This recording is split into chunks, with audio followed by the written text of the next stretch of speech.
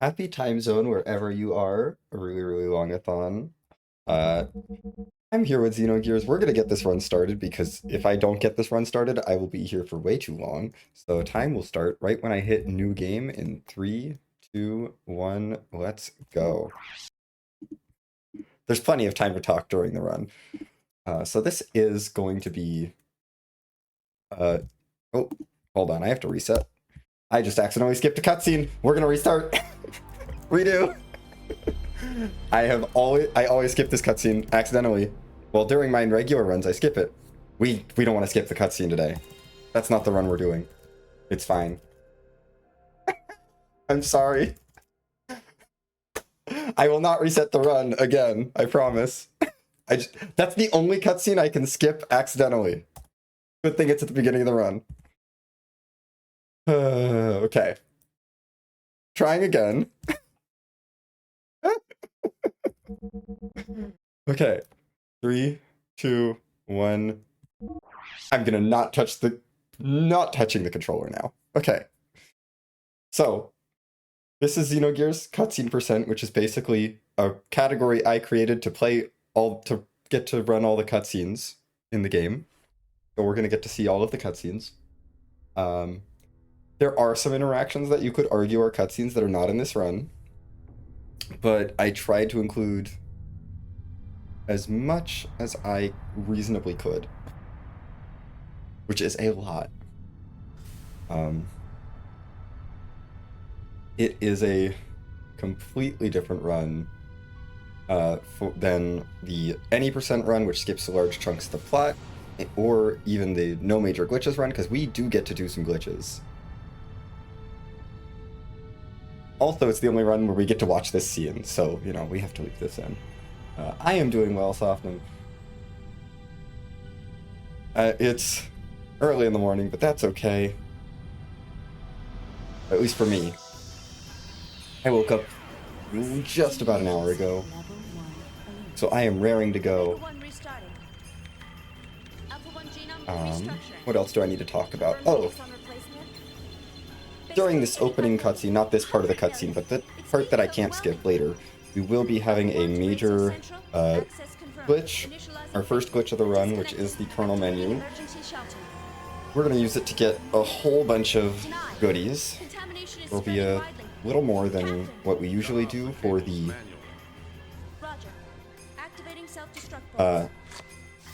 any percent run, but because we got to get some extra stuff. We got to get ready for the section of the game that we have to play with Bart by himself, and Bart needs some love to be good and get us through things quickly. Oh, Bart is so bad. Switching to space displacement mode. Alpha 1, confirming transfer of coordinate codes. Coordinates input, coordinate NX. I'm going to try and talk about a little bit more of the plot as we go, but this cutscene does not get explained for probably about 18 hours or so. We'll understand what happened here in 18 hours. Sure.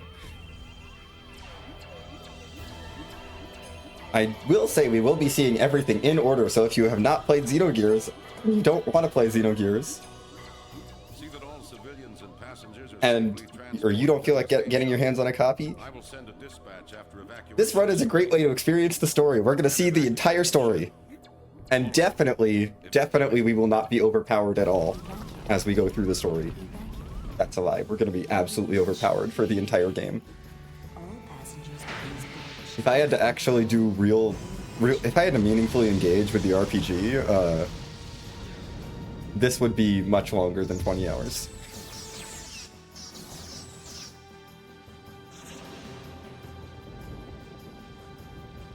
Yep. Don't get used to the cutscenes of this quality. This is the cutscene they did while they still had like a budget.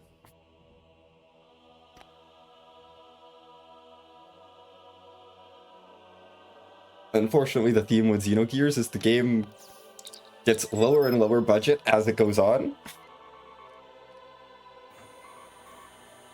But, you know, this one's good. It starts out really, really good. And it's still a good game by the end. It's just a low budget game.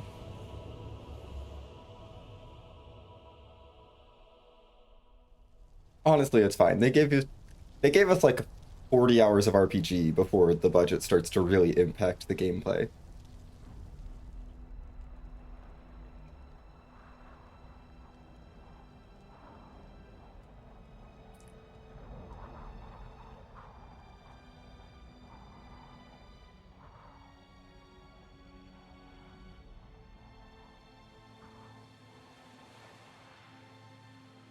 I mean, what really, they ran out of budget. Running out of budget really means they ran out of time to finish developing everything.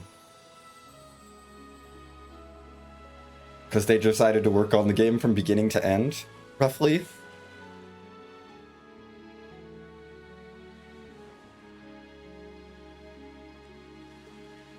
Anyway, that was an opening cutscene.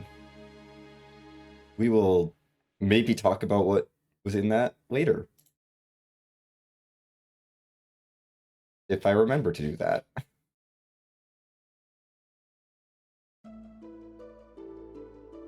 Okay.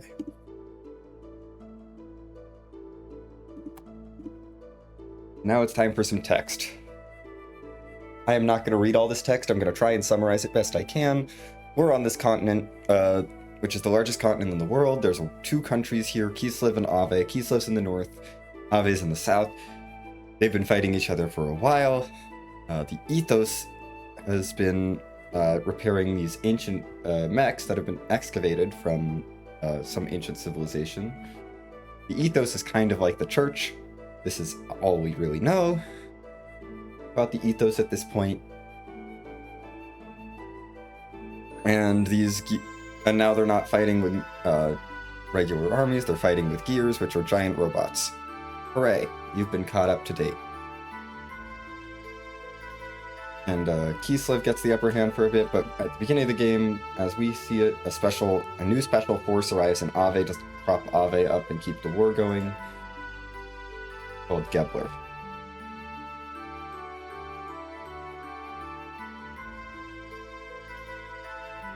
And now Ave is winning. That's the situation so far that we are diving into.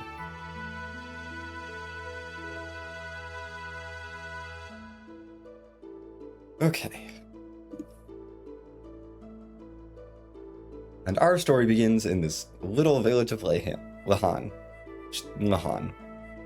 The little village of Lahan.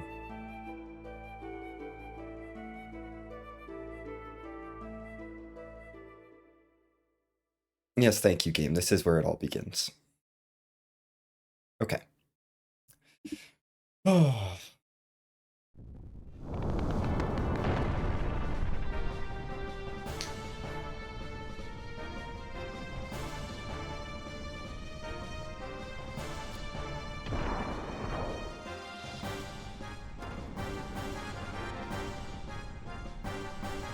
It's okay, this is a dream sequence, Softum. This isn't gonna happen in real life. This is just a dream sequence.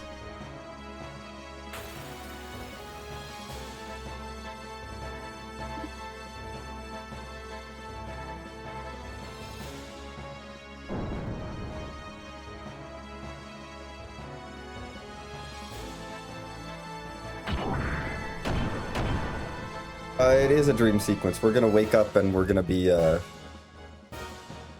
in bed.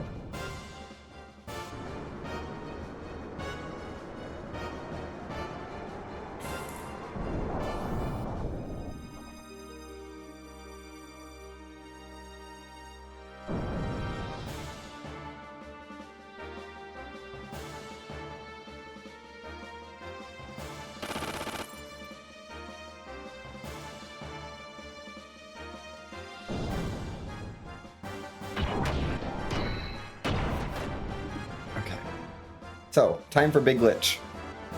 What I'm going to do, now that this text box is loaded, I'm going to swap disks to disk 2. Advance the text box. And this will open The beeping menu. Hooray! Welcome to the kernel menu. Put the other disk back in, and I'm gonna have a bunch of blind menuing to do, so I'm not gonna be talking for a bit. I hope you all like beeping.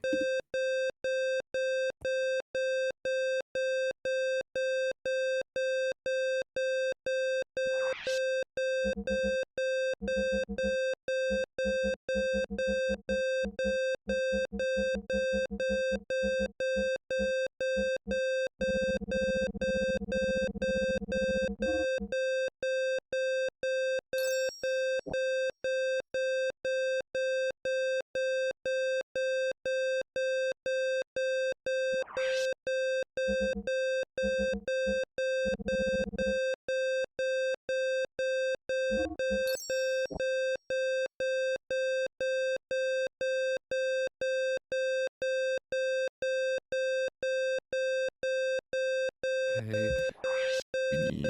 We need the Thor's Thunder is different from any percent. We're buying that for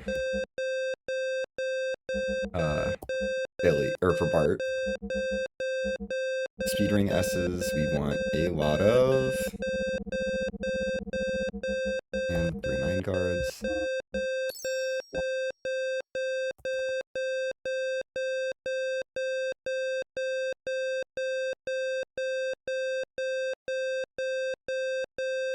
Okay. We need a lot of strength drives. Yes.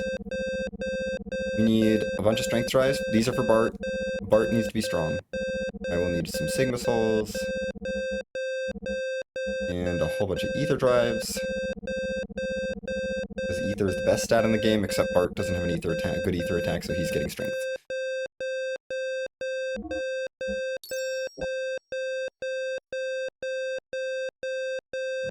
This is fine. Everything is working as expected.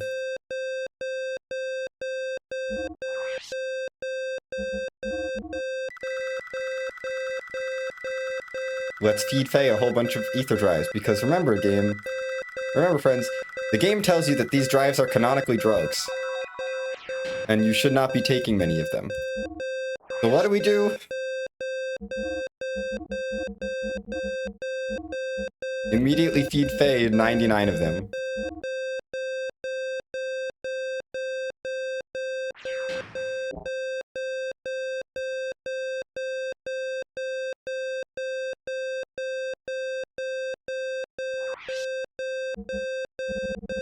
We're gonna get a bunch of this item. Don't worry, it's fine. Everything's fine.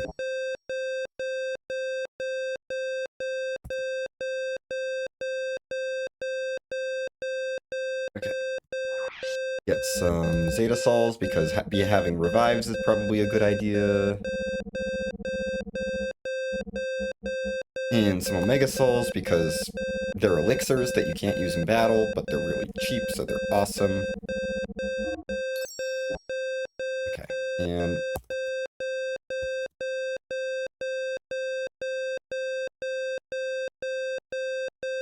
back to the ether drives. Because we need more ether drives. We need lots of ether drives. So many ether drives.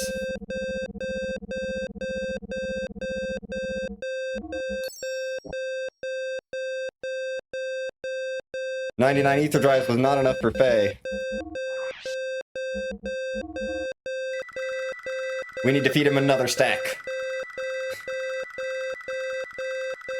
So that his ether stat is truly maxed out.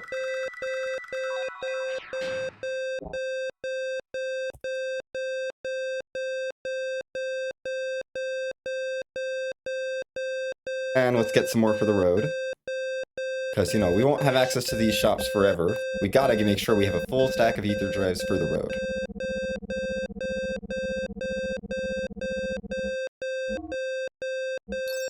I forgot to do that. That's fine. I can do that real quick.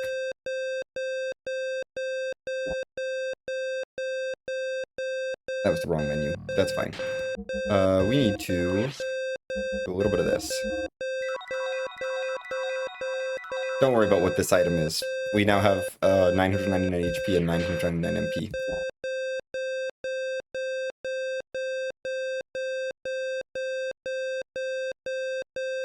Okay.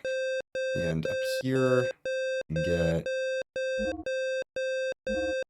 a bunch of power magics. We need to pick up some GNRS 50s and one of everything else.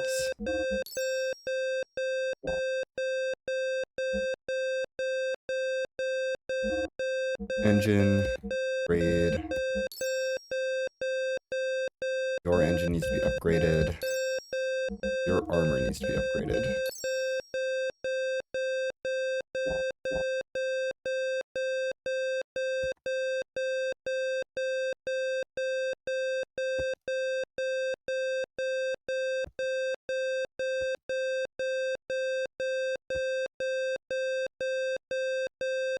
And this shop, we want to buy that and that. Yep. Okay.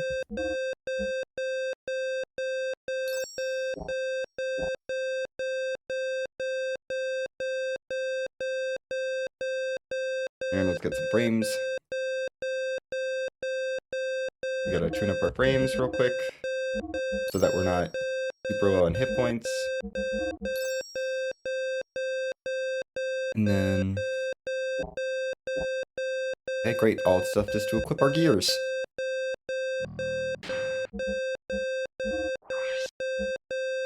Equip your gear. You need some GNRS 50s.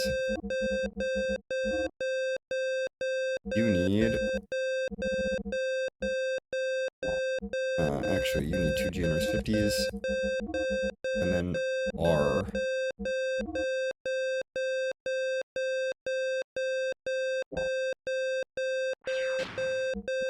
Okay. And now we save. Don't worry about R. R is a part that works perfectly well. And now we reset the game.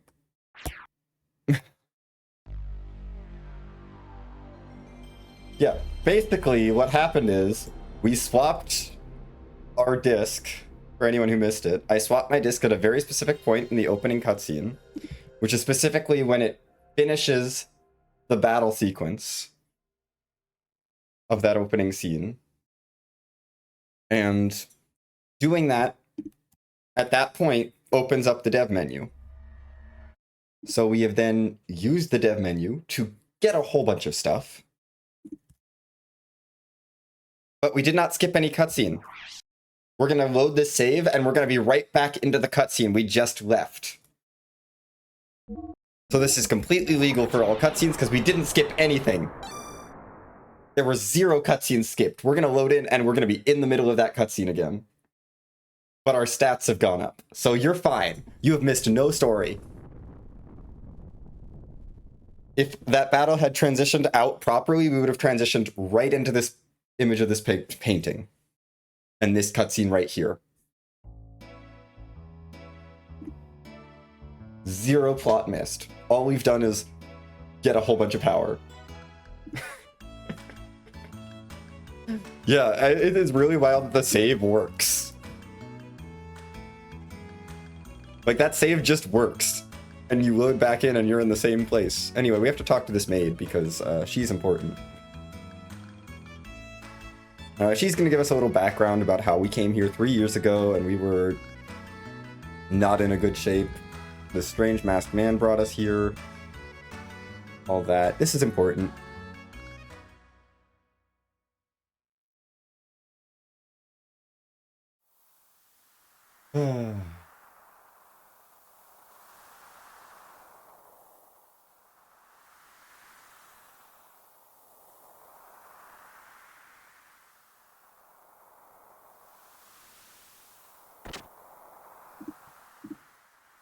Yes, we have a really juiced up maxed out character, and we have some gears that are good. Yeah, this is...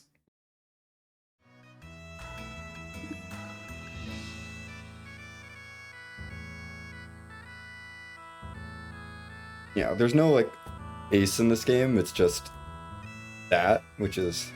okay, we have to talk to you.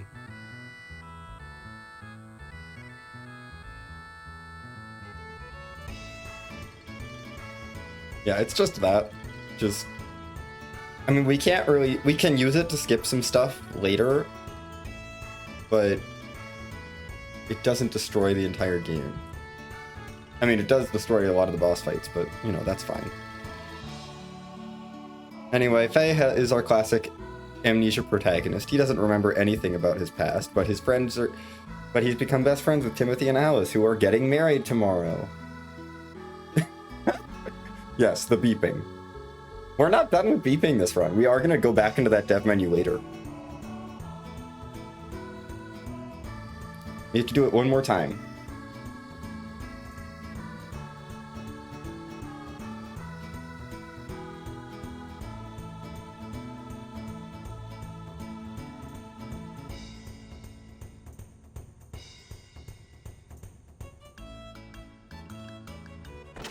Okay. Timothy is the only person important enough to talk to here. And now, hi Dan. It's the 10-year-old with a receding hairline.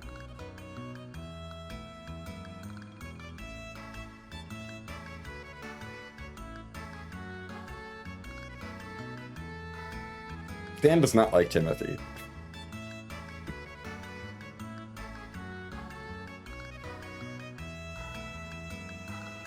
It's fine.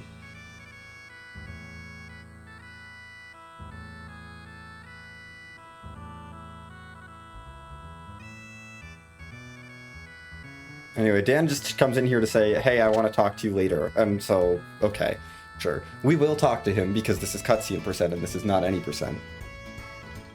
If this was any percent, we'd be skipping Dan. Talking to him later. Anyway, here we are in the town. There's a few things to take care of in the town. Number one, we have to go to the tutorial hut. I'm not going to make you sit through all the tutorials because that's not what cutscene percent is about, but we're going to talk to this person here. She has to give us a tutorial about the memory cube.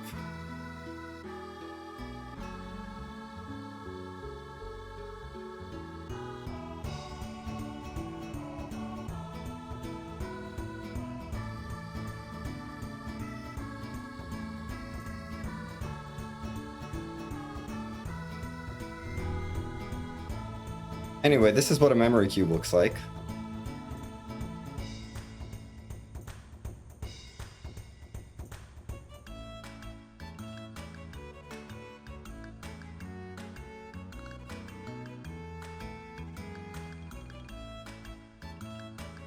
Listen, you said everything really fast the first time.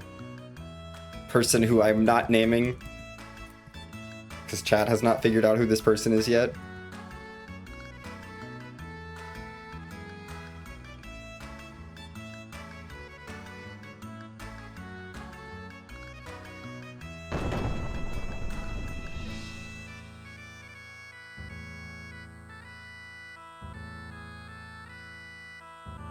This is just explaining how saving works.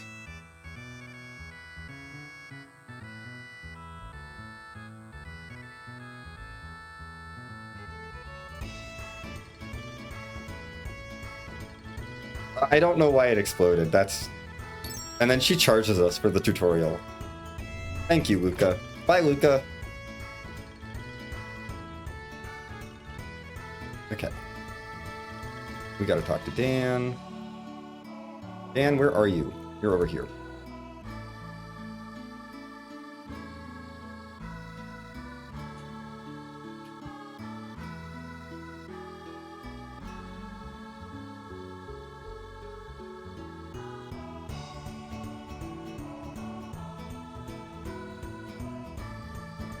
Also, that was Luca from Chrono Trigger that showed up to teach us about save points. Okay, Dan, I did not want to hear you talk about your sister's breasts.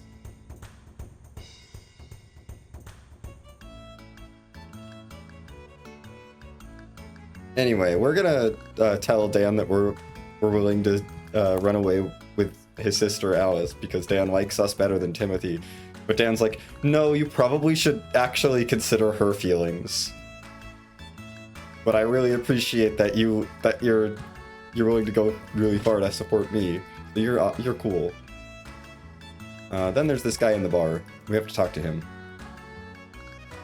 This is important for later. We're setting something up right now that'll pay off in about 19 hours.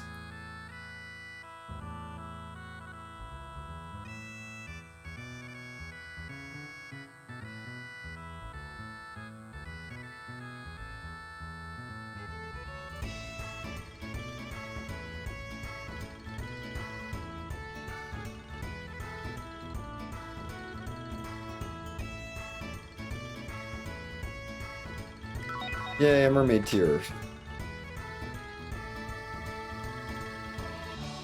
Okay.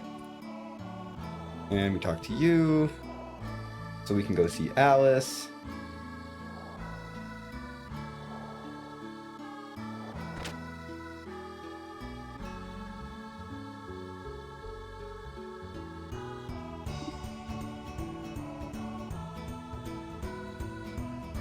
Hi, Alice.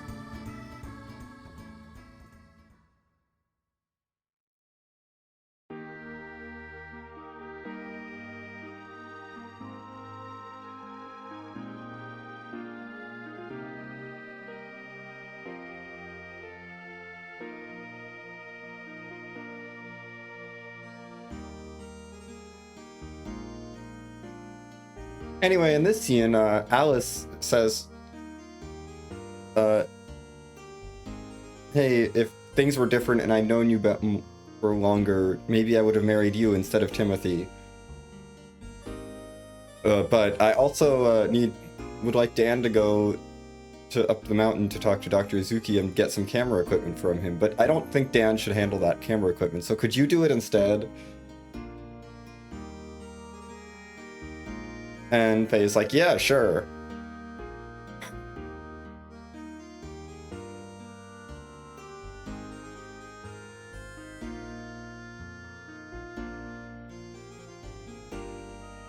We're sorry, right. I inverted the order of those things. She talks about the camera equipment first, and now she's saying, if you'd been born here instead of showing up 3 years ago with amnesia, you know, maybe I would have been in love with you and we'd be marrying you today instead.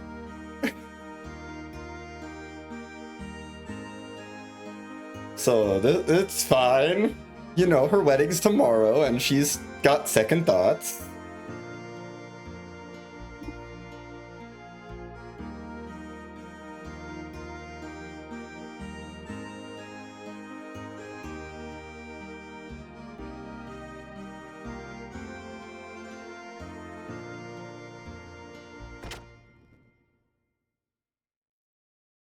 Listen, everything is going to go normally. We're gonna leave the village. We don't need to be in the village anymore. Okay. We're heading up. This is our first real dungeon. Or first area, I guess. Not a dungeon. It's just an area with enemies. Pay no attention to the fact that we have none of our hit points.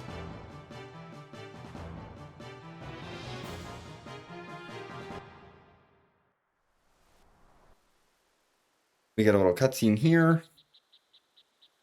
It's just a little camera pan.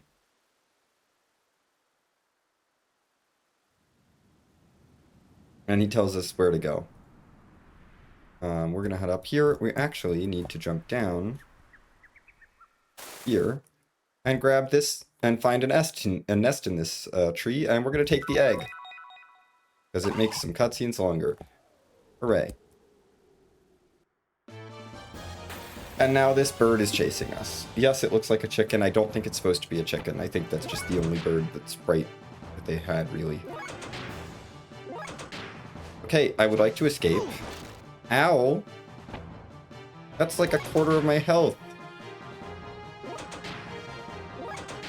Oh my gosh! That was really bad luck. It does look more like a turkey, yes. It is a choice of bird. No. Oh no. I took 1 damage. The penalty for being chased by this bird is that you get a text box, and every time you say no, it does 1 damage to you.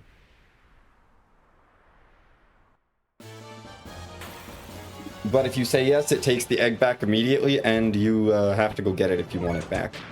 Which I do. I want the egg.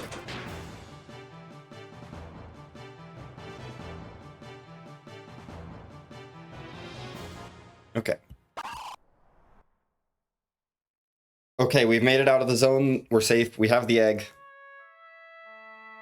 Welcome to Satan's house.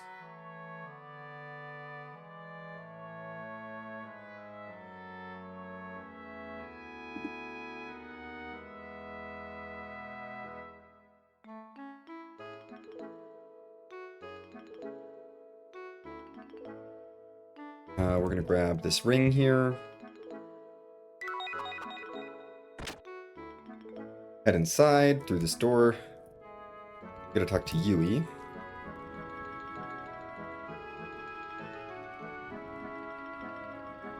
She tells us that Satan is tinkering with his junk out in the backyard. Thank you, game. There was no better way you could have phrased this.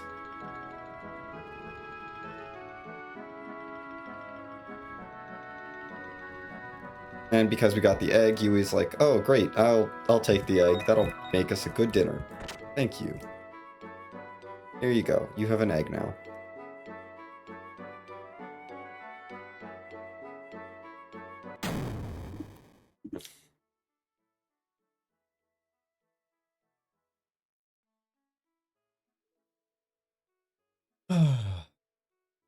And now we meet Satan. You may remember him from being in that beeping menu with us. I guess that's a slight spoiler. He will become a party member eventually.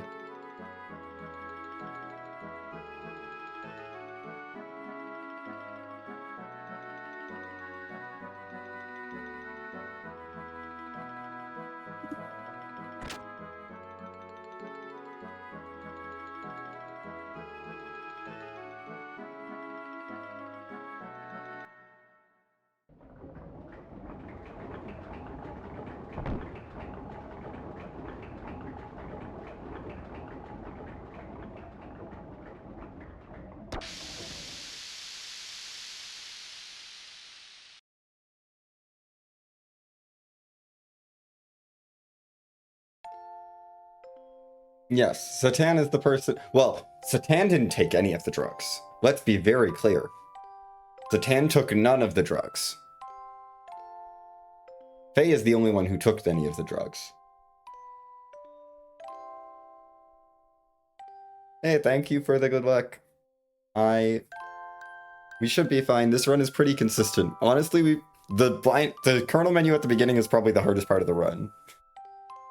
That and not mashing through the opening cutscene. So we're gonna be fine.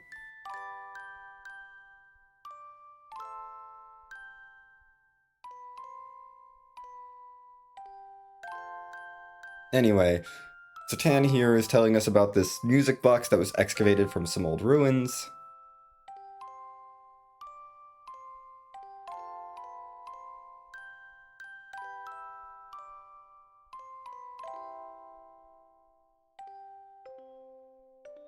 Yeah.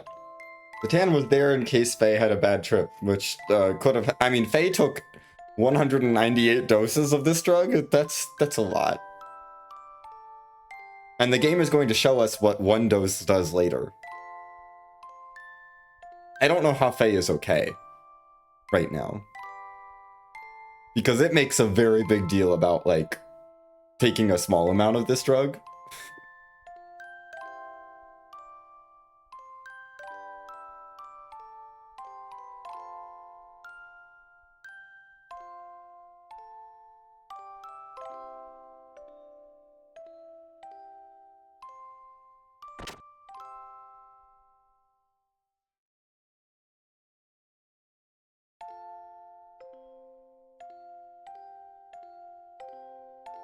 Anyway, Satan is musing about stuff.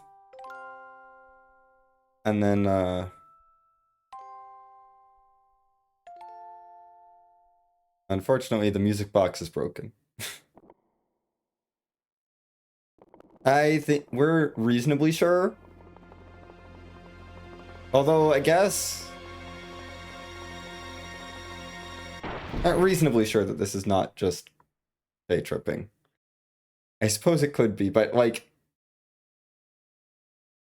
look, you can beat the game without feeding Faye all the drugs, and it plays out the same way. So,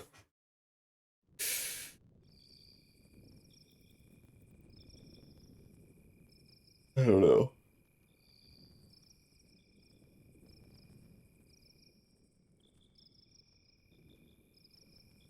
Anyway, Faye is complimenting Yui's cooking.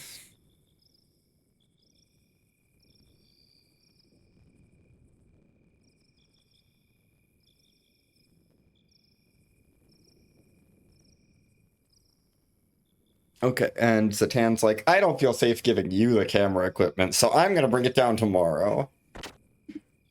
So, cool. Okay, we have accomplished nothing but eating dinner.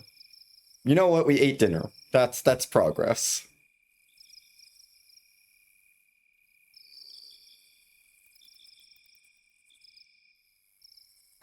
We are gonna be fine, Satan. There are no encounters now that it's so dark.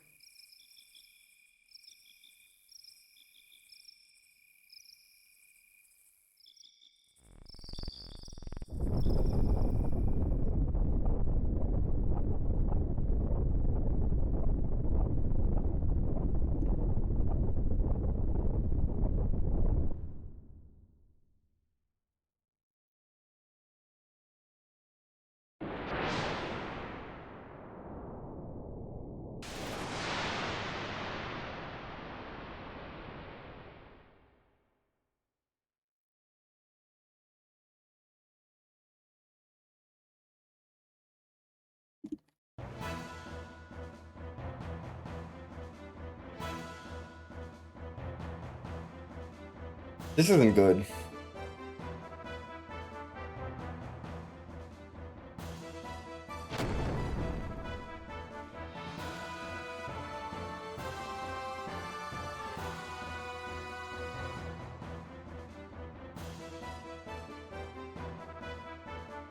Hi, Stan. We're following you. Okay, we've made it into Lahan again. Things are not going well here.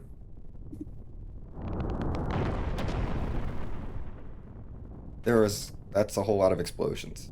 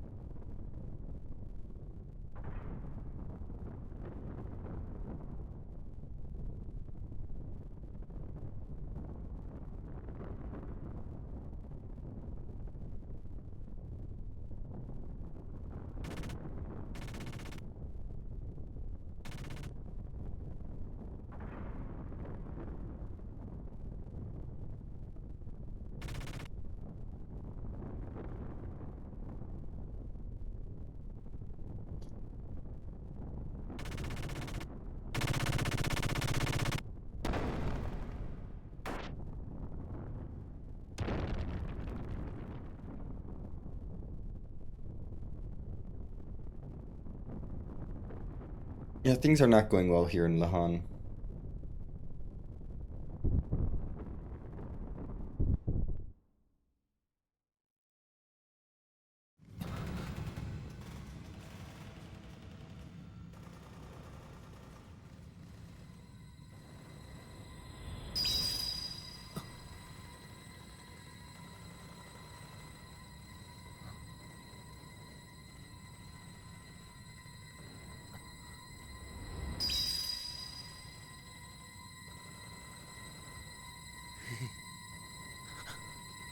Also, yes, the anime is back.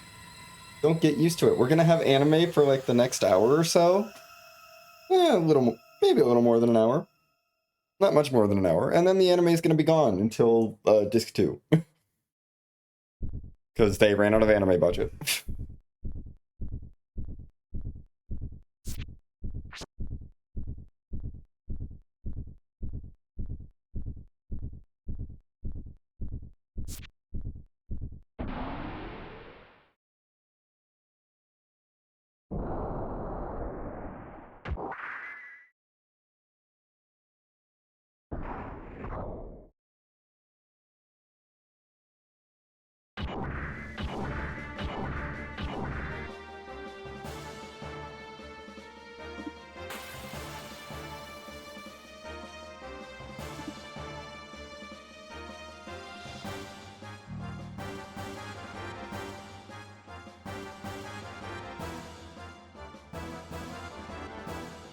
Anyway, now the gear is going to teach us how to use it. These are some really normal stats for a gear. It has 1000 fuel, 2000 power output, 76 agility is a very normal number. This game's agility runs from 1 to 16, so 76 is a very normal amount of agility. Anyway, our agility is reset to 16. We are already on low HP. This is really bad, right? We're gonna... Oh, well, we did 2017 damage with our basic attack. Let's try this one. 2035. You know, 2017 was an okay year, I guess.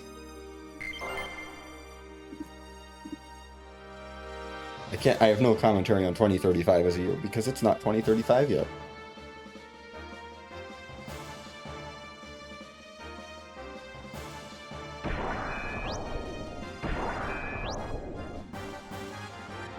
Anyway.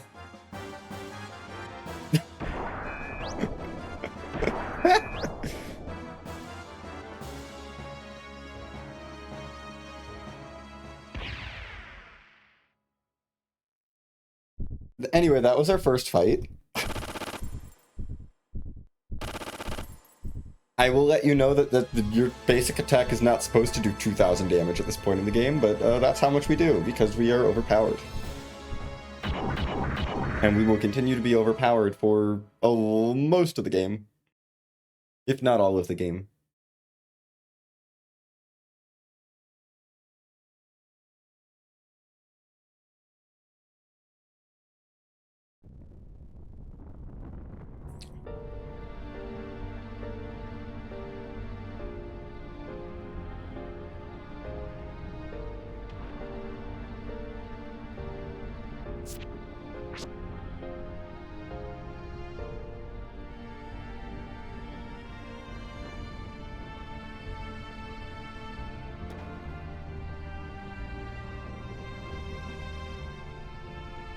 Anyway, Dan did what you should never do in case of an emergency evacuation like this, and went back to save a wedding dress. Don't do that. Bad evacuation procedures. If you have already evacuated, you stay away until the danger's gone. Do not go back to rescue things.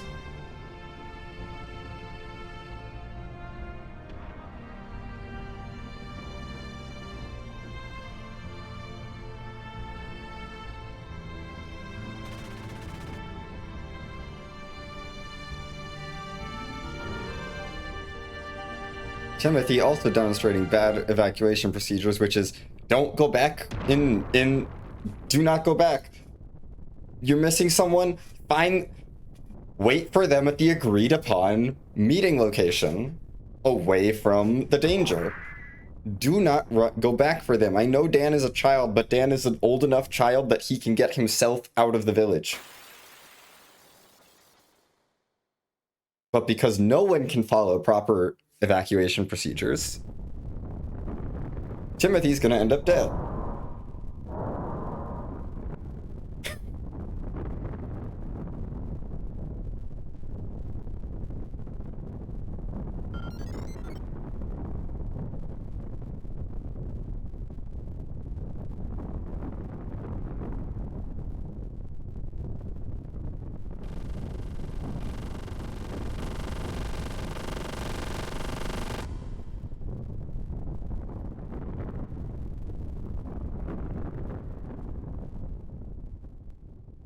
Poor Timothy.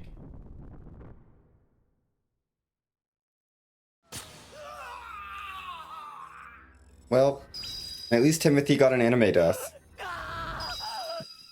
It's more than they give most characters in this game.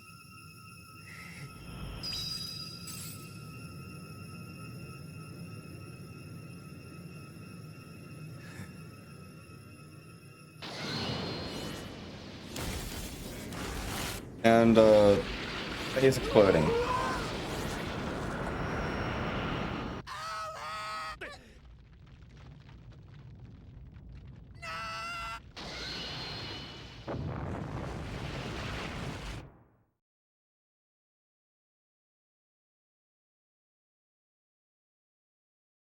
I am not going to answer that question about if he turns evil when his hair covers his eyes, because that's a thing.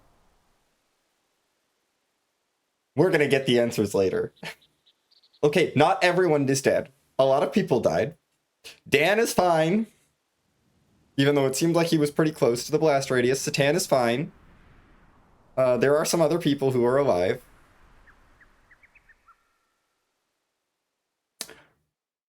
The bird. I think the bird is fine. The bird is not in... The bird's not right in the village, so I think the bird is fine. I don't know. We don't see the bird again. But also we don't go back to where we saw it the first time again, so...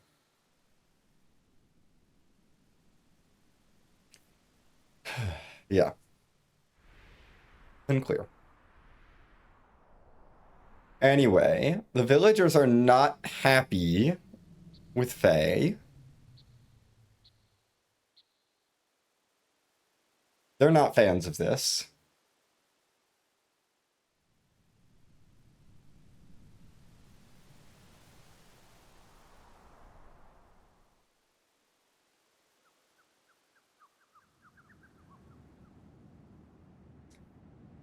Satan is like, you should not be blaming only Faye, and Dan is like, but someone needs to pay for my sister being dead, and we're like, yes, Dan, that's really hard for you. You lost your sister as a 10-year-old. We understand. You should go grieve.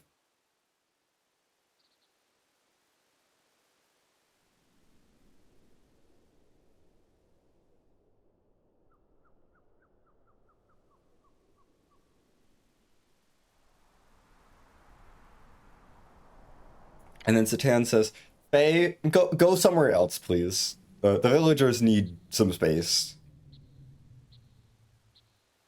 And Satan's like, and Faye's like, I don't know what to do. And Satan's like, go hide in Ave, because the soldiers were not from Ave. So if you go to Ave, you'll be safe, probably. So that's our loose plan, is we're gonna go to Ave.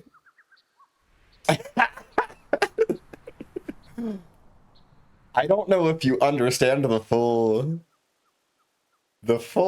hilarity of that comment. Oh my gosh, send them to space. We might just send them to space.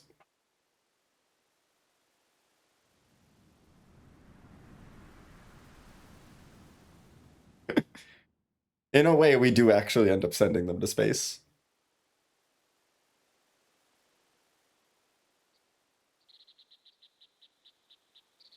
Like, it's very funny.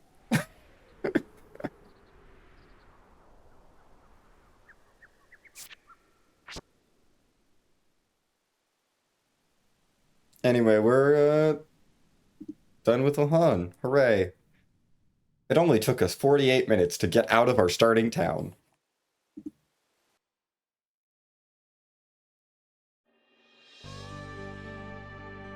We get Black Moo? No Black Moo. Boo.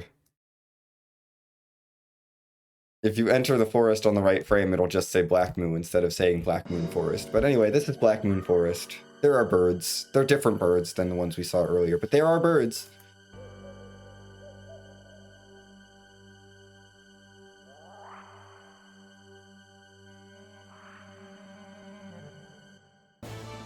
Black Moon Forest is pretty straightforward. This is our first dungeon of the game.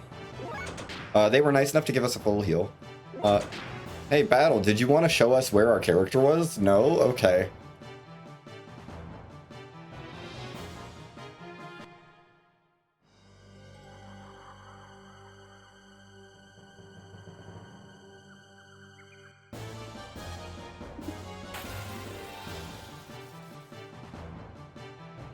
Okay, this is a scripted fight.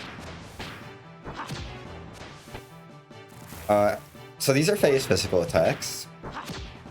As you can see, he does about 20 damage. You know, not amazing, but enough to kill these enemies. And that was the last time we will ever be using any of Faye's physical attacks. I hope you enjoyed.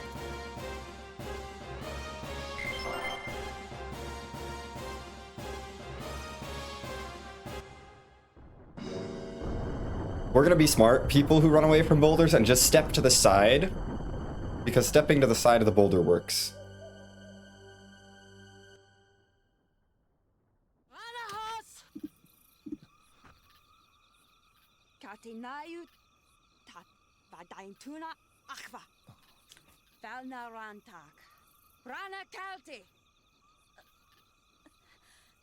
Throw down your weapon.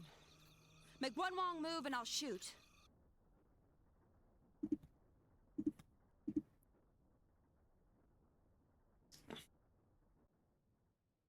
Anyway, this is the introduction of Mysterious Woman. First name Mysterious, last name Woman.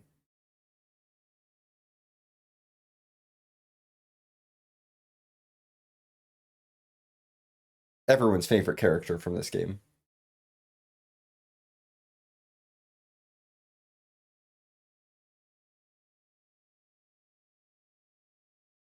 Surely her name is Mysterious Woman because that's what the text boxes say.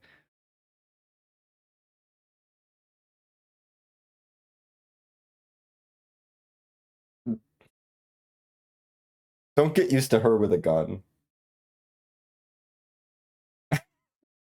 She will never use this gun again. Like, actually, I don't think she uses this gun. No. Sorry, no, the gun comes up. I remembered. She will not use the gun in battle. The gun is a thing that she will have later. It's very important that she has the gun. But she will never use the gun in battle.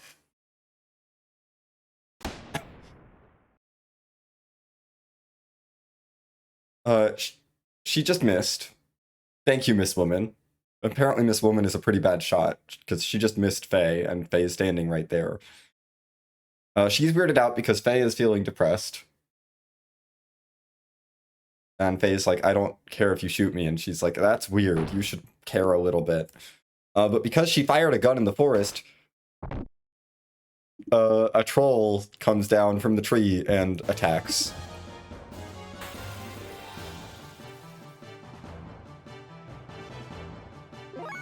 Time to show you Faye's real attack.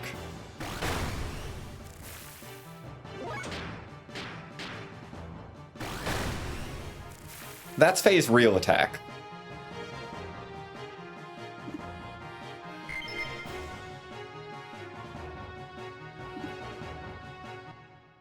He has that.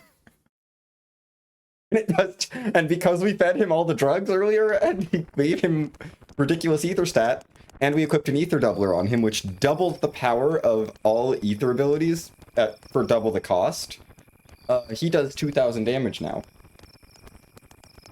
with that ability.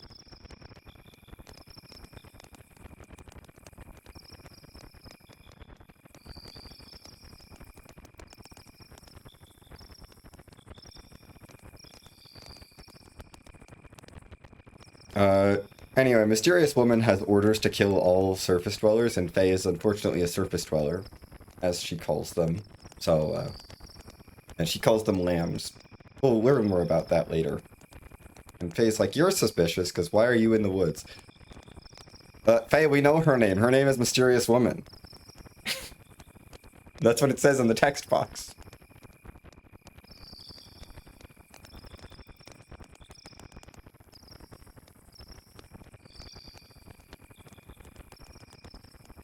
Learn that his name is Fei Fong Wong.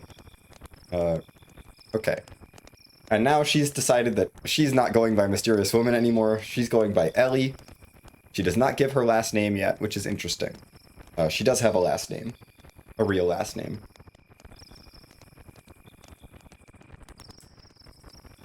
Her full name is Elheim von Houten. I don't think that's a spoiler, but we can just call her Ellie.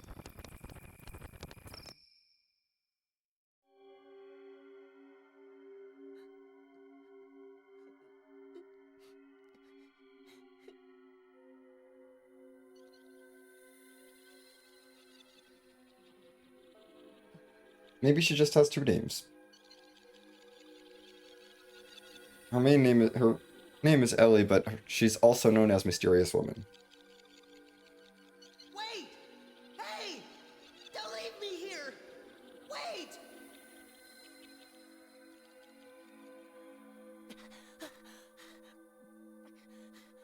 Anyway, I'm not gonna explain this scene because explaining this scene would be major spoilers.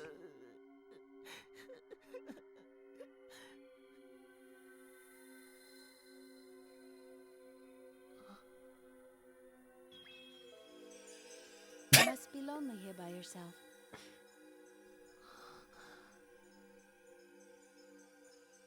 Faye. Faye. Faye.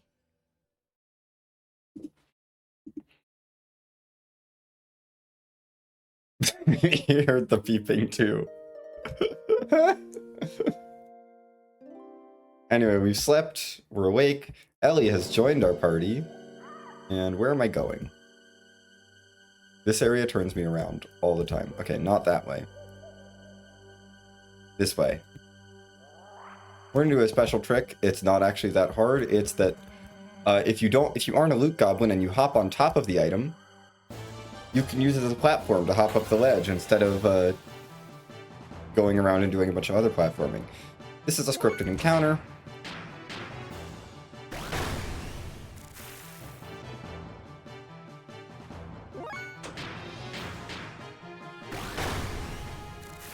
(2002).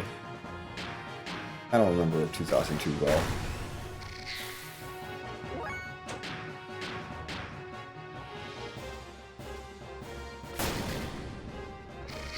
Ellie is a little bit weaker than Faye, but you know, she did 92 damage, that's not nothing.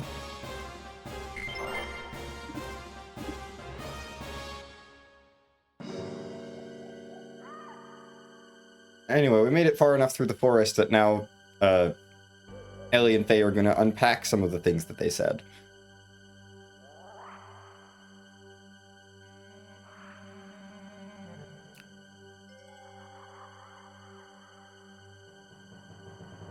We're going to talk about why we both got stranded in the forest.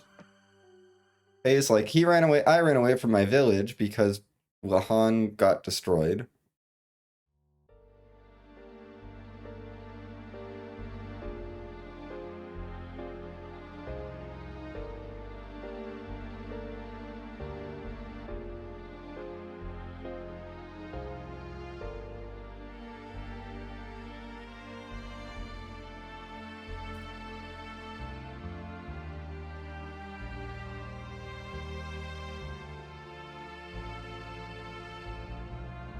And Faye's like, I destroyed Lahan. It's all my fault.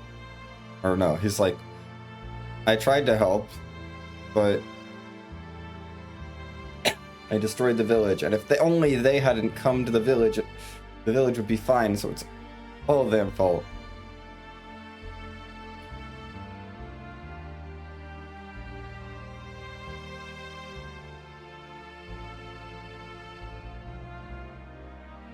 If those gears had never landed in the Ville.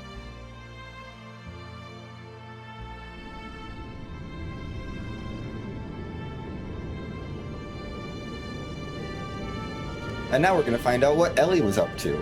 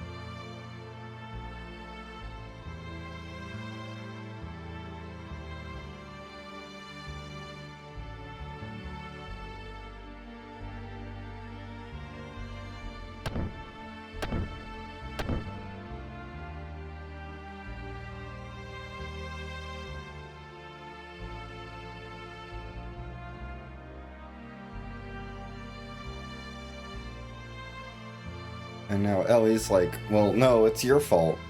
Because you climbed in the gear, so you have to take responsibility for your actions. But we actually know that Ellie's just trying to avoid taking responsibility for her actions, because she is the person who decided to land in the village and bring the gears there. So she's trying to deflect and from all of her responsibility by saying that it's Faye's fault.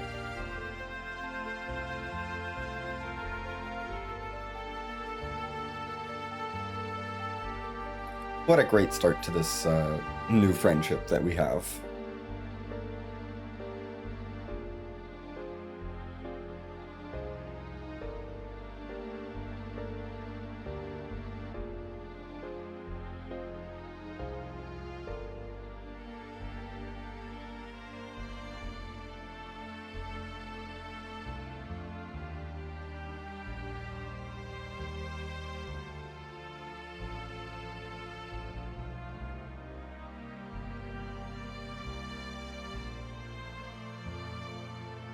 Hey, you are worried way too much about this. Dan will make it to the end of the game.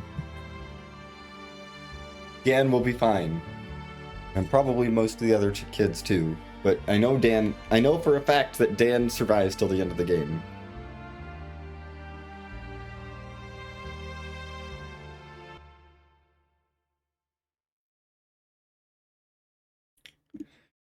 So anyway, Ellie wanders off because, you know, that the smart thing to do when you're in the woods with someone else is to wander off by yourself, especially when you don't know the woods well. I know, I'm sorry I spoiled it. Dan is going to live. No. I didn't do anything. They died because you had to pilot the gear and start fighting. It wasn't me, can't you understand?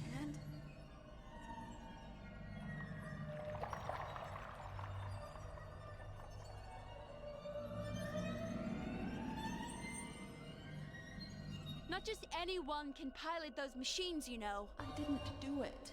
Why won't you take responsibility? I'm not so strong. Why are you trying to put the blame on others? I'm not even all that talented.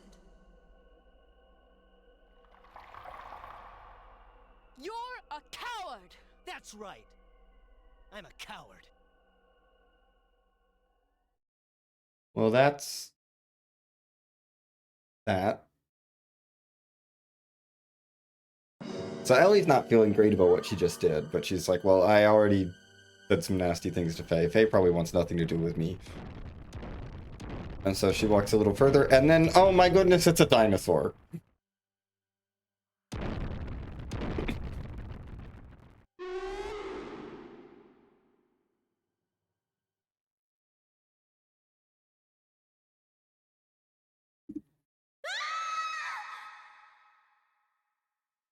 Well,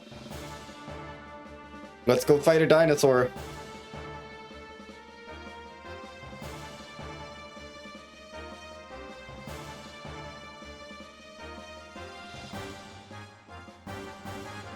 I don't know how Ellie got picked up by its little claws.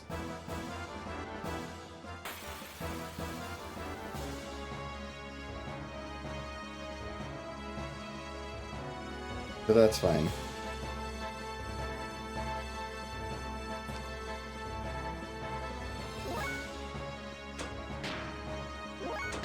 Anyway, we're just gonna defend. We're not allowed to kill the dinosaur yet. Sorry, it's a Rancor dragon. It's not a dinosaur.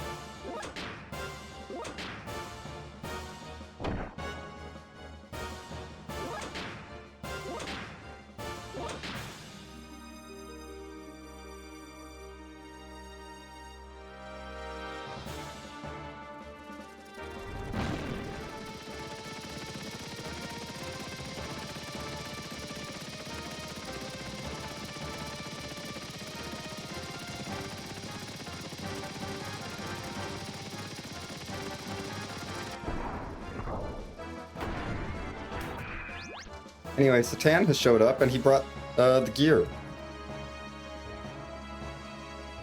Yeah, we're not commenting on this. The dinosaurs just are a thing.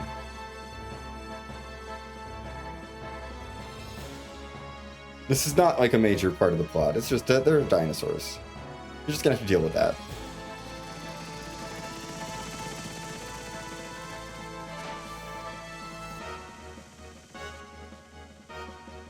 Anyway, it's time for giant robot versus dinosaur.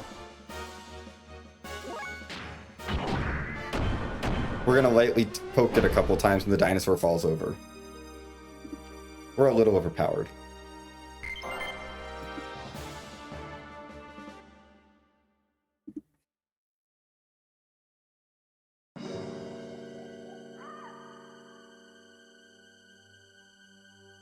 Look, the game set up Satan's like little thing that could carry the robot earlier, because that's what Satan was working on. And the giant robot we saw a few times. Its name is Well Tall, by the way. Faye doesn't like having it, but Satan's like, no, this is a really useful tool, we should keep it. And I agree with Satan, we should keep it.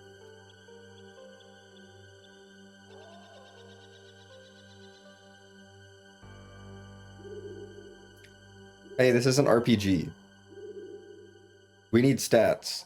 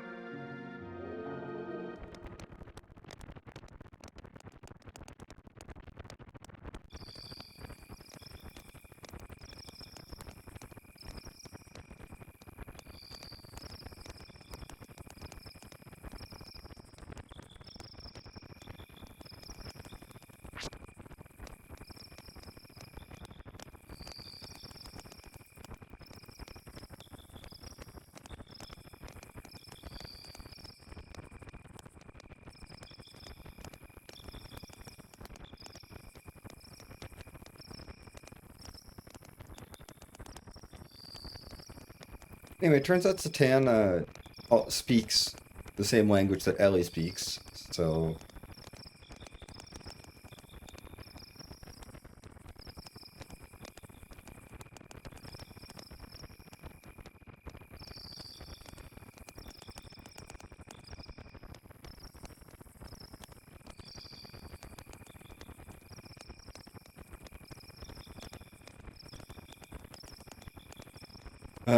Satan is like... Satan starts prying into Ellie's past, and then he's like, let's not talk about any of our pasts anymore. We don't need to pry into each other's pasts anymore. And it's like, Satan, you did all the prying.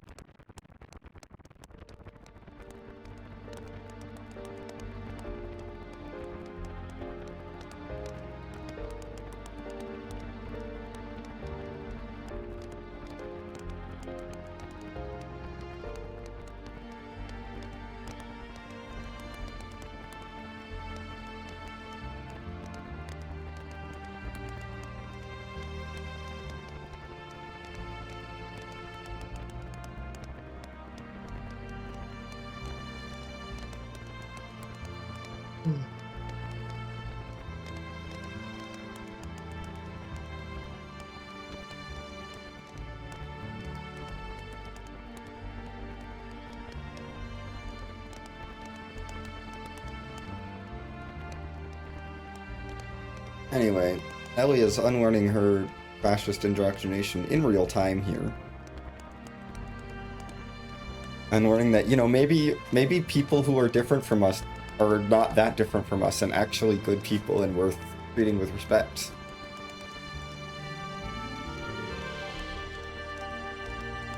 But unfortunately, she still works for the army for her,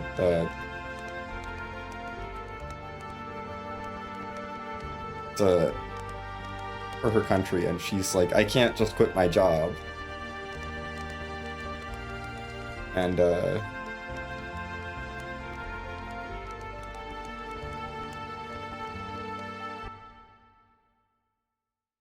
yeah, so she's like, I'm gonna go back to my job and try and deal with this, and try and process this later.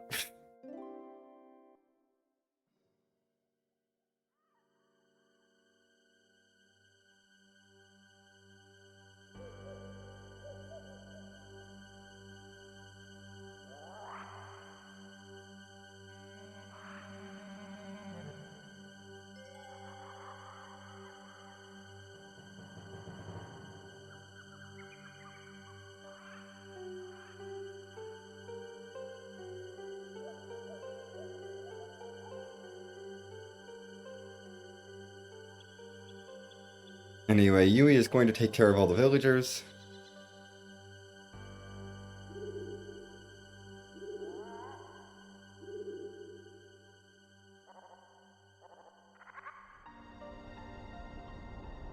And we're gonna leave Weltall in the woods and just leave the woods. Anyway, hey look, it's the sky, it's the salamander. That's what this ship is called, definitely the salamander. That's not a name, I just came up with it because it kind of looks like a salamander. They're just gonna call it the aerial battleship, the Gebler aerial battleship, which is a boring name. Because it's the salamander, just look at it. It's so clearly a salamander.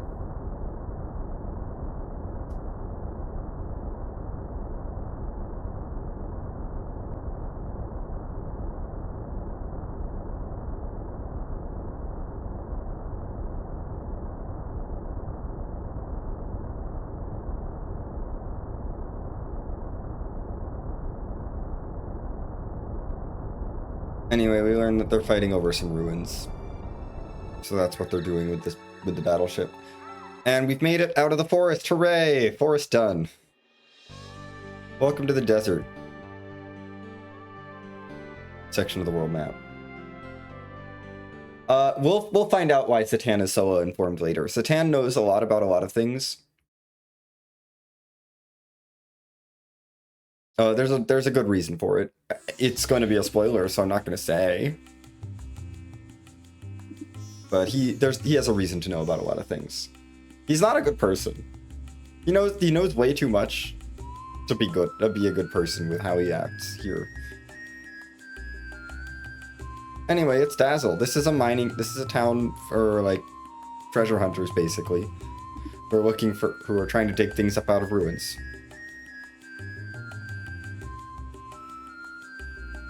Also, I hope you like that this little town has its own song. Just like the village of Lahan had its own song. Yeah, we're never gonna hear either of those songs again once we leave. Okay.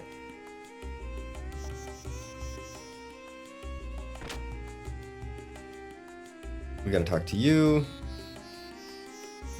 This is the guy who has sand buggies to rent.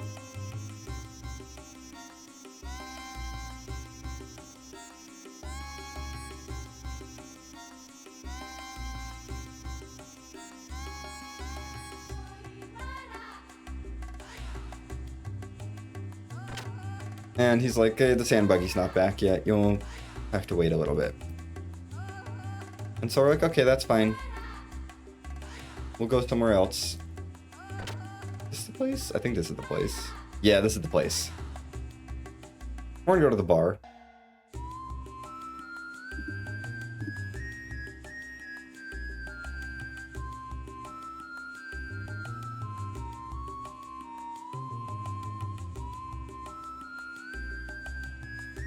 Because we gotta meet this character.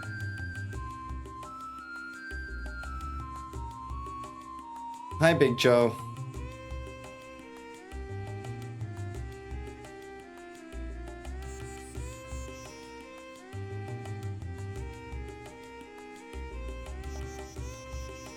Big Joe is an interesting character in this game.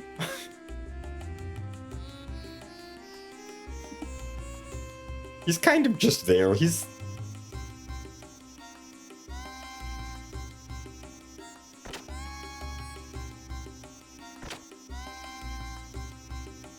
not very relevant to the story, but he exists. Nope, we're good. I wanted to talk to Big Joe.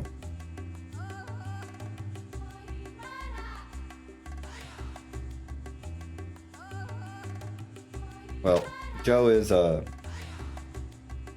keep drinking, that's fine. Okay, we'll head down to the Ethos tent. You can tell by the symbol of the Ethos on the outside, the cross with the ram's head on the top. That's the symbol of the Ethos.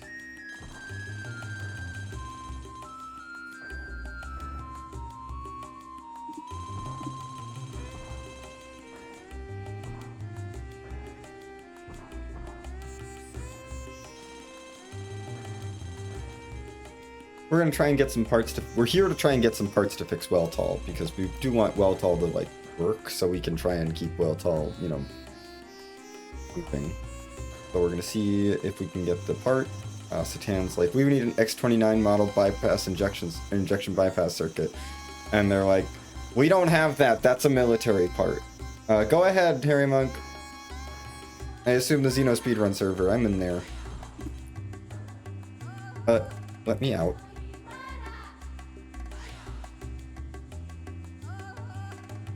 Yeah, go ahead, post it. I have not had energy to post it because I woke up like an hour before this run started. Okay, Faye is going to say, hey, why don't we just not repair Weltall? Because, like, we've made it here on our own. We don't need Weltall. We don't need to fix Weltall. It's fine. And honestly, Faye took all of the ether drive, so he's fine. Faye is already super powerful. And Satan's like, no, we gotta move it away from Lahan.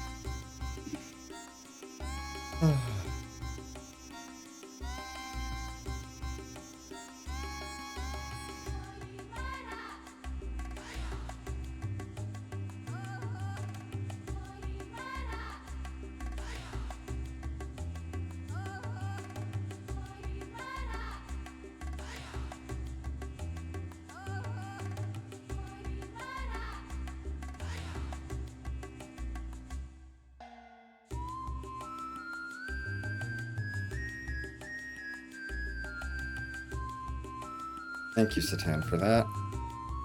We need to step over here, I believe. No, it's not over here. This way. It's been a little bit since I've done this run. I forgot where the cutscene trigger was, but we found it. There's a secret cutscene here.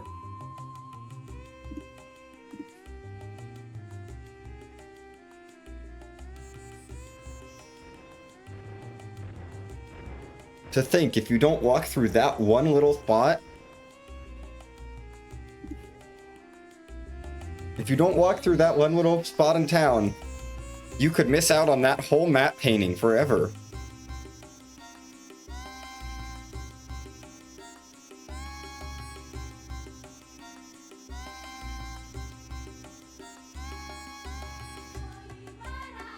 Anyway, Satan sees the buggy and he's like, we should rent the buggy out.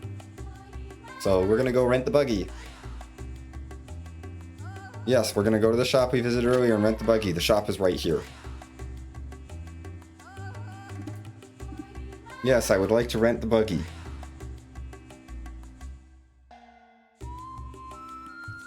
Yeah, no, that kind of missable cutscene is only something they would only add this early into the game. We're not gonna have those later.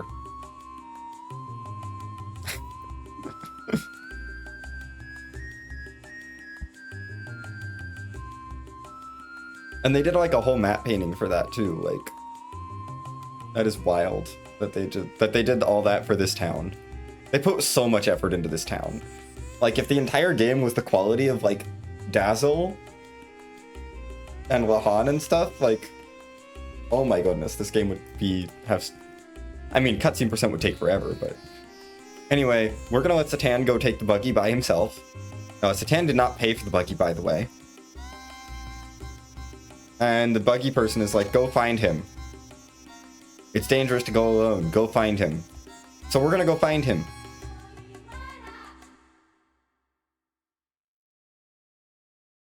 Because we're a responsible friend. We don't let friends go alone into the desert.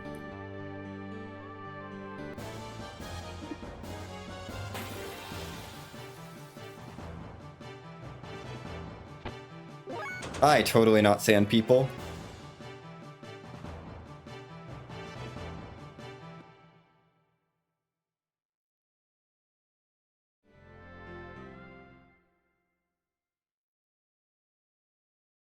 We were so close to the reintroduction into the desert. Welcome to the desert. There's no compass here. This is kind of a Lost Woods-ish area of the game. Don't go to the desert before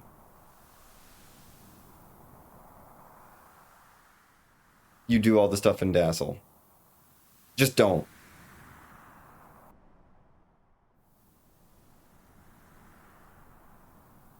It is very easy to lose yourself in here.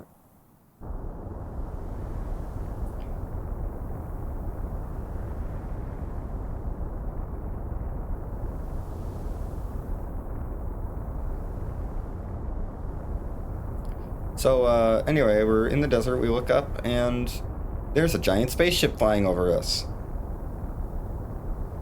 I will let you know a little bit of spoilers. When Yui said she was going to take care of the villagers from Leyhan, this is what she meant. She's getting them all on this giant spaceship.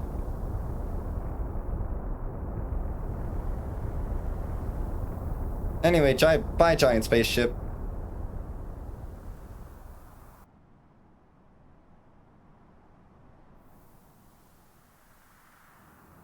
Hey look, it's more gears. What they want you to do here is follow the gears, but the game doesn't advance if you follow the gears. The game advances if you keep losing sight of the gears.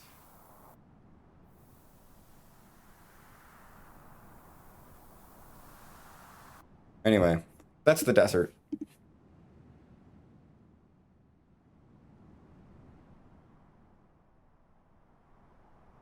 Yes. That is why. It's because Yui called them. And that's why it's flying so low as well, because it's picking up all the villagers from Lahan. And then they're, you know, you find them later when you go there. Spoiler alert, we go there.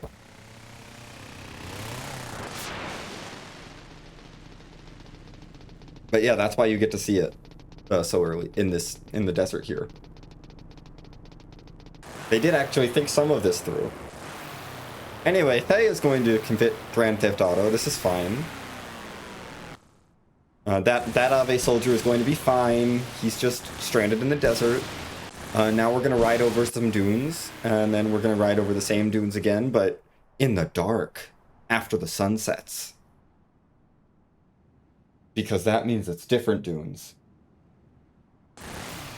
I will forgive them this. You know, it's being economical by using the same animation with different lighting.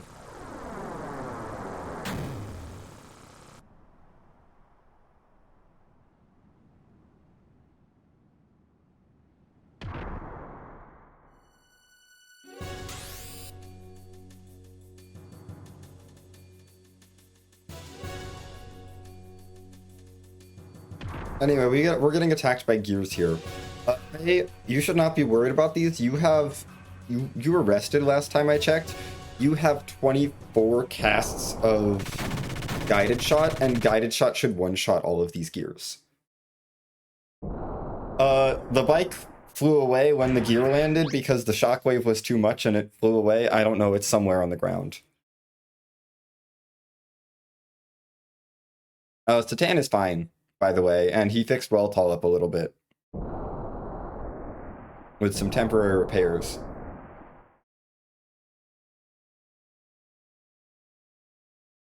But only we can use Weltall well. Satan can't use Weltall very well, so Faye's gonna hop in.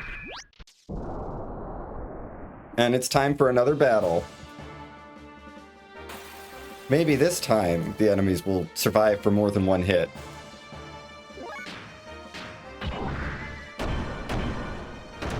$1996 and 2001. Interesting year selection, Faye.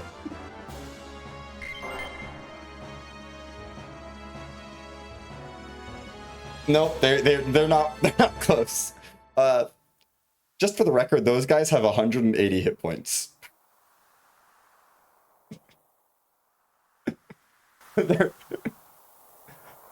So we have two GNRS 50s on Weltall, a glitched part R that we got from the kernel menu that boosts his agility a lot, and he's got an Omega 100 engine as well, and a decent frame. I did not change his armor at all. Right. I know you. Yes, glitches. You killed. We used the kernel menu to make Weltall overpowered. Yeah, no, I would not be zooming through this that fast if we weren't using glitches. With no glitches, that fight's easy, but it does take a couple hits for each of them. Like, you still have to do, because you don't have access to gear equipment at this point, really. You can't. You're not supposed to have access to anything for your gears at all. It was you. Not until you really get into the next dungeon. Yes, I like that. I just made Weltall lower accurate. Anyway, this is Man in Black, who says his name is Groff, so we're gonna call him Groff for the rest of the game.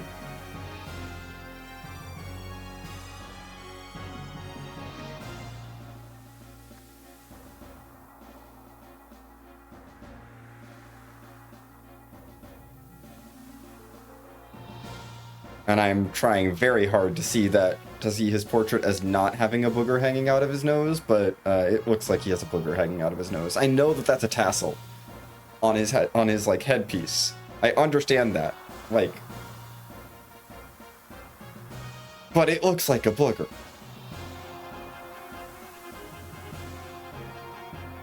And yes, he is very much definitely not Darth Vader.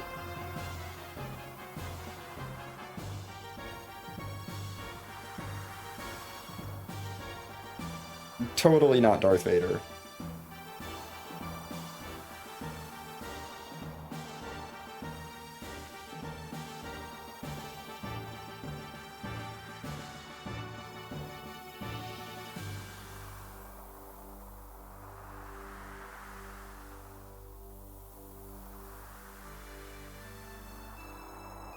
Anyway, Groff says we're gonna destroy God.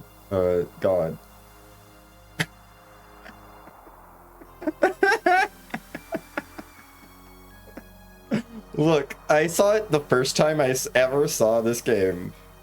The first time I saw Groff, I was like, that's a booger. And now I can never see Groff the way he's supposed to be, because it's just like, that looks like a booger.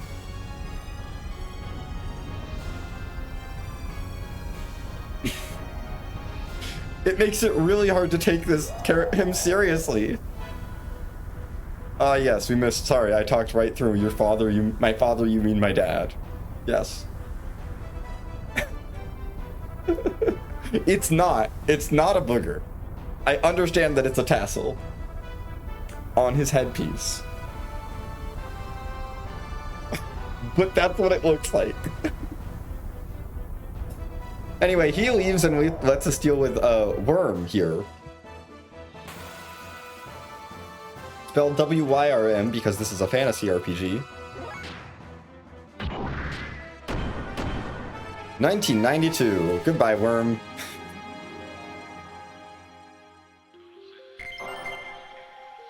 Yeah, it's a booger. It's a tassel that's like on the side of the headpiece, like on a piece that's sticking out behind it, like off to the side. He has two of them. But just the way that it got the perspective works is it looks like that sticking out part of his headpiece is his nose. Because he doesn't really have one. And it looks like a booger. Anyway, we're fine. But Weltall's not.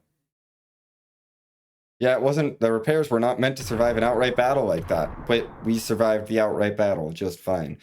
Anyway, for some reason, for plot reasons, Weltall doesn't work anymore. So we get captured.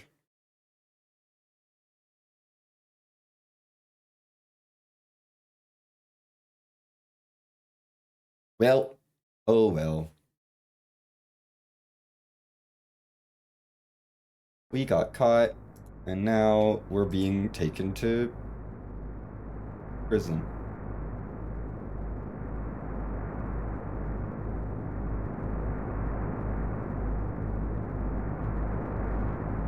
On a ship.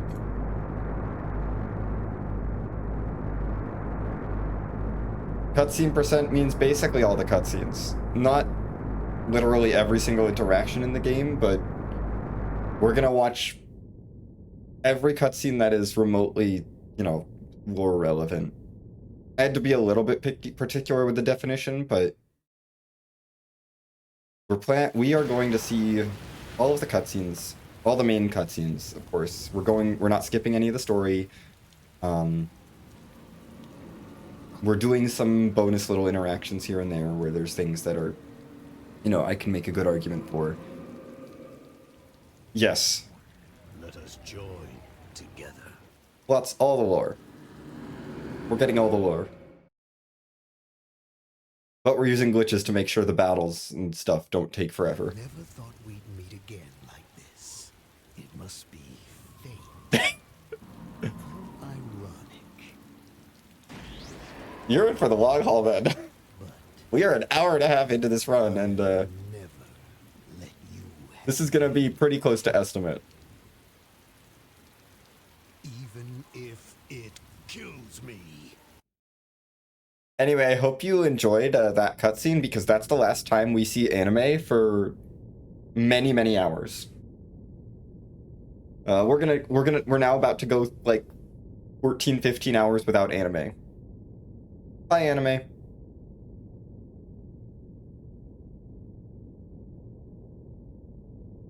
You cumulatively watched the entire run, yes. I mean, I have done it a few times, so.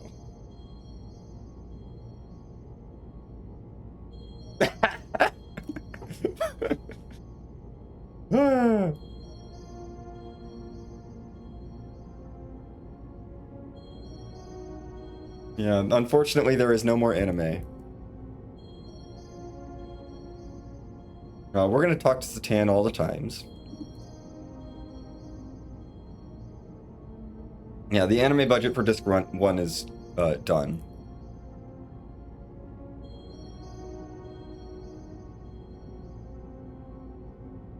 No, we're gonna talk more, Satan.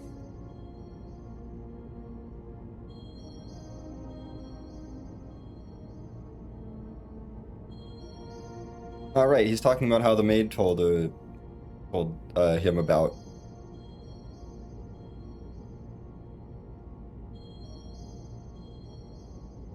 When he got here. Yes, let's rest. Now.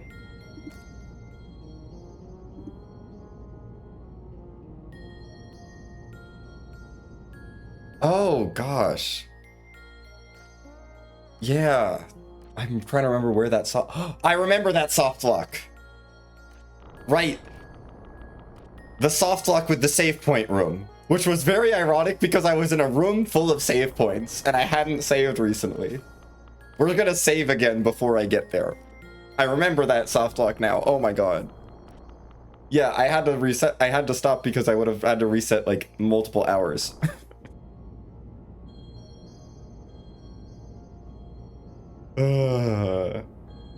Yeah. It was really funny though that I soft locked in the room where you learn about what the save points really are. In a room that's literally full of save points. But I hadn't saved. Oh my gosh. Okay. It's fine. We're gonna be saving before every time I've ever had any issue in this game.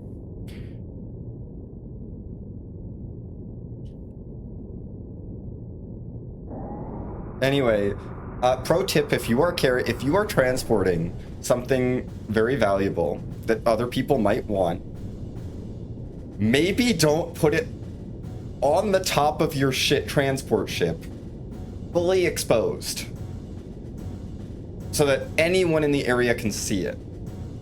Maybe don't do that.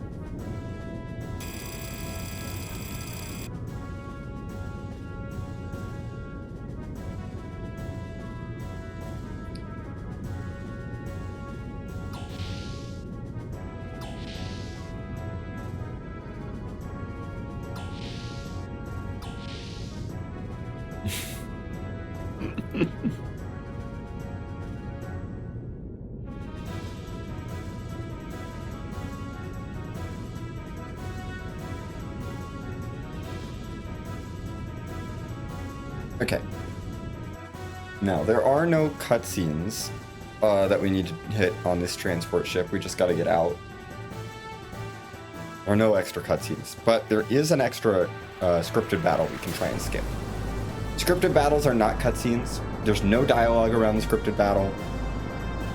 It's not a plot important scripted battle. It's just a bunch of guards. We're gonna try and get the skip right. I failed it in my any percent run, so I'm not confident about it. Anyway, there's and guns A, Anton, and B, Belta. Because as we know, B is for Belta. Yep, A is for Anton and B is for Belta. Oh, goodness. Maybe I should do that the next time I have to read something and say, like, spell something out over the phone. Say B, just say, next time you have to spell something out over the phone, say B as it, and you have a B, say B as in Belta, and see how many people spell it wrong. Because who in their right mind is going to say B as in Belta? Or is going to assume you mean B when you say Belta.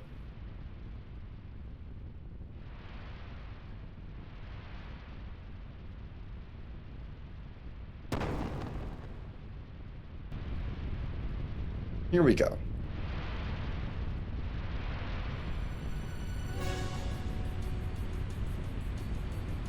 Yeah, there's a switch for the Sandberry door if you want loot. I don't want loot. I don't care about loot.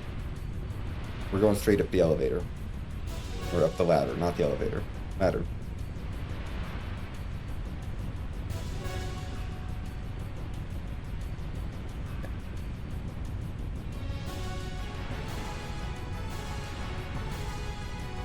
Wrong boxes. Oh, it wasn't the wrong boxes. Oh my gosh, we did the encounter skip? Heck yeah! We got the encounter skip! That saves like a minute.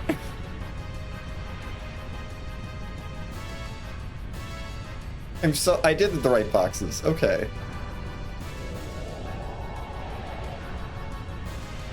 Awesome. Now for this stupid crane. I hate this crane. This crane is the worst. The movement on this crane is awful. As evidence there, it's awful. Oh my god, I hate the crane. Okay, we made it. There is a timer on the crane, if you can fail it. And it's not good. But we didn't fail. I am so bad at the crane. That's the worst movement in the game. Honestly. Yeah. Yeah, no, I think it's worse than the platforming stuff later. Not by a lot, but it's... Ugh, the platforming. Oh gosh. Did you know this game is also a platformer? Sort of. It's not a good platformer. But it is a game that has platforming as a crucial required element.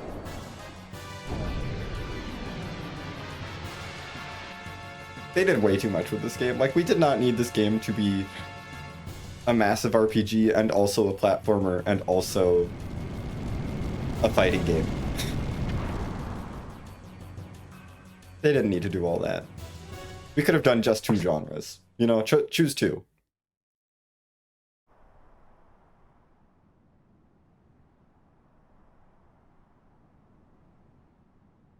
Okay. We have escaped. With Weltall.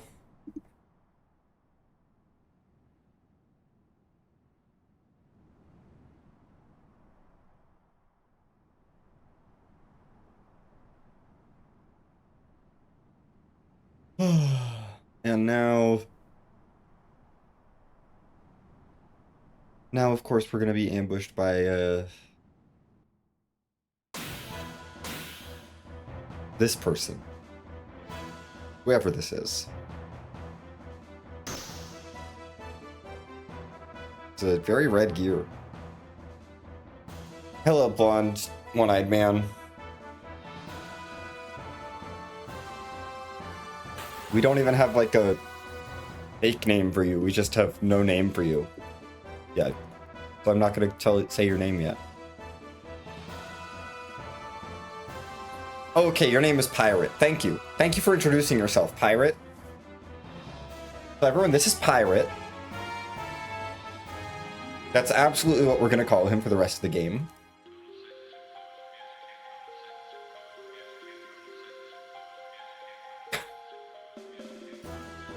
Oh yeah, someone did call him Young Master. You're right. We did hear someone else call him Young Master. But it said, the text box says his name is Pirate, so I'm gonna call him Pirate for now.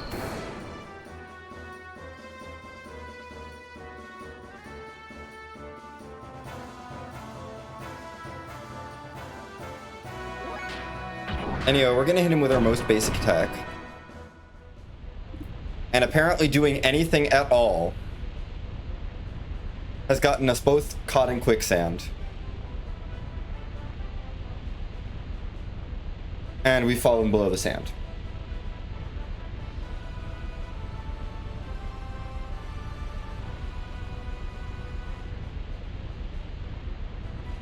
They very clearly didn't want to animate actual quicksand, so they cleverly panned the camera. Yeah, I used one basic attack and all of a sudden we stirred up the sand too much, so we got caught in the sand. And we fell. Welcome to our first gear dungeon.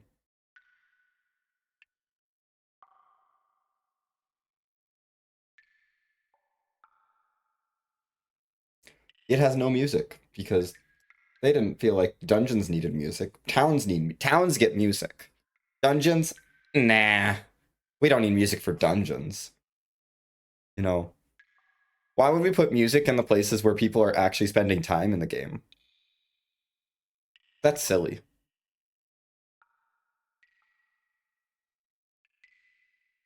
I mean, it works for this dungeon, I guess.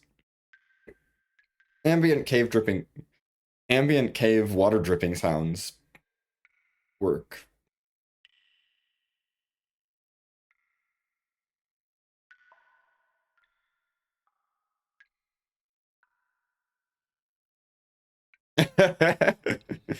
Dungeons, I guess, just get me talking. Anyway, we fell into the stalactite cave. Faye's like thinking about it. Yeah, there's no hole that we fell through. We have to find another way out.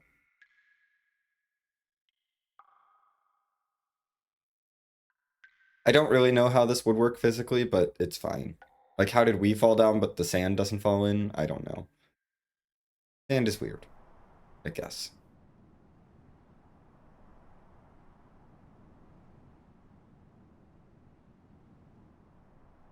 Meanwhile, over on his ship,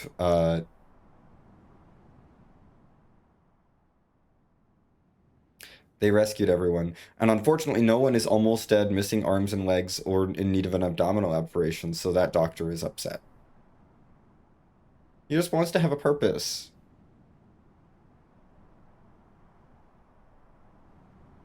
Anyway, we get introduced to Sigurd here.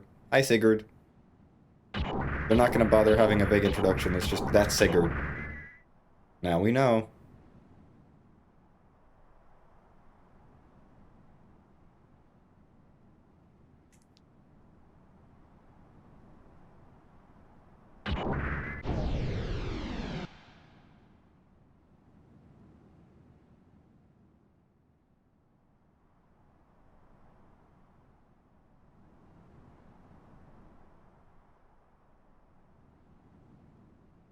Sigurd demonstrating good procedures for when people get separated. Oh my goodness, thank you for having good emergency preparedness procedures.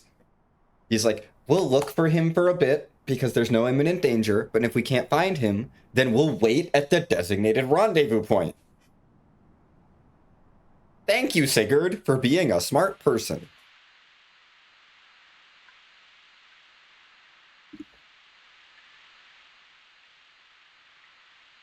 Welcome to the Stalactite Cavern. This dungeon has, I think, one of the most annoying cutscene triggers.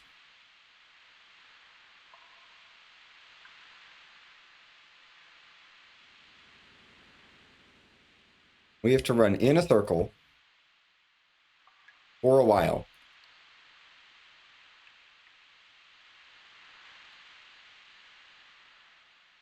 We just have to run around for a while, and it will trigger a cutscene that's supposed to be telling us where to go. It's not a very lore important cutscene, but this is cutscene %.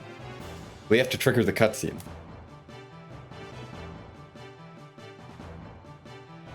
I do appreciate that the game added in something to say, hey,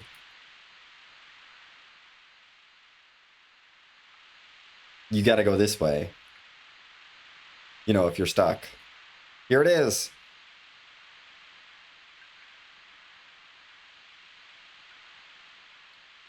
We got the cutscene.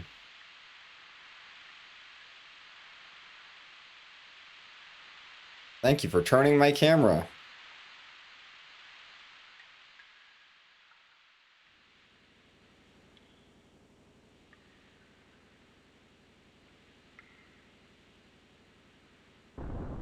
Yes, we can push the rock.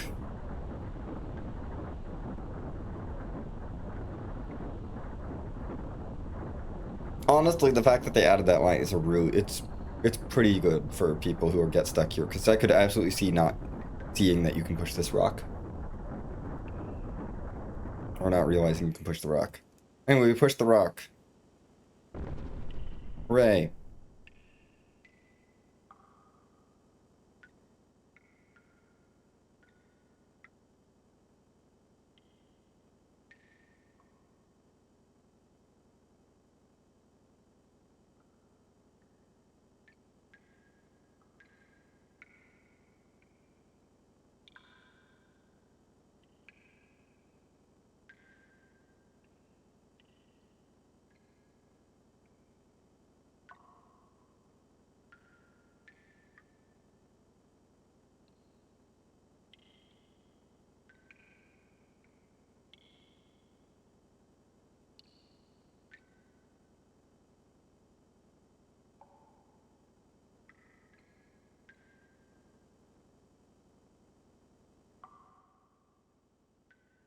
And now they're having a fight.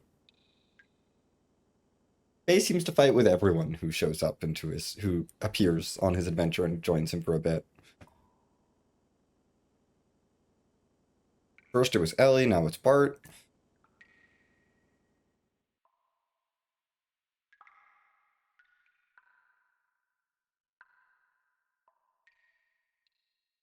Anyway.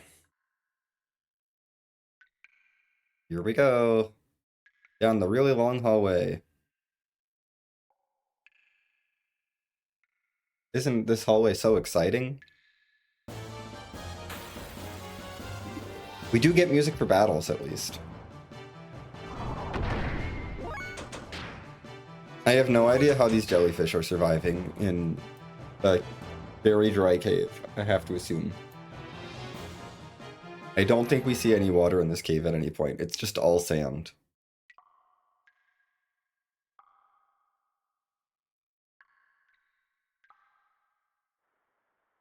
but the main enemy is jellyfish. Does that make sense?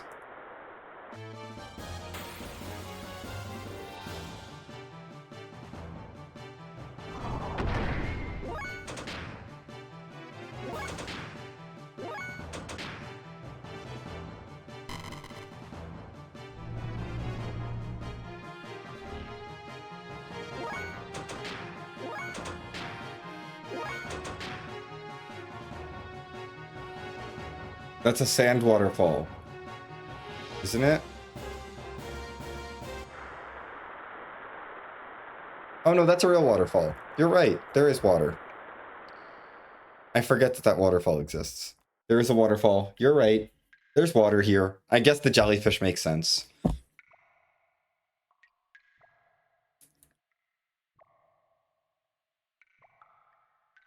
I don't pay attention to the scenery of this dungeon because... I don't know. It's not a very intriguing dungeon.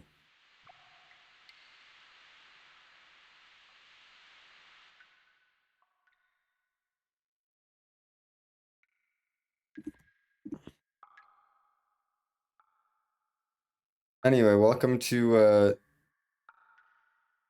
this man's house. He lives in the cave.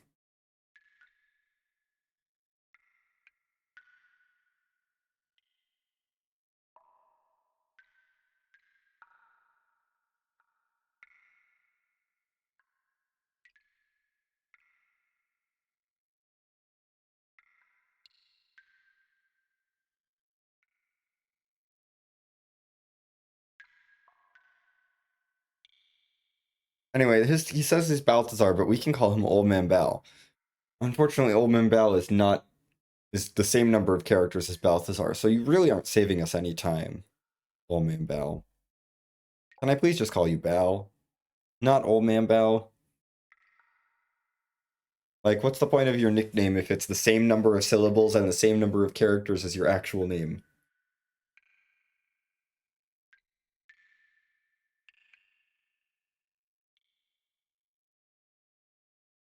Anyway, so we wandered into this cave with this old man, and this man is like, hey, by the way, I'm a creationist.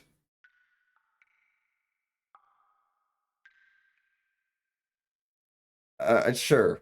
Okay. I suppose that makes sense.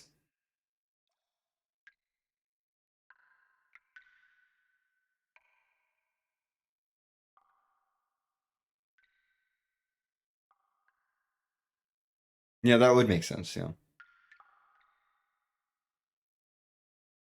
Yeah, Balthazar is straight up telling us that, like, he doesn't believe in evolution.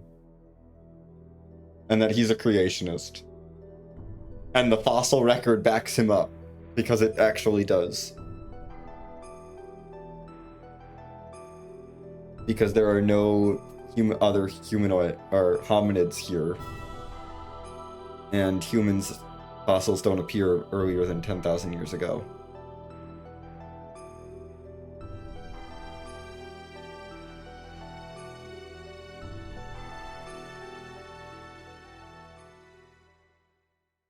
So, yeah. Balthazar is like, I'm a creationist. Because that's what the fossil record suggests in this world. And you shouldn't trust the theory of evolution that the church teaches you.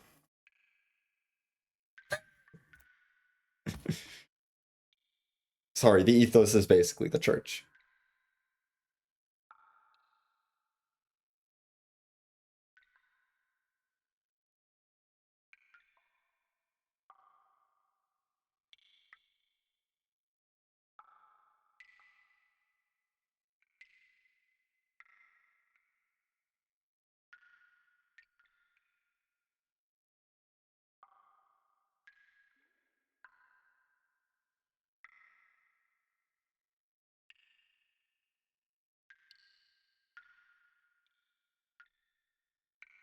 Yeah, I don't need your parts or fuel.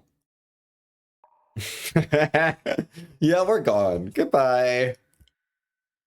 Thanks for your lecture on creationism. We're gonna leave now.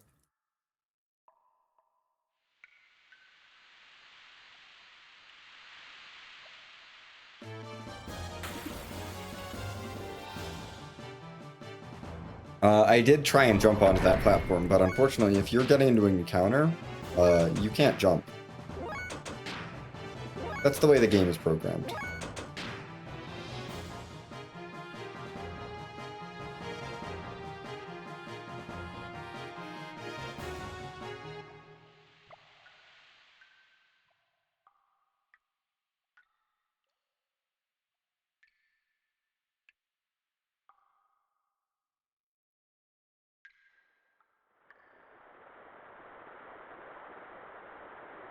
Yeah, that is water. This cave is not totally dry.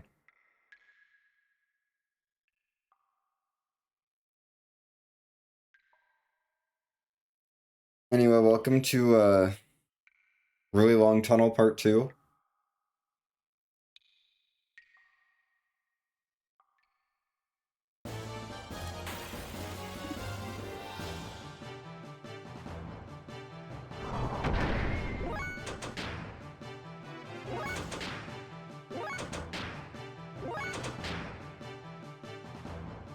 You know, every escape is supposed to be a coin flip.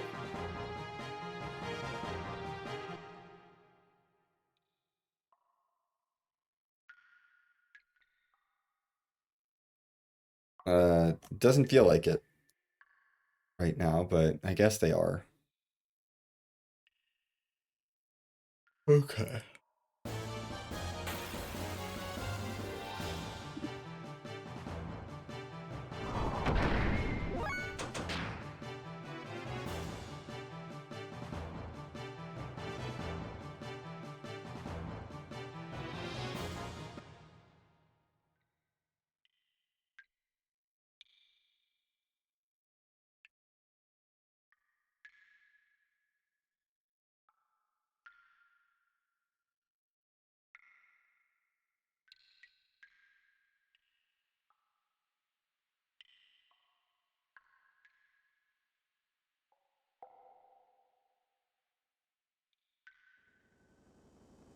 Anyway, we've walked up here. Here's this Great Hall sand sensor, disengaged. We're turning off all the sand sensors. This is surely just a normal, neutral thing that we're doing.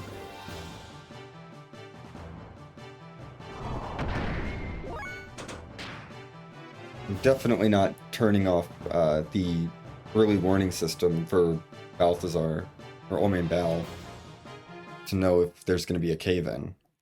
That's absolutely not what we're doing.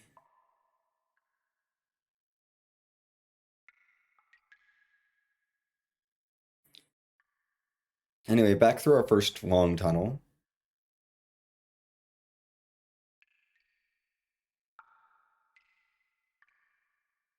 Like, the whole point of these long tunnels in the stalactite cave is just to be long tunnels.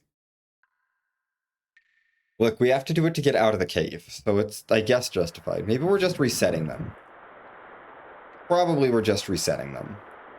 But it did just say disengaged. It didn't say anything about it being a reset.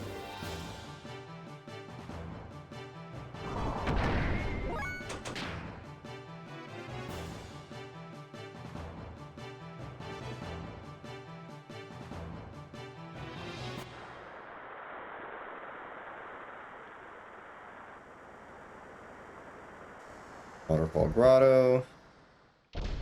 And we're going to open a chest. That chest is important because it's the only weapon we're going to get for Bart's gear. It's not worth buying one early on because it would require extra menuing. And we don't need Bart's gear after the next fight. So.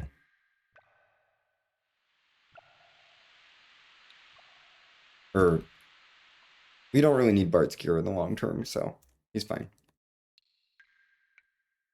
Okay, let's equip.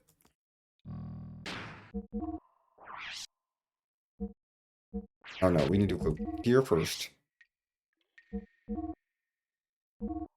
Upgrade to Iron G-Whip and more GNRS 50s. Really shore up that attack, and we need to feed Bart some drugs. Bart, I hope you like drugs. Bart gets all the strength drives because the strength is only useful on him, really. And Bart, you can have that and some speed rings. Just for the record, speed ring S's, you were only supposed to get like 2 in the entire game. So, they're really good. Having +6 speed is very strong. Oh shoot, I didn't do that menu properly.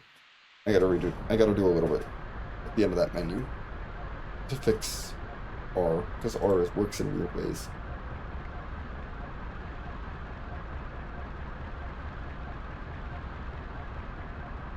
It's fine. I'll fix it before you leave.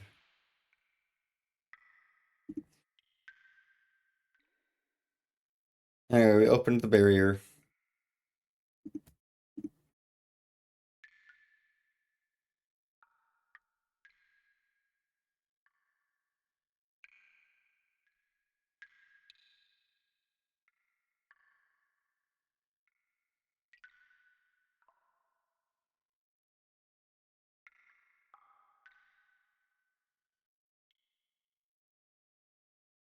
Apparently there's a super powerful gear that Bart's going to tell us about. And Val is like, they're not real. Let me take a look at your gears. I'm going to fix them up for you.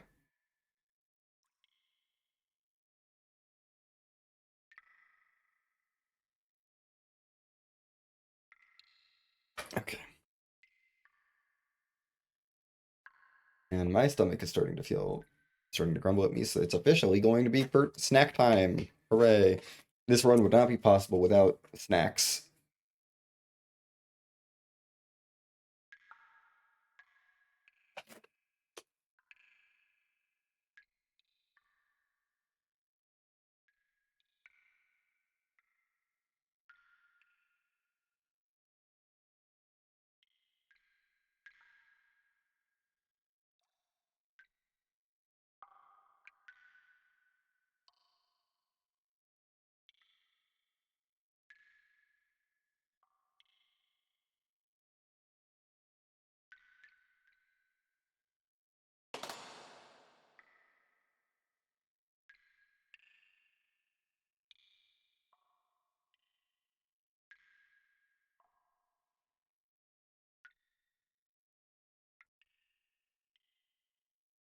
And,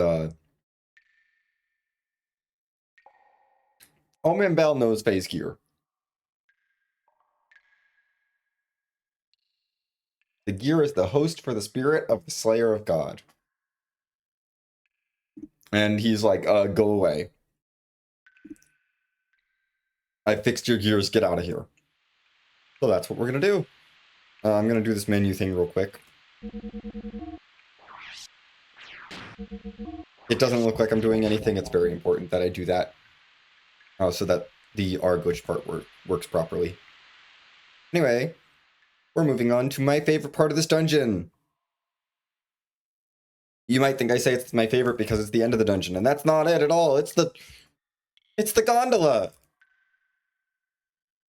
We love the gondola. The gondola is the best part of this dungeon. Who doesn't love the gondola? It's adorable. It's sustainable transit. Takes us from one side of this pit to the other side of the pit.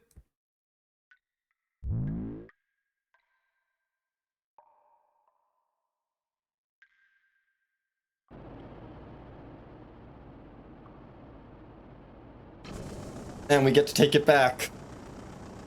The gondola is amazing. I love the gondola. It's so small and sustainable and wonderful, and I love it. Best part of this dungeon. Bye, gondola. And we will never see the gondola again, but the gondola will be fine. Mostly. Well, for as long as this cave exists. Yeah, we don't need to save. Art, did I just get an encounter before I hit the button? Wow. Thanks, game.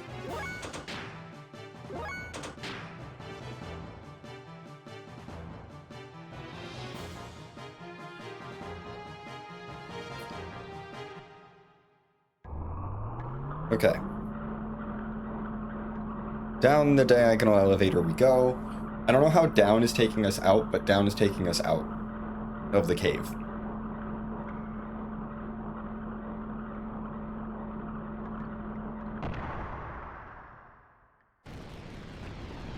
Anyway, there's a really big gear flying around here.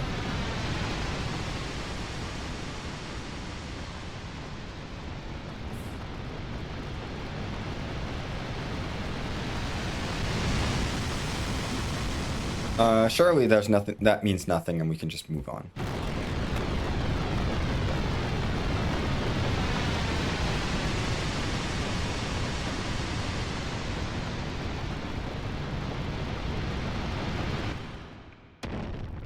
Nope, he's landed. Anyway, say hello to our boss fight. It's his name is Calamity.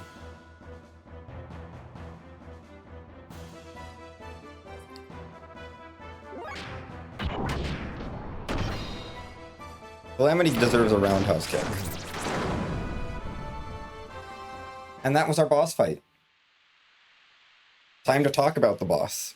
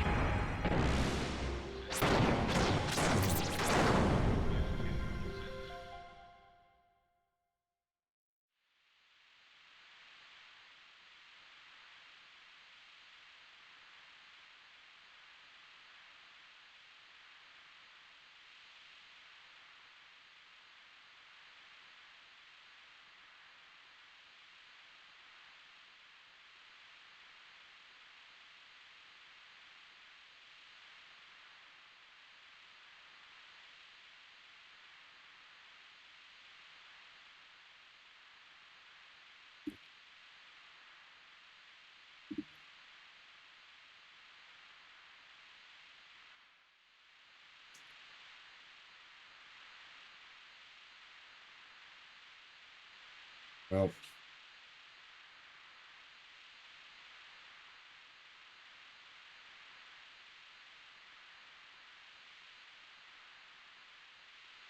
we did it. We destroyed the giant robot. And now we can leave the cave.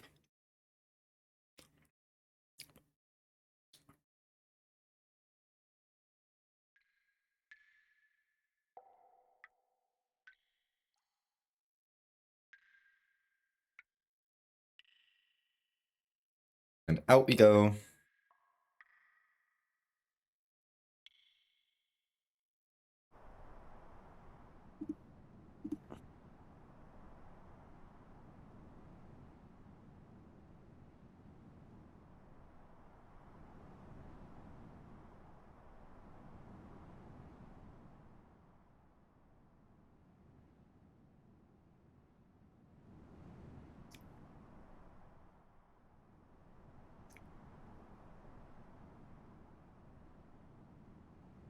And we did it. We finished the dungeon. And now we've been given a little foreshadowing of Bledivic. Hooray.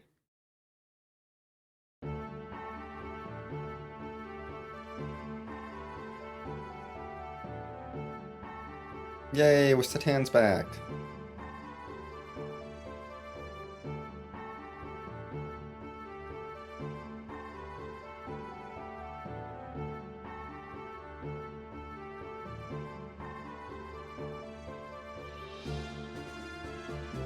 Hi, Mason. Now we know your name.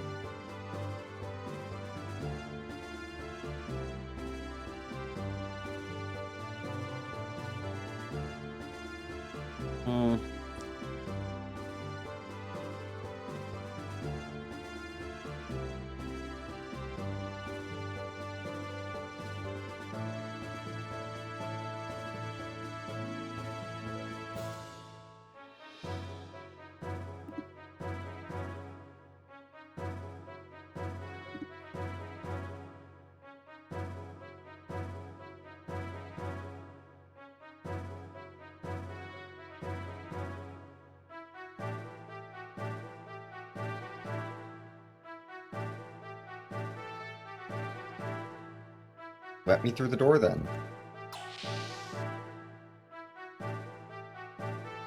Yeah, out of the...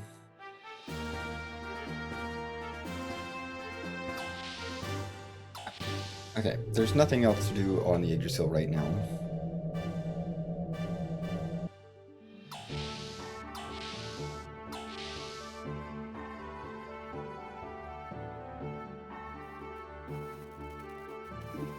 So we're just gonna talk to Sigurd. And they're gonna take us to the hideout. Hooray, hideout.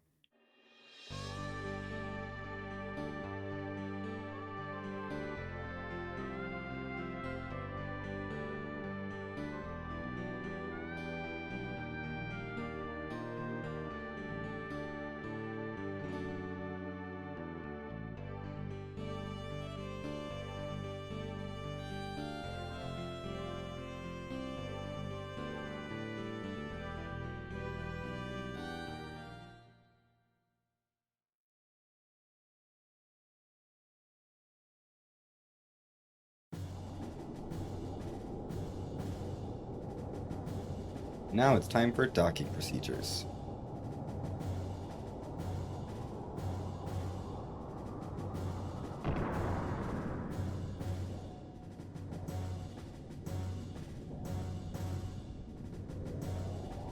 We can't ever have a ship arrive anywhere without detailed procedures of how the ship is docking in that place. You know, it's very important that we know exactly how the docking procedures go.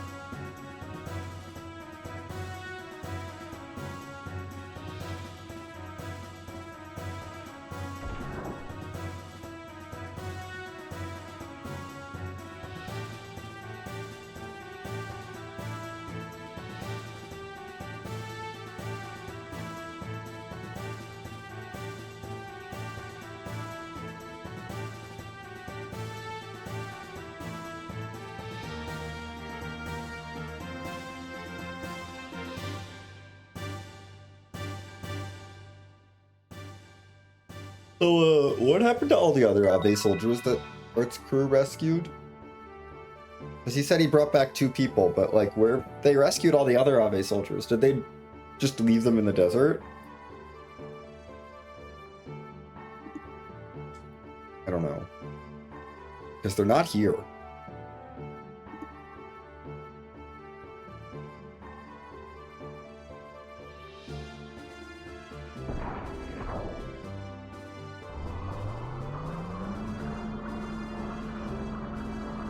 Up the elevator we go.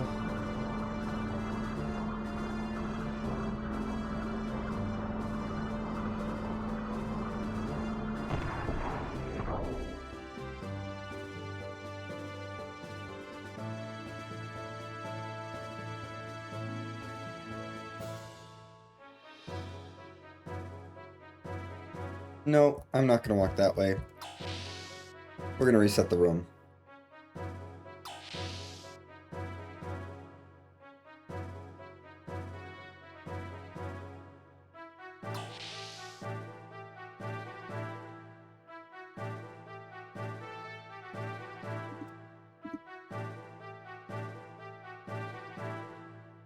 I just wanted to speed up their walking a little bit.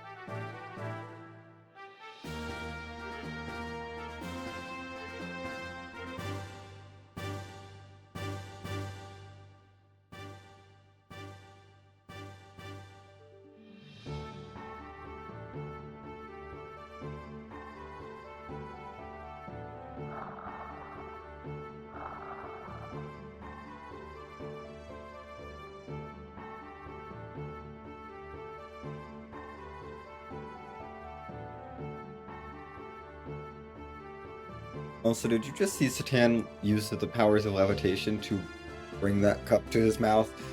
Didn't know Satan had psychic powers.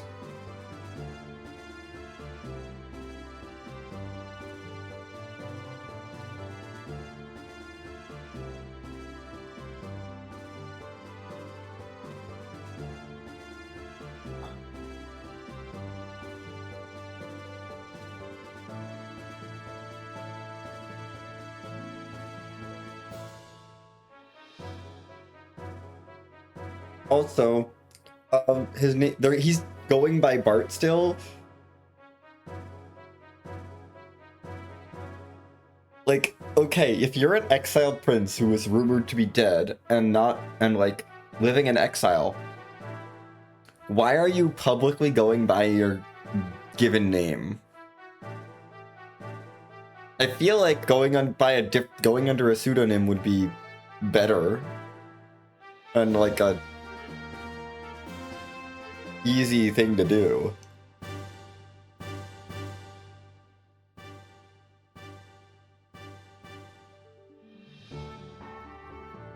And him going by Bart when his name is Bartholomew is not a pseudonym.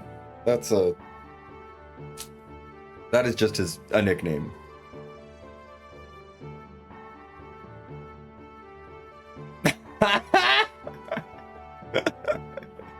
Oh yes, if you went by a pseudonym, he might forget who he is. He has to go by Bart, otherwise he'd forget if he's a prince. I mean, honestly, I buy it with how smart Bart is, or not smart Bart is sometimes. Bart is the kind of person who would forget.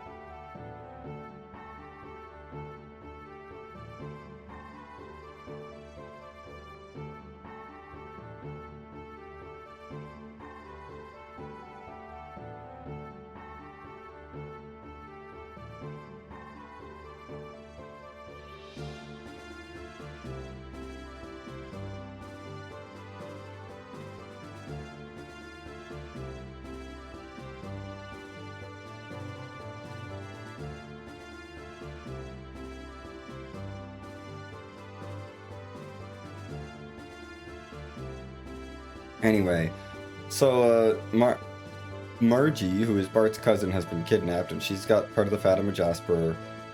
Bart has the other half. And so we're like, we should probably go rescue Margie soon, because Margie needs to be rescued. We have to have our rescue the princess sequence, you know? We stepped up from figure out what the purpose of our life is, and now it's rescue the princess.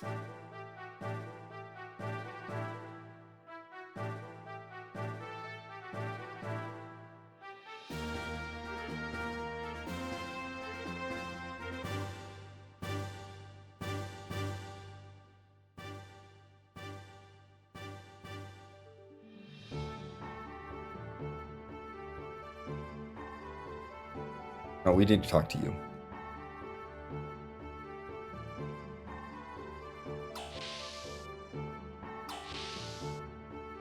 Gotta keep this cutscene in mind.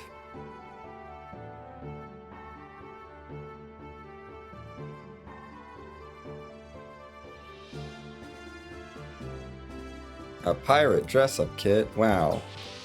What a thoughtful present.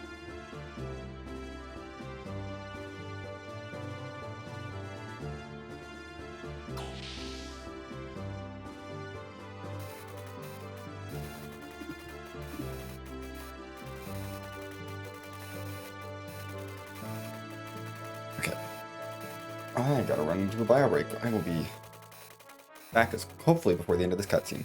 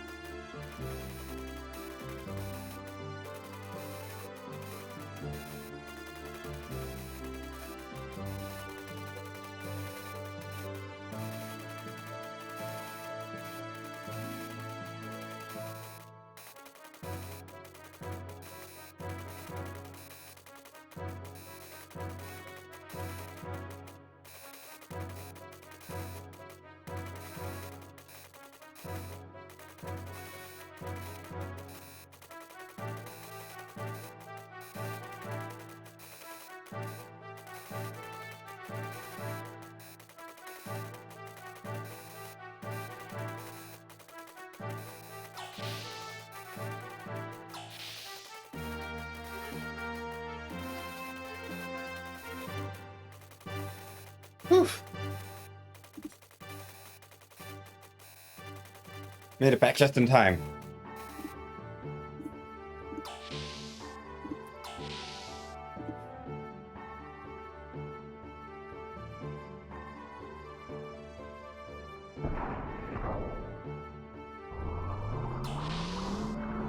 Gotta go into Bart's room.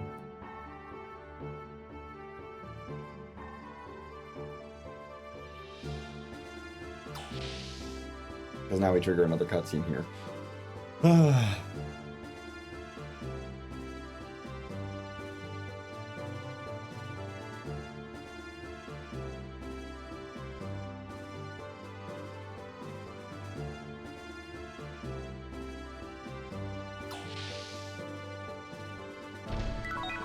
I did not mean to pick that up.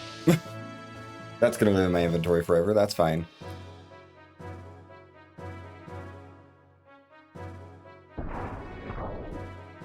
Okay. Get the elevator down. Go down the elevator.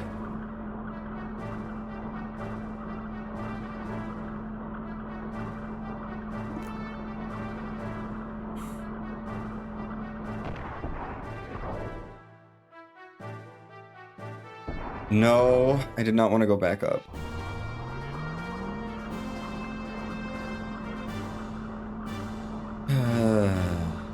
Well.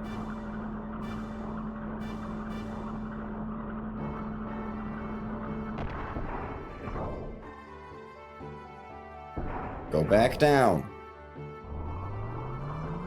Listen. Do we really get all the lore if we don't take the elevator extra times? It's for the lore. Definitely for the lore.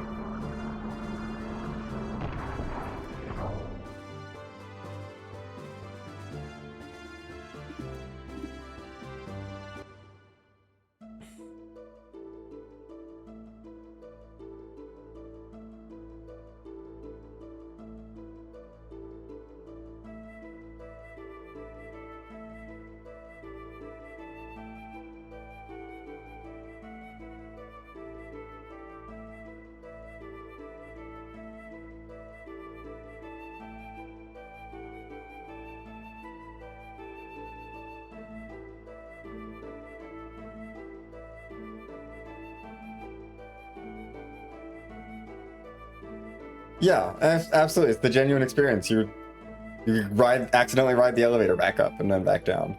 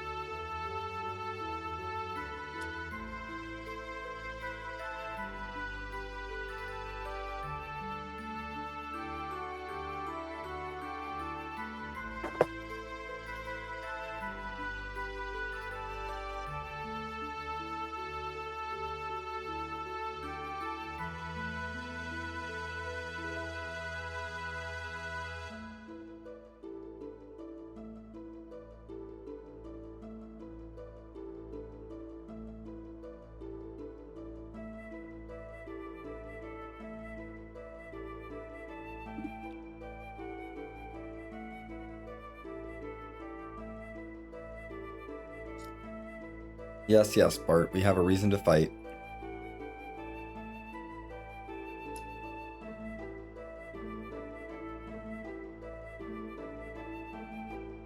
Oh, Bart, you already know we're gonna help, because we're a helper.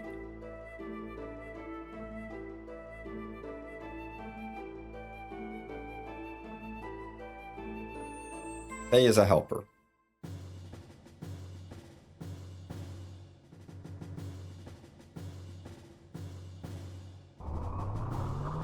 And we're gonna go down this elevator. We are not gonna go back up this elevator.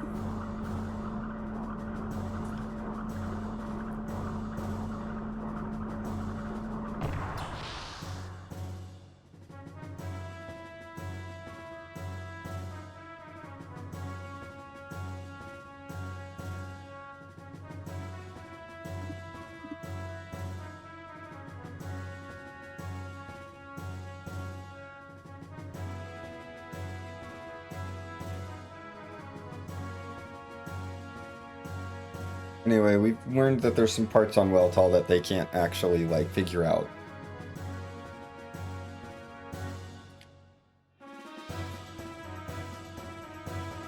And then Sigurd and Satan are like, hey, you should help us. Or you should help Bart. Please help Bart. We're gonna peer pressure you. Come with us, and come see the speech that Bart rehearsed. That he's going to give as if it's to himself. Because we think that'll convince you to help out.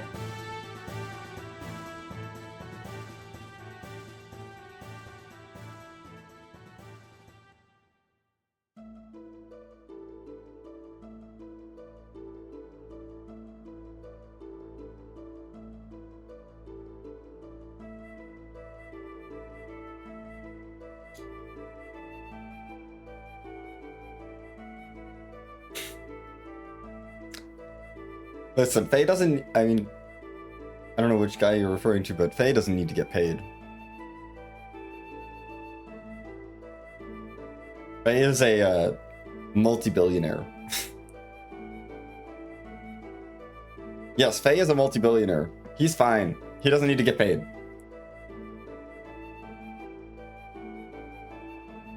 Faye does what he wants.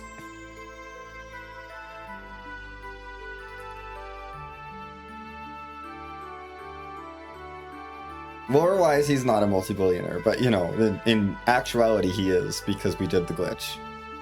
And we get to keep the infinite money we had while we were doing the kernel menu, so... Not infinite money, but we get to keep the maxed out wallet, essentially. So he is, for sure, a multi-billionaire.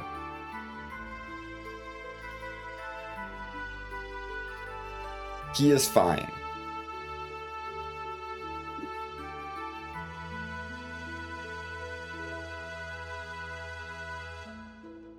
How much money do we have? Oh no, it's not multi-billions. Wow. That's only 7 digits. He's only a multi-millionaire.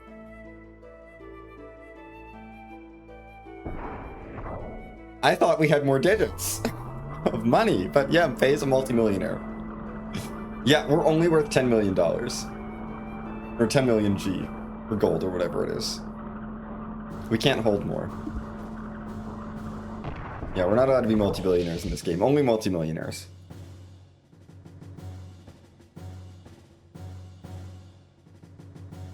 No, I am ready. They really want to make sure that you sleep.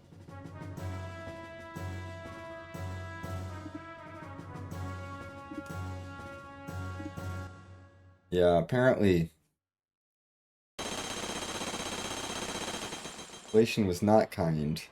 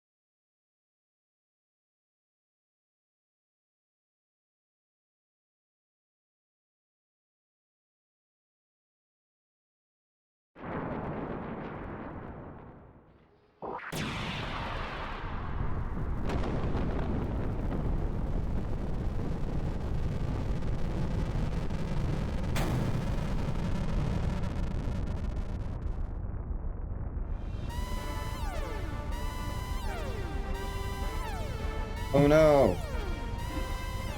This isn't good. All gear pilots need to get to the gear hangar.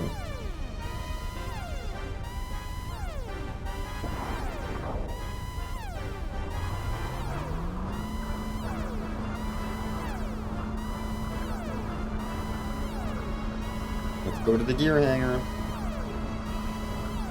We're gonna take the only elevator down, but it's okay. There are no other gear pilots that need the elevator. There's no call button for the elevator, so we can't just call it back up. But good thing we took the elevator, because otherwise those kids wouldn't have been able to get to the Yggdrasil. This base is very poorly designed. Why would you make an elevator? Why would you make people walk through an elevator to get from one place to another? Not like take an elevator. Walk through an elevator.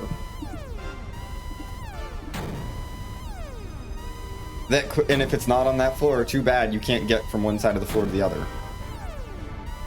And there's no call buttons for this elevator. You have to just hope that someone who's on the floor that the elevator's on takes the elevator to that floor.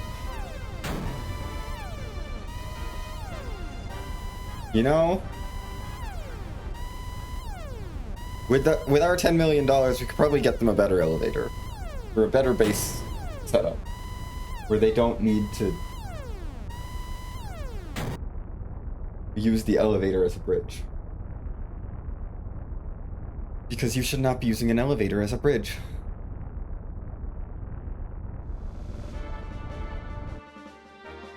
Ugh. Gosh, now you're making me wonder who's the real bad guy here.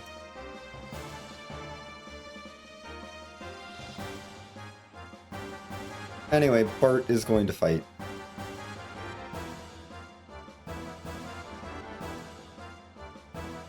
This fight is always kind of slow.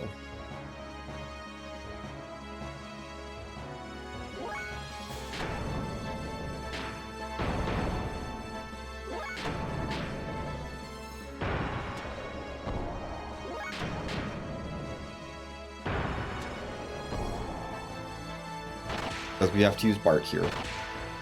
We did outfit Bart a little bit.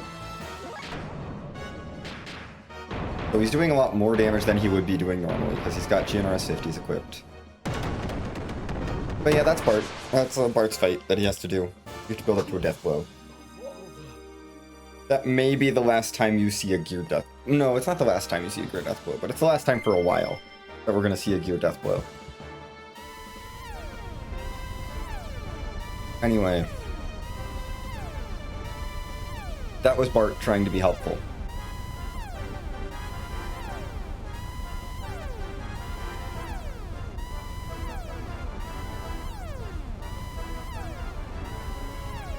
Apparently there's this wild gear here, or this gear that no one else has been able to ride, but Satan's gonna hop into it, and somehow,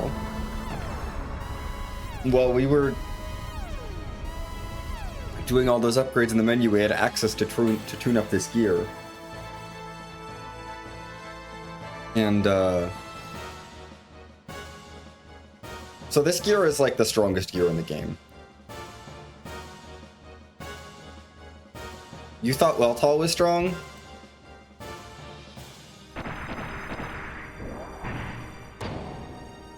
Wait till you see the damage numbers that Heimdall can put out.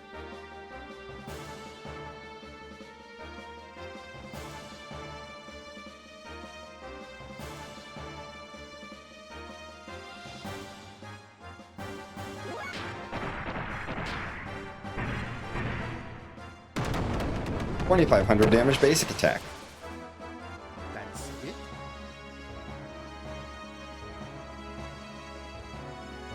That was our weakest attack.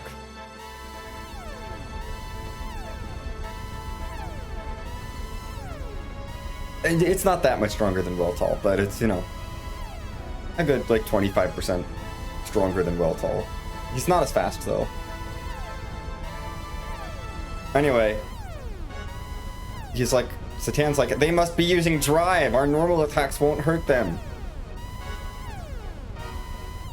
They're all taking steroids and Adderall. Yeah, they're taking drugs.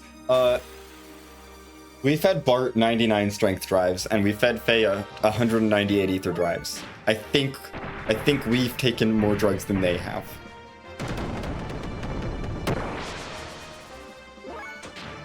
Bard is not worth doing anything with in this fight. Like, Bard and Satan are here. Bard is here.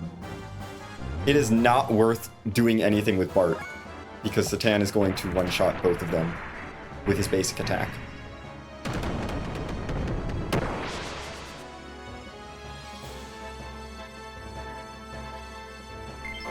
Like, yeah, the enemies are strong, but we're stronger. Satan hasn't taken any drive. Satan just has Omega 100, Omega 100 engine installed in his gear. And 3G and RS50s. Which, in case you don't know what those do, they boost your attack power by 50%. Each. They don't multiply with each other, but that would be silly. But they all, so we're basically getting plus 150% attack power on him, on top of the really strong attack power from the engine. He only has 2 of those, so he's only getting plus 100%. But the R gives him super speed, so we like super speed. 2018, that sure was a year.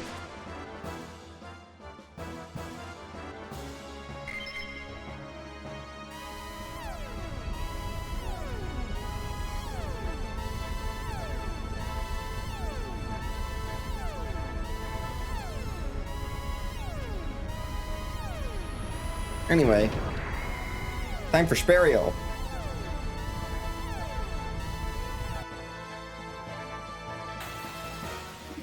Sperio looks like a crab. I think they were like, what's Ariel? What's that name of Ariel's crab companion? And they were like, Ariel Sperio. I know that's not where they got it from. Anyway. That was Sperio. We had to use an X attack. Sperio is kind of scary. Sperio has a lot of hit points.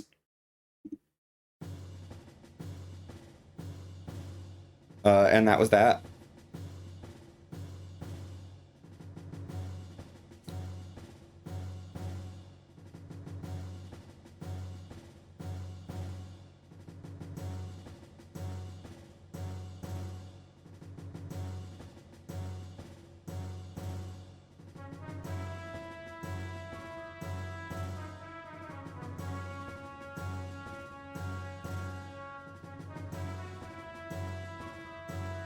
But yeah, Faye is like, no, I should help out.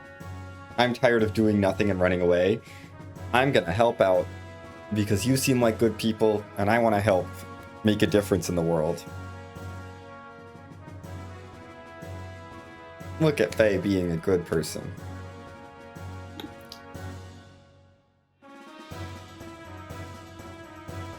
And now they're like, we should infiltrate Ave. If this were any percent, we would not be infiltrating Ave now. We would be skipping over the entirety of Bledavik. And going straight to Nortune. But this is not any percent. We're here for cutscene percent. Which means we get to play the part of the game that I don't usually play.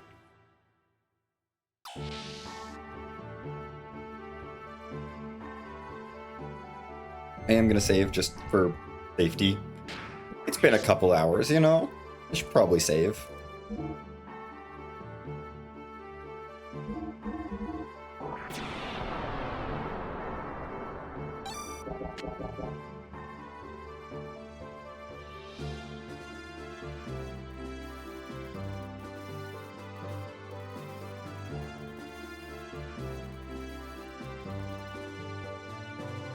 And off we go into the Yggdrasil. Goodbye, Bart's Lair. We're gonna head to Bledavik. There's a stalactite cave right there, and then Bledavik up here.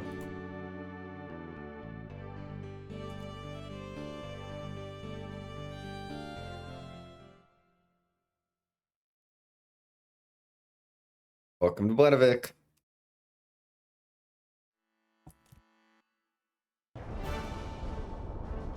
Hey look, it's the salamander.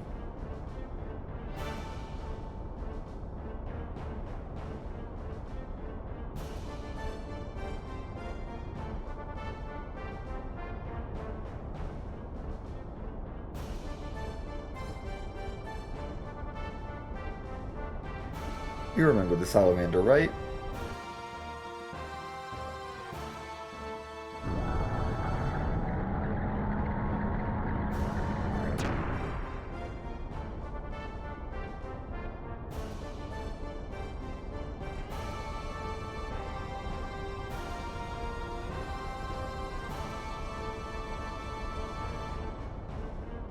We have to see the docking procedures for the salamander. You know, this is crucial. Very crucial cutscene.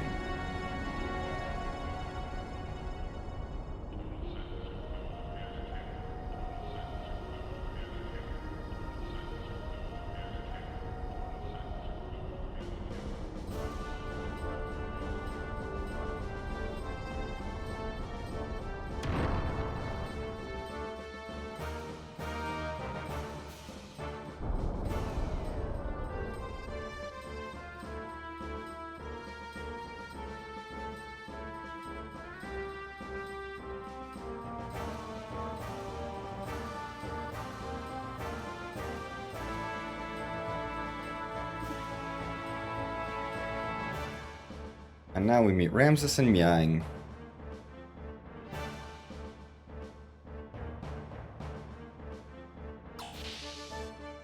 We'll be seeing a lot of them throughout the game.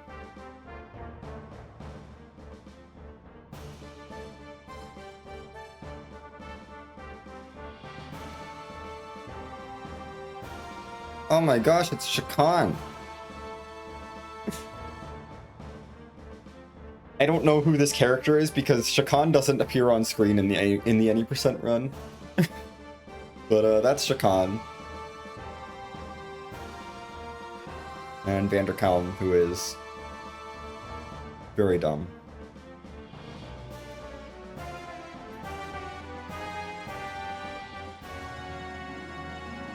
Yeah. Vanderkalm is not a good tactician. Shakan is also not very smart, but he's at least somewhat capable of doing politics.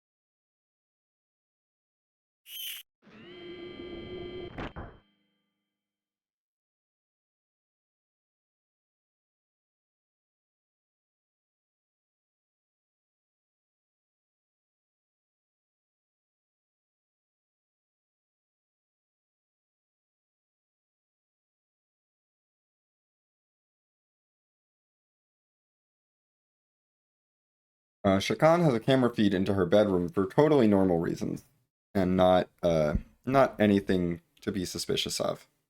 Definitely just normal reasons. Normal surveillance reasons.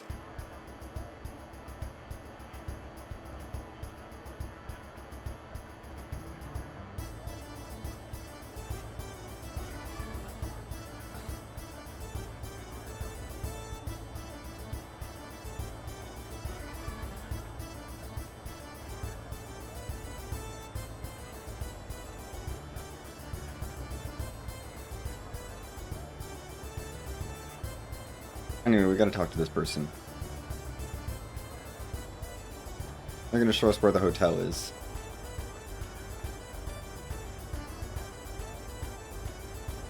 Thank you, person.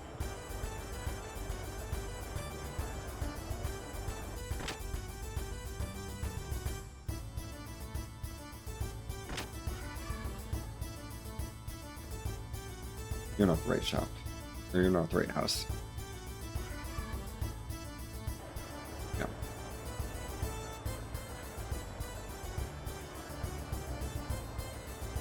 Examine the well.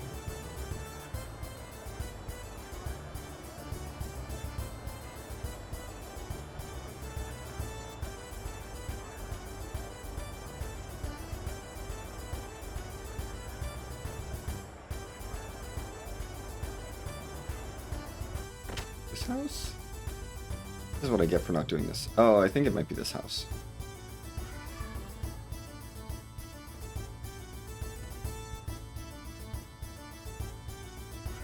No. They're on the roof now, so that's fun.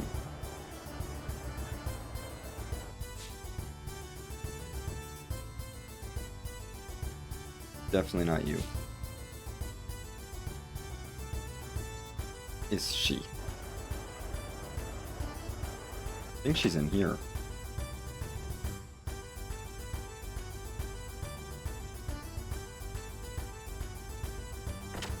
There she is. Yep.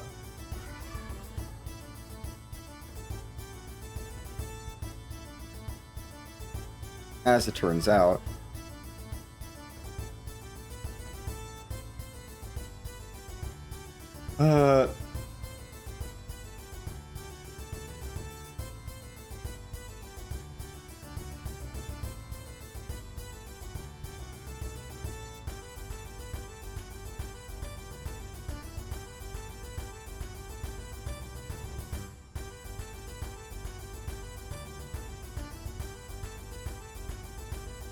we have a young cat lady in the making.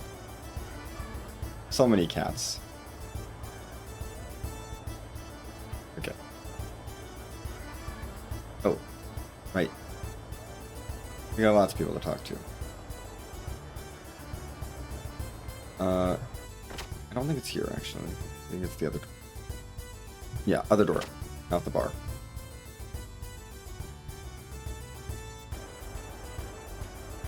There's lots of places we need to go in here for cutscenes. She's upstairs. Not this house.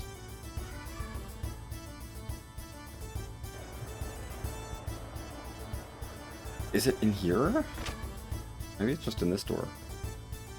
It is this door. Here we are. We did it. We found where I needed to go.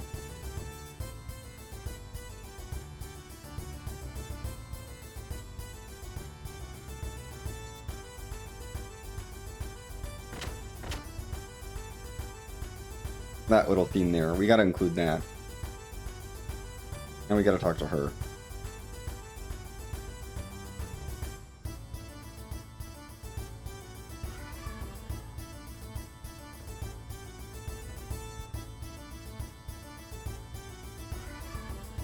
A little bit of relevant information.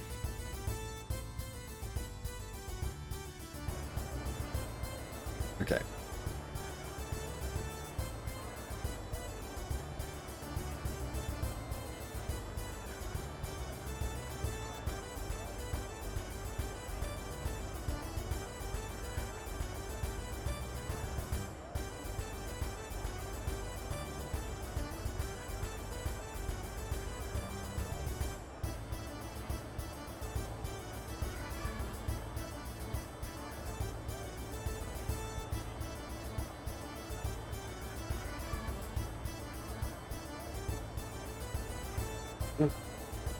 Just like, come on, lady.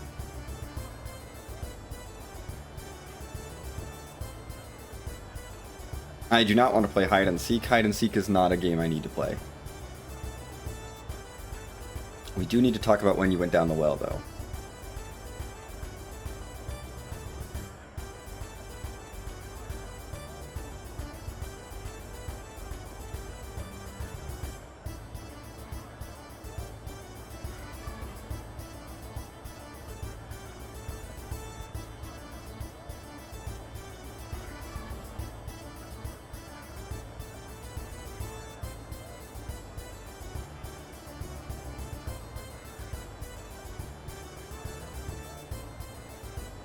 Thank you for the insight.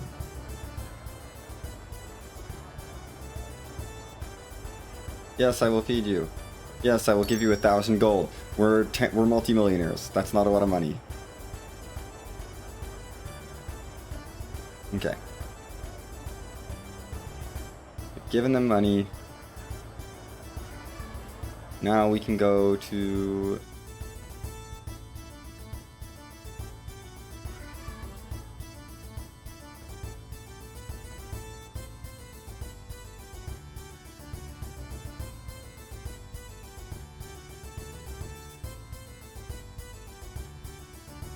castle.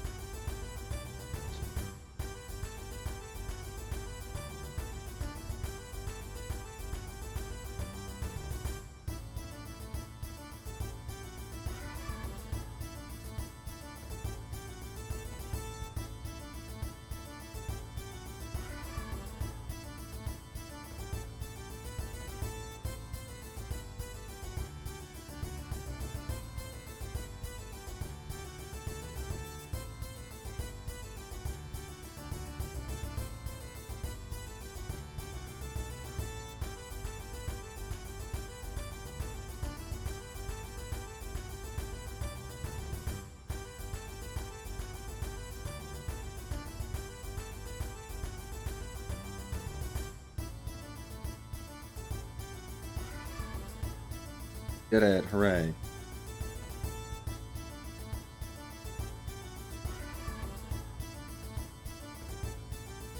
Yes, we're gonna enter the tournament.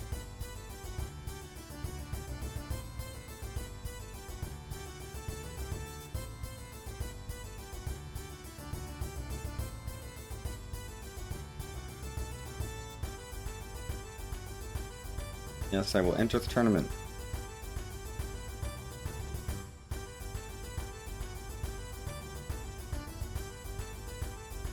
We chose the shortest name for the tournament. Sorry. We're going to be the Beloved Boxer because it's the shortest name.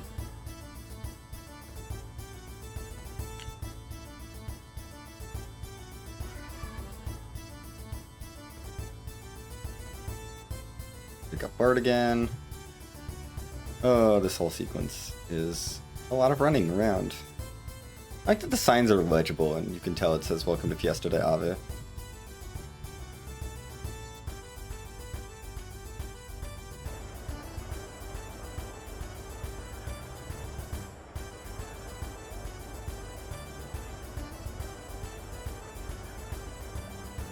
Oh.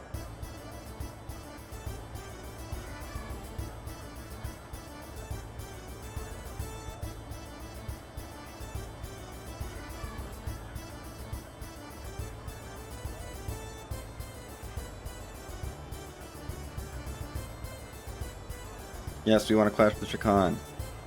Give me the well key.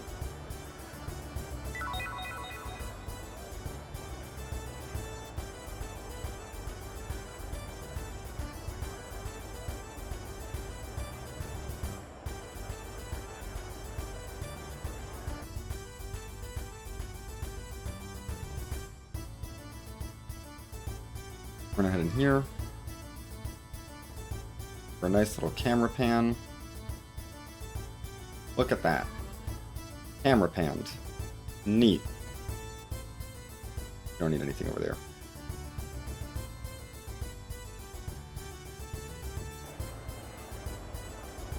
And now we're gonna head in the front door.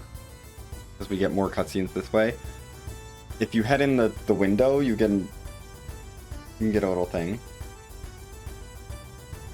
You can get another thing, but we're gonna head in the front door because we get more cutscenes here. Plus, we do the window in NMG. Not any percent, because we don't come to this town in any percent.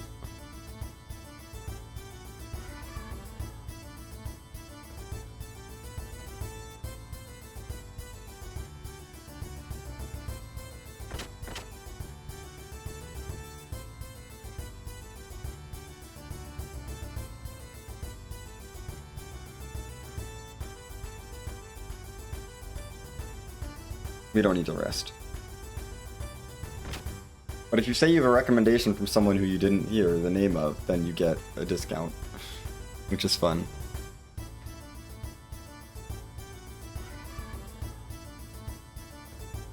Okay.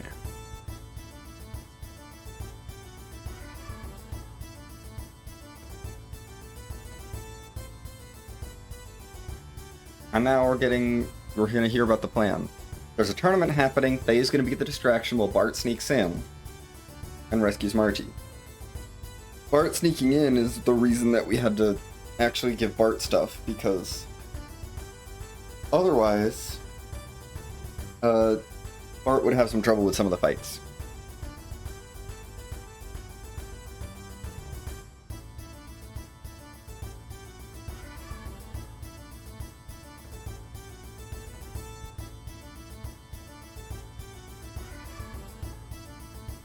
So, you know, we had to give Bart some extra strength for that.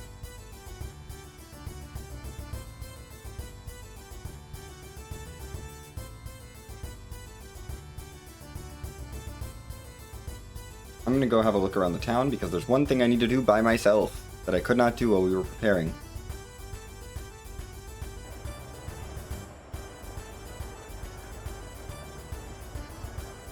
Come on.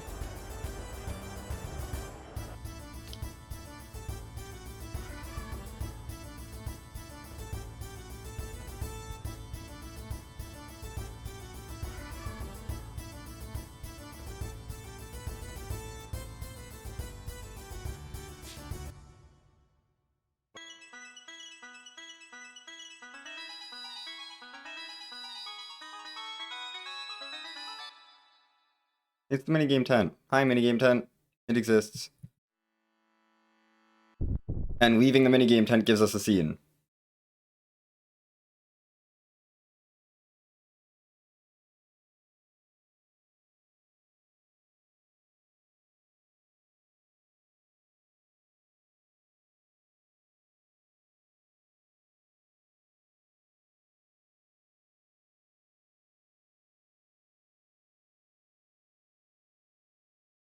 You try and do this earlier.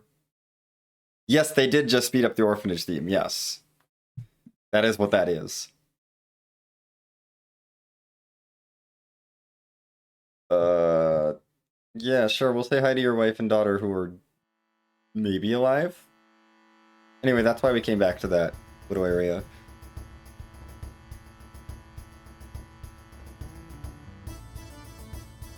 And you do have to do that as Faye by himself, because if you try and go in the minigame tent earlier, they'll say, no, we have more important things to do.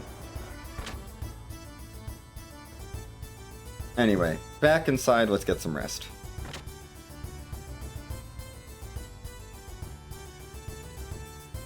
Need to talk to Stan. Get some rest.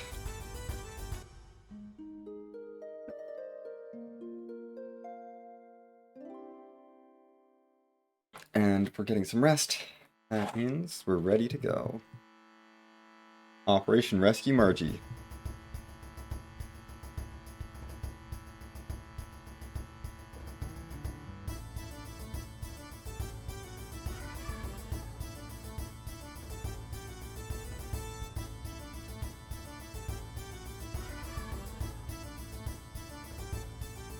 Yep, I got it.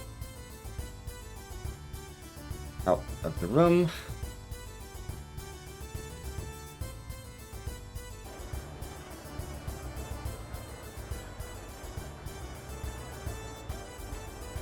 Off we go to the castle.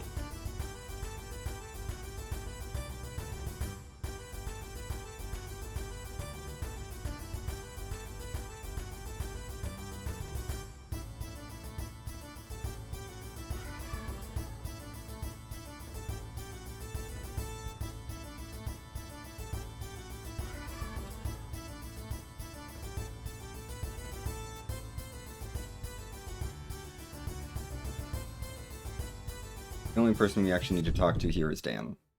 There are some other interesting people in the tournament, but like Big Joe and that wise man over there, but we don't need to talk to them yet.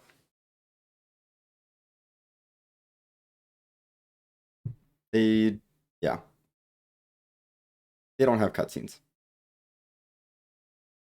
Mystery Man. Sorry, his name is Mystery Man.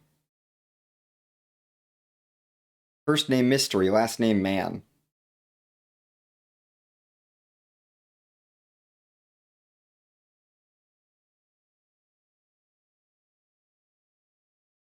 Sure, Mystery Man. Okay. And now it is Bart's turn.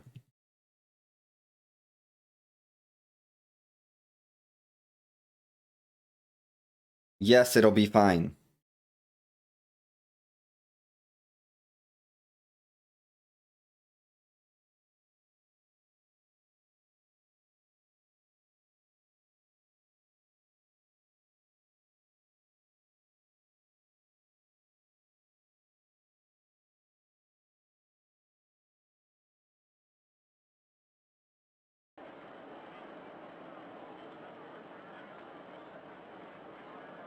And we're going to use the well key on this entrance right next to the hotel, and not the other one, because this entrance is closer to where we need to go, in the sewers.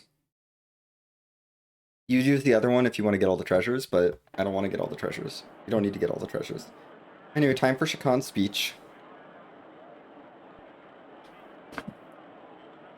We're going to be very, very excited about how we're awesome, and the desert is awesome, and our Ave is awesome, and we are gathered to celebrate this anniversary of Ave's founding.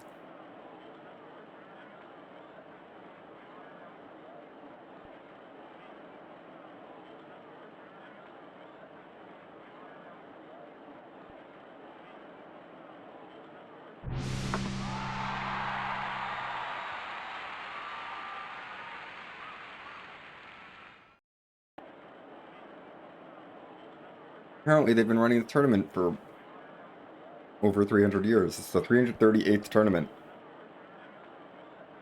That's a lot of tournaments.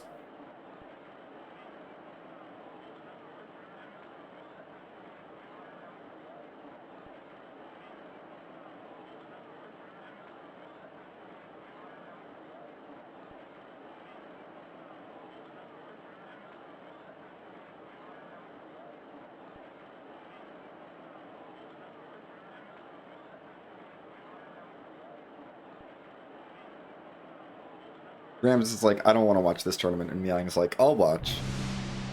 First match is Gonzalez. We're up against Gonzalez. Let's fight Gonzalez.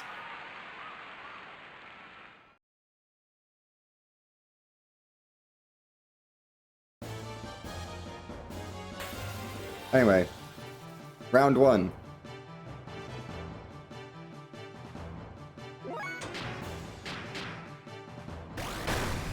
$2,004. We're just gonna do 2,000 damage right away. And that's that.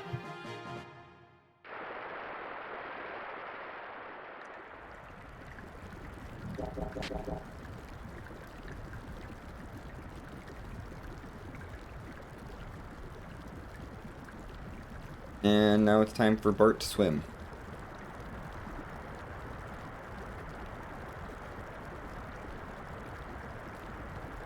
Come on, come on, come on, make the cycle, make the cycle, make the cycle. Okay, good. Just barely made it. That cycle is a little bit tight.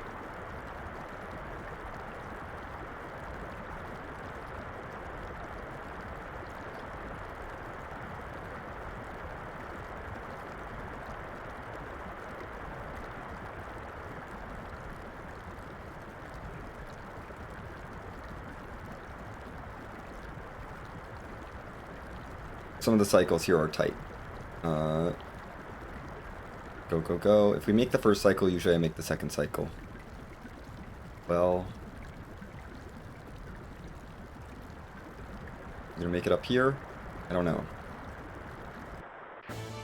No, because the battle's starting. That's fine. It's Big Joe! Hey, it's Joe time! Hooray, Big Joe!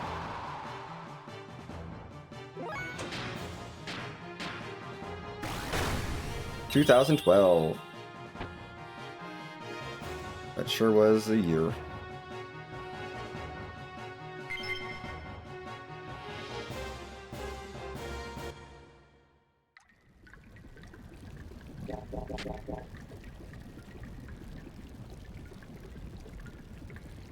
And come on, Bart, make it up. Make it, make it, make it, make it, make it, make it, please. Please don't make me wait. No! Gosh dang it. We have to wait another cycle. I would like to be in the castle before the fourth fight.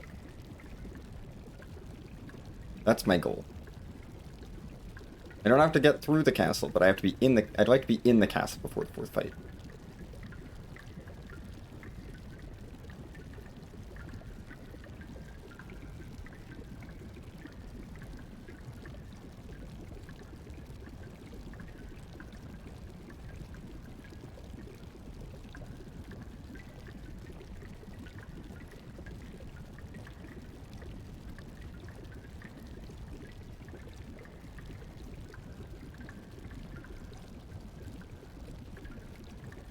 Okay. This is increased flow. That's the third fight, so we're fine, I think.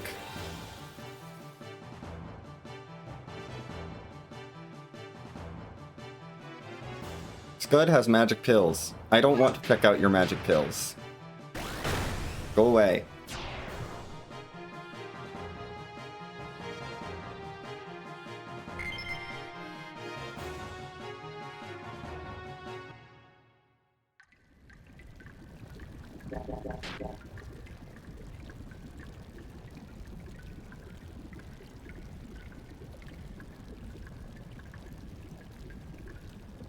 Okay.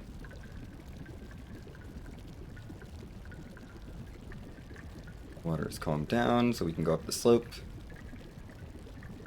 We're almost there. We're at the floodgate, basically. We just need it to go back up.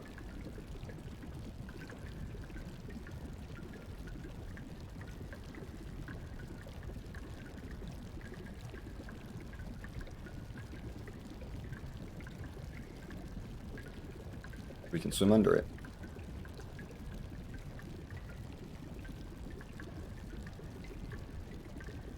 Okay.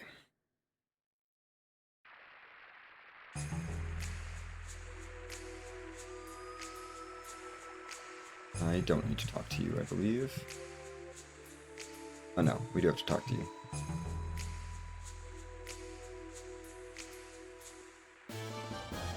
Oh, there's our fourth fight. Okay, that's fine.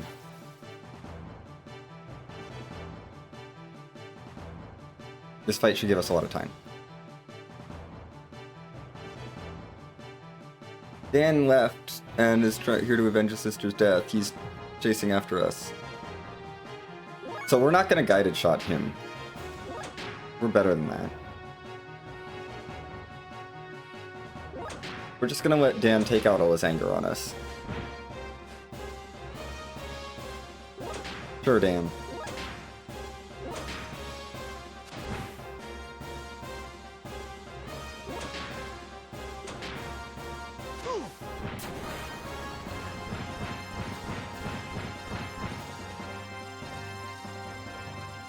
As you can see, he does a decent amount of damage.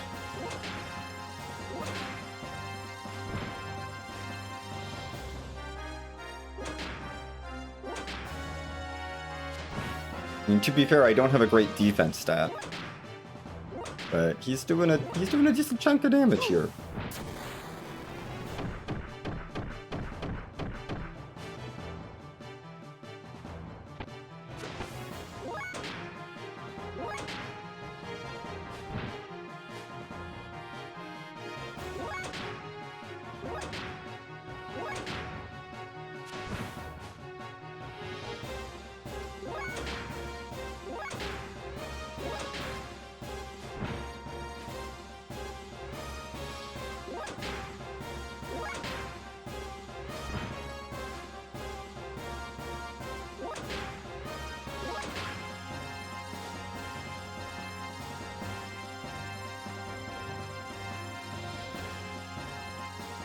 And yeah, we're not gonna fight him.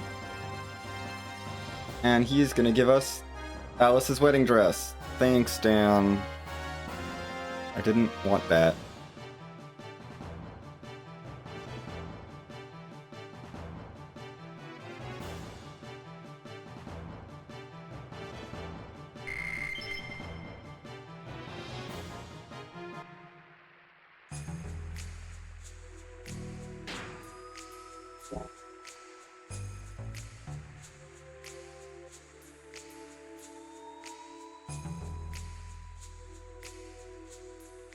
Hi, old man.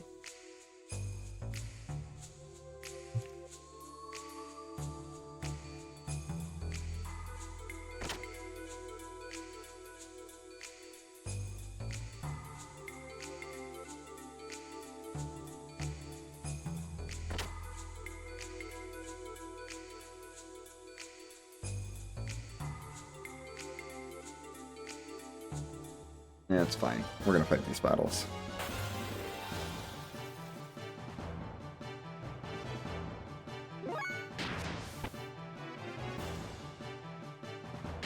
What do I need for you? Yeah, S is enough. Yeah, okay, we're fine. We're strong. This is why we gave S attacks here. Or this is why we gave Bart some strength. So I could take these battles and not get completely screwed over. Okay, we're just gonna fight these two battles and then move on.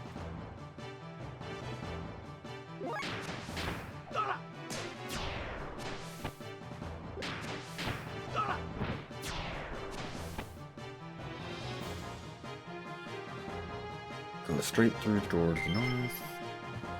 Okay, yep. We're gonna try and make it to Shakan's office before the end of tournament, which is a little stressful. Okay. I'm gonna go up the stairs. Up all the stairs.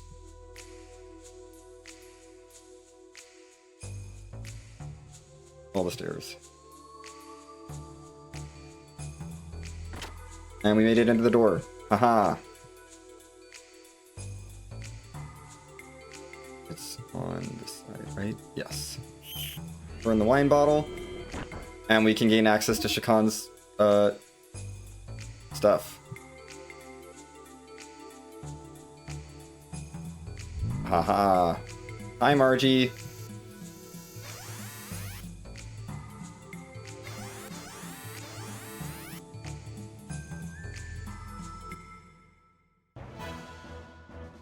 We found Margie. That was my goal, was to get into this room before the final bout. Hi, hi, person. We're gonna guided shot you. Oh my gosh, only 1727? The spectators are like, this is boring.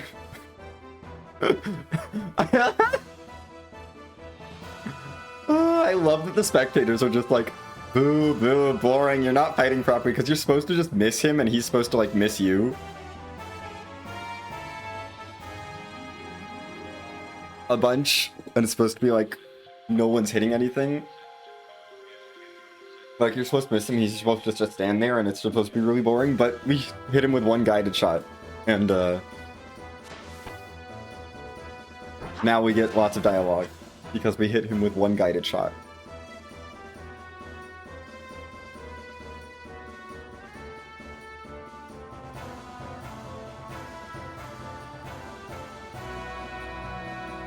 Anyway, it turns out Wise Man knows who we are.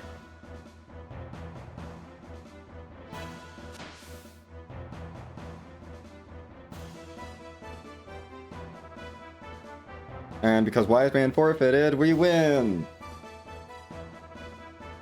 Yay, we won the tournament. Hooray.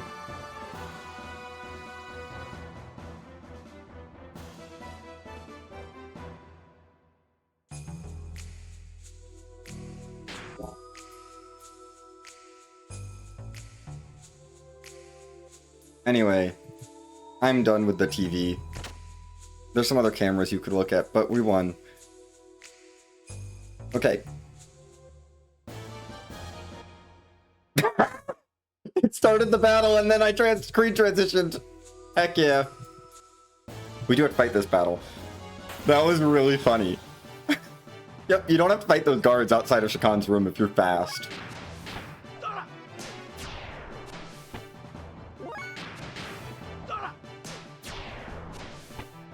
You just run. The music was so excited, but then it just gave up. Because I transitioned the screen and that takes priority, I guess. Okay. Anyway, let's go get Margie. Hi, battle. Hi, person. We have some more guards to fight. Again, these guards are the reason that Bart is... that we had to put some stuff into Bart. Just so we could have easy fights here. Because we are not going to be using Bart again.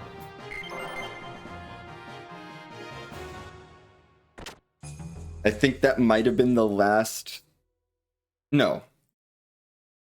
We will... No, not the last time. We have one more fight with Bart.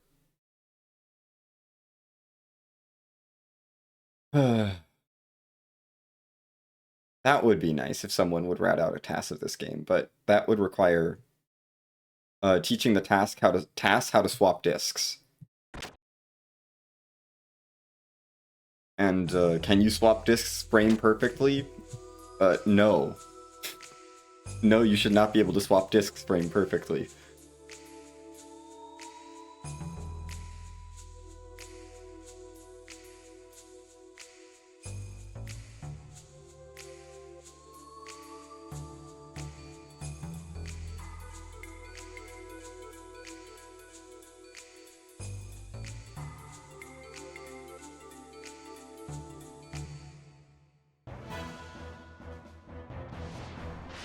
I mean, yes, there are tasks for other multi-disc games. I'm not worried about like that disc swap. I'm thinking about the the times we swap discs for the sake of doing a glitch.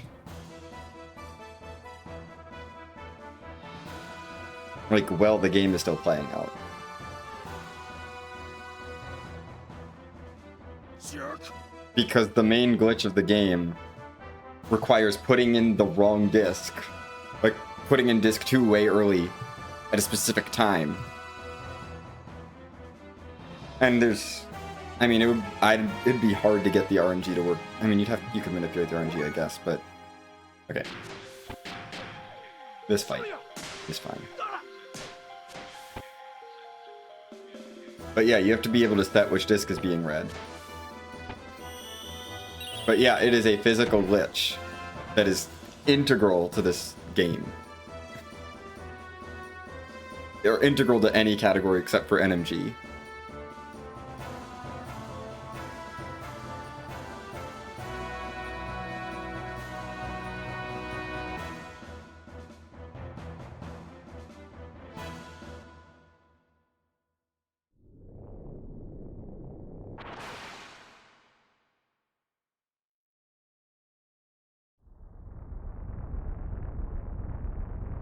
Because you have to, like... The any percent run relies so much on the kernel menu at the beginning to get us overpowered, and then there's a couple other spots in any percent, well, in the US run. I know there's other spots in JP, because JP is completely different, and you do the glitch a different way, but it's still with discs.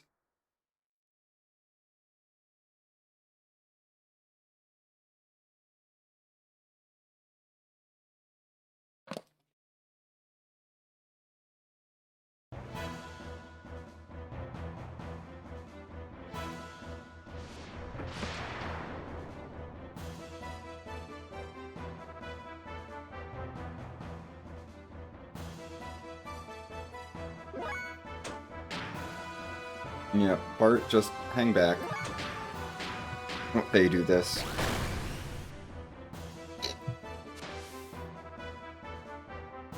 Anyway, Bart's done fighting for the rest of the game. Bart had his moment in the first phase of this fight.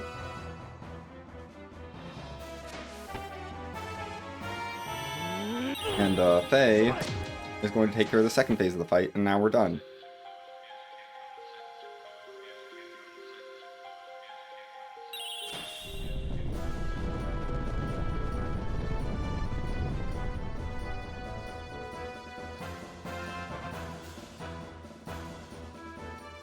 Also, Margie summoned rats. This is a thing she can do.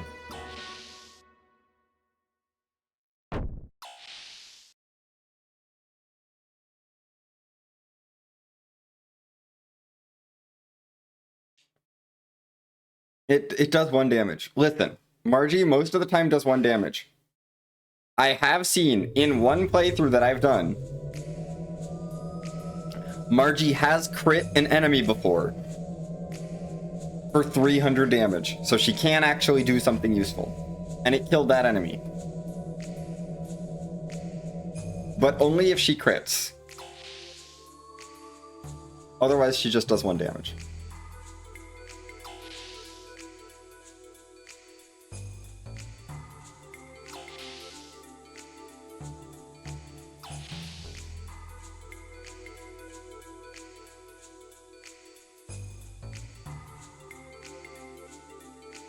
Hey, look, it's the salamander.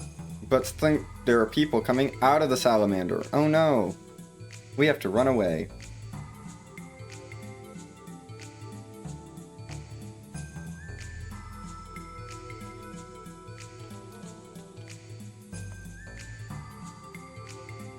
I appreciate that these people definitely catch us when we're at the door, because we have to stop for it to open.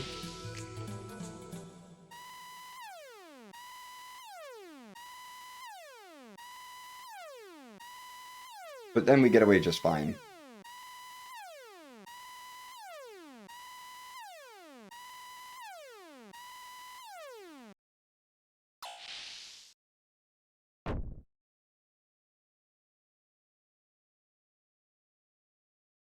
Yeah, hey, this is Ellie's work.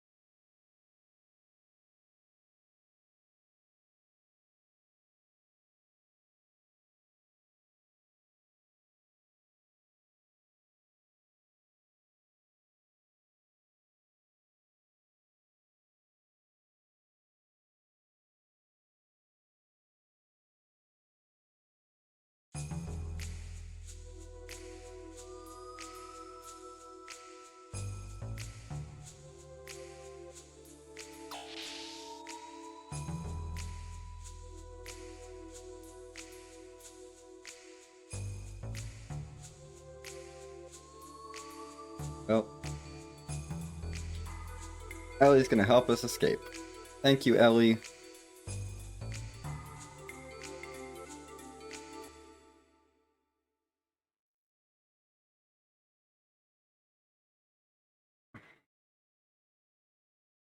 Look, Ellie is doing a small act of resistance. Don't push her to do an even bigger one.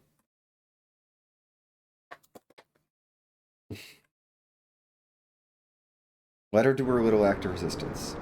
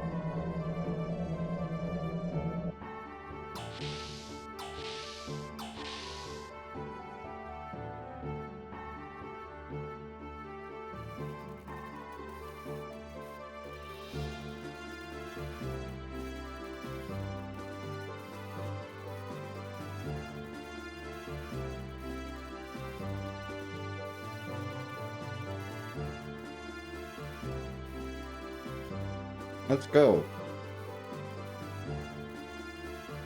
Come on, get us to Nissan.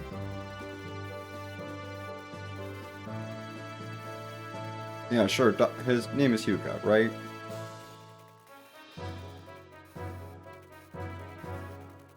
At least that's what they keep calling him.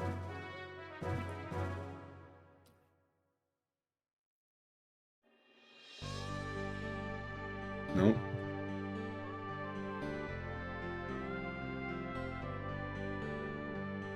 Off we go.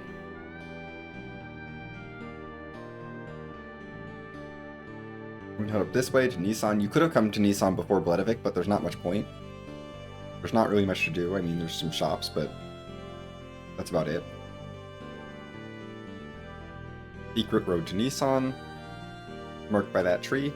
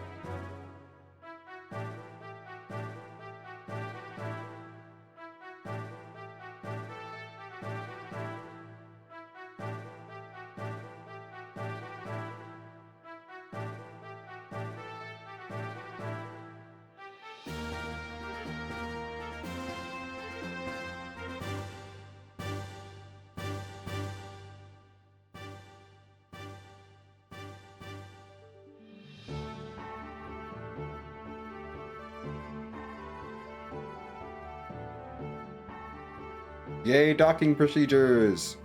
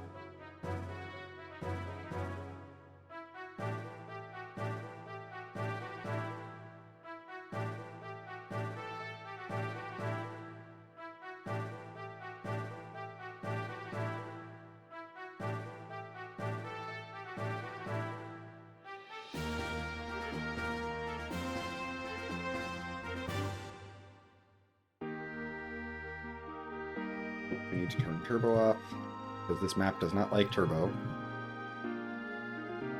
Yes, I run with turbo, because otherwise my hands would be destroyed.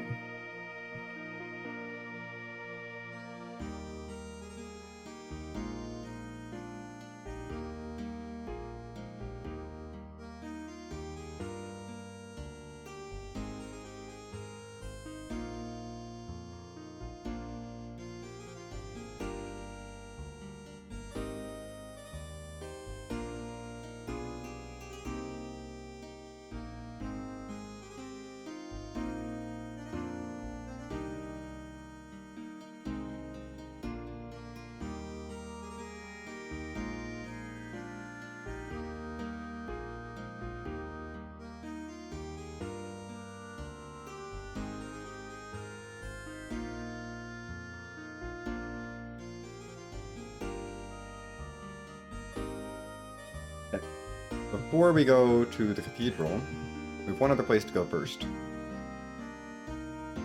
And that is, we're going to listen in on a town hall meeting.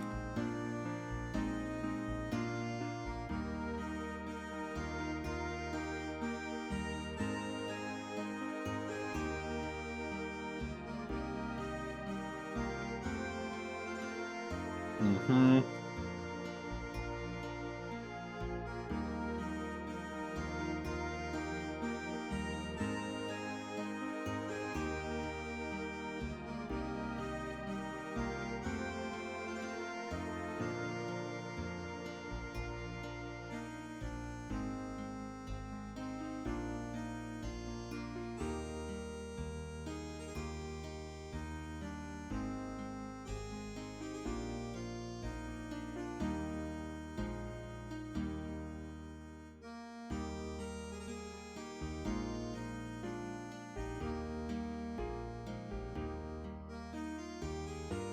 Yeah, turbo is crucial. I do not think I would have run this game at all in any capacity without turbo, because no thank you. I like having hands that work.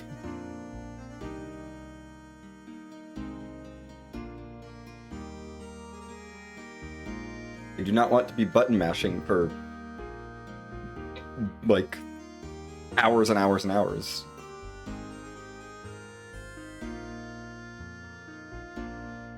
Anyway, that's that little theme.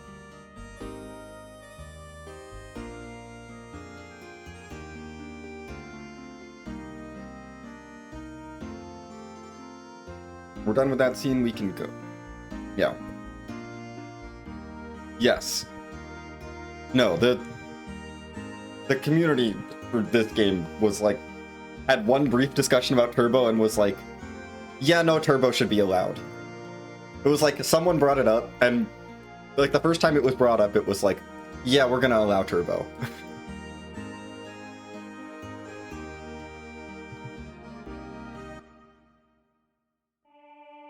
Yes, exactly. It's like, we gotta have people who enjoy running the game, and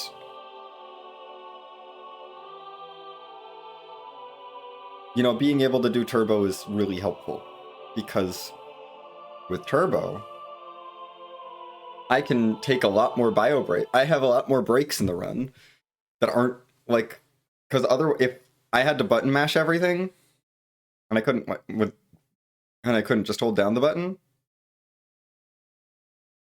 or have something else hold down the button, because I'm not holding down the button the whole time. Like, without that, there's like maybe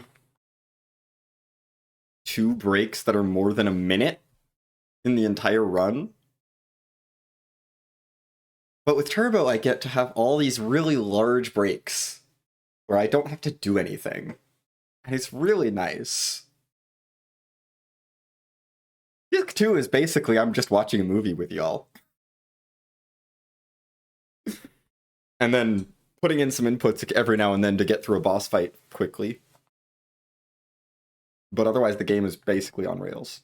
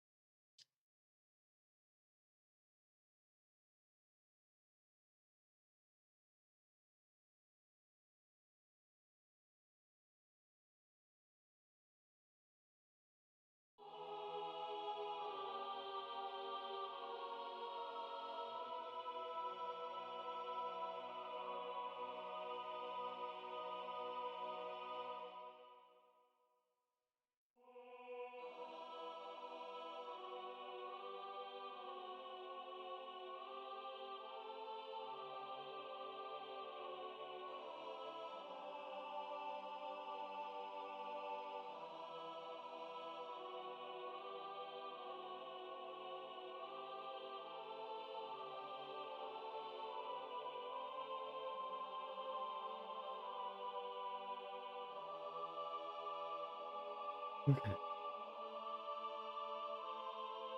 Oh my gosh, I completely got distracted and I forgot to talk about the trans nuns. Or at least very, very wide. At least the nuns have a very wide vocal range. I like to think some of them are trans, because they have a full SATB choir.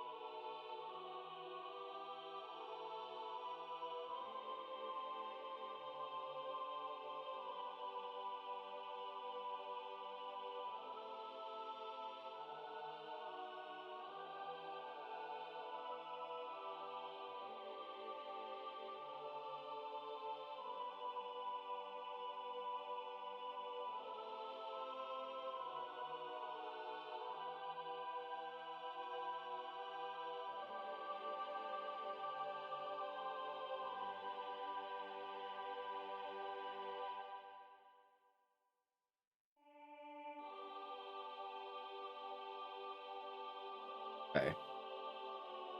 Yes, Margie, we have to go through to visit the... Margie's like, we should visit the room of Sophia. It's okay if I make an exception for you. You can visit the room of Sophia without going through the special procedures.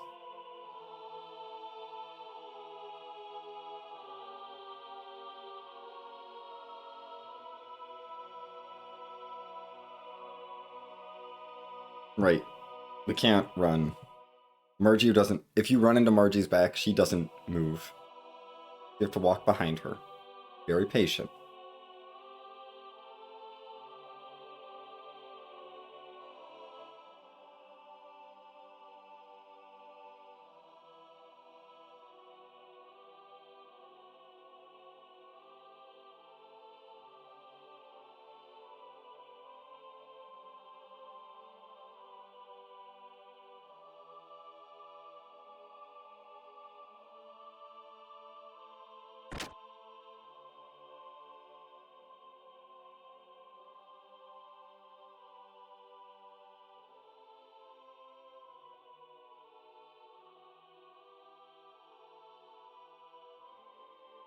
And here's the room of Sophia.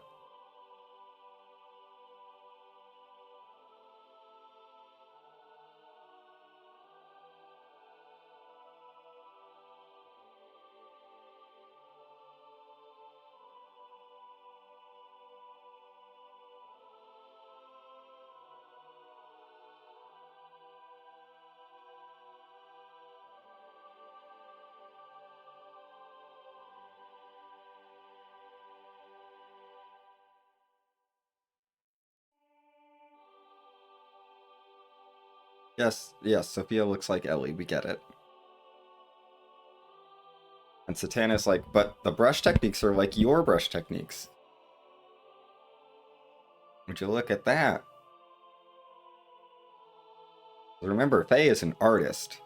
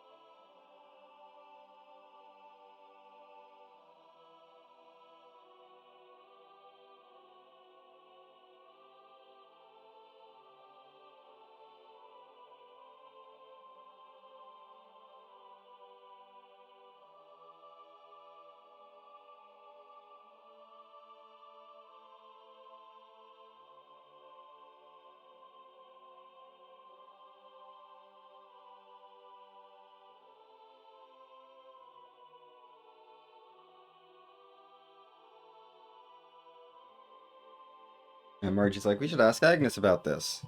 So we're gonna go ask Agnes about this. Yes, it looks like Ellie and it's painted in Faye's art style. This is just a coincidence. Just a coincidence. We don't need to know anything by it. And Stan's like, we should stop by Sister Agnes' room. If you are playing this game, you do not have to stop by Sister Agnes' room. I am going to stop by Sister Agnes' room because this is cutscene %. Come on, we gotta stop by Sister Agnes' room.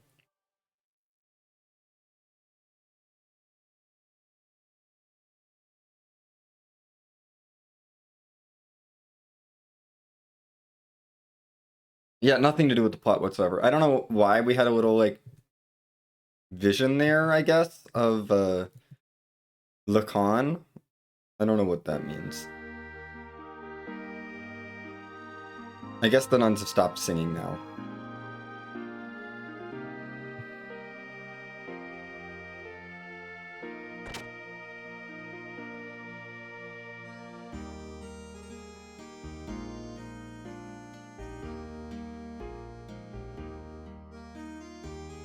I mean, we're gonna talk to Sister Agnes here, real quick.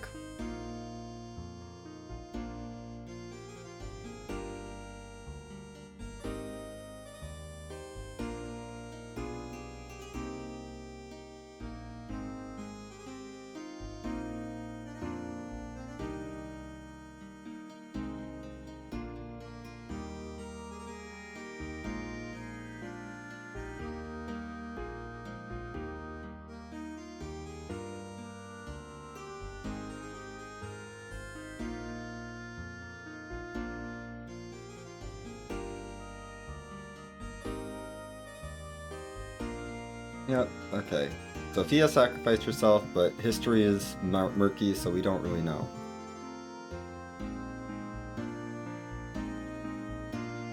Okay, I would like to stop talking to you, Agnes.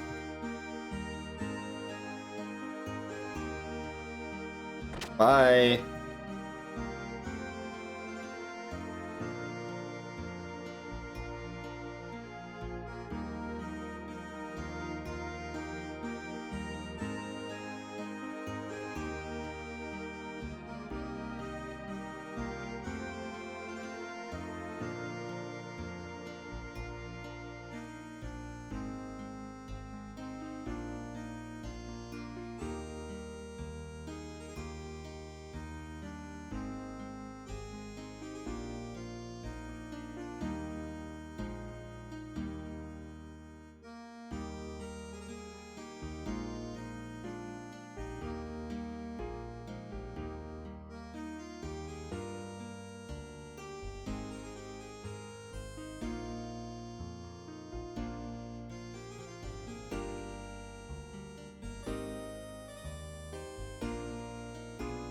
Hello, Maison.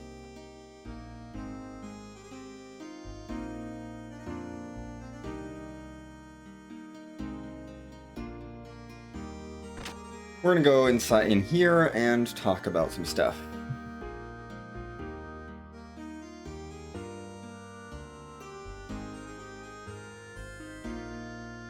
Yeah. We gotta figure out what our plans are.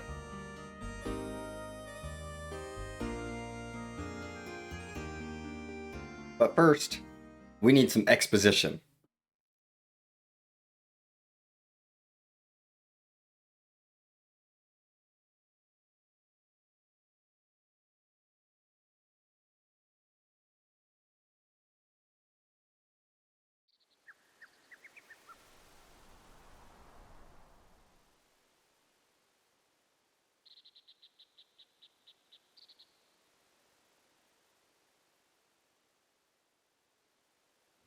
Yep, it's time for Sigurd to info dump.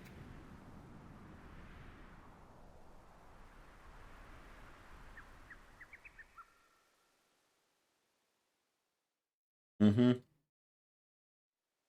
It's ominous Sigurd info dumping.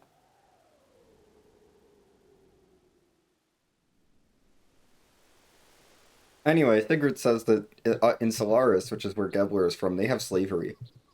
And Sigurd and Satan are both from Solaris.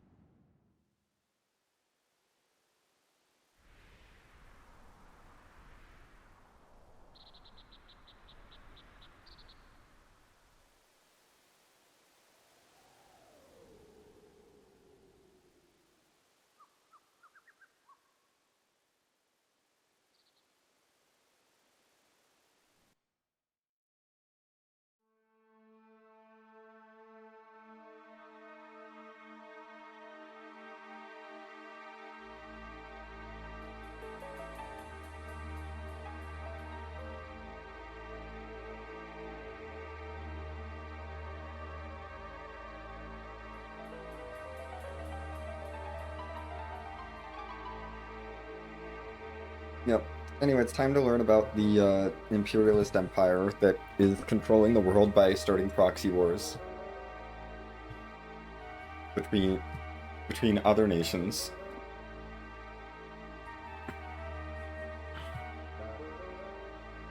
And manipulating the wars so that everyone else stays at war and isn't able to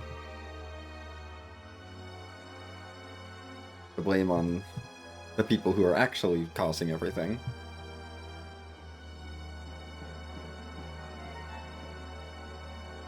And outsources a lot of their labor to people from elsewhere who were abducted.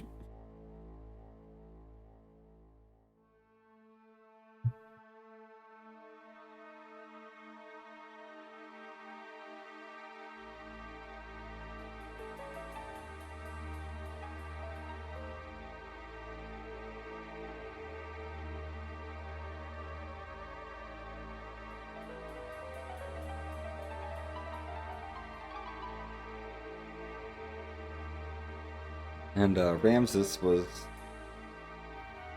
the Gebler commander, is also known as Kar, went to school with Satan and Sigurd.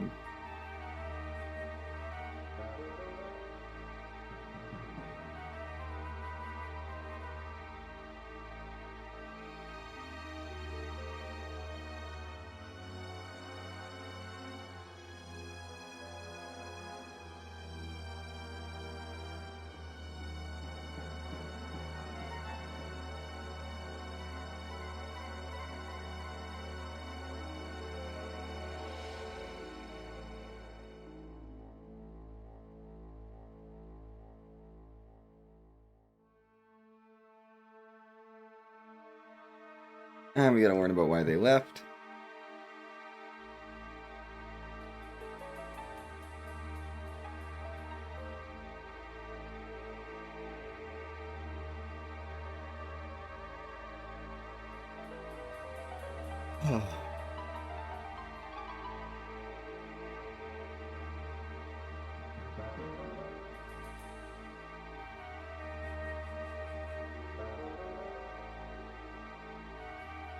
There's psychological alteration drugs.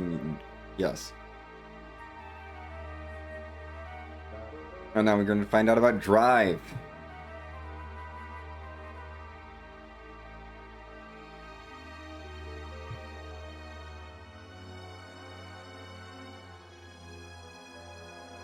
Drive is a scary drug that we should maybe not take.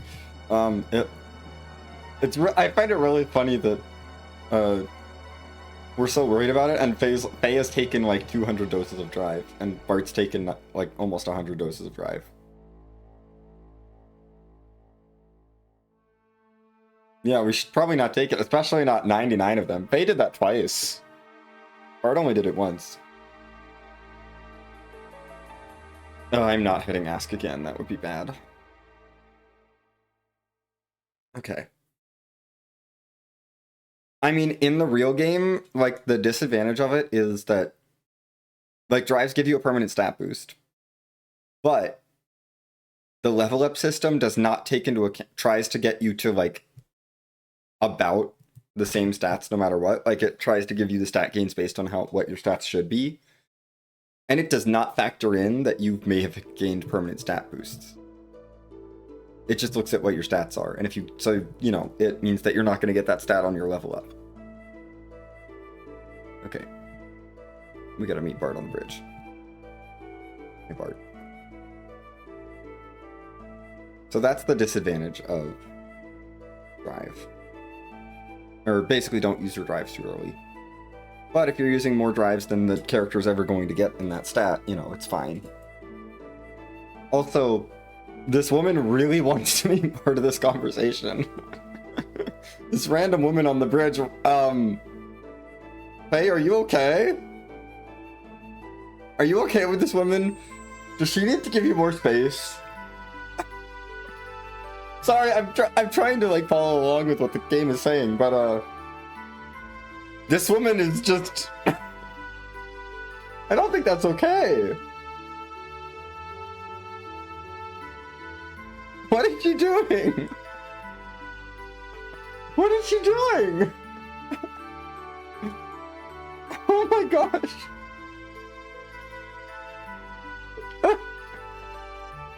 Oh no. Oh no.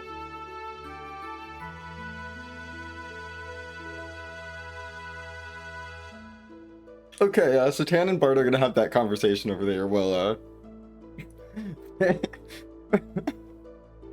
Faye meets random woman. Oh no.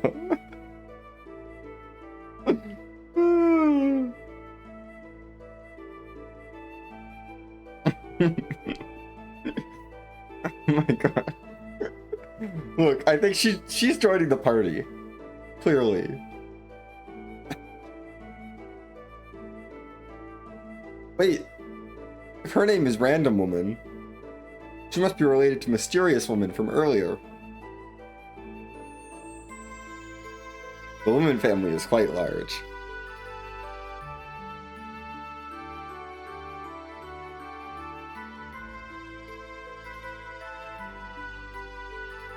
Oh no, she's just here for this whole cutscene. Clearly she's a spy who's listening in on our conversation. Trying to act very casual. Okay, we're gonna talk to her. We're talking to her. Oh no, we're stuck.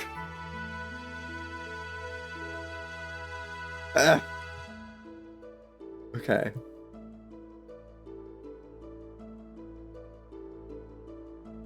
No, not that door. Not that building.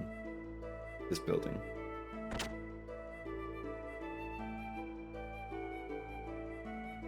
Okay.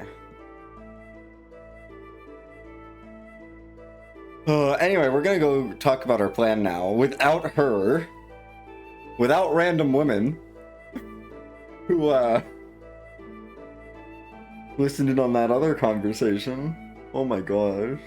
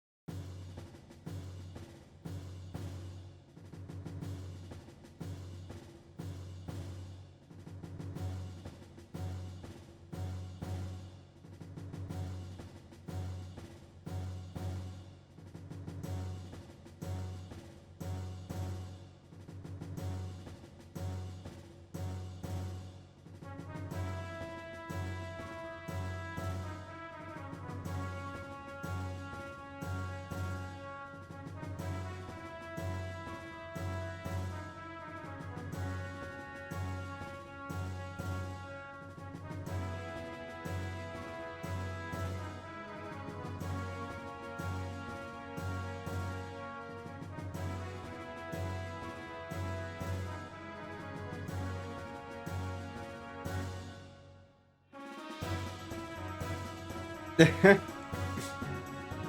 just do a little bit a day. 30 minutes might not be enough to get through some of the sections. There are some cutscenes that are longer than 30 minutes.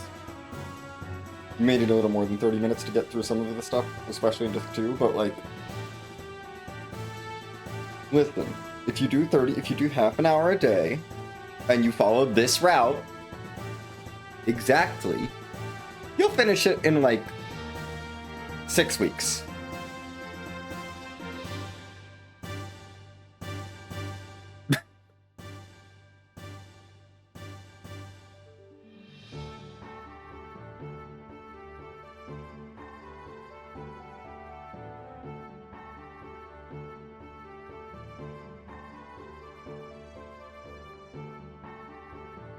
Maybe 7 weeks.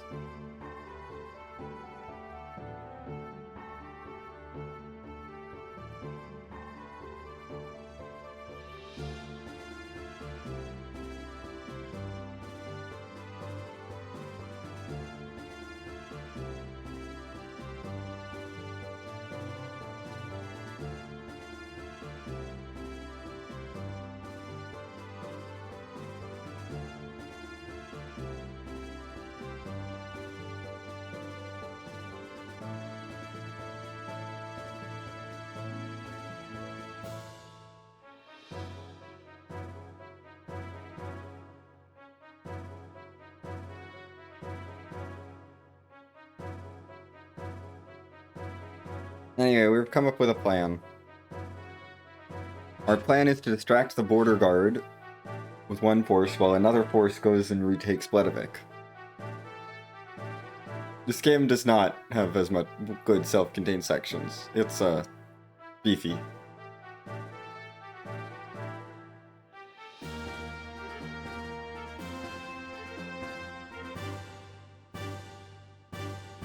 It's a very beefy game. A very continuous game. It just keeps going.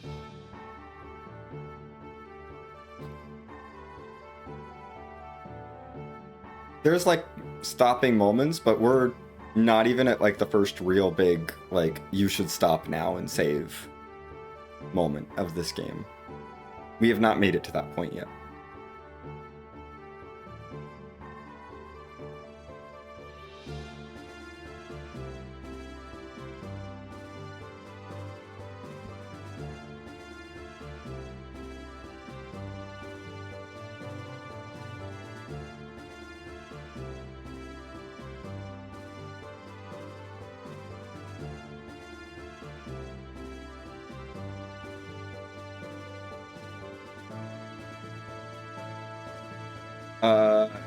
Not for this game, no.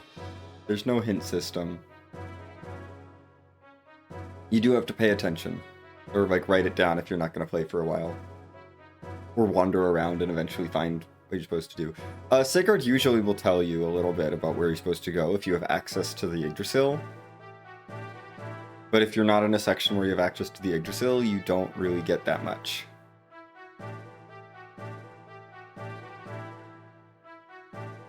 Like, he'll usually give you a reminder, like, hey, we should go here.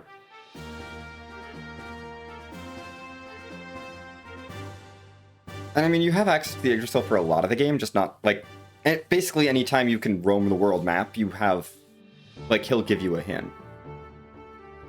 Usually. Or he'll tell you, like, where you're supposed to go, roughly. But...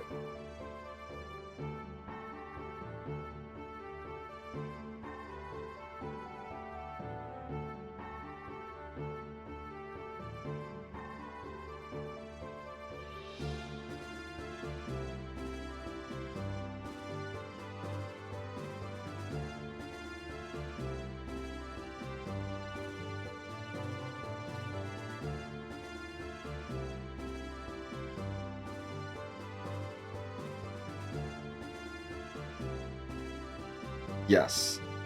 It is very helpful. It is very helpful when there's some sort of, like, journal system or some sort of reminder. Yeah, it's one of the things the later Xenogames do decently well. Like, Xenoblade 3 does it really well, where they have like a quest system that's like, okay, and every bit of the story is a quest. So it's like, okay, here's the quest log, here's the entry in your quest log, like here's what you're supposed to do, and here's all your other quests that you have active and what you're supposed to do for them. That's really helpful. And even like Xenoblade 1 had like has a story memo that's like what you're supposed to do next for the story. This game does not. Doesn't do that. It has a little little title on your like save file when you load it up. It'll be like, here's the name of the chapter you're in, but it won't tell you like what you're supposed to do. Won't give you a reminder.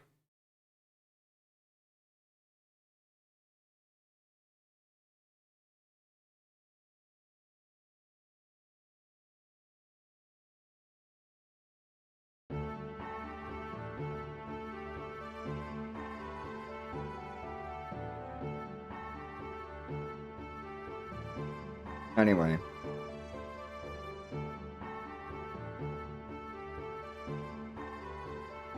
We're doing lots of preparations for this. Okay.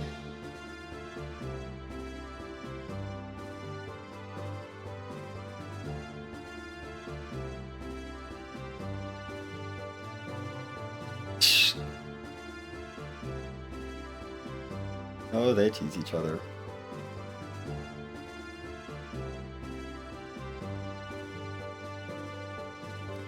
And we have launching procedures. The Yggdrasil is setting sail. Is it sail if we're a sand submarine? Is it still sail if we're launching in a sand submarine?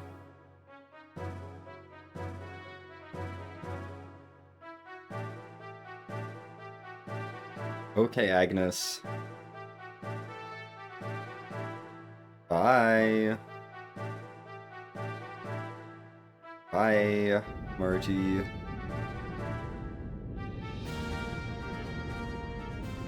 And now we're gonna get ready to launch. Hi, Maitreya. It's the first time we're seeing you in person. You look exactly like everyone else.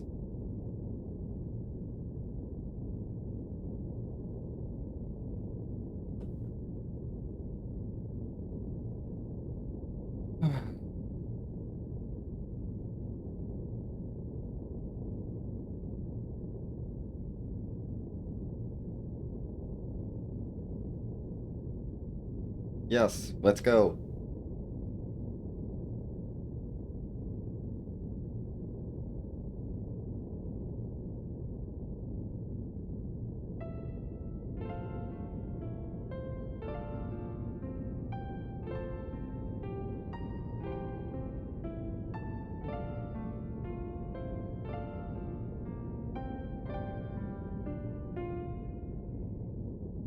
Okay. Right, we get this scene. Heck yeah, full of 3D rendering.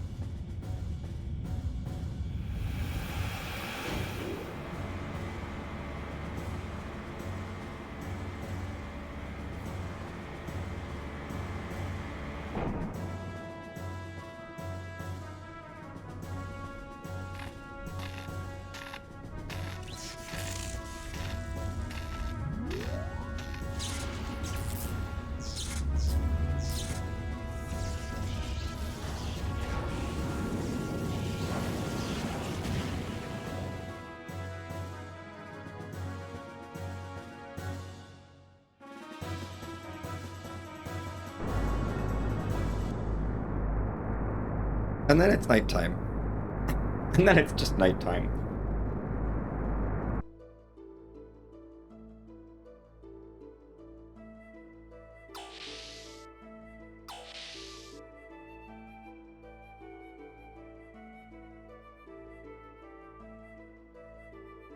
Hi, Mason.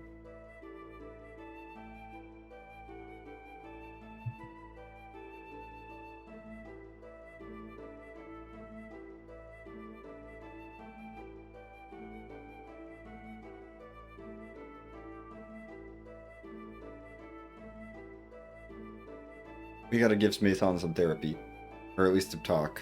And say, hey, you're fine.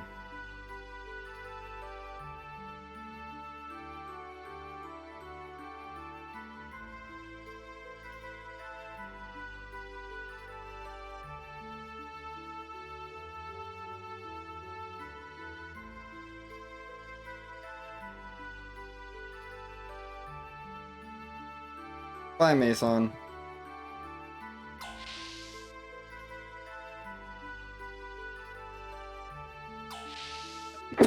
Oh, goodness, excuse me. I thought I was trying to mute my mic before that sneeze happened, but it did not.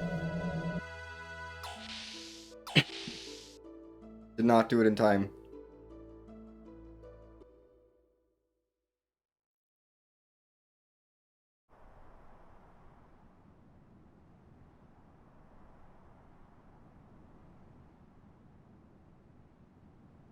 Got it for the second sneeze, though.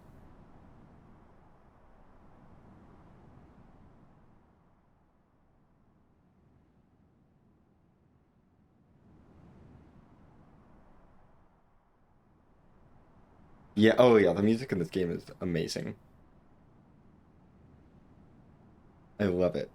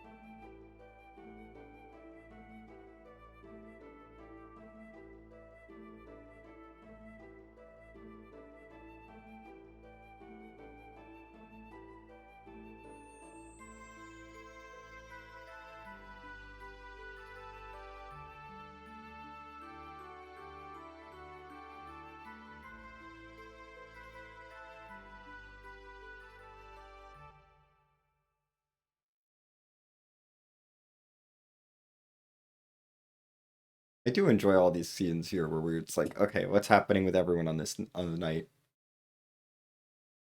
I mean, this is, I think, Yasunori Mitsuda's first solo soundtrack.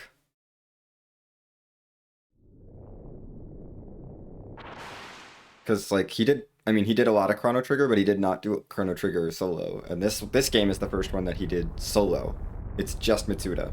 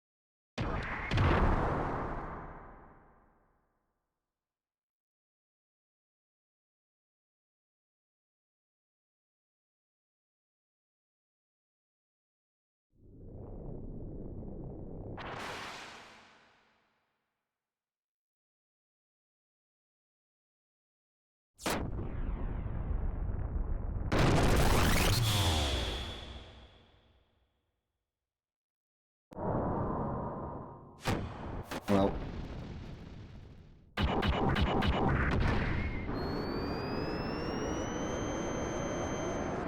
I don't know how Ramses survived this.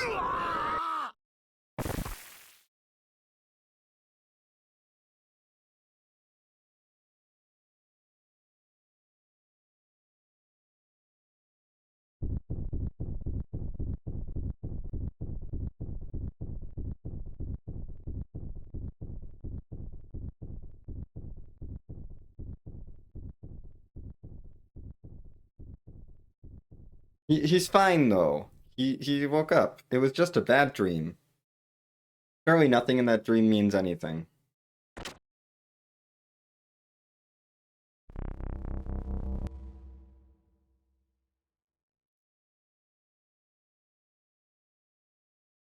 Hi, Groff.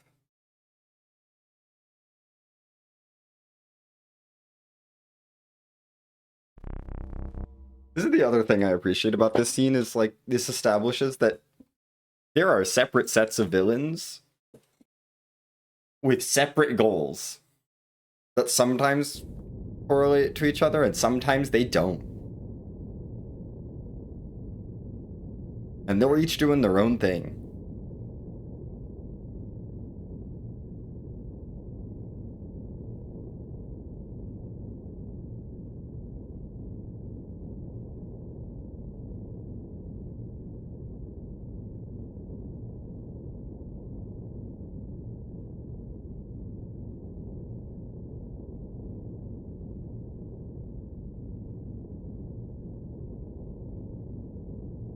Yeah, I think this, I mean, the Xeno series, I feel like it's right at the perfect balance of like sci-fi and fantasy, where it's like it has enough fantasy aesthetic that it feels very fantasy, even though it's tech like, well, yeah, at least this game has enough fantasy aesthetic. Saga, less fantasy aesthetic. Saga is hard sci-fi, but Blade and Gears both lean into the fantasy aesthetic a bit, even though they're technically sci-fi games. Like, they are strictly sci-fi.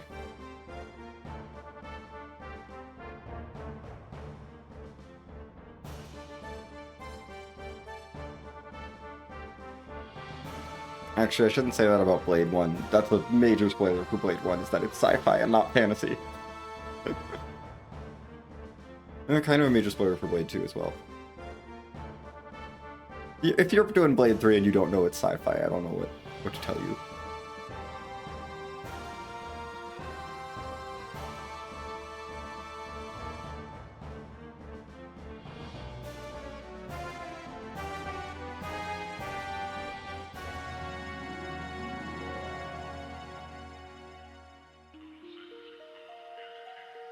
Look, Xenoblade is a wonderful series, a wonderful game. It does feel like I mean, it's fantasy, but not like high fantasy. It's like, you know, feels like it's like, you know, whatever fantasy. Like a little bit fantasy, and then it's like, nope, it's a sci-fi game. We're actually in sci-fi. Okay, how do I navigate this area again? That's choice of this. This is, I mean, Xenogears is definitely sci-fi. They showed us sci-fi stuff in the opening cutscene. I feel like it's not spoilery. You know, there was a giant spaceship that crashed. This game is not trying to hide its sci-fi that much. It hides it a little bit.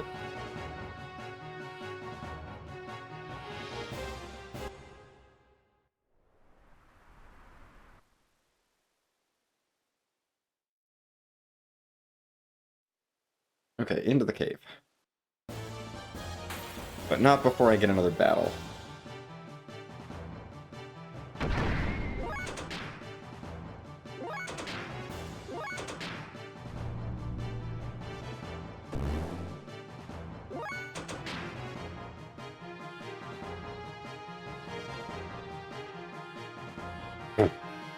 Yeah. Oh, this is not in a fantasy setting. No. It looks like it should be in a fantasy setting, but no. No.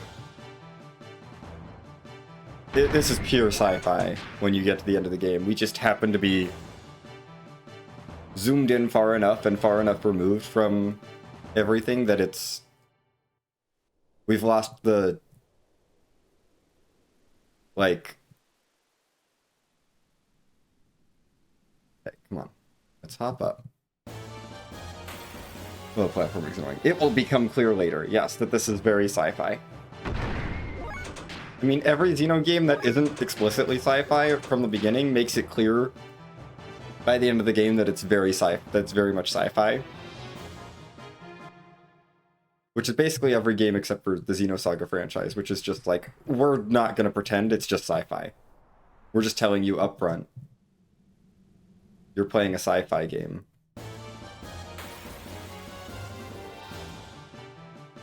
But yeah, this is...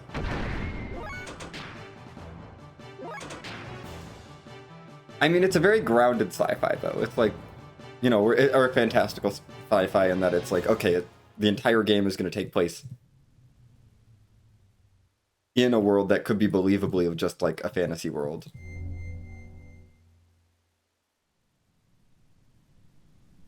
And you don't understand it, enough of it at the beginning.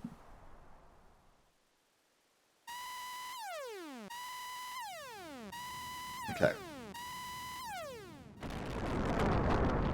Anyway, it's time for another battle against the Gebler Special Forces. Remember them from like 2 hours ago? It's Ellie too.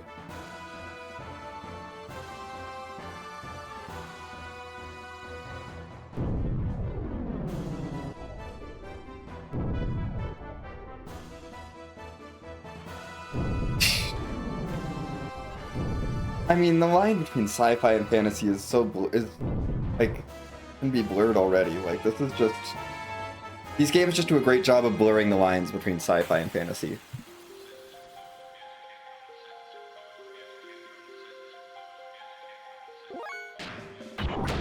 Anyway, we're gonna use our bare minimum basic attacks. Ooh, 2021. I mean, I'll call that a good year because that's when I learned the speedrun. 2016,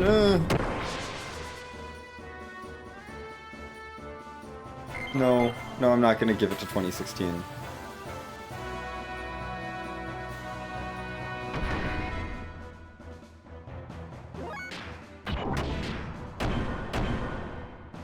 $1978. I can't speak to 1978.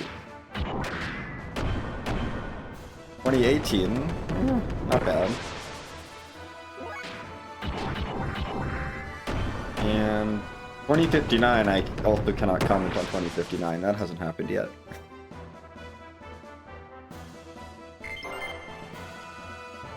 Anyway, these fights are supposed to be a little bit, like, challenging. Not, like, hard, but it's supposed to be like a gauntlet that's draining on your resources.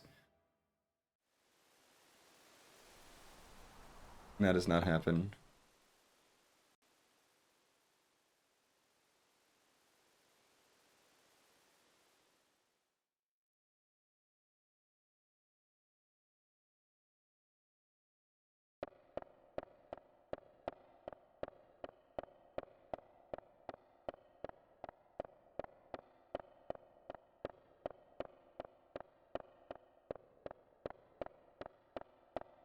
I mean, I have no expectations for 2059 because that's so far away.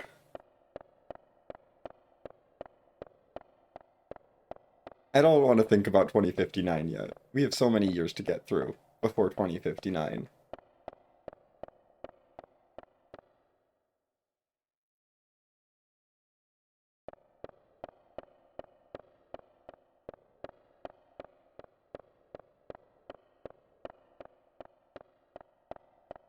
Anyway, Ellie is having a flashback right now.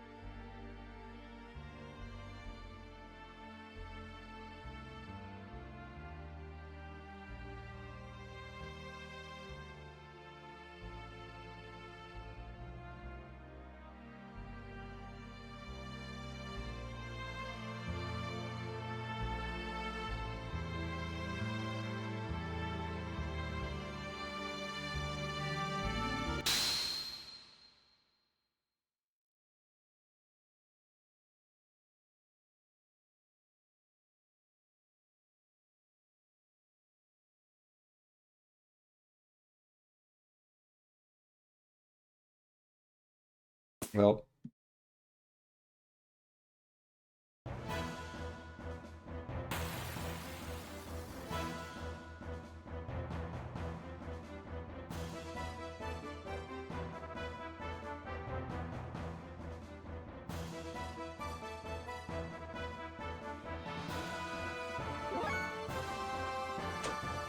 We're gonna wait.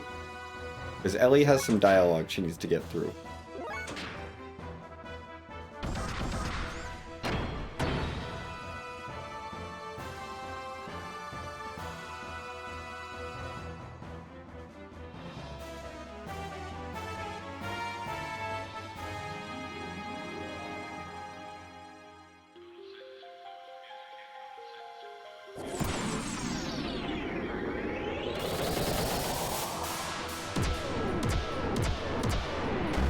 This fight was actually quite annoying to rat out because it's like, I could win it at any point, but I need to not win it because there's lots of cutscenes here. Fortunately, it's not based on damage, it's just based on passing some time in the fight, so...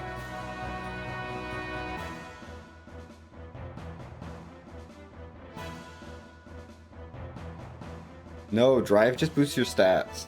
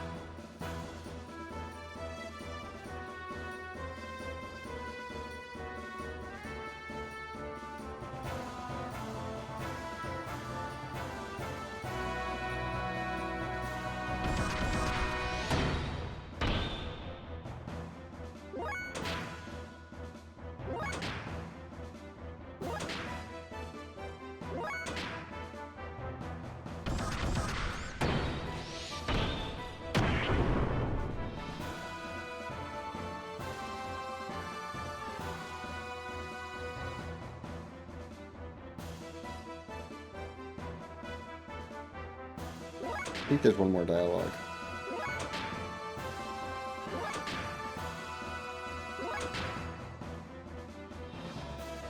Maybe not. Oh yeah. No, the voice sample's great.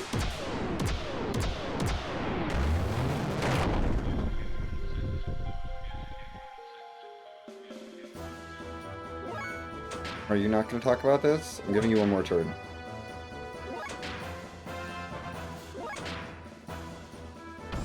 Nope, I don't think she's going to talk about it. It's fine.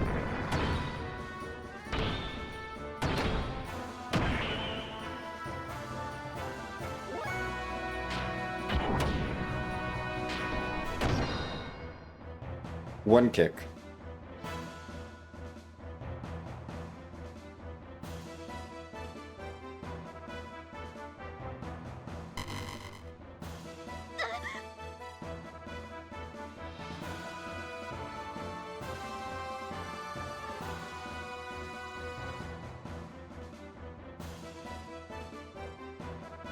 In NMG, I will say that it does a better job because you're basically out of fuel when you finish this fight. After the whole gauntlet, like, it uses basically all of your resources, and it lines up exactly perfectly and no major glitches, which is honestly really cool. But we have places to be, as in I don't want to be spending like 24 hours doing 24 plus hours doing this game, so we're gonna keep it moving.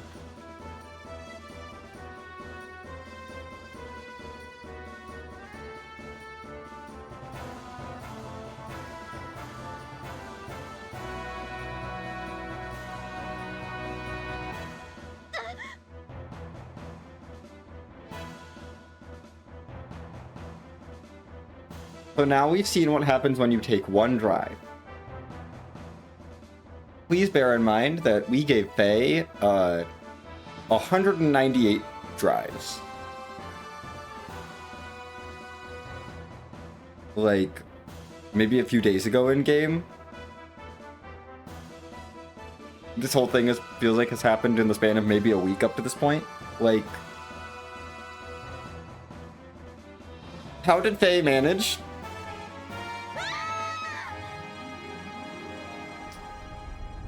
How is Bart okay? This is what happens to Ellie on one dose of drive.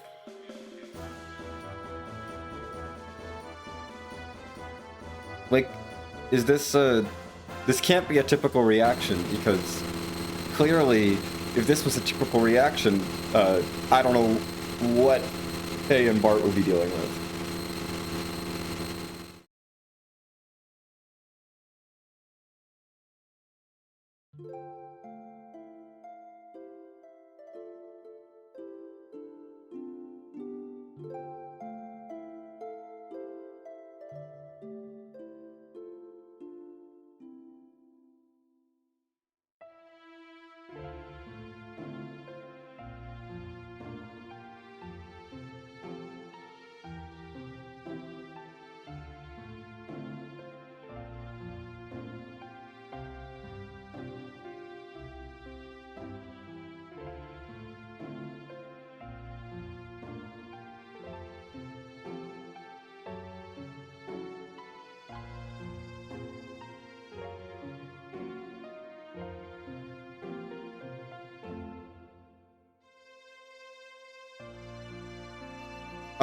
So drive gives you, boosts your stats, or boosts a stat. It depends which drive she took. Strength drives would not do very much, because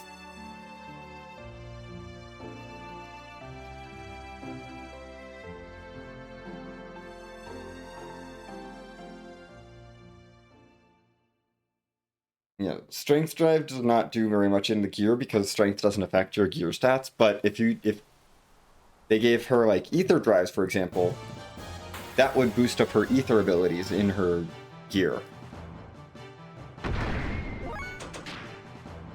Every stat is either a mental stat or a physical stat, and if it's a physical stat, it doesn't matter for your gears, but if it's a mental stat, it absolutely does matter for your gears. Things like strength, accuracy, evasion, those sorts of things are physical.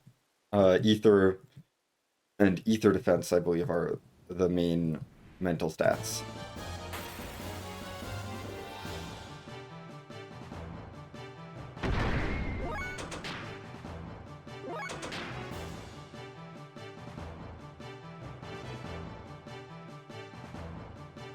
That is really awesome, actually. I didn't know where that voice sample came from either.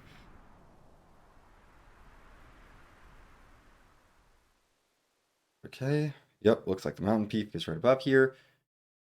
Go.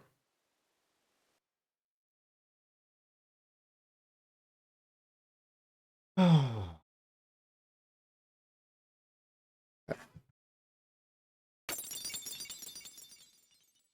Uh-oh. That didn't sound good.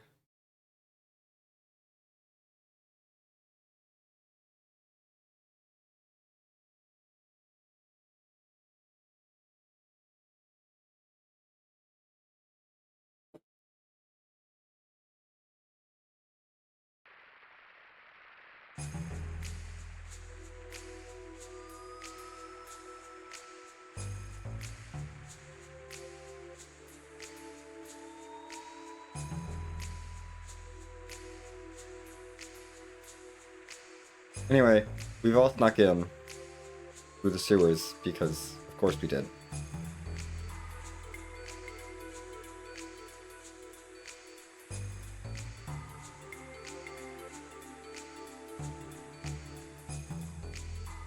Let's go up the ladder.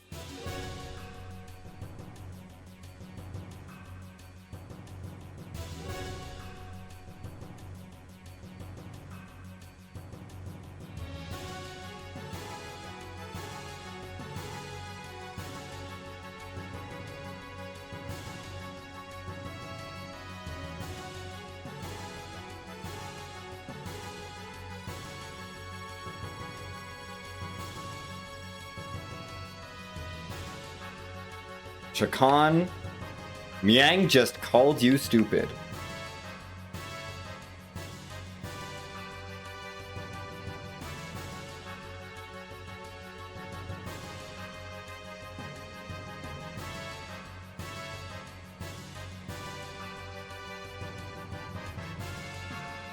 Yeah, that is actually some really interesting lore about that voice sample. I love that. This is what we're here to do. We're here to talk about all the lore. Anyway, Mason realized that they were in trouble, so he brought the giant crab robot, and this scene is amazing. But I'm not going to talk over it.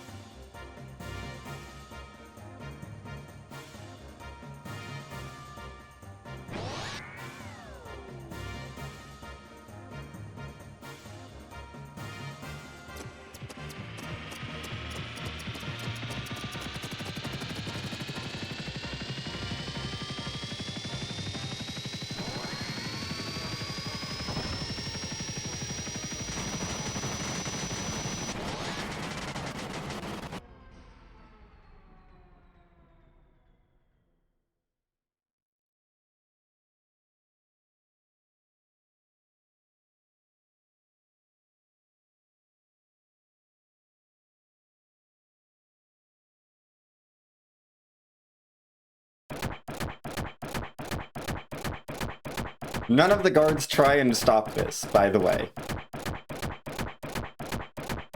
No one does anything about this.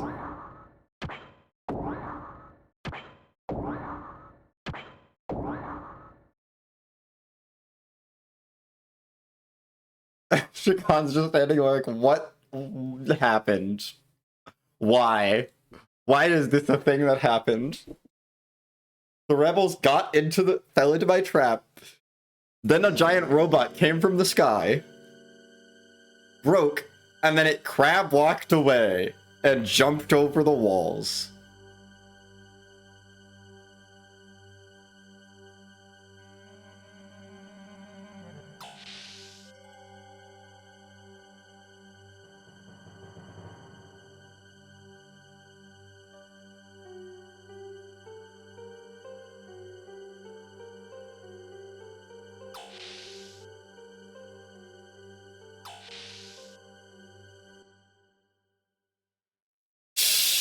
Yes, the three jumps is, oh my goodness. So good.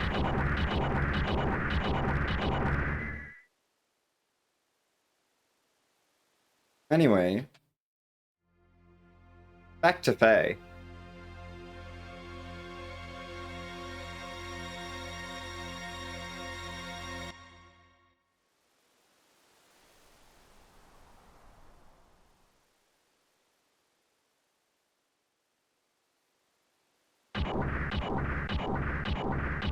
Also, this is the part of the game where the R bugged part, or the R glitched part, has does some interesting things with agility. Unfortunately, this section of the game, and for this section of the game only, Faye's agility is going to be not so great.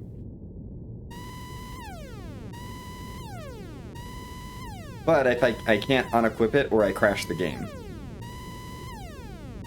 So we're gonna just deal with it, because it's so good for the rest of the game.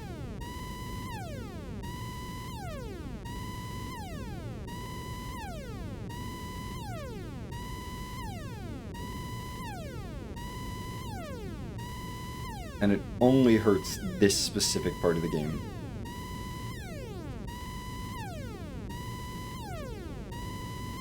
And it's not that we're gonna lose power, it's just we're gonna be slow. My guess is that it overflows, is that the agility overflows. But I'm not exactly sure why. It just doesn't work.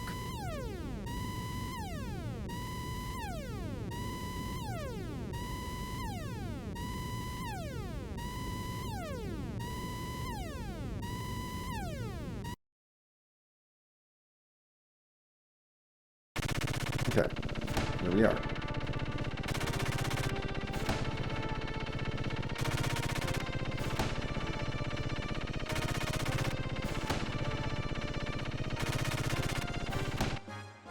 Dang it, I did not want to hit you.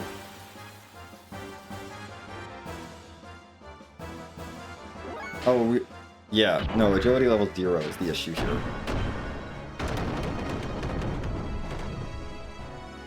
That is the issue. Our agility level gets set to 0 for these fights.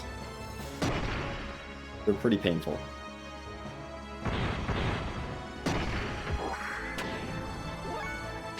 Okay, let's try and save myself some attacks here, because you haven't taken your second turn yet, so we're going to knock you down when your bar is full. But hopefully, I can sneak in an extra turn here. I'm not worried about the damage I'm taking, it's fine. And we still do tons of damage. Ugh. Yeah, these fights are unfortunate. I'm gonna try win this thing. See if this fixes it.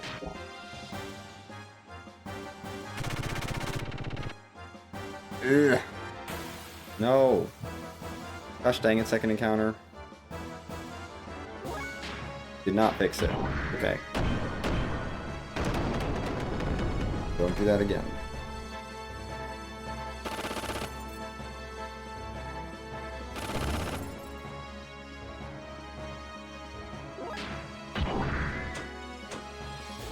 It doesn't matter.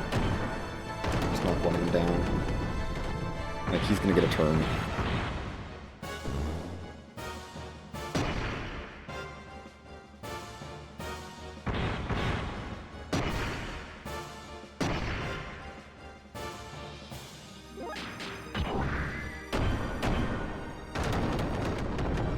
Pretty sure we overflowed the agility. It's fine.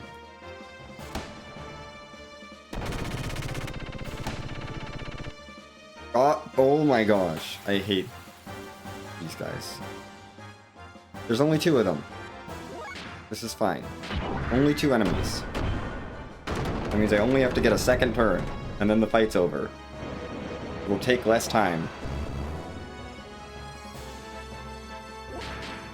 These fights are shorter because, yeah.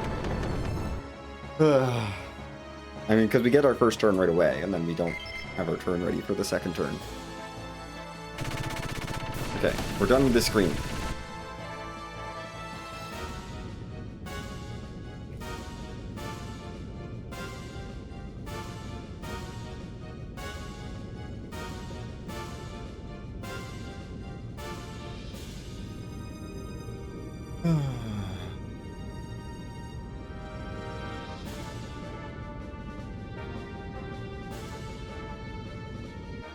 So basically what's happening here is we have a robot that can move fast, and they're trying to shoot it down with giant guns.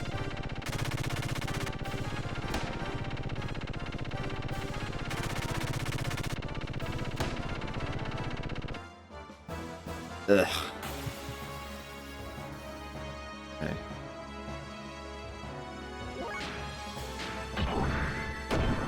And they're failing.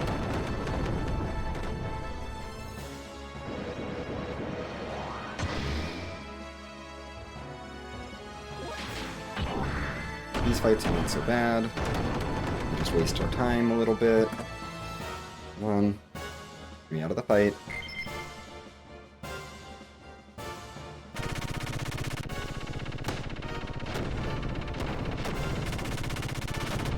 There we go. Okay, we're safe.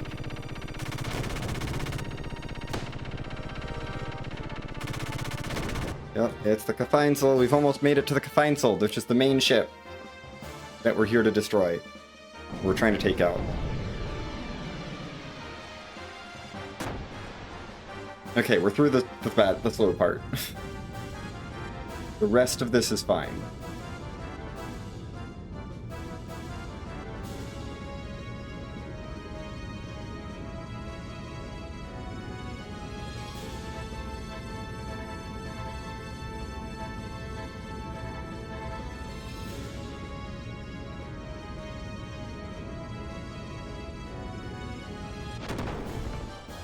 Anyway, time for our first boss fight here. It's the Kafinesel cannon. The main gun is ready, getting ready. I'm gonna tap the main gun. It's exploded. I should mention that casually, if you focus on the main gun, you will do enough damage that you will kill the gun before it can fire. There are the two side guns, don't worry about them.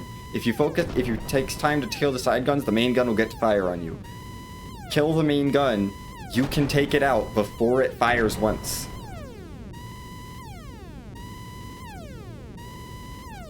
And the little guns don't do that much damage. I mean, you can survive one blast from the main gun. The main gun going off is not instant death, but it's pain. It hurts. So don't let it hit you.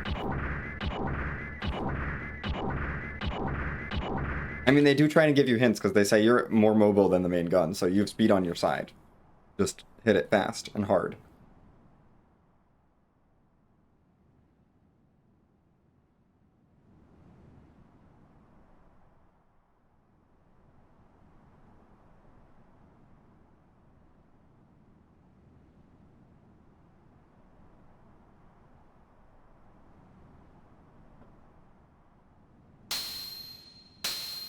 Uh-oh. We may have blown up this entire border fleet. But,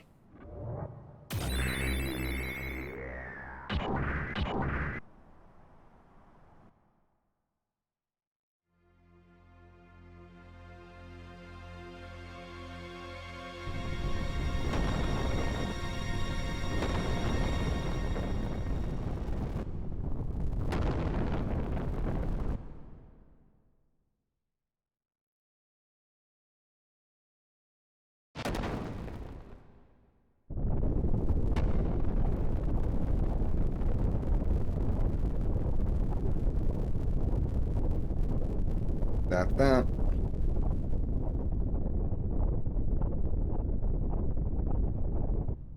It's time for our final... I would say this is the final boss of Act 1 of the game.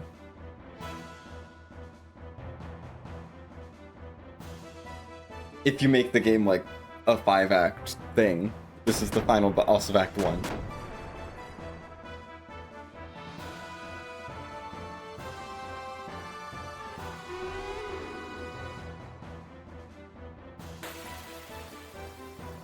Don't worry, the other acts are not 5 hours long.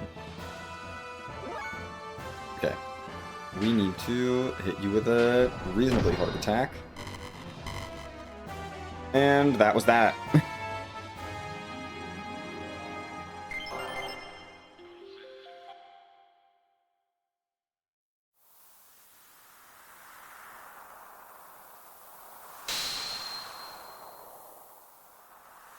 We did it.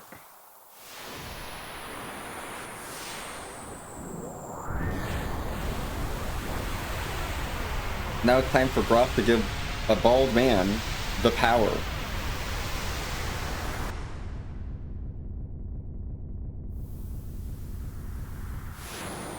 I'm saying this because this will happen more than one time.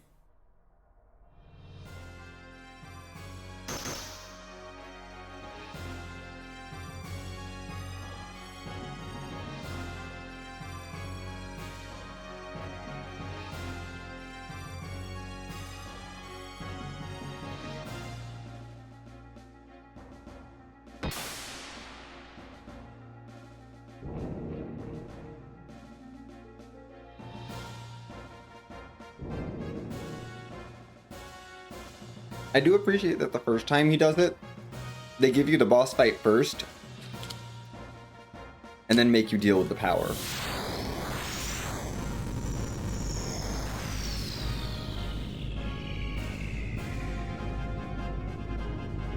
And the second time, it's like a huge deal. You have to use a special ability to break like the power to get through. And the third time, it's like, no, you're just strong enough. You can do it. Like, I appreciate that like narrative choice.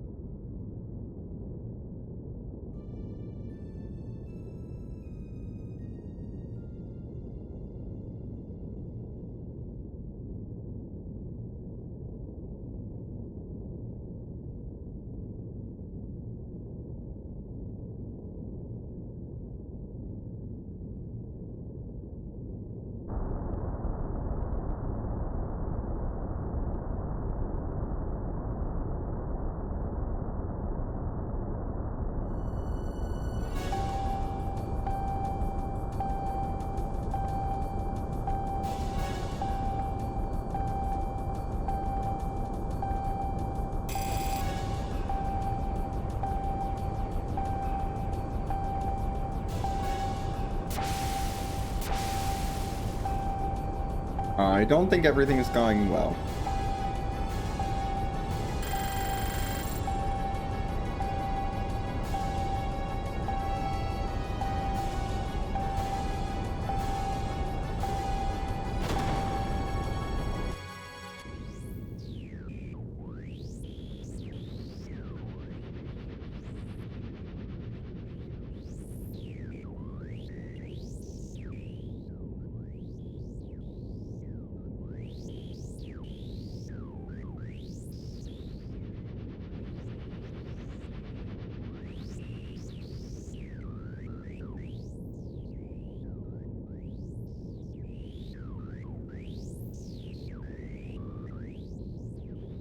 But,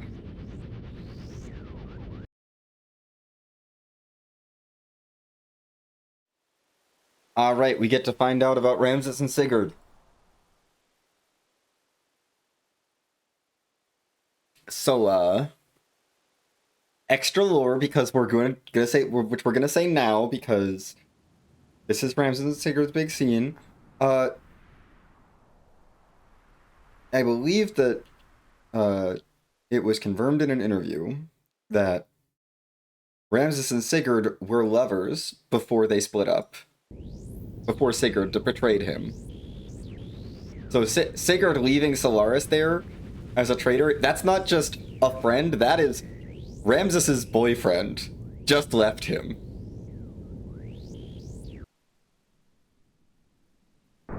This is not just headcanon, by the way. This is confirmed by, like, I think it was Takahashi's wife.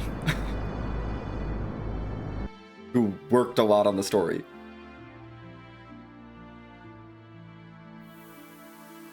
Also, good use of the game over music. Yeah. Like, oh my gosh, this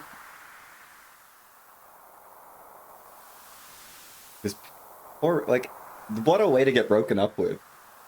Your boyfriend's like you rose through the ranks in your country, and I mean, yeah, you're working for the fascist, imperialist empire, but like, you rose through the ranks in your country with your boyfriend by your side, and then your boyfriend's like, I've been a spy this whole time. Our relationship was nothing. Goodbye forever. And so that's why Ramses takes it a little easy on the Yggdrasil here, because he's like, my ex-boyfriend is on board, and I still kind of care about him.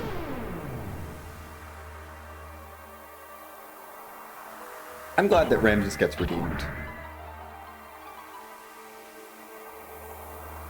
This game does not have a lot of redemption arcs in it, but Ramses gets one, and he deserves it.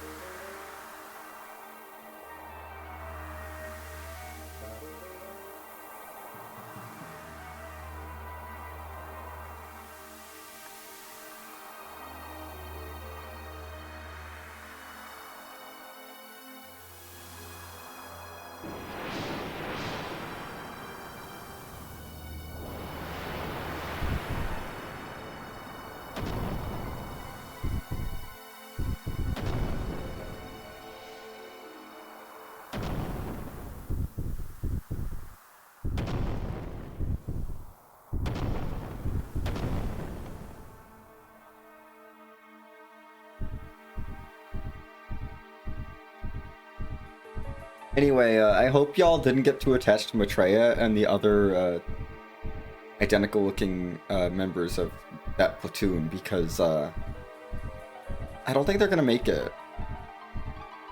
Unfortunately, I think this is the end of the line for them.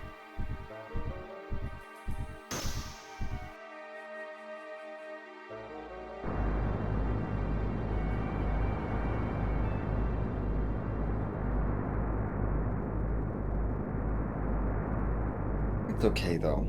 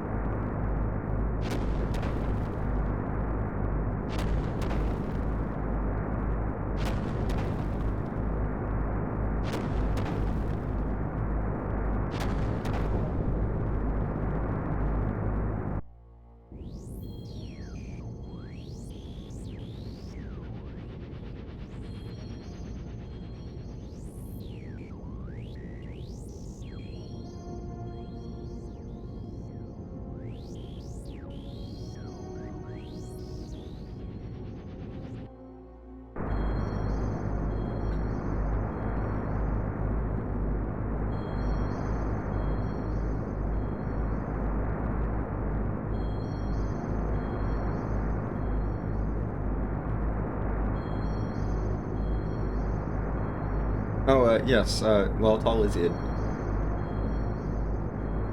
Ish. Yeah.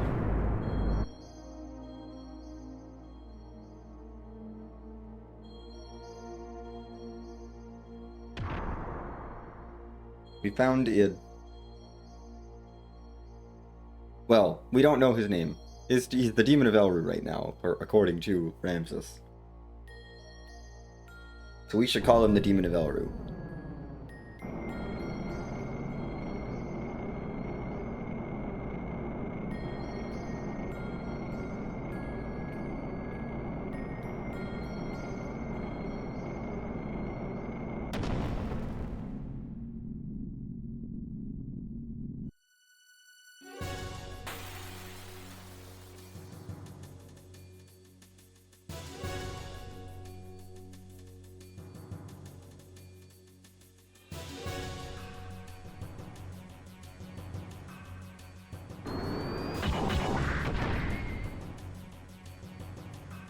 Yes, yes.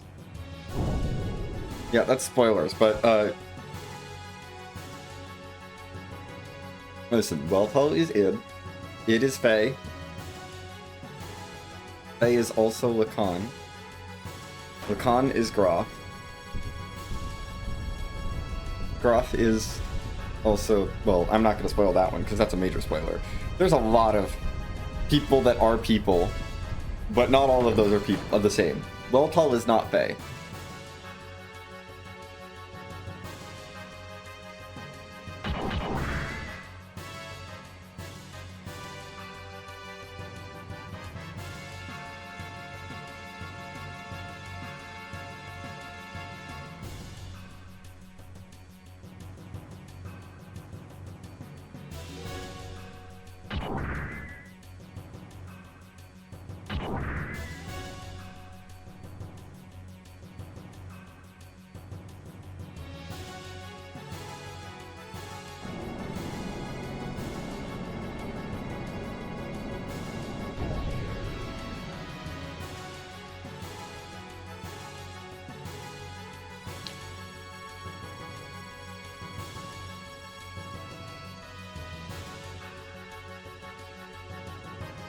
Yes, yes. The tan is Hyuga, and Red 13 is Nanaki.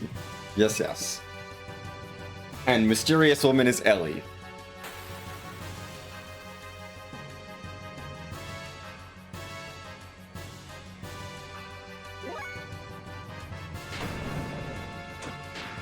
So we have Bart here, by himself. Bart is not really that geared up. He's a little geared up, but he's not that geared up. We're gonna just hang back with him and, yeah. That is going to happen.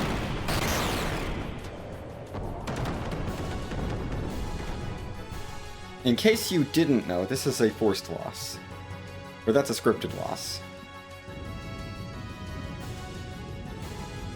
You don't need to win that fight.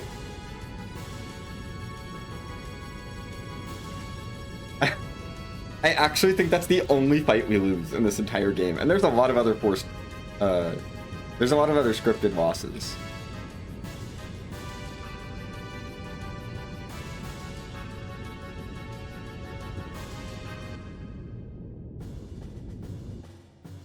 There are a lot of other fights that are supposed to be losses, and that's the only one we're gonna actually lose.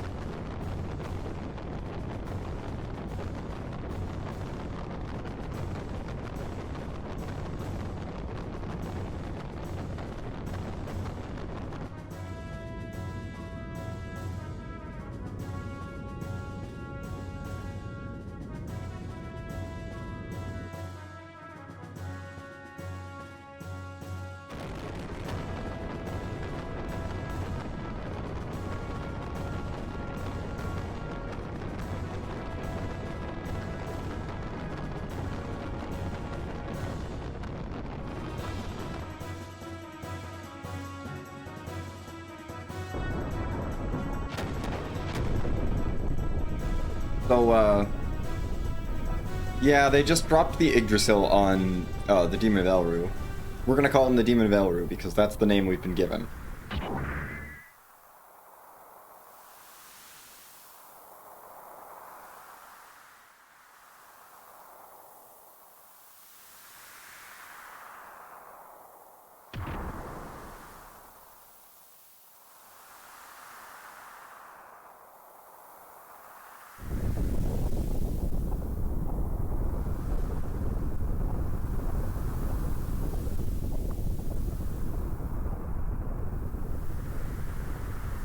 No.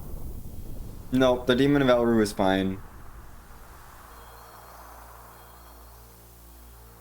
We just threw an entire ship at him and he's fine.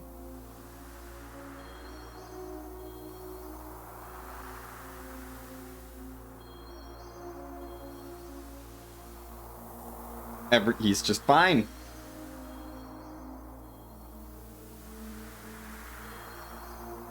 Yeah, you thought we were powerful before.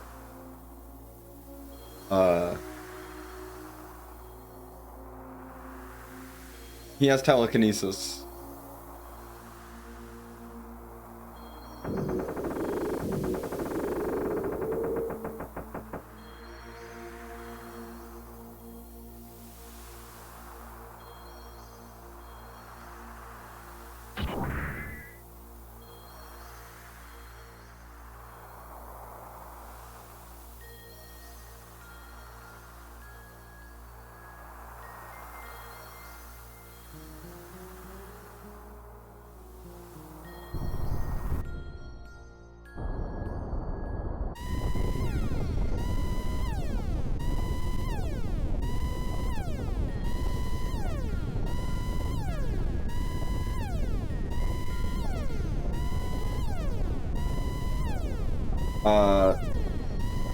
Anyway.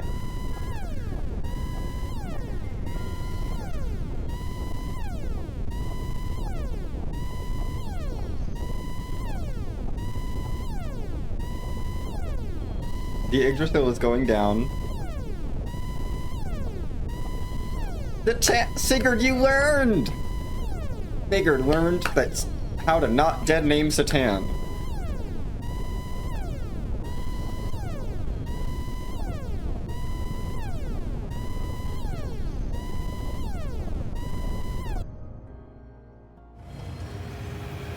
That's how you do it. When you dead name someone, you're like, wait, no, you're not.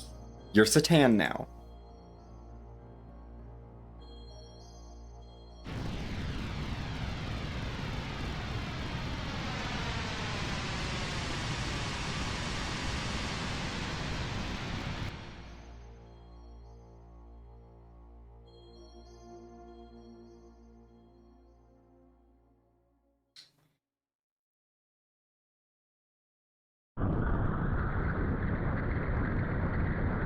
Anyway, Satan escaped in an escape pod, but he's fine. And he took Heimdall.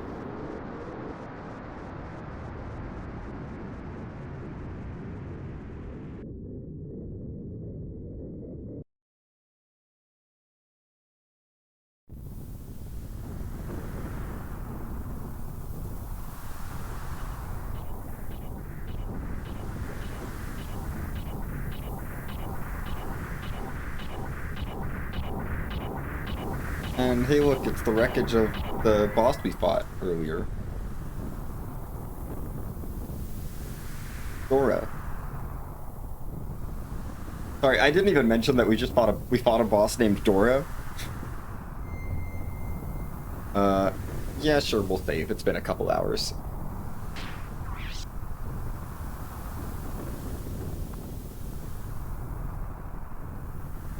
What percentage of gameplay are we?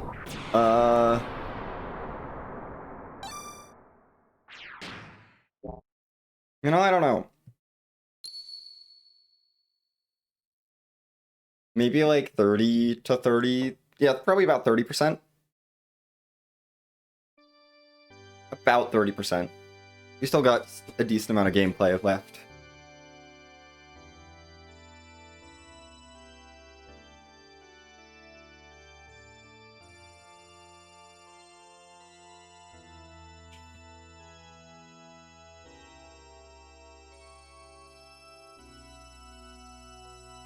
Listen, we just finished Act 1 of the story. There's still plenty more.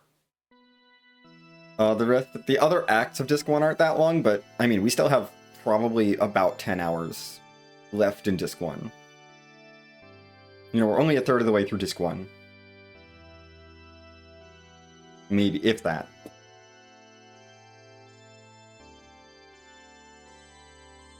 The halfway point through disc 1 is usually about the end of... a little before the end of... it's about the end of Kislev here. The halfway point in the whole run is usually right about at the Alconchal fight.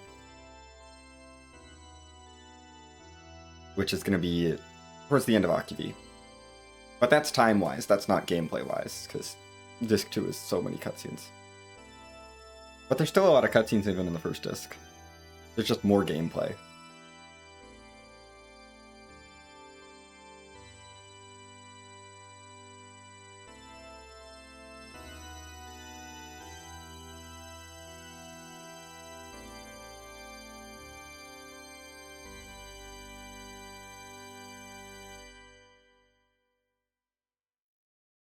I love that the timing on that song works out perfectly, that it finishes one loop right as the music cue cuts to, like, stop the music happens.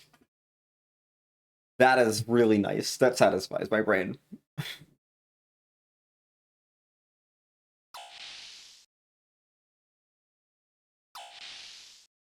Also, that song that we heard is the same song that the nuns were singing in Nissan, which means it's the only, I think it's the only diegetic song in the game.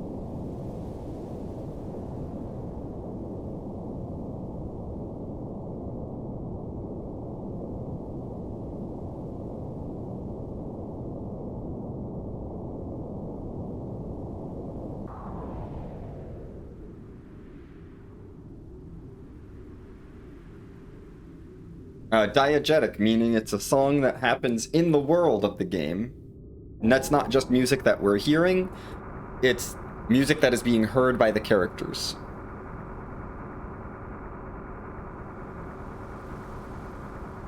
Because, you know, there's a whole bunch of non-diegetic music. Like, all the regular, like, area themes are non-diegetic, meaning that the characters aren't hearing them playing, you know, as we're playing the game, we're just hearing the music. But that song is diegetic because we see the Kaiser played it there. The nuns in Nissan were singing it earlier. It's not always diegetic, but it's not every time it's used. But we get to see it, you know, used a couple times in universe, which is cool.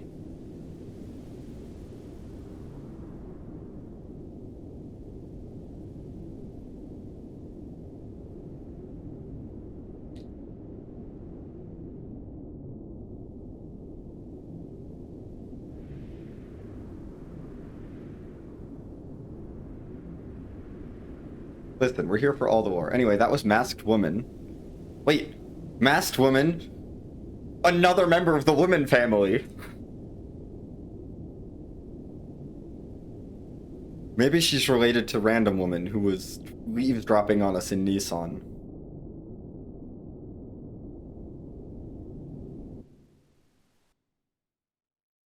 Anyway, what happened there was basically they have a deal with Kaiser Sigmund because they're working with Solaris, and Masked Woman is representing Solaris there, and they're like, listen, we captured this guy, this gear pilot, and they're like, okay, for repayment for our shipment, you know, go ahead and move this person to the prisoner block so that we can get some data in the battling system.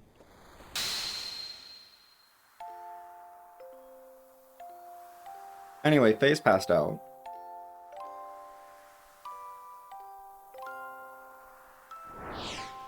I guess we hear this song diegetically too, because we heard it from the music box beginning. But this is not diegetic, this is just the song, I think. Maybe Faye's hearing it.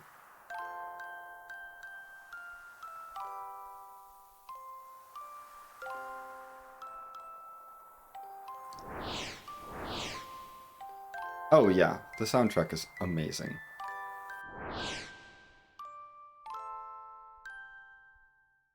Yes, we have to have the trauma memory.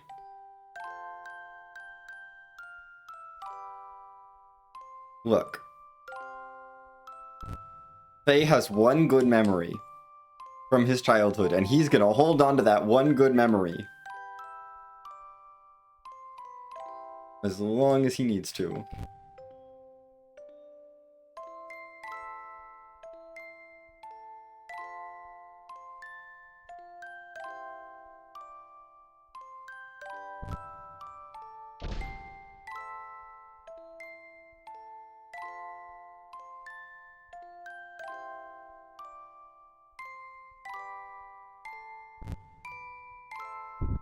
I do like that effect on the text there, the where am I.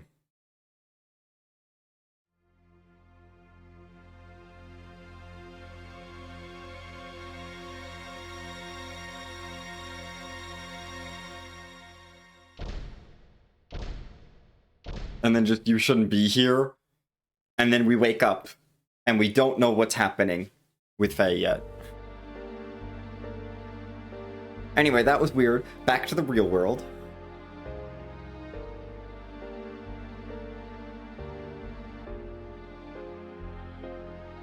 Well, sorry, we just lost 4 days. I'm so sorry, friends. This run is now way over estimate.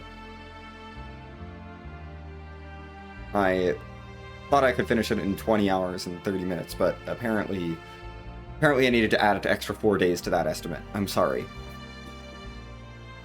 I am so sorry for the inconvenience.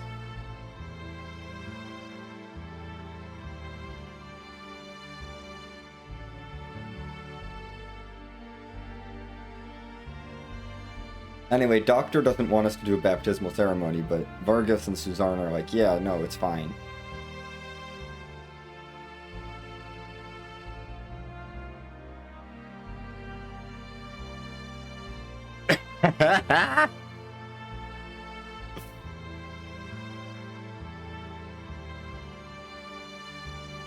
That's really interesting. This is, I think, this is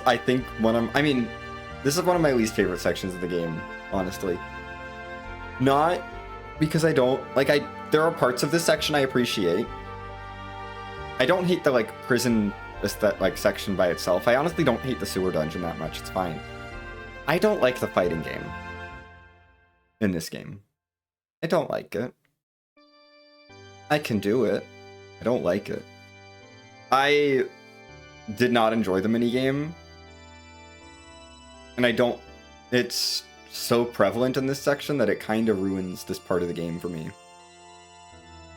Because otherwise, what else are you doing? You're running around and talking. And then there's a dungeon to break up the action, and then that's it. I didn't really love the minigame. I'm okay at it. I play it well enough that I can get through it.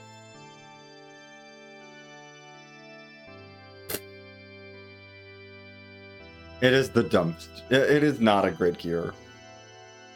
I don't think we're going to be using Rico in this run. At all. For anything. Now, we will be winning the baptismal ceremony, though, because it is faster.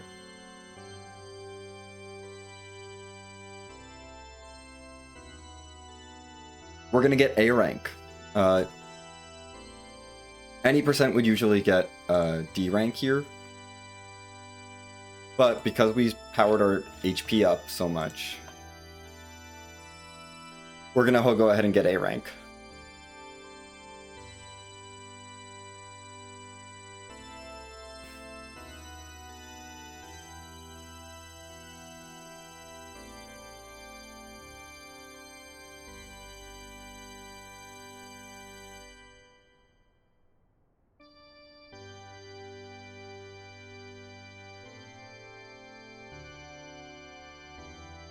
I would have enjoyed the theme song of this area more if it wasn't super repetitive and used everywhere. It's the same theme that they used for the infiltration of Bledavik.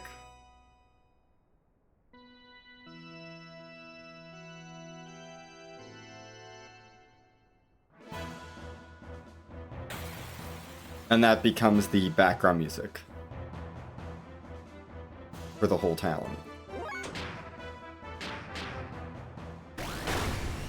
1957. I guess that was the year that happened. I don't know what was going on in 1957. I'm not nearly that old.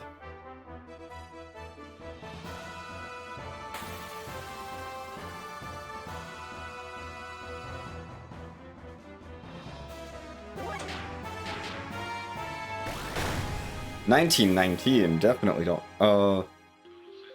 I don't think that was a good year.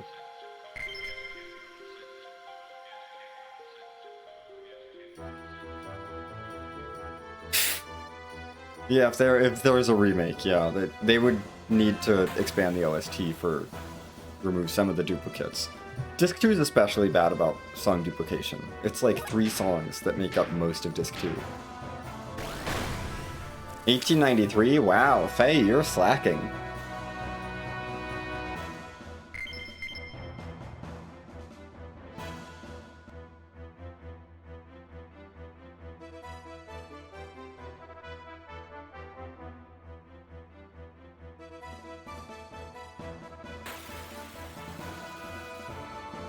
Anyway, this fight is supposed to drain your EP to, you know, make the next fight harder, but what if we one-shot you before you do that?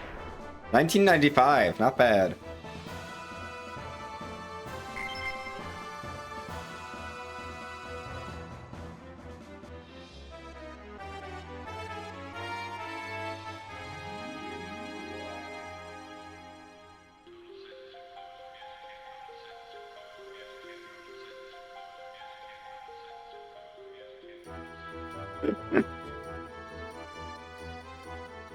Anyway, time to fight Rico.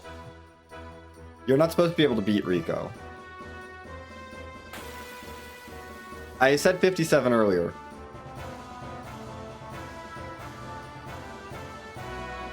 But honestly, I wouldn't know what happened in 1997 either. Is that the best you can do?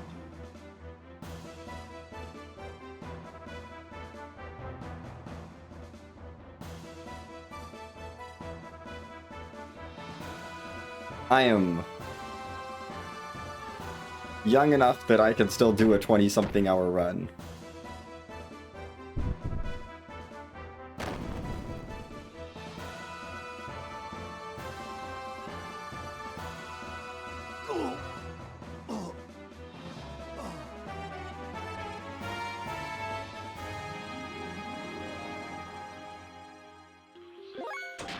Anyway.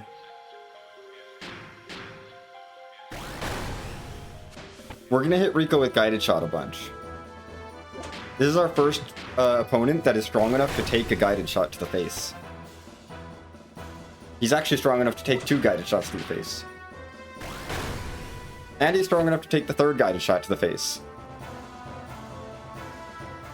What he's doing right now is upping his physical defense. That doesn't affect Guided Shot damage.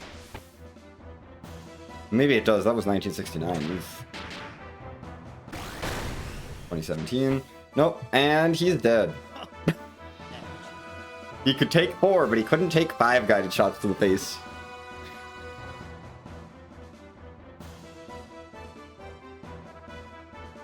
You're not supposed to be able to do that. This is why you do drugs. We gave Faye a whole bunch of drugs at the beginning of the run, and now he can do that. Anyway, the game thinks that treats it as if you lost, even if you beat him. But it's faster to do that than wait for him to, you know, finish his script. He only has 9,999 hit points. So it's pretty consistently 5 Guided Shots there.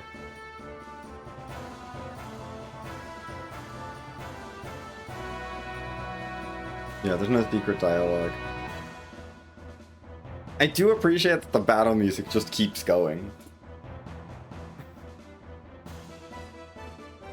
Like, we're still in a battle music right now.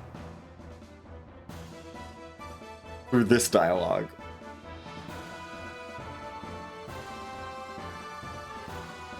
I defeated 5 people. Excuse you.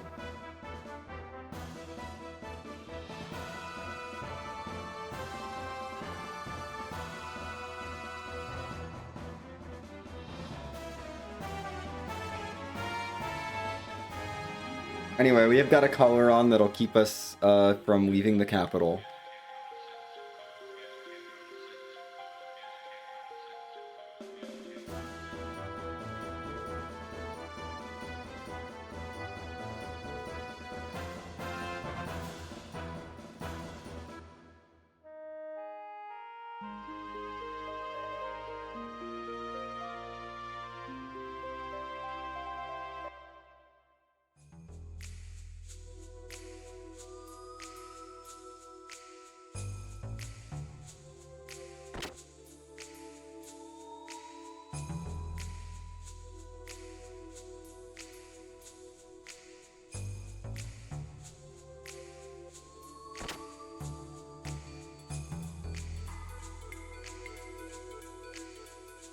Hello, Beastoid Man.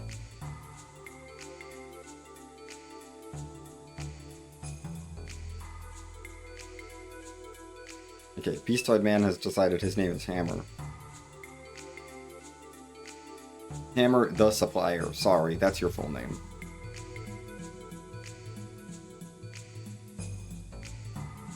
Faye, no. Enforce your boundaries, Faye. You set a boundary and Hammer said, I'm gonna go past your boundary. And Faye is like, I don't feel like enforcing this boundary. Like, no, Faye, enforce your boundary. You said you did not want to be called bro. Don't let him call you bro.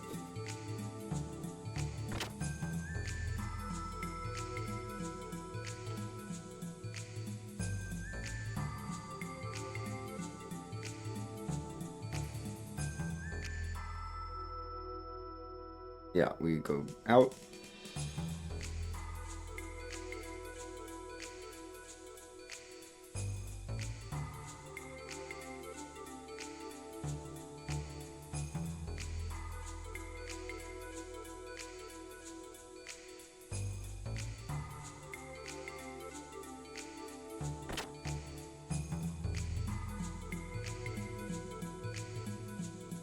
Back to the bar. They really wanted you to explore everywhere by putting 2 separate plot triggers that are separated by something else in the bar, so that you check other places.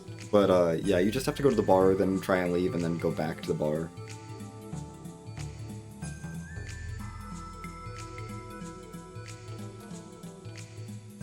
Anyway, this is woman called Miss Cohen. Miss Cohen. First name woman, middle name call, middle names called and Miss, and then Cohen. Actually, she changed her name. Now her name is Committee Member Rue. Committee is an interesting first name, but okay, Committee Member Rue. And don't you dare refer to her without using her middle name. She's not Committee Rue, she's Committee Member Rue.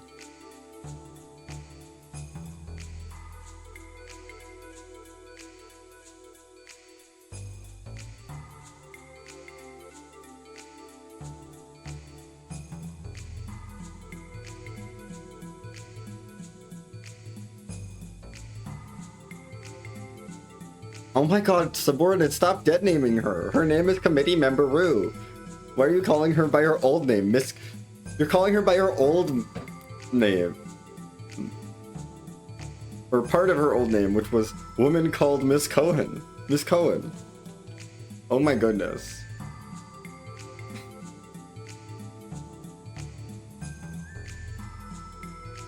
Bye, Committee Member Rue.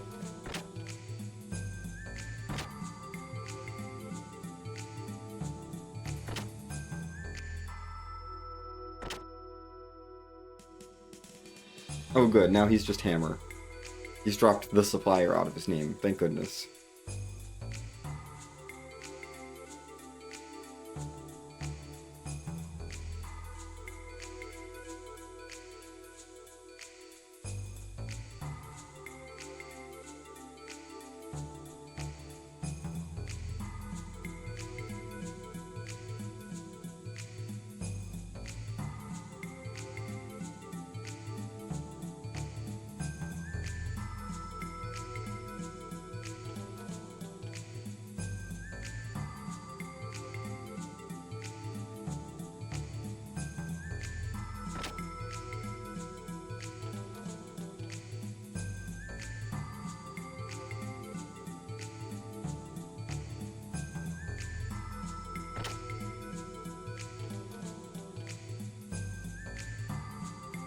Okay.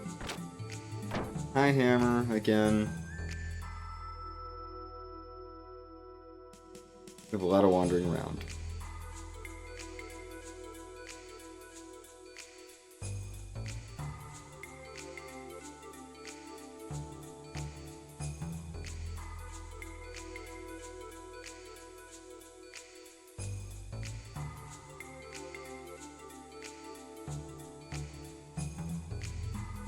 I don't love Hammer.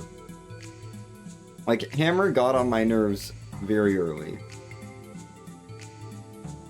Playing casually.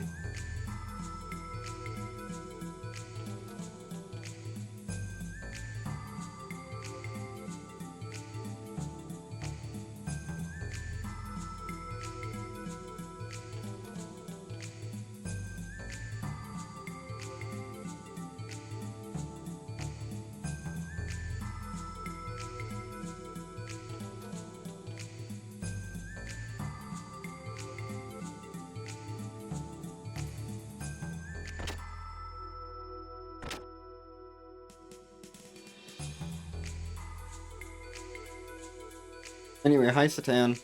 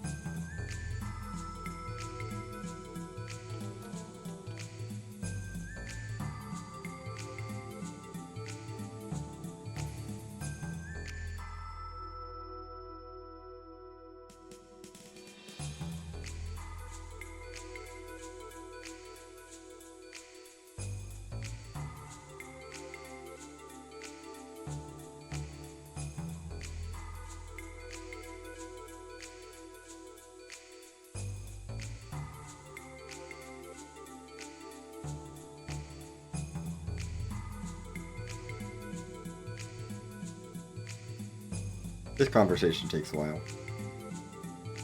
Lots of just talking in a room now.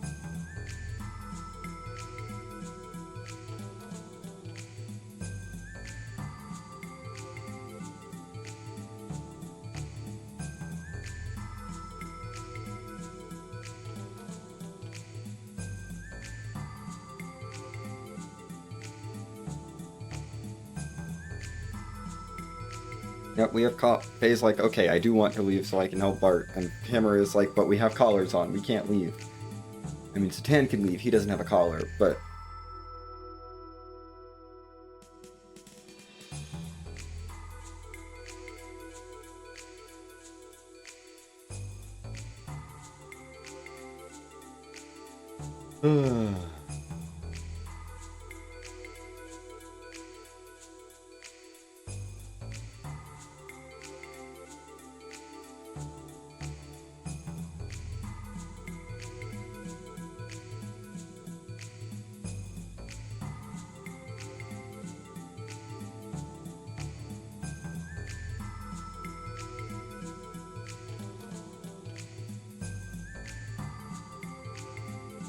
I'm gonna save.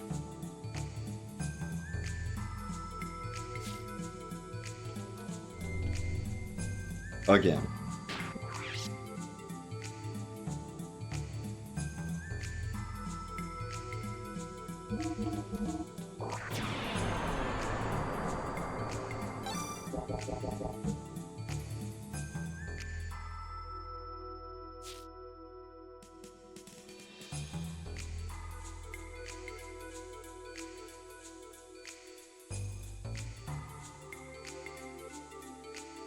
We're gonna do it.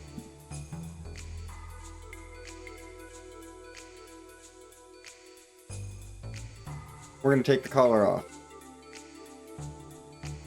I don't believe you can game over from this, but... I think it just gives you money.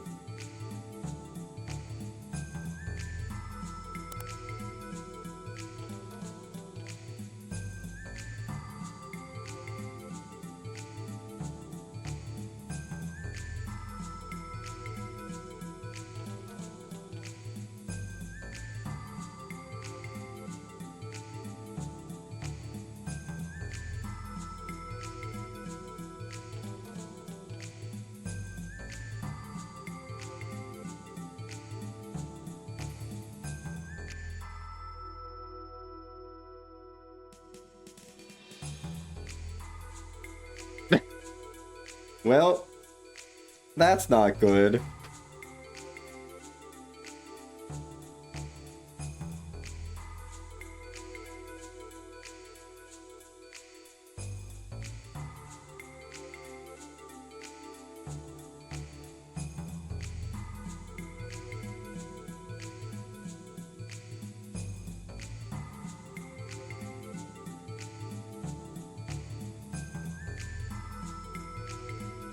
Anyway, that was that.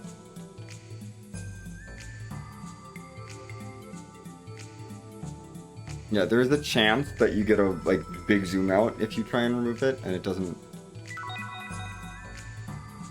But you know, we didn't get that. That's fine. And that amount of gold is a little bit random. Well.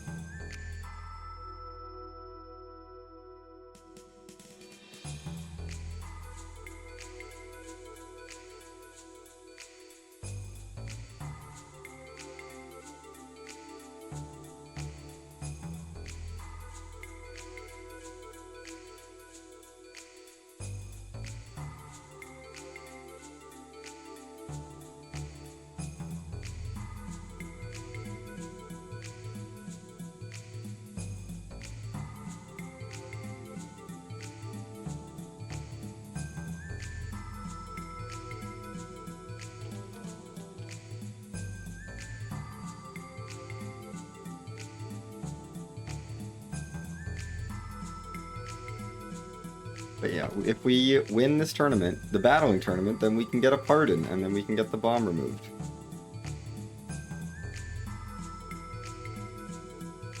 And Rico turned down his pardon for reasons.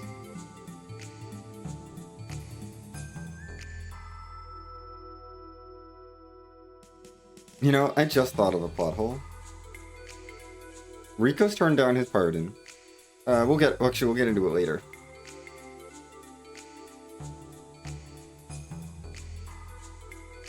So Rico still has the bomb collar on.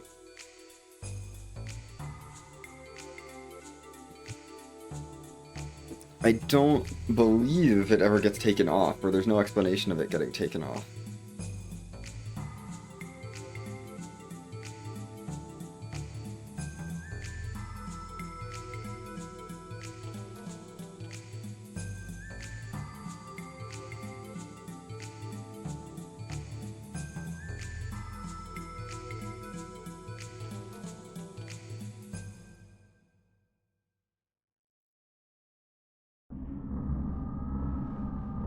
Anyway, we've had that talk.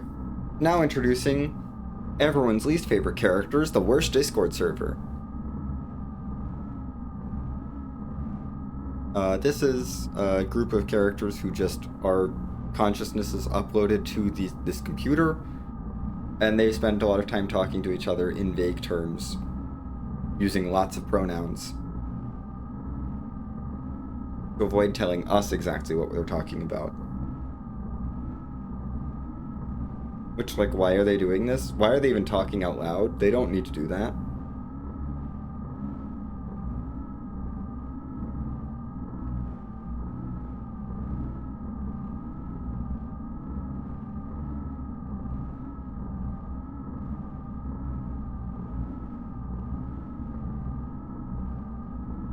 I mean, they're interesting as a character perspective, from like a perspective of, you know, looking at what they're doing the first time. You know, you can gather some things from them, from their dialogue, but they kind of don't do anything until very late. They do one thing and then they get immediately shut down.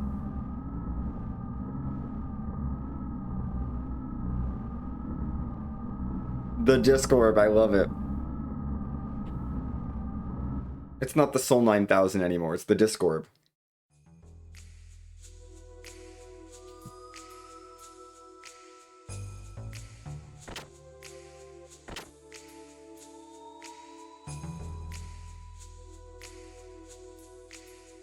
Yeah, I mean it's fine. They're just chilling in the ball and do nothing. But when as a speedrunner, it's like, okay, come on. You are talking about more and more things. That's so much talking. We don't need all this talking. My goodness, how many times do you have to keep popping up to talk?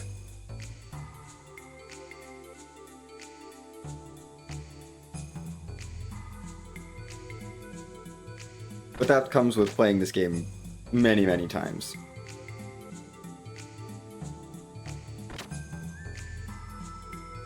I mean, I play this game multiple times a year, like...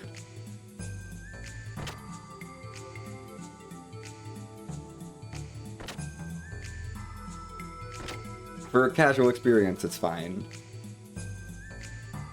And it's like, it's a reason to play it a second time at least, to like really get the story there.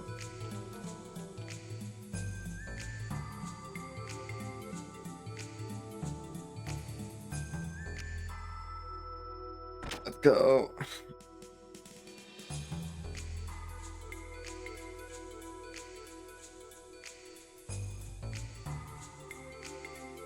Yes, let's go.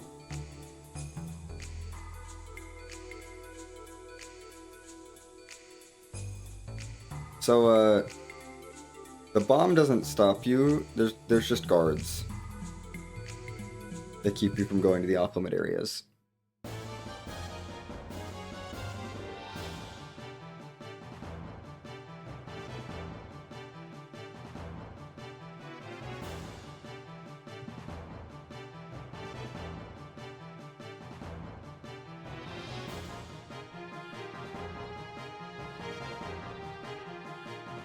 Hi, Rue. Oh, you decided to drop committee member from your name? Okay. You're just Rue now.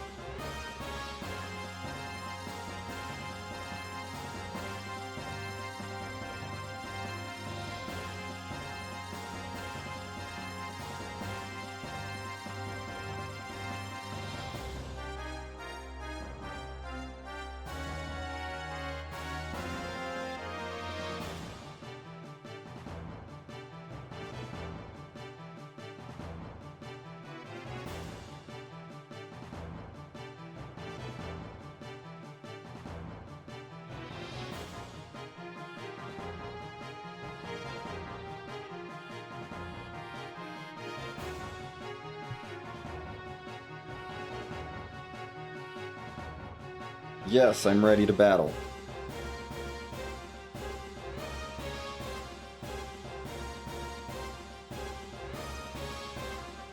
Hammer's gonna be our mechanic. And because he's our mechanic, if we win, he also gets a pardon. I don't know why that works, but he's gonna get a pardon. Also, why are we taking the one prison doctor with us to the battling arena? Like, doesn't he have a job to do? Batan. I get that you're using this job for espionage, but you're screwing a whole bunch of people out of healthcare.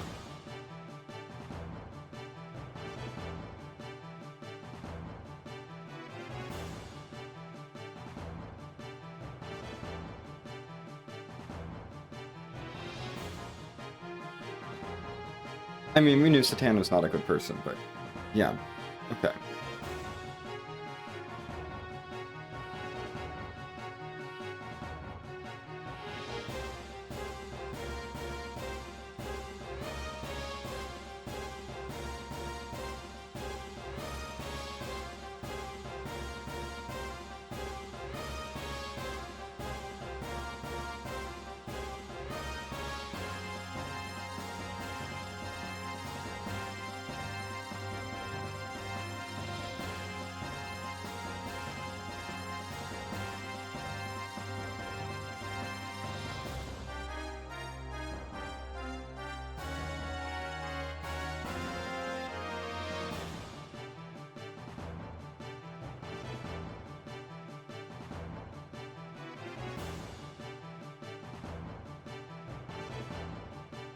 I'm gonna begin battle. We don't need tutorials.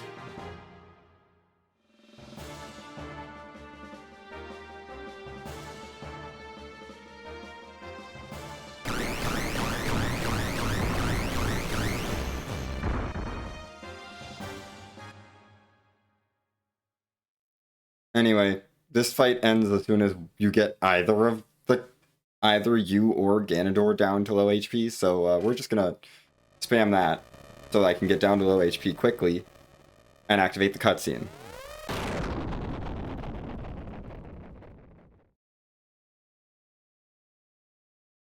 It's worth saying, generally speaking, you don't just want to spam the ether gun. The ether gun is great, But if you use it too much, it does damage to yourself. You do damage to yourself, and you can't spam it. You can't just spam it.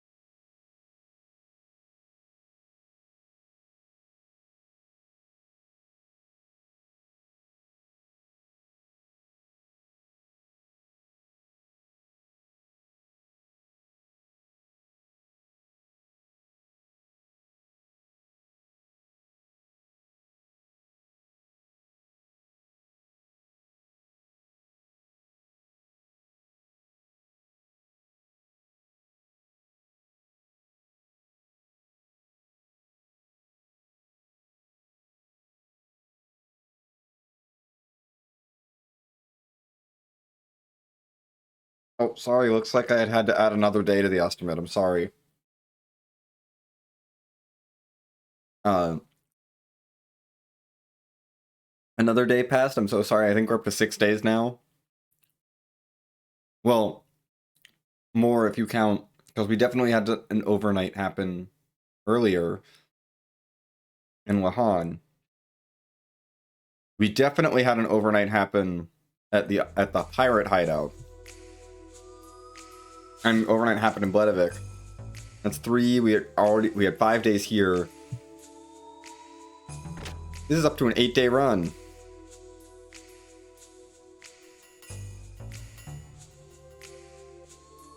Oh my goodness. I'm so sorry, friends.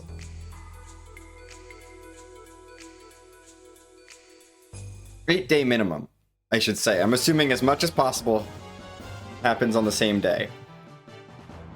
Anyway, as it turns out, Leonardo Sniper and Heinrich Clive have had mechanical problems, which means they pulled out, and that means we won by default. You know, pro tip, if you get eliminated from a tournament, make sure that everyone that should be ahead of you in the seeding has mechanical problems. Mechanical problems. Definitely mechanical problems with their... I mean, I guess it is a mechanical problem if your body doesn't work anymore. The mechanics of your body are broken.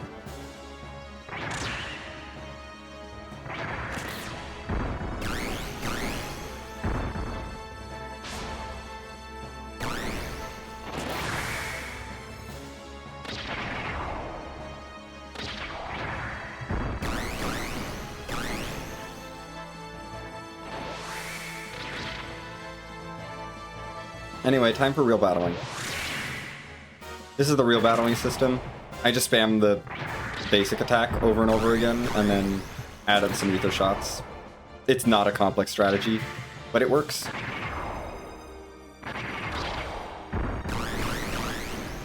Dang it, I won too well.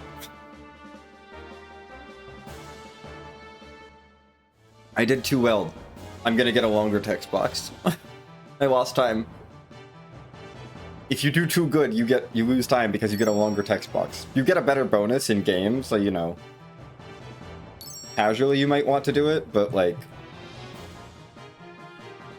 Oh yeah, well we have to get tutorials for the battling minigame. This is a minigame we haven't access to yet, Topnum. Like, I think this is the last tutorial. This is not Xenoblade 3 where there's tutorials forever. Good goodness, good god, that game is tutorials the whole way through.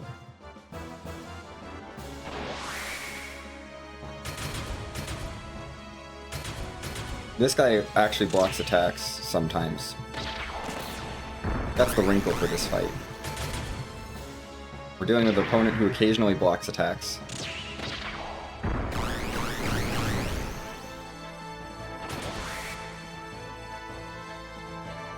Anyway, all of these are best 2 out of 3. So don't panic if you lose one. I should not lose one. I hope. We may lose one against Styre, because Styre was the final one. The final round is awful.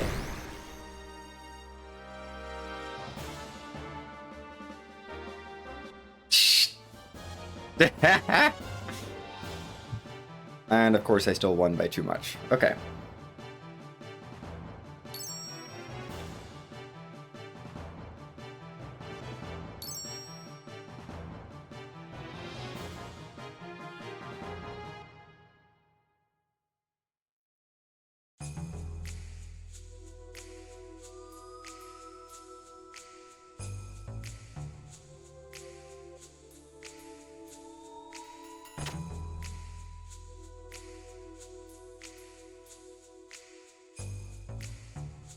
Anyway, it's time to go to bed, so clearly another day is passing. I'm so sorry that we're now up to 9 days.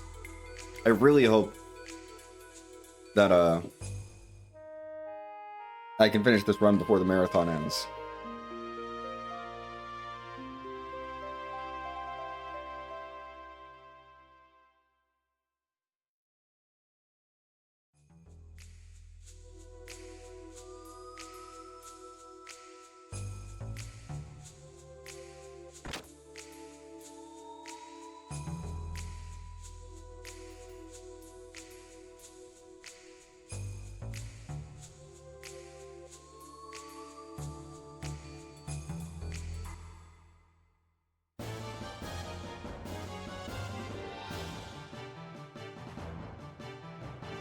Oh well. Anyway, we're gonna go into another day of battling.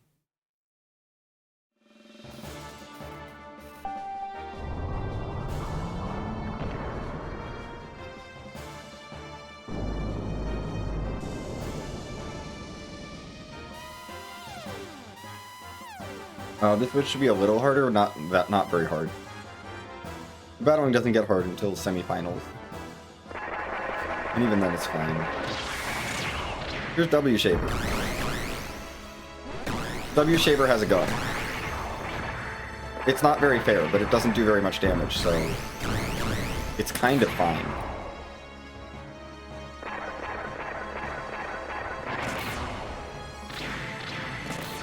Ow.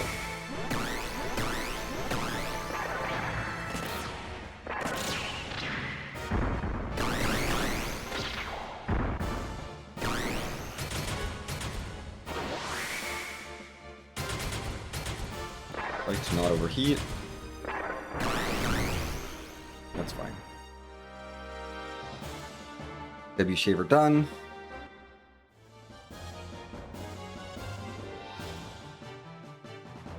We got the medium text box, which is good.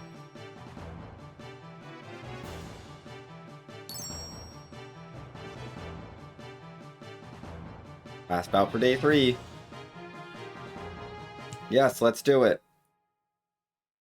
Let's do let's finish day 3.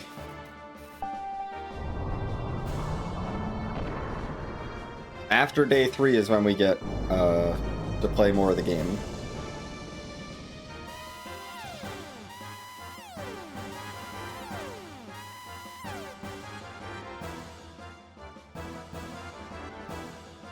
Mm-hmm.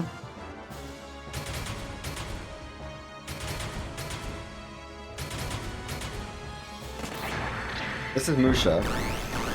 Musha is not very strong. As you can tell.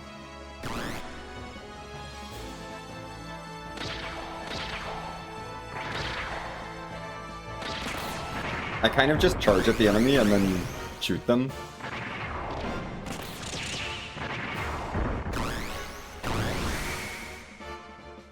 Okay. Well, that was day 3. Great. Okay, we beat Musha. We got the long text box because we did too well.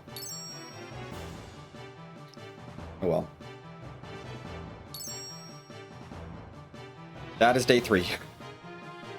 Done. Okay. Back to jail. We can sleep again. Yeah, back to D block so we can sleep.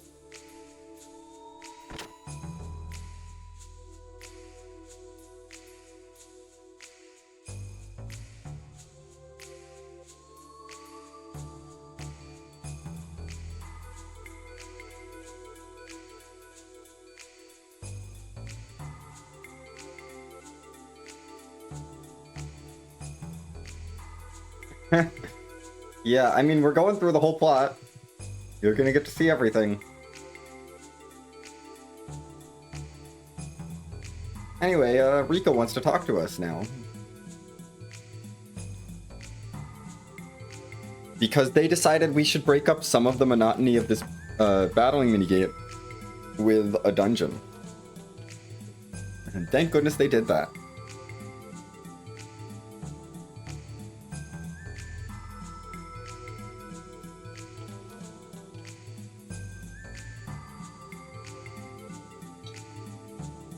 Because if they did not do that, oh my gosh.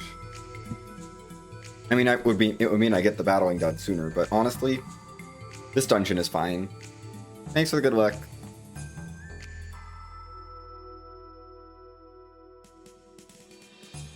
Okay. And we got a lot of extra scenes here in this next dungeon. Because we're actually going to do a murder investigation.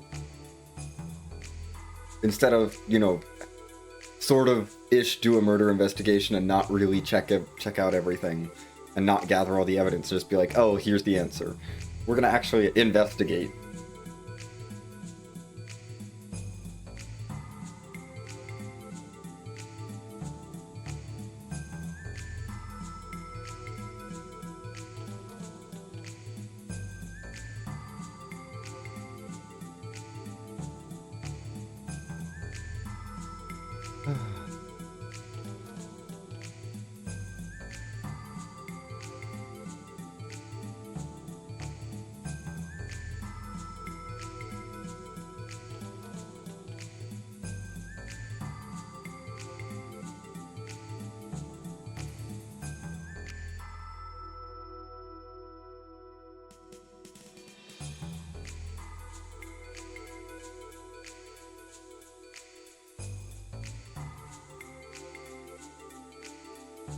Satan, you probably should not come along. You're the doctor.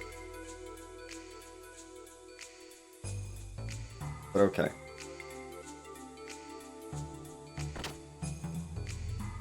Here we go. To the sewers. Need to go this way, up the ladder.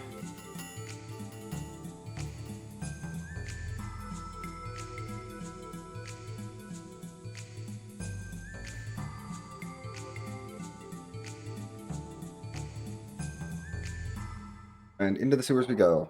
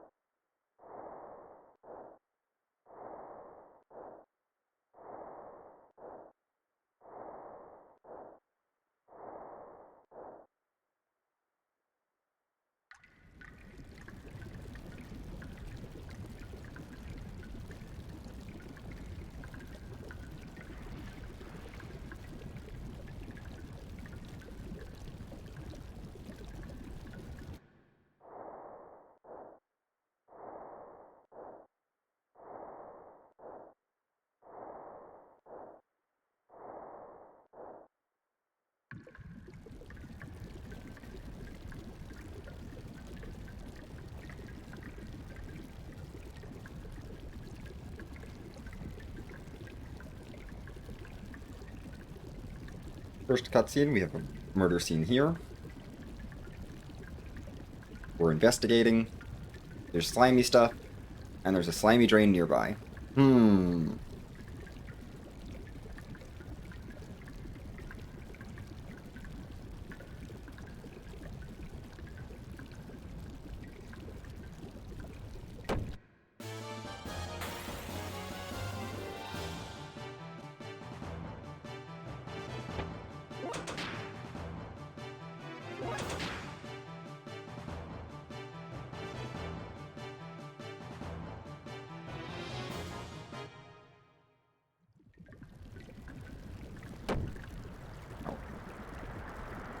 Down the ladder we go.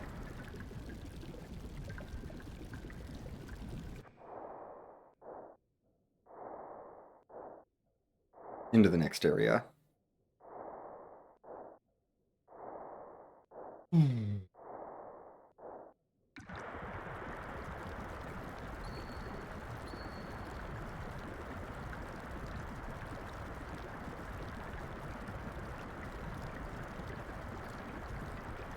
A tinkle sound. Yes, that is the sound of the water trickling. Or I guess the bell.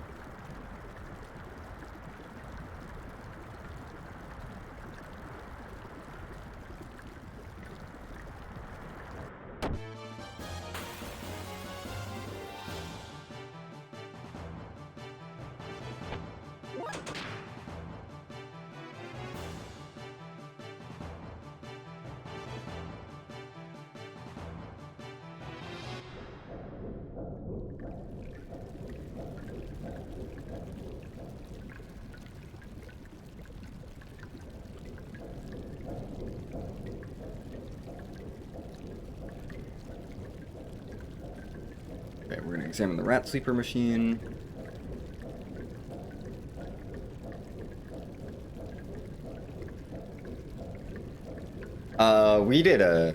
We used major glitches to get lots of HP and other things. If you missed the beginning of the run, we did a major glitch like 7 minutes into the run. And Faye has really good stats now.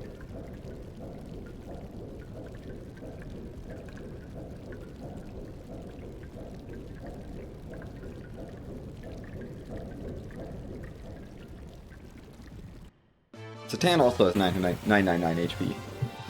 Because we could.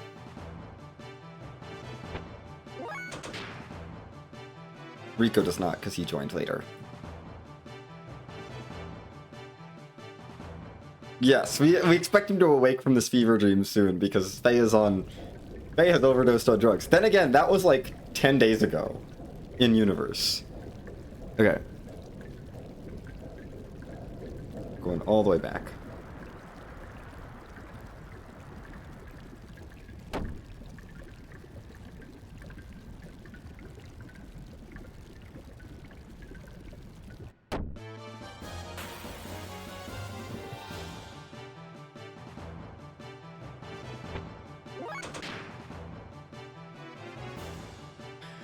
Like, I do think that it would be flushed out of this system by now.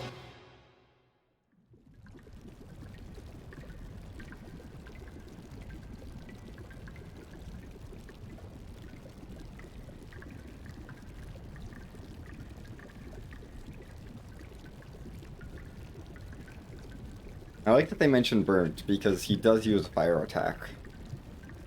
You know, if you're playing casually, it tells you, hey, you should be ready for fire damage. Anyway, this ladder's a little broken. You have to jump on it.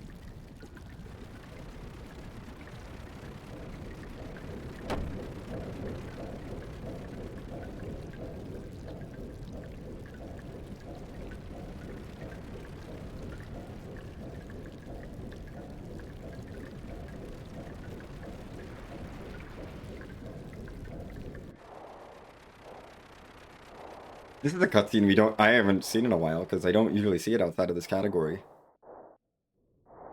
They really are giving you lots of hints here, if you go and find all the...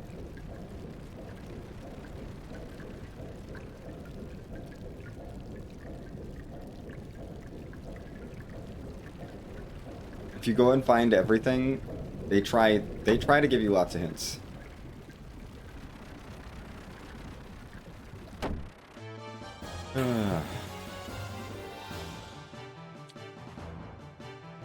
Oh no.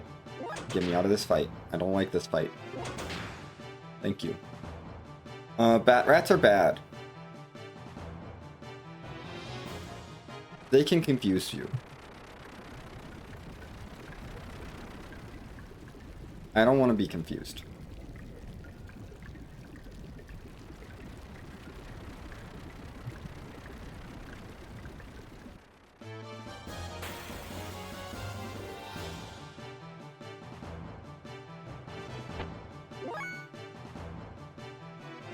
Wait.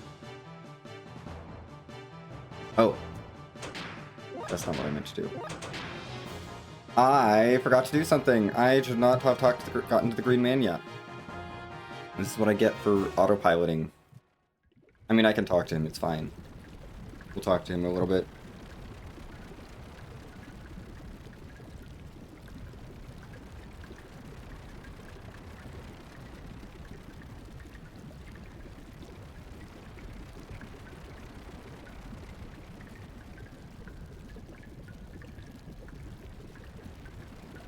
Thank you, Gramps. Anyway, Gramps is the Chief Lee sprite, but shorter and green.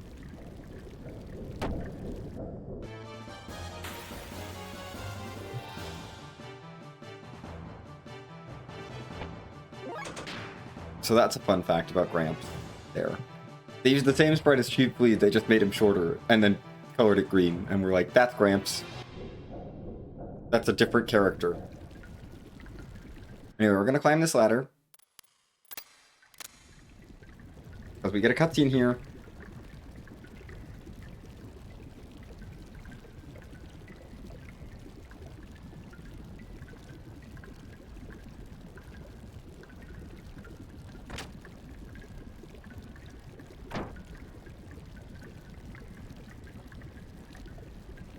Anyway, we tried to push a pull door. And that's the actual story of what just happened. Listen, we have to make sure that our RPG protagonists do things that we can are relatable, right? We gotta make sure that this is a relatable story. So we're gonna have them push a pull door.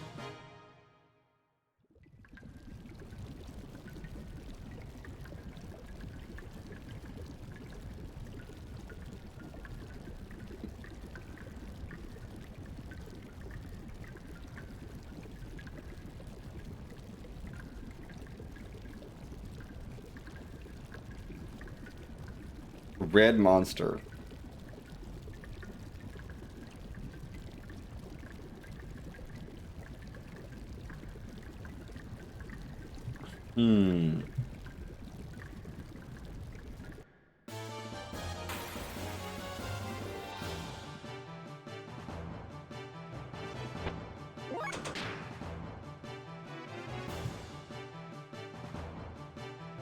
Okay, we're almost done with these sewers.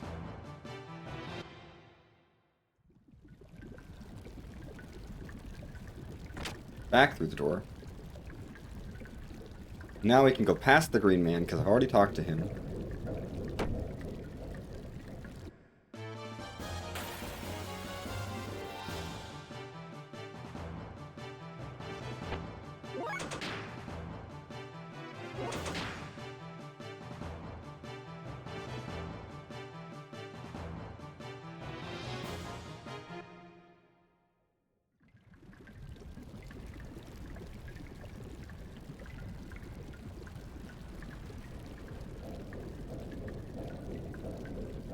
I'm gonna go up this way first for the last murder site.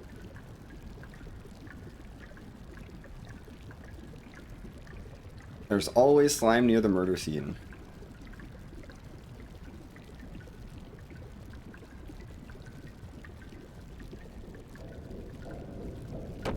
We don't need boxes, we just need to go.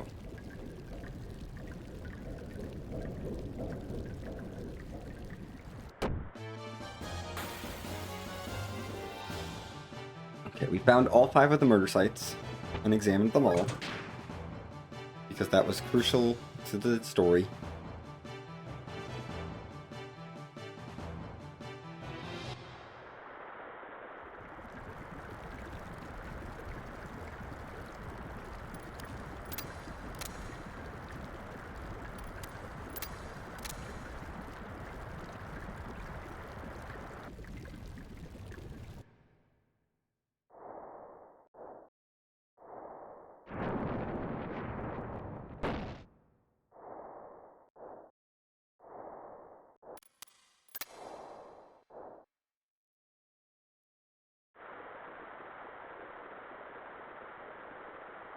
And we've opened the door. Hooray, we did it.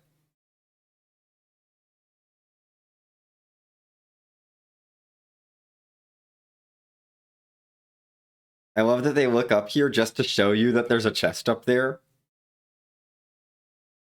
I mean, I think they did have to show you that there was a chest up there, because I don't know if I would have thought to platform up the pipes otherwise, but we don't need that chest. Just an ether veiler, which is great casually because it reduces elemental damage. It, like, reduces all elemental damage. Or elemental ether damage. It's really nice. It's quite useful. But, we don't need it. We don't care about it. We have better things to equip.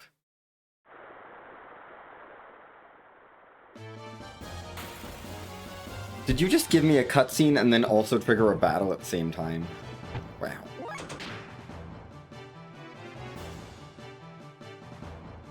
Okay.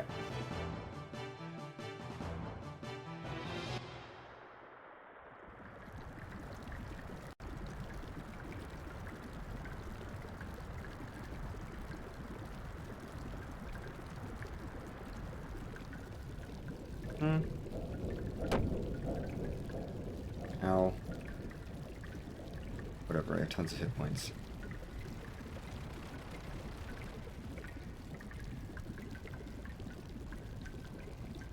Okay, time to re-equip.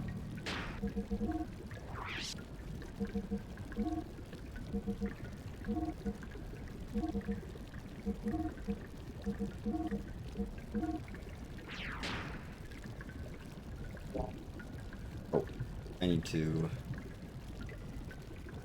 agility. Very important.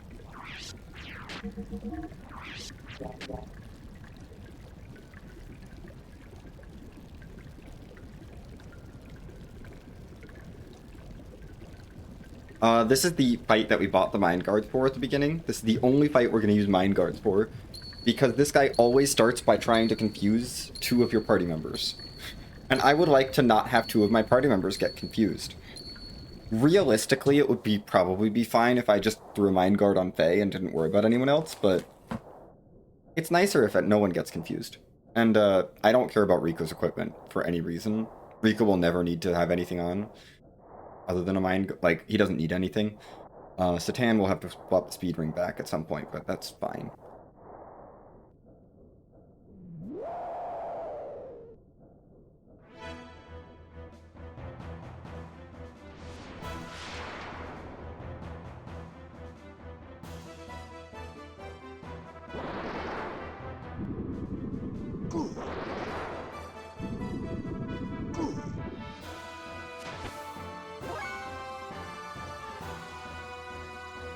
Rico definitely had a Mind Guard on. Okay. Whatever. This is fine.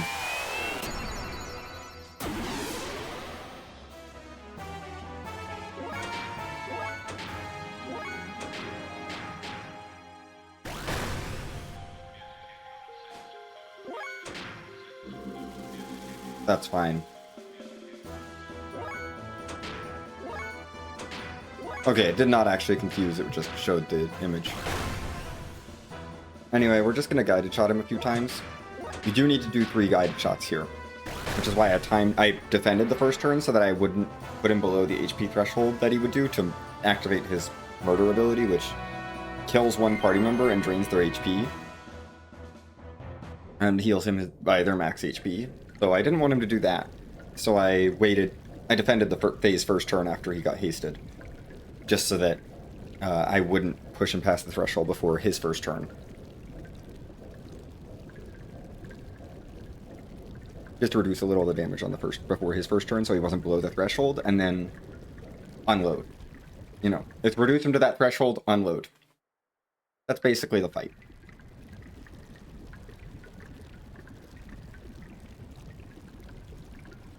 And that was that.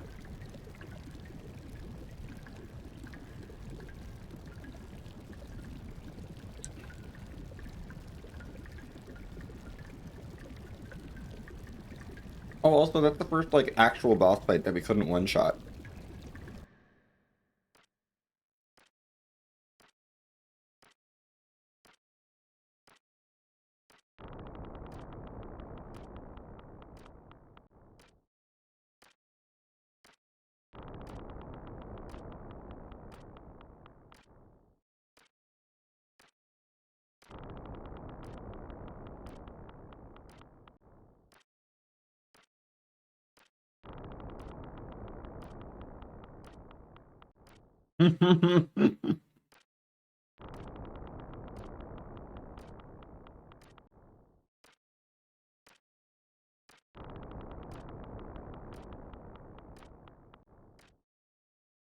Unfortunately, more drive would not help. Faye's ether stat is actually maxed.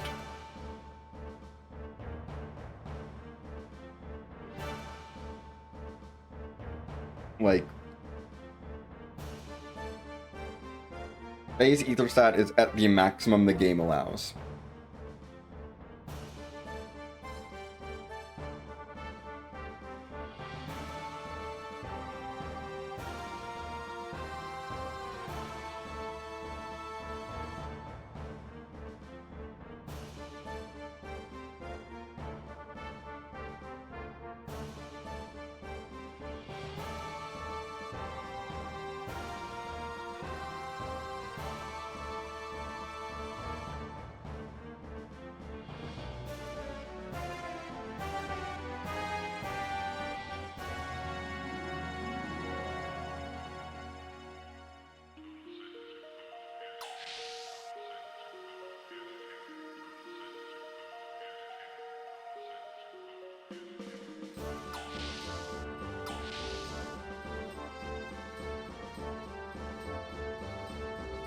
Yes, Ellie is as the only non-NPC at this table. I need to speak up. Listen, Ellie has a conscience, and she's being asked to essentially do something that she thinks is an overuse of force. And so she's concerned that she's about to commit genocide. Because, you know, that is kind of what the mission is. And she's like, I don't know if I'm comfortable doing that. Yes, Xenogears Tuesday. Listen.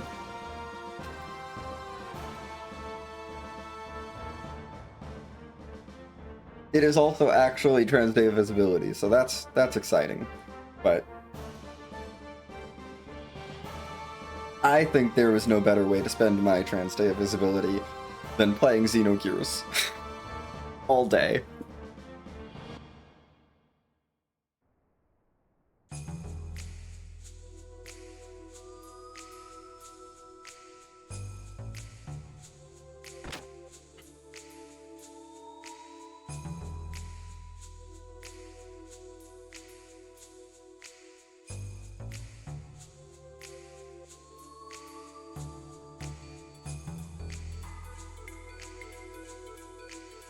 It can absolutely be both.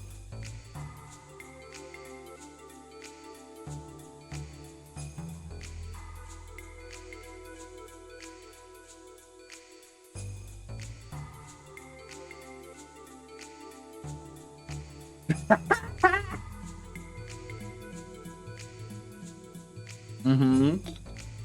Yeah, no, we're invisible the rest of the year, but today we're visible. Well, I'm not visible. But I don't know, I guess I am visible, I'm just not showing myself.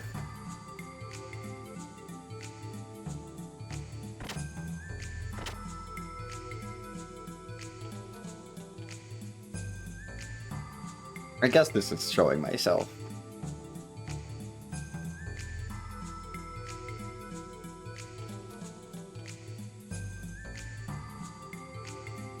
Well.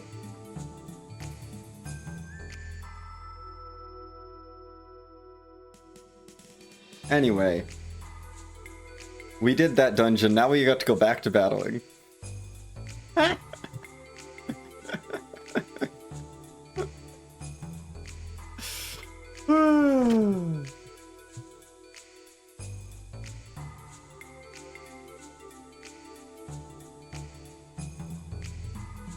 Okay.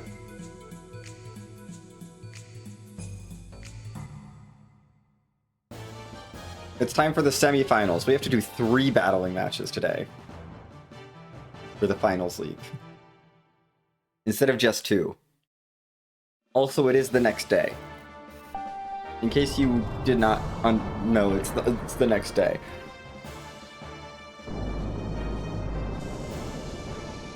Faye has been experiencing a lot. It's been like 10 days at this point in game.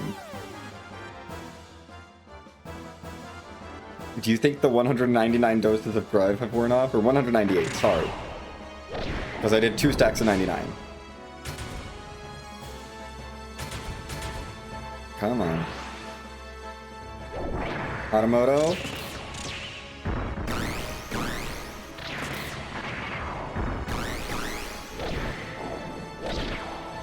Hit the mountain boxes. Shots. Okay. Xenogears Wednesday.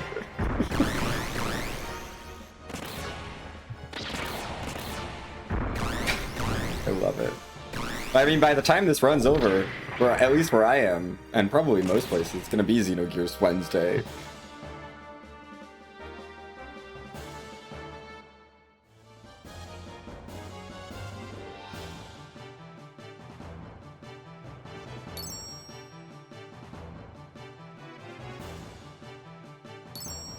Okay, we won that battle.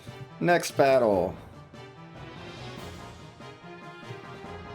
So that was the last, like, sort of normal gear that we're gonna fight. Until we fight Styr. Or Steer, I guess? I think it's Steer. I think the name is Steer. I don't know.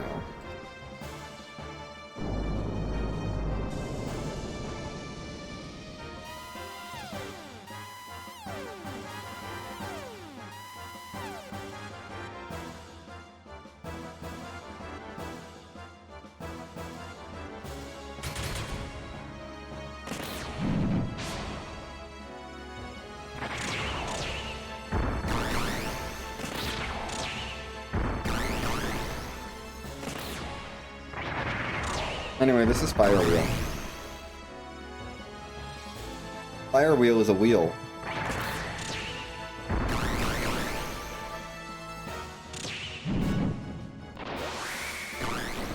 You know, I don't know. I don't think so.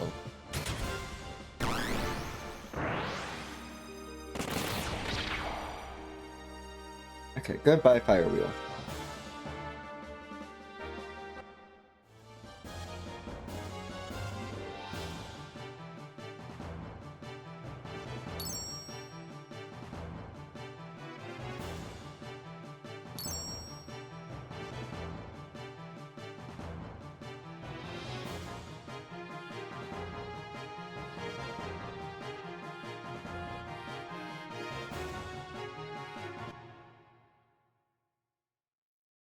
Yeah, I know exactly. I didn't see any fire. They said it was Fire Wheel. It was a wheel. Or it was 2 wheels. No fire. Anyway, it's time to fight Silver Star. I don't know if Silver Star is a star, but Silver Star is silver.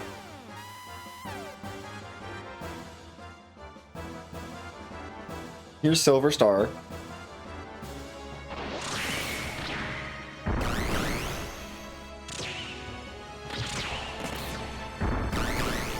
This feels fair.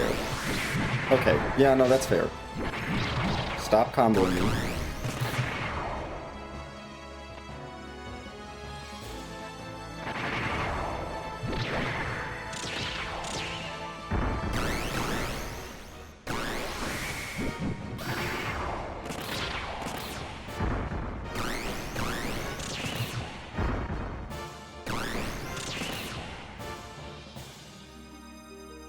That was Silver Star. Hooray!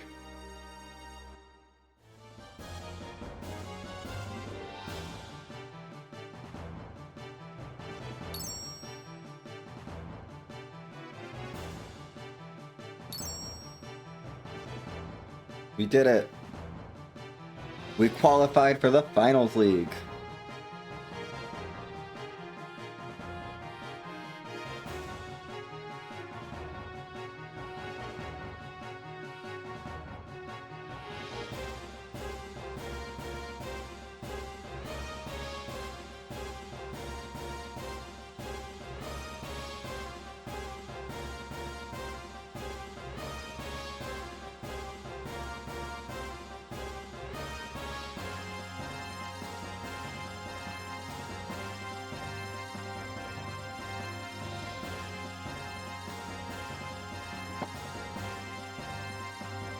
And they're like, we should probably save. And I'm like, I don't need to save.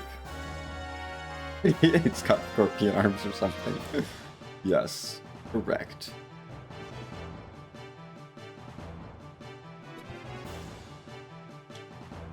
I don't need to save.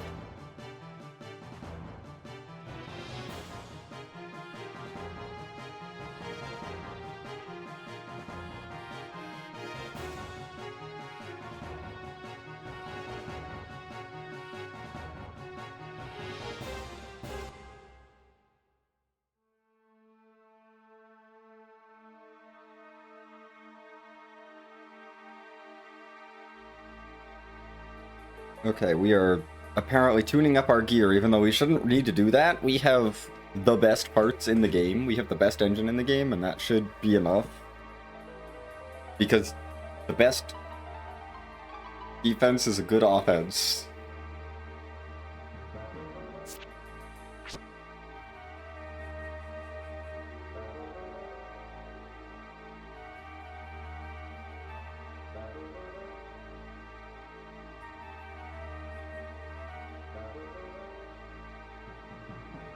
Oh, hey, look, it's Wise Man.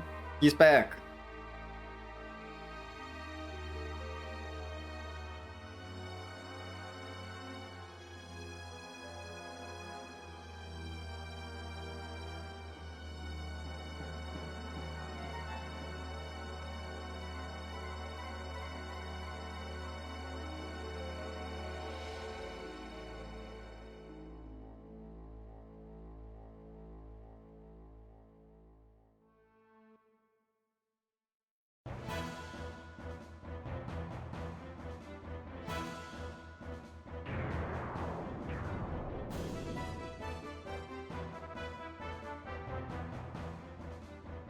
Mm-hmm.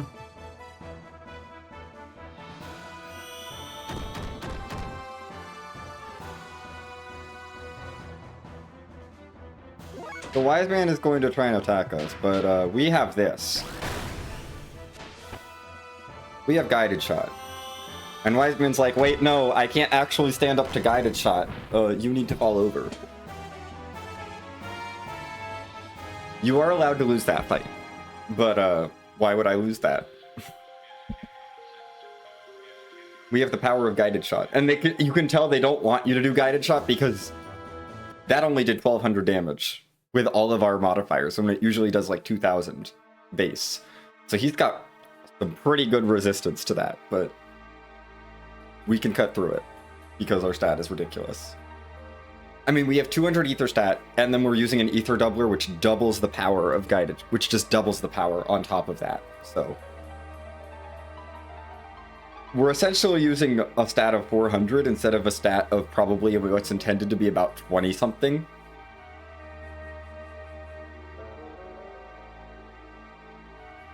So yeah, we're doing a lot more damage than we should be. I think at this point, Faye would probably be close, about 20-something. Low 20s. Maybe high teens. It's not, Faye's not really an ether user, so his stat is not very high. Like, late game, he might get into the 30s. Naturally.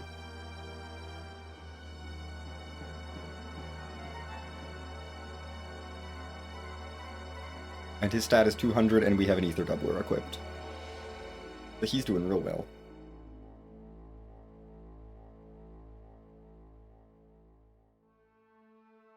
To be fair, you could have the Ether Doubler at this point. They're for sale in Nissan, so if you get enough money for them, you can buy them. They're expensive, but you can buy a few. It's wild though that they're for sale in Nissan, and then if you don't get them in Nissan, there's only one in a box in the if you can't get them anywhere else, there's only one in a box in the entire game, and that box is in the second to last dungeon in the game. So if you miss buying them, the only other way to get them is from the second to last dungeon.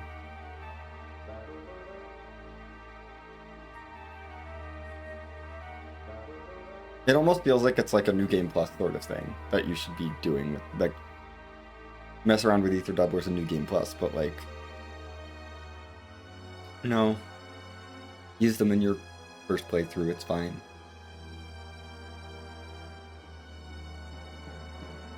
Ether is the best.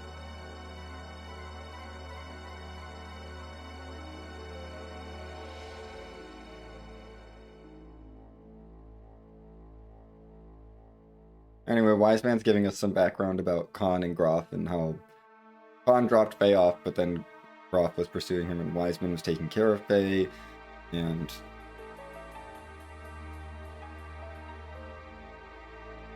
yeah.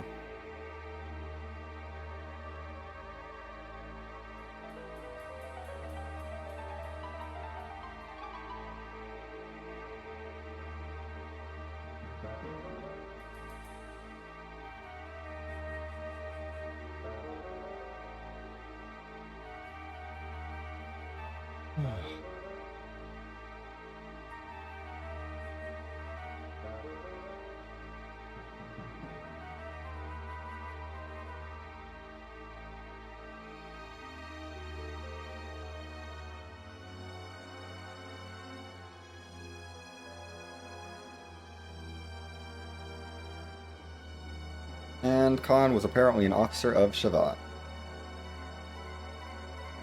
which we have seen before, but we didn't know it was Shavat before. Bye, Wise Man!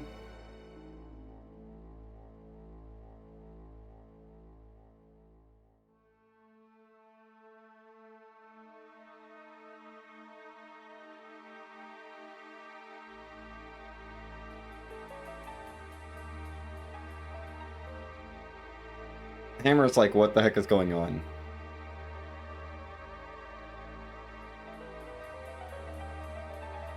I do like that in the any percent run, we don't do the Ave tournament, so Hammer's like, what is this Ave tournament? I'm like, yes, I agree, but no, we've seen the Ave tournament. We know what that was. Well, okay, we did it. We should rest. Another day has passed. Oh no. This run has been very long. So many days have passed. Are we sure Faye is still on his trip from taking all that drive?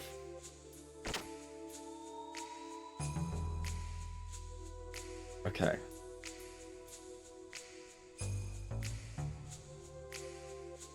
It is time for the final round of battling. My least favorite round of battling, because Styr is annoying. Or Steer is annoying. Yes, let me at him.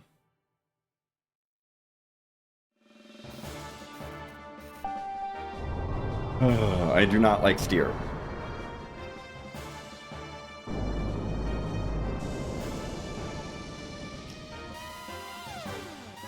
Genuinely probably the hardest part of this game. Run at this point. Other than staying awake. That is cheap.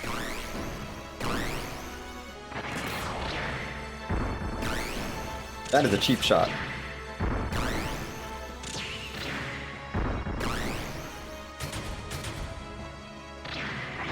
Heck yeah, we got him first round. Okay, first round good.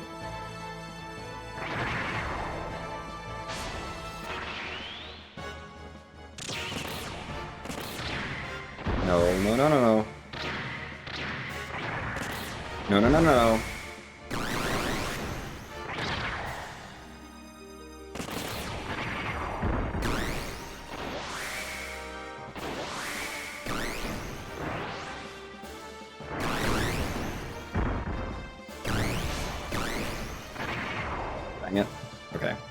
That's fine. I don't like Styre. He's really awful.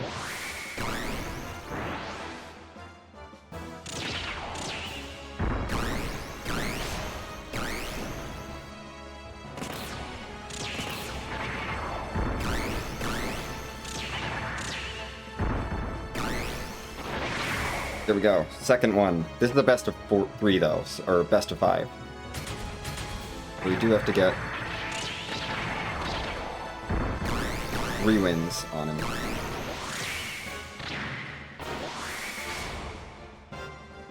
I do not like all the camera turns. I don't like you in the water either, because I can't throw a machine gun on you. Okay. Done. Beat him 3 times. Hooray, we're done. And now I never have to do the battling game again for the rest of the run.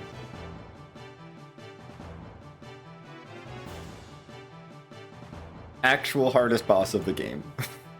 Because I have to do it with, I have to legitimately play the fighting game. You know, we can overpower ourselves with the actual stats of the game, you know, and get ourselves really overpowered from the RPG. But I actually have to play the fighting game.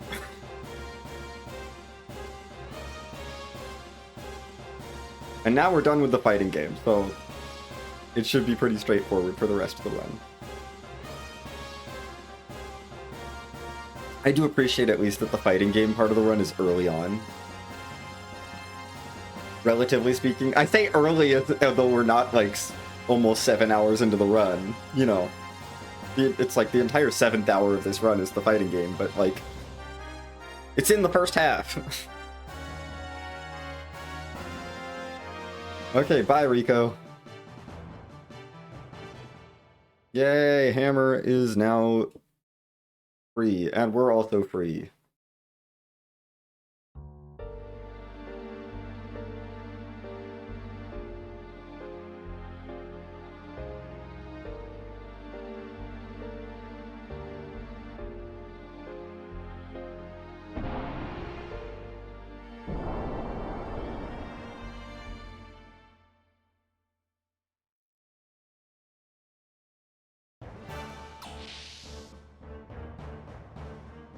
Also, our reward for beating Steer is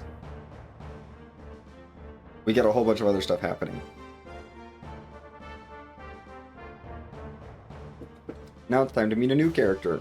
It's Dominia.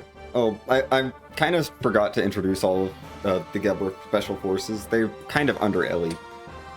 But they're all functionally the same character. They don't really serve different purposes. They're just a team. Or one unit, as far as gameplay is concerned.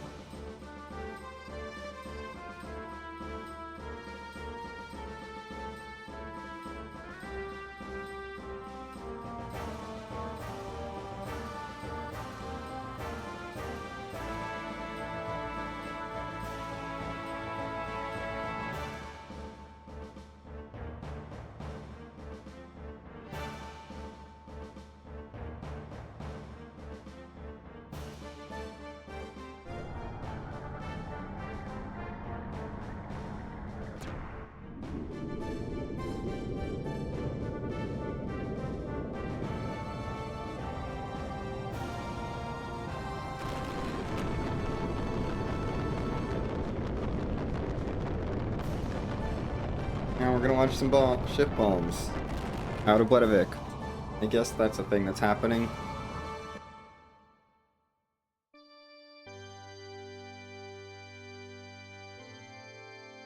And now we have the champs room, which is the room above the bar.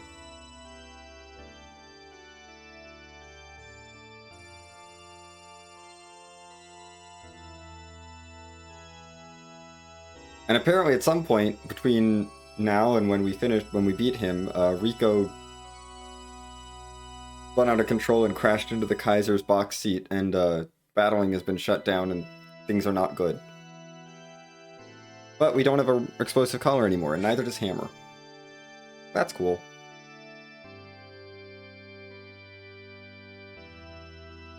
Bye, Rue.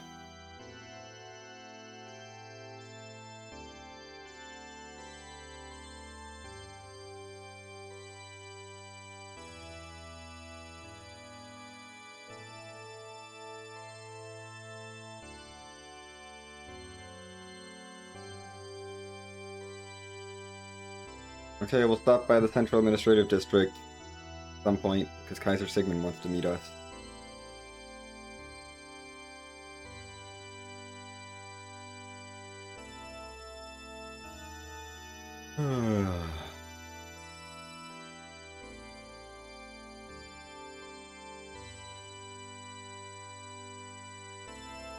We have not seen his mad skills yet.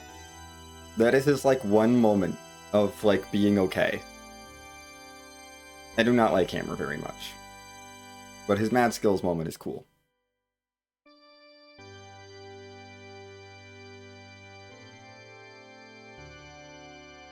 Like, unfortunately, Hammer commits the sin of being annoying.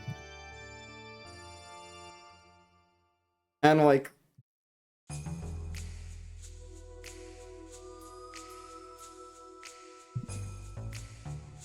he's annoying and then has a corruption arc because he's annoying, and the party clearly views him as annoying. And it's like, okay, sure, he's annoying, but we do have to accommodate him. Oh my god, you're right. He was the Jar Jar before it was cool. Except he, like, actually betrays us.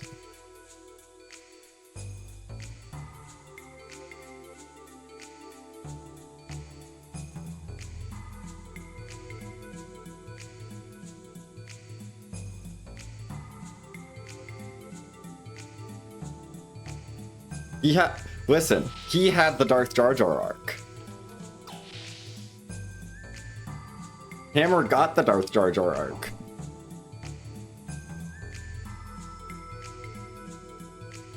Like...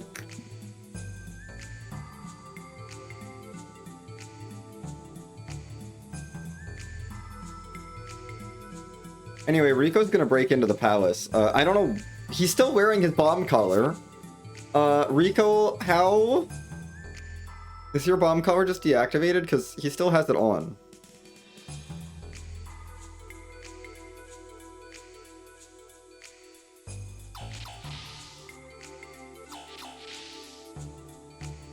Anyway, there's nothing else to do in Nortune, really, other than just keep advancing the plot.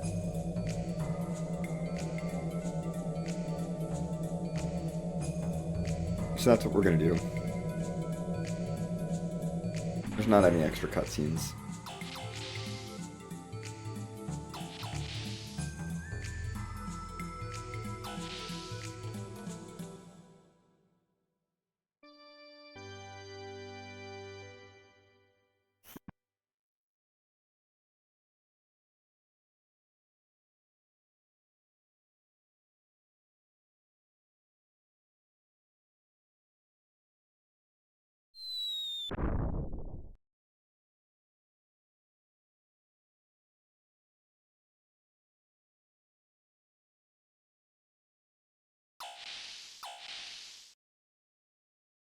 So, Sigmund is racist.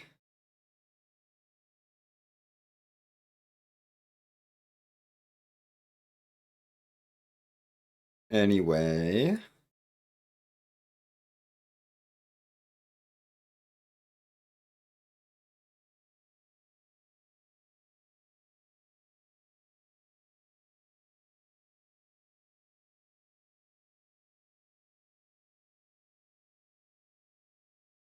He's like, no, you're a mutant, go away. And then Rico can open this door because reasons. Oh, flashing! Flashing done. I remembered just a second too late. I'm sorry. Rico confirmed the Kaiser's wife. Unfortunately, he's not the Kaiser's wife. He's the Kaiser's son. Which is why it worked.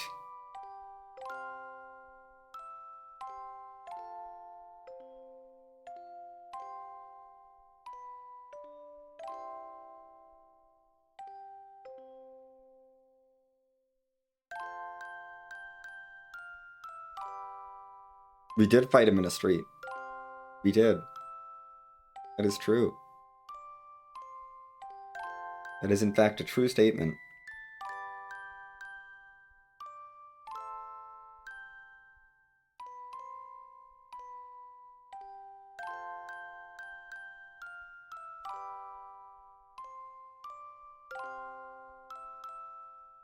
Rico, don't listen to Mio from across the road. Mio from across the road is a bully.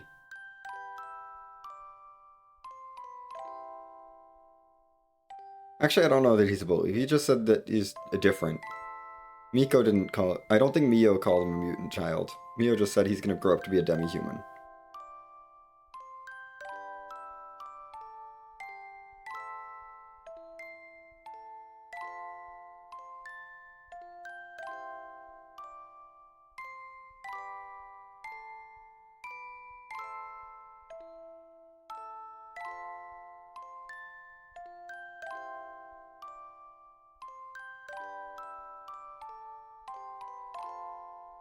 Well.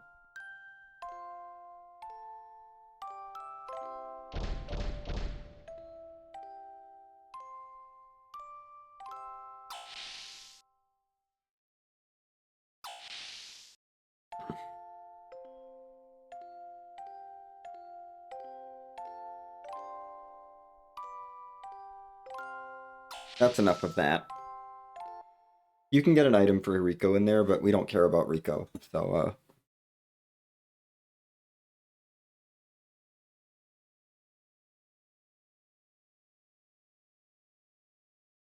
yeah, it has to scan the right DNA. Rico has the right DNA.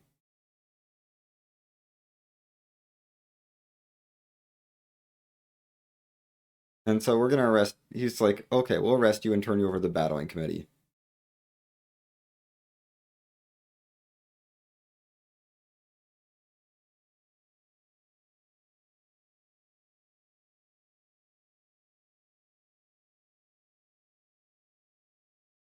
Yes, you'll be awaiting a favorable response. Thank you, Segment. We're never going to get back to you on that. We're just going to leave. We're done here. If you are playing casually, definitely explore the Central Administrative District right now. There is a power magic in one of the chests. Power magics are very good. They boost up your ether power in gears even more, so that they can do even more damage. We bought a bunch of them in the opening menu, but this is your first opportunity to get one naturally, and you will not have another for a while. And you can't come back to this this area once you advance the plot a little bit further, so... Like, you can never come back to the Central Administrative District after you leave. Well, after you do the next dungeon. So, yeah. Anyway, that's that. We're gonna go to the A block, which is the civilian area. We find out that they said to meet at the Wildcat, and then Hammer shows up anyway.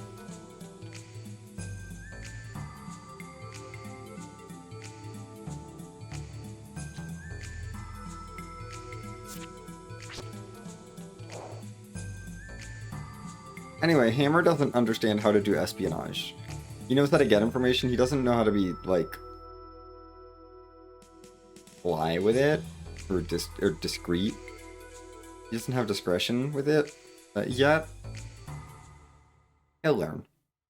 It's fine. It's his first time trying to be sneaky. Huh.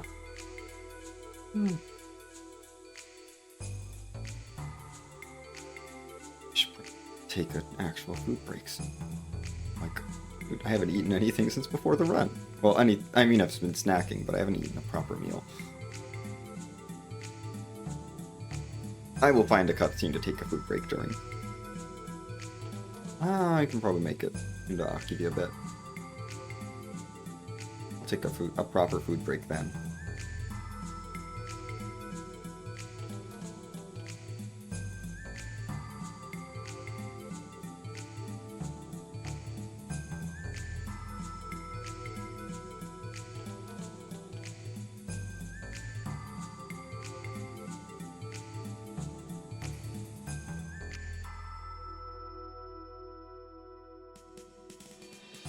Bye, Hammer.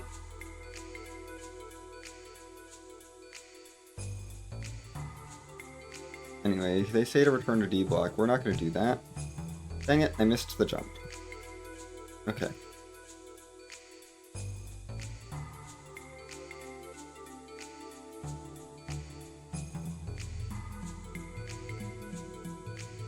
Come on. Excuse me.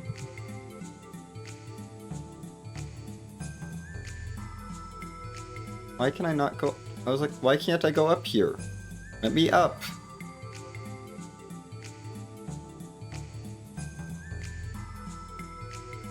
We're gonna go down the chimney. I don't know who has an open chimney in their bathroom that's large enough for a person to drop in, but maybe don't do that. Hello.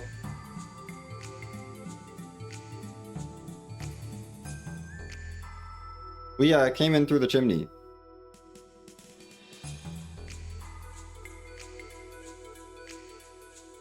Ah!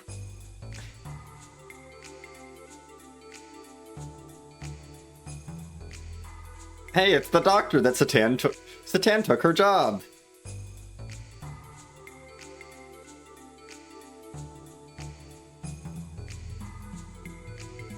Okay, a farm, I understand. In the middle of a city, maybe not.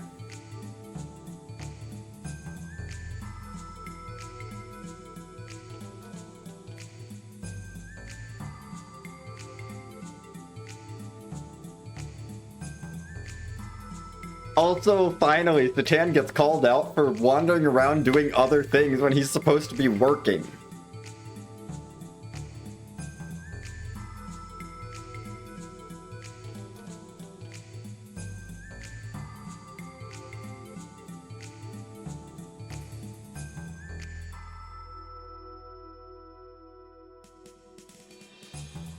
Thank you for calling her out.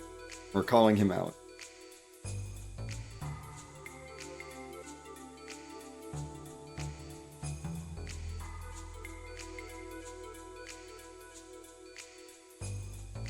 And she's like, I'll help you out. I'm gonna be your friend.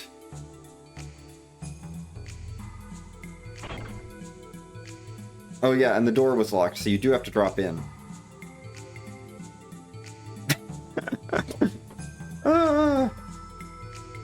And so she's gonna teach us a special knock to get back in here.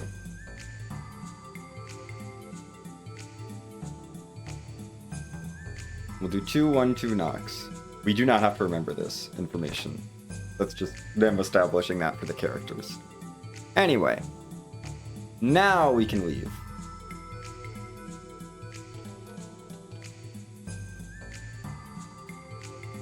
And go back to D block.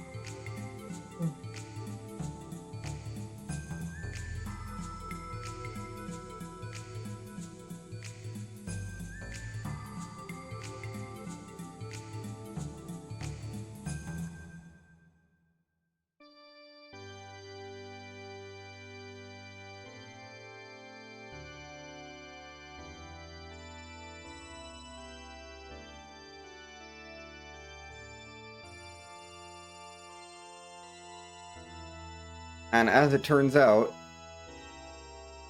this evening, Rico was found guilty of attempting to assassinate the Kaiser, and he's going to be sentenced to a public execution.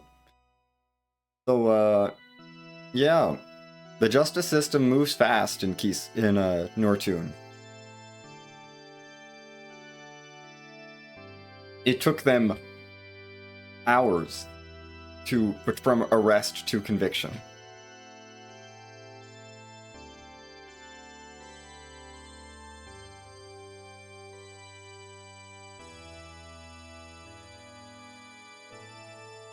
But Rico has friends, and they're like, hey, could you help Rico? Could you rescue him?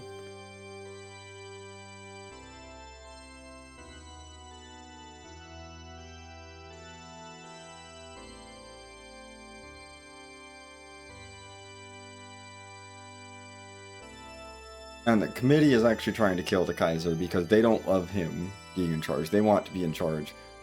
But no, we don't want that, really. Hammer's got the information.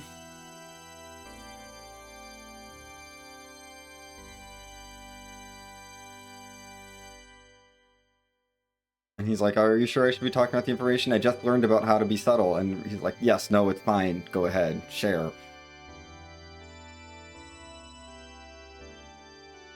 We know you're new to subtlety, but, like, you can share this.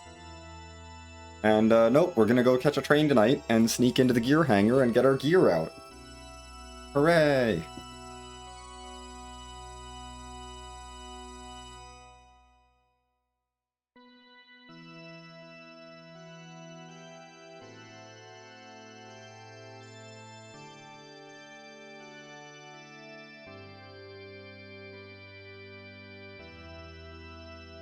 And we're gonna go escape through the arena so we can rescue Rico. And then he'll join our party and not actually contribute because he's not useful. He's really bad. I'm sorry. I'm sorry to any Rico lovers, but Rico is really bad. Rico has the unfortunate problem of being he's intended to be a high power, low speed character. Unfortunately, he starts at level 10 with his level 1 stats. So he starts off weaker than he should be. And by the time you can catch him up to where he should be, like with everyone else, he's just outclassed. And speed is such an important stat in this game, like the strength is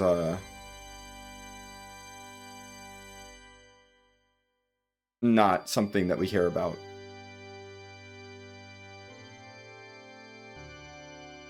Anyway, we gotta take a nap.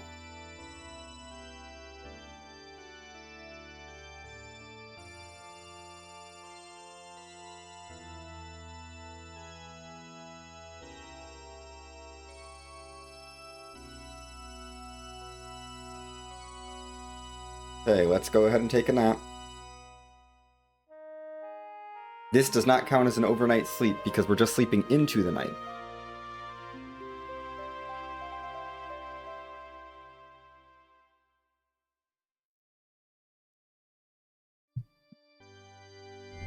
I'm gonna save just because there is a pretty easy way to game over coming up, and I've never done it, but you know. There's always a chance I fail the platforming, and I would like to not redo the last hour of game. You know? I really like to not have to redo an hour plus of gameplay.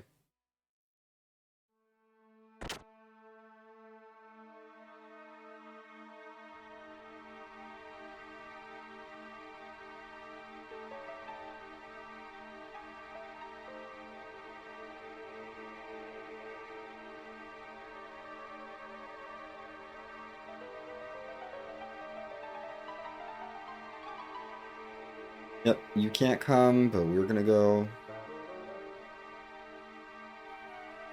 You know, it would help if I didn't jump down.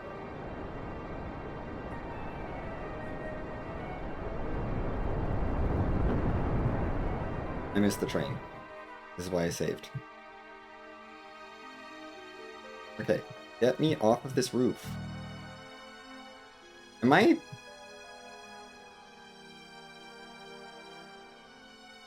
This is why I saved. I think we might have game overed.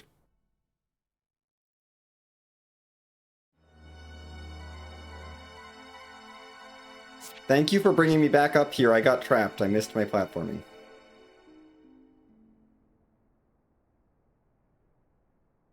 Yes.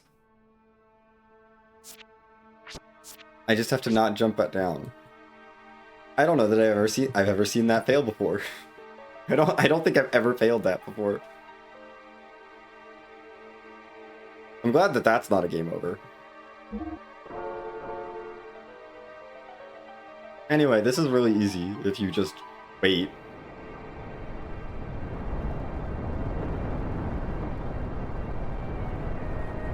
I don't think I've ever done that before.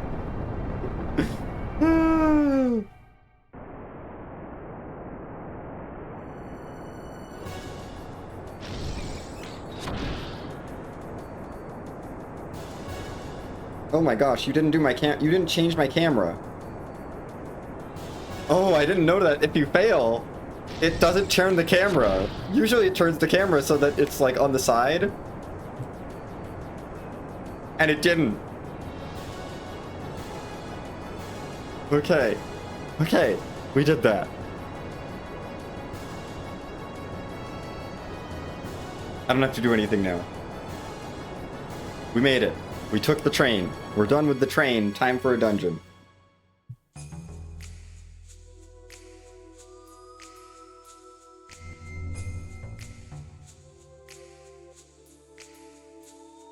Anyway, time for a cutscene.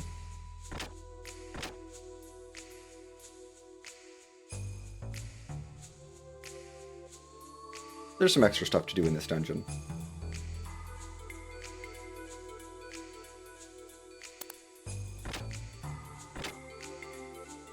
Okay.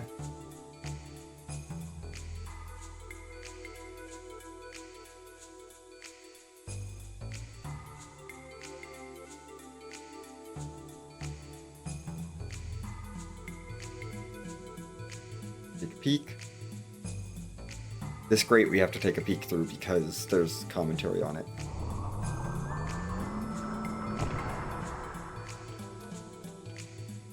And we have to know where Welthall is.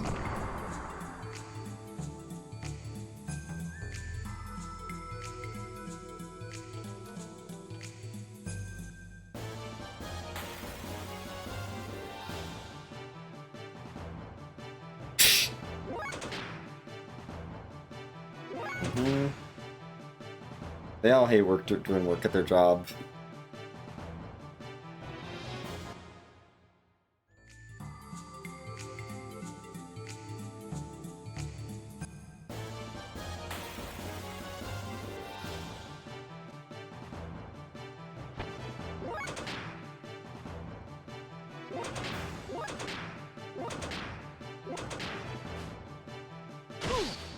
Ow. Ow.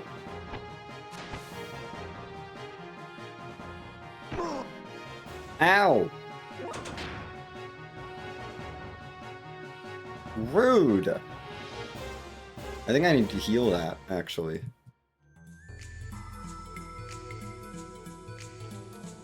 Some of these encounters are a little scary.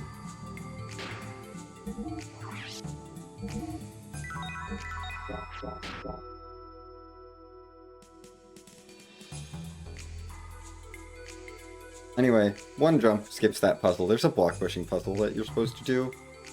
I don't think I've done it in years.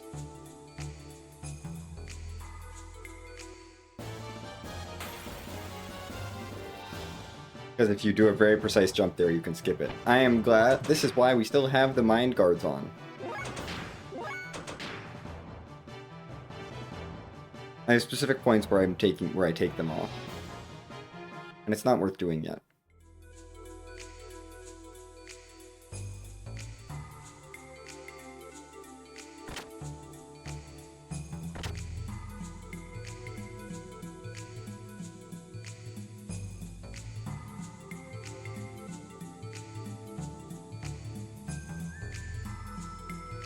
Yeah.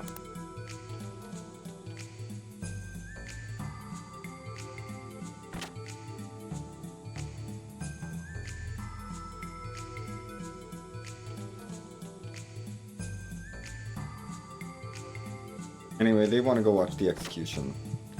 It's starting, so we're gonna sneak in and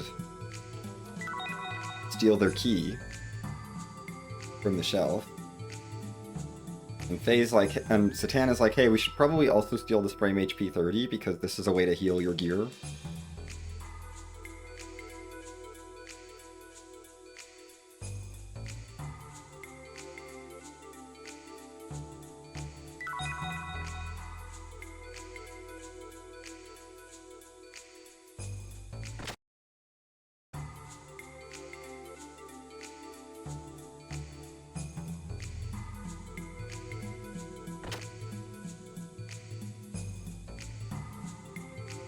No, not in here. Nothing in here.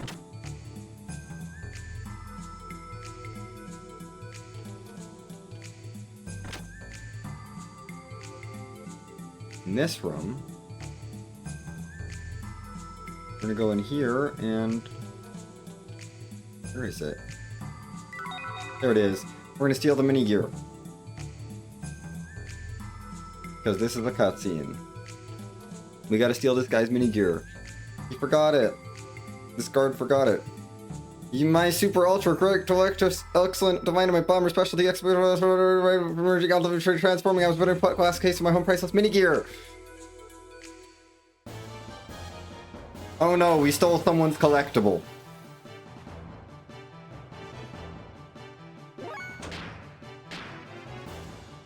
By the way, this fight deserves an item. This fight is hard enough that we have to actually cast haste on Faye.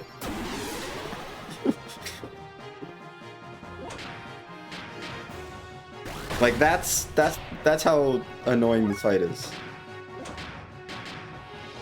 We have to haste Faye up so that we can guide and shot them down before they can kill us. Because they're gonna do damage.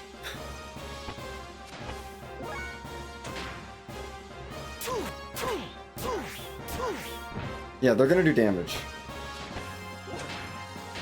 They almost took Faye down to half health. That's not cool. Okay, we're done. Hooray.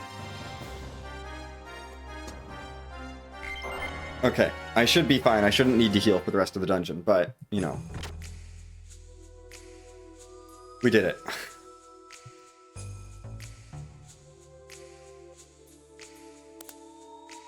Use the master key on the switch, open the door. Love not being able to jump there. Because the game has decided I should get an encounter.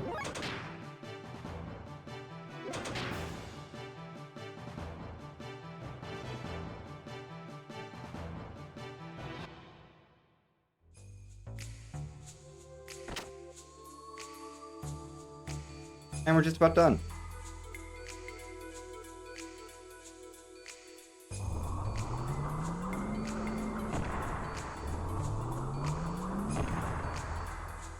Let's loop around, take the elevator up. Here, grab Well Tall, and take the elevator out of here. Hooray! We did it.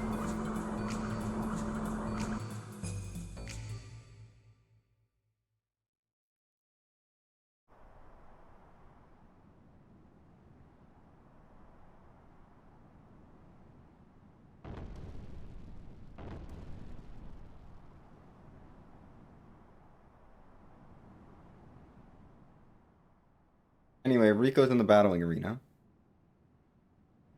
Yep, really lots of lore started yesterday.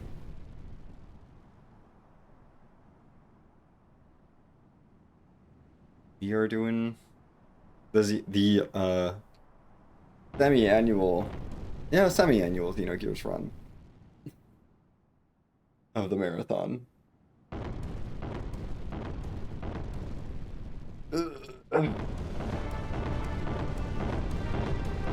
Oh no, it's a dinosaur again! Remember 6 hours ago when we had another dinosaur?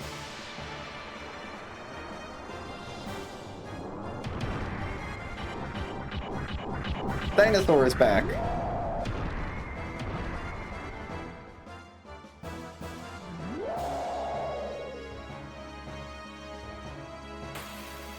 It is a good one. For sure. Anyway, we're gonna lightly tap the dinosaur. And the dinosaur fell down.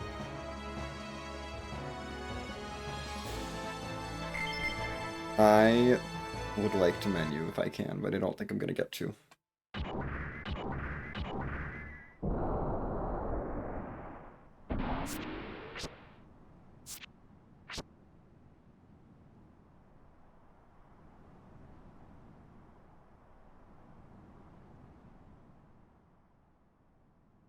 Anyway, we killed the dinosaur. And saved Rico's life. Because apparently, publicly executing someone means feeding them to a dinosaur.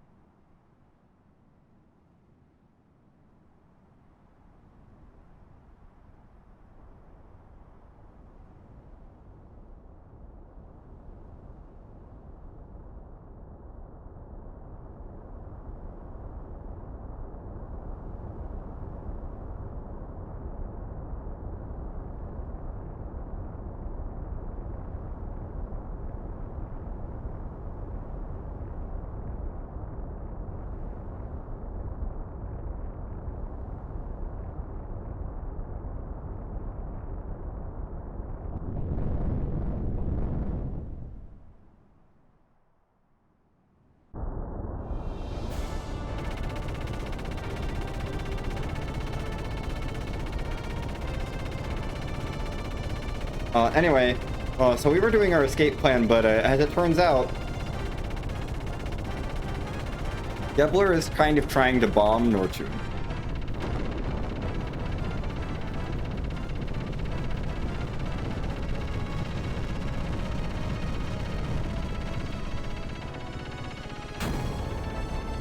And they've succeeded in bombing some of Nortune.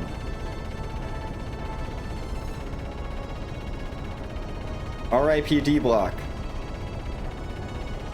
Because that one is crashing right into D block. And there goes all the lights in D block. Gone. That is kind of what they're trying to do. They're trying to destroy the entirety of Nortune.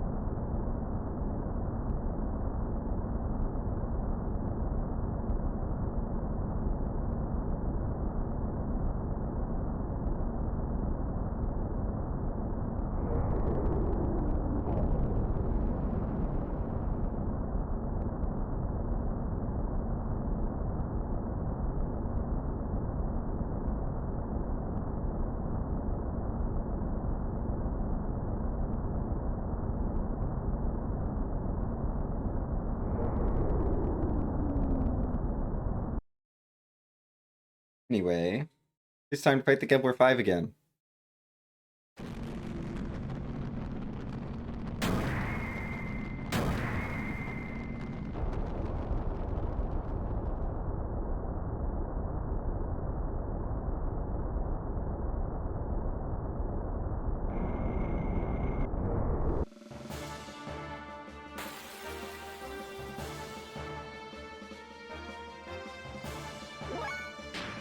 Oh good, my agility is fixed.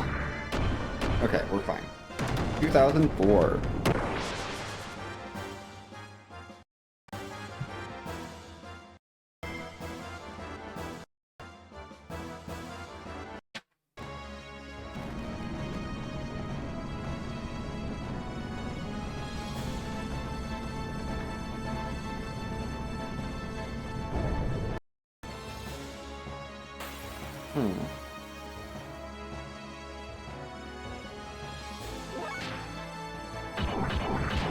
I'm gonna do a kick on you just to make sure we knock you down. Bye. Anyway, this gauntlet hasn't gotten any harder.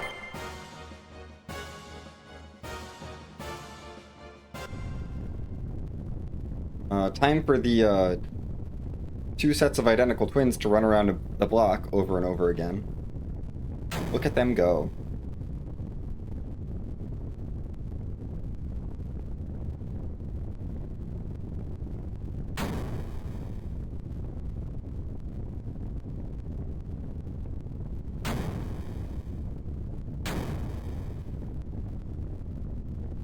They're doing such a good job running around this block.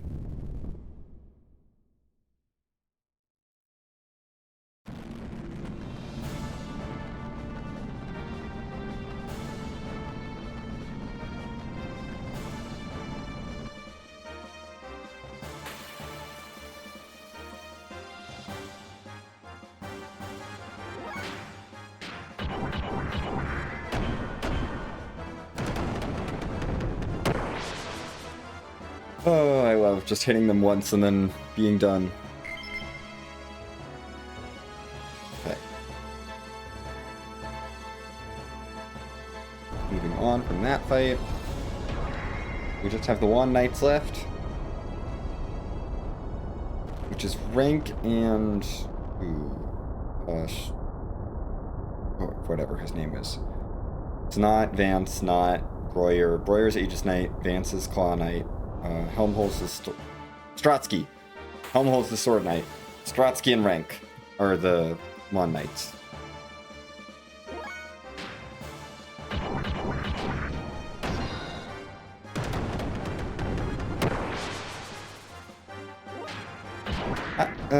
Yeah, Rico's too slow. We're just gonna kick both of them to death with Welltall, and Steer's gonna stand there and split the experience.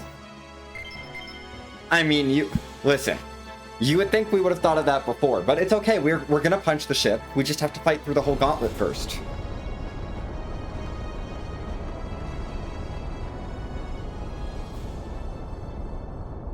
Hey, look, it's Ellie.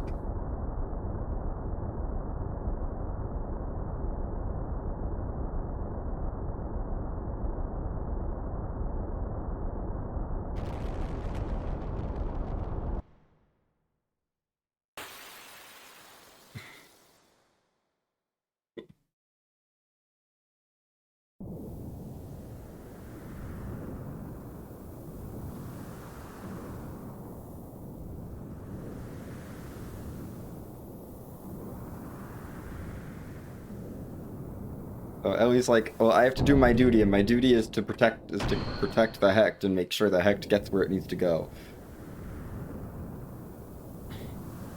And Faye's like, but you know what you're doing.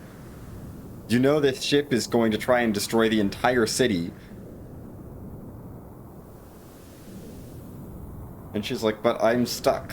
I can't give up my job and my career and my position in society. And Faye's like, you can. No one is forcing you to keep all this stuff. You can give it up and be a good human being.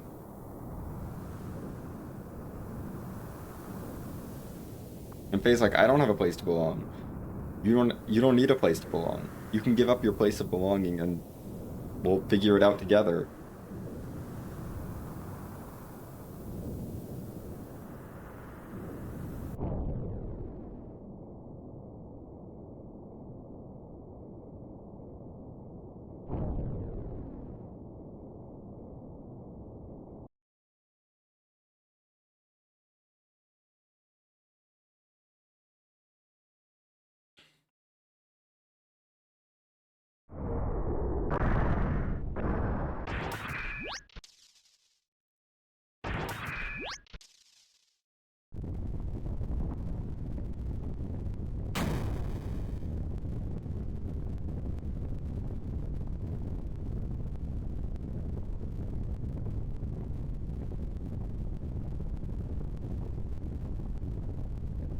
And she's clinging on to duty, and he's like, no.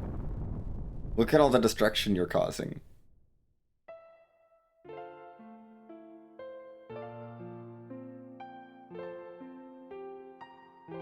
He did look like he was going to slap her.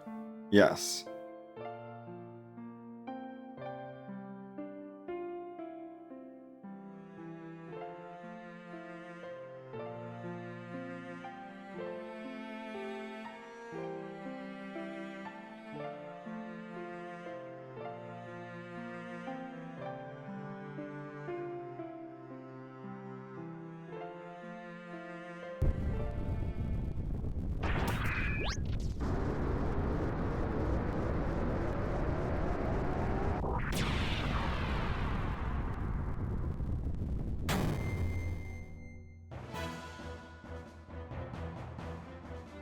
We don't need to save. Anyway, it's time to fight the ship. We're gonna punch the ship.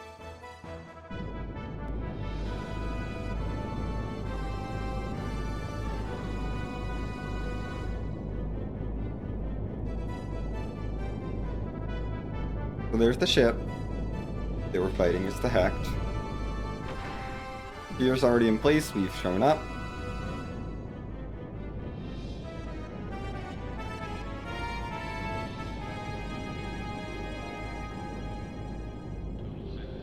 So you made a girlfriend. Cool. Yeah, we've met Dominia.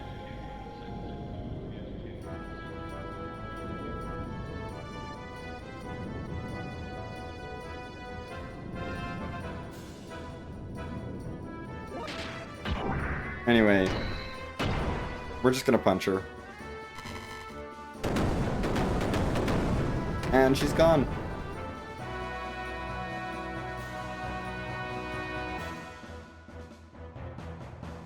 Sure you will. Dominia's not gonna pay us back for that.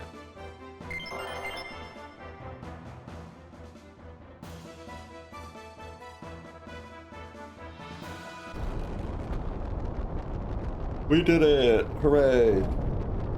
We beat Dominia.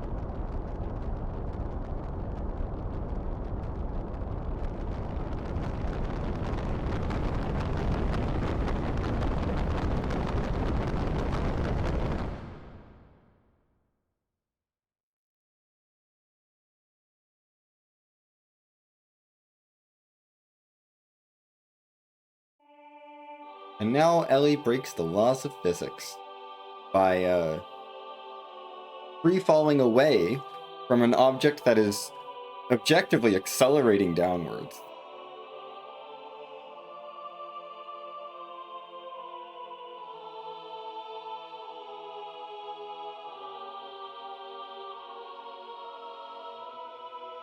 It's okay, we'll forgive them for this scene.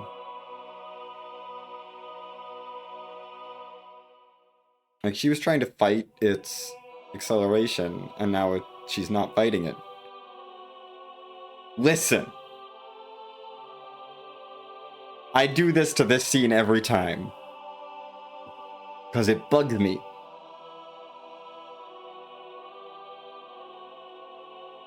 But I say it with love.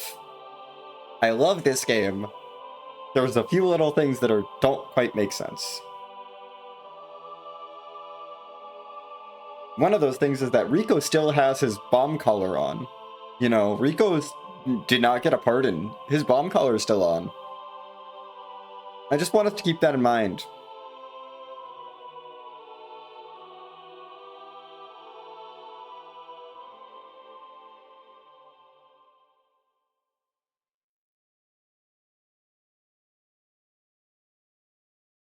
Like, he still has a bomb collar on that's supposed to explode as soon as he leaves the city.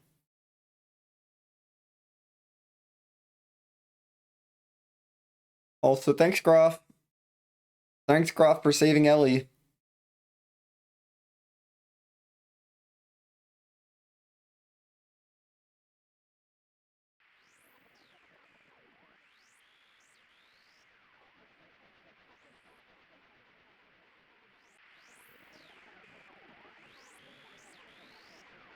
Yes. Oh, yeah, no, he could have gotten a pardon, but declined it. Yes, that's what it's... I mean, it's stated in game. So he still has the bomb collar on. Because he's been the champion for a while, so he could have absolutely had a pardon. He declined it and decided to keep battling. But that means the bomb collar stayed on. Because we'd see it in his portrait. So the bomb collar is still on him at this point, because I can't imagine they would take it off for his execution. Maybe they would just so the Rancor doesn't explode? I don't know.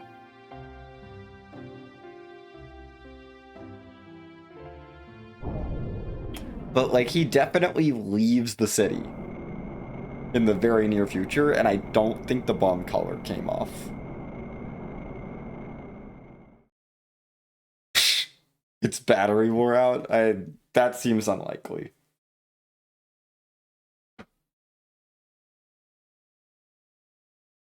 Anyway, we're back in the doctor's house.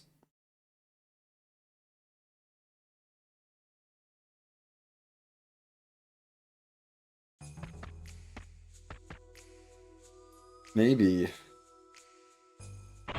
Maybe it was a bluff all along. I don't know.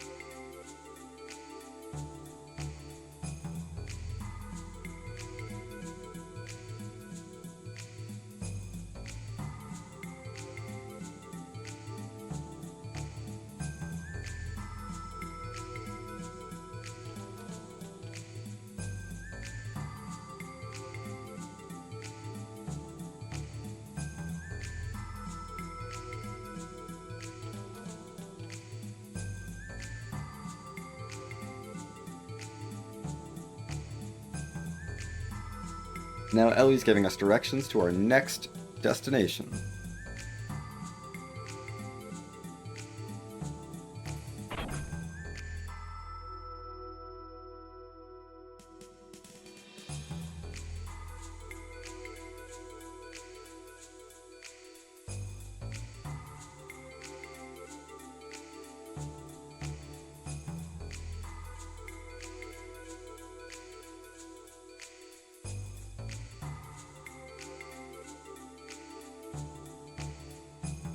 The hammer, at least we know why his collar's off. He got a pardon as well for being our mechanic. I don't remember that being a part of the deal, but he did, so it's fine. They justified it in-game.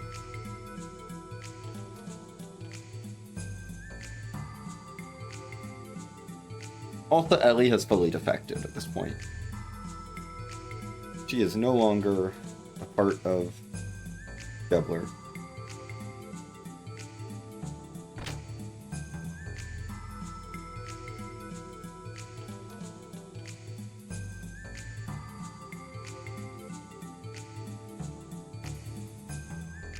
Time to break out. Anyway, Imperial City guards are like, hey, that looks kind of like the guy that's wanted, but we should probably not get ourselves involved.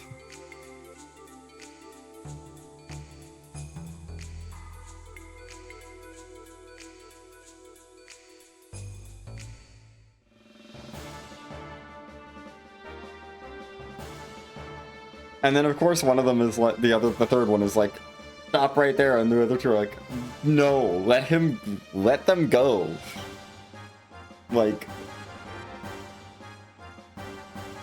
we don't stand a chance.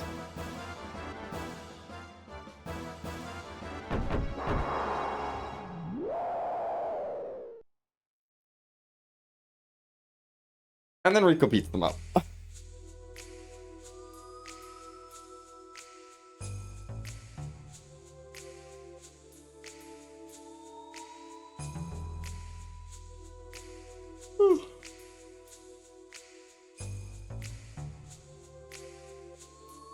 But yeah, Rico has his collar on in this portrait.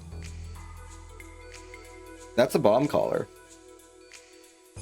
I think Rico's bomb collar just doesn't work anymore.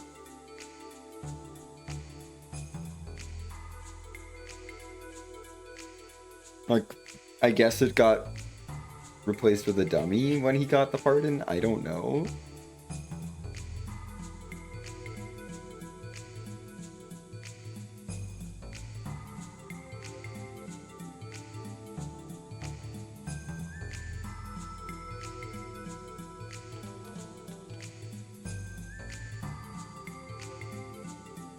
Anyway, let's get out of here. Yeah, you would think it would have exploded while they were flying in the air. Anyway. Time for some world map travel again. Remember that this game had a world map? I didn't. You know, it's been forever since we've seen the world map. We haven't seen a world map since we went to Nissan.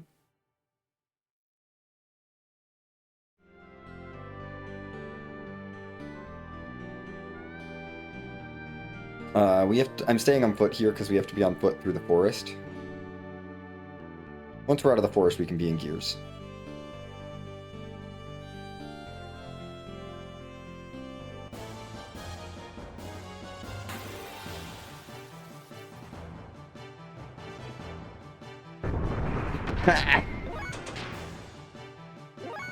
Yeah, this is a game, actually. I do have to play the game. Don't worry, there'll be plenty more movie later. Just you wait for the end of the run. The last, like, 4 hours of this run are basically a movie. Welcome to Goliath Factory. Where the game starts getting good again, in my opinion.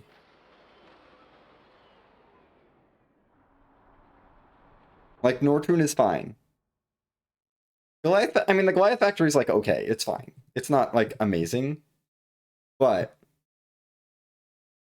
like, this is where I felt like it started to really become enjoyable for me again, and then I love the next area.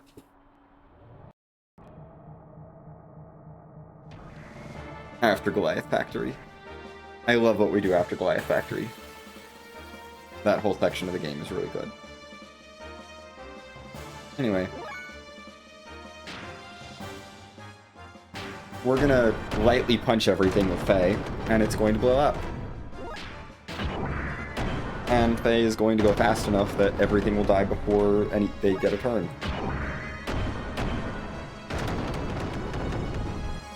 Yay, we did it!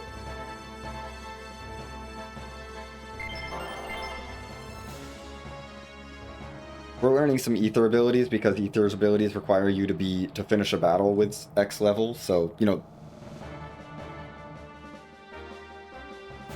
people will level up in the background in this game. There is a shadow party mechanic, but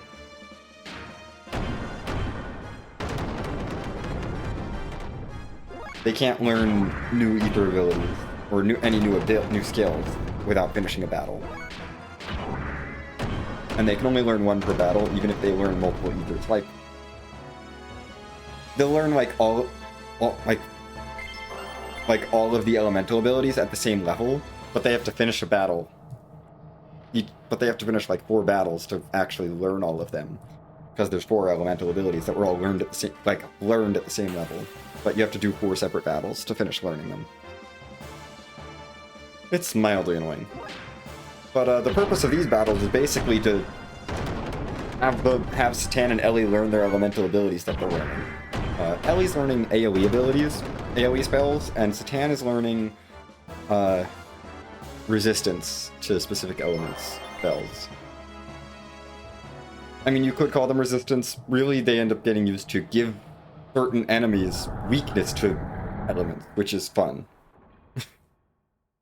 Because that's a thing you can do.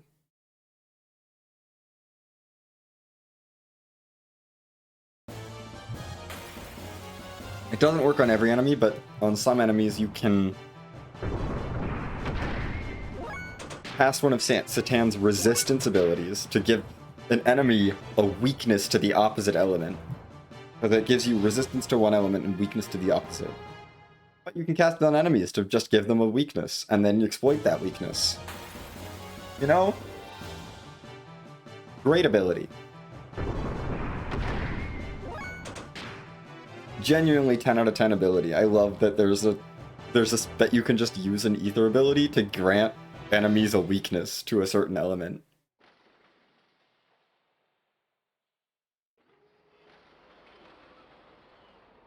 And then use that element on them. Like, oh, I need to make my... This enemy doesn't have an elemental weakness. Let me just make one. We don't use it that much in this run. We do use it a couple times, I think. But not that much. Doesn't work as well if the enemy already has an elemental weakness. Because you may as well just exploit that one.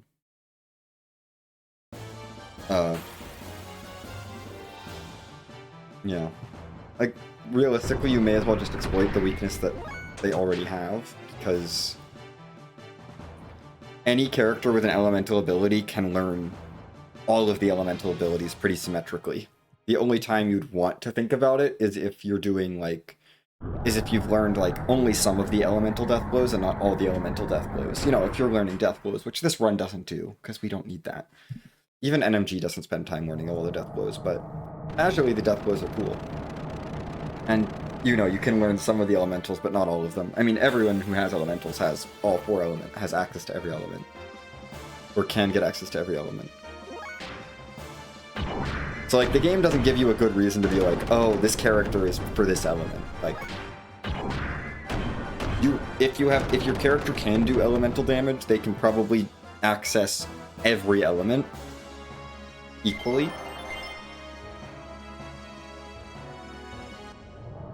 Like, the ethers that we just learned, we just finished learning Ellie's AoEs. All of Ellie's AoE, she has an AoE elemental spell for every element, and a single target for every element. And Satan now has the ability to grant weaknesses for everything. Okay, this fight we do need to booster.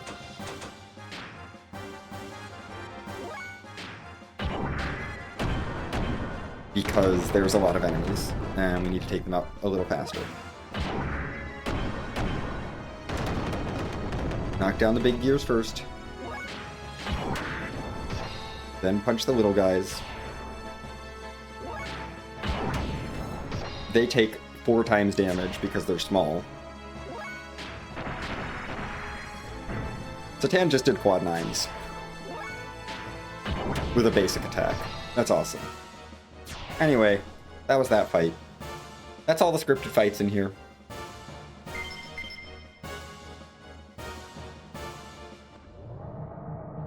I do think that this is the part of the game where they figured out they could do scripted fights. And they will make use of scripted fights throughout the next few dungeons. And honestly, I think scripted fights work. I don't hate scripted fights.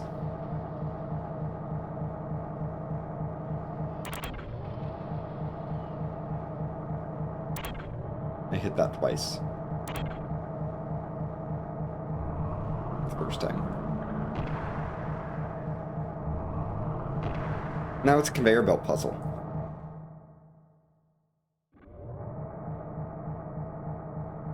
Push the button to make the conveyor belt go the other way. What a great puzzle. Oh.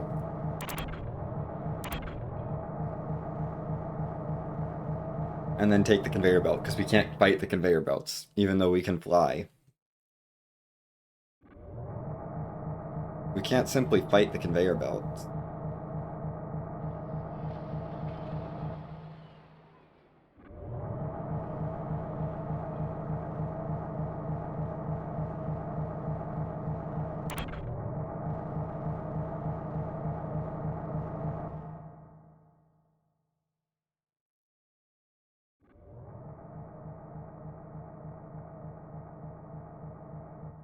We also can't get into encounters on conveyor belts, so the conveyor belt section is pretty uneventful.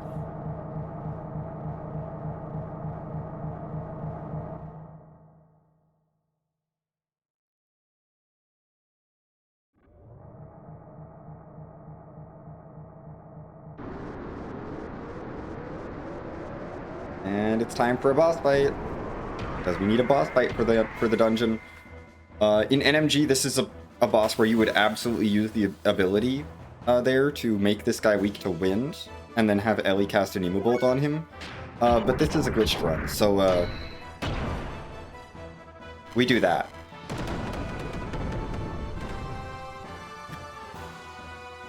This is a glitched run, so we punch him.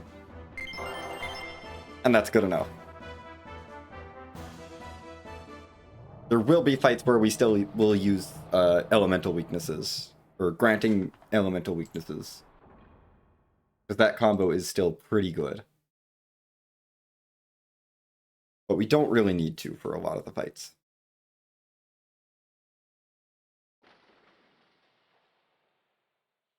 Anyway, welcome to the Goliath. We made it. This is our airship, everyone. Aren't you all excited? We're gonna be in an airship. We did it. We made it to the part of the RPG where we get the airship.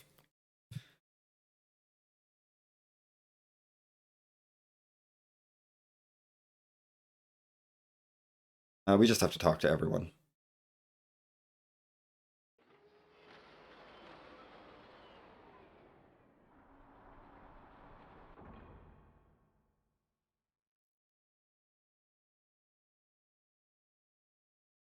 Yay, airship time!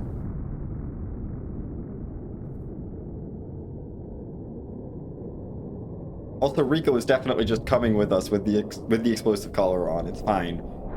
We're getting on an airship and leaving the country. Like, we're way out of range of that of where he should be contained to by the explosive collar, but whatever, it's fine. Here we go. Honestly, I love the Goliath. I wish we got to see more of it. The Goliath is awesome.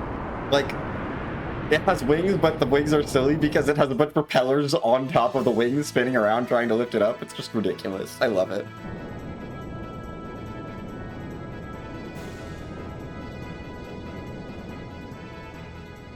Yay, airship time!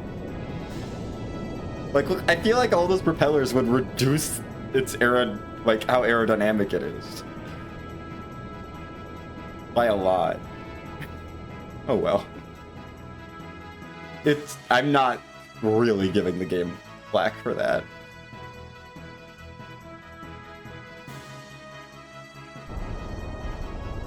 We got an airship, hooray!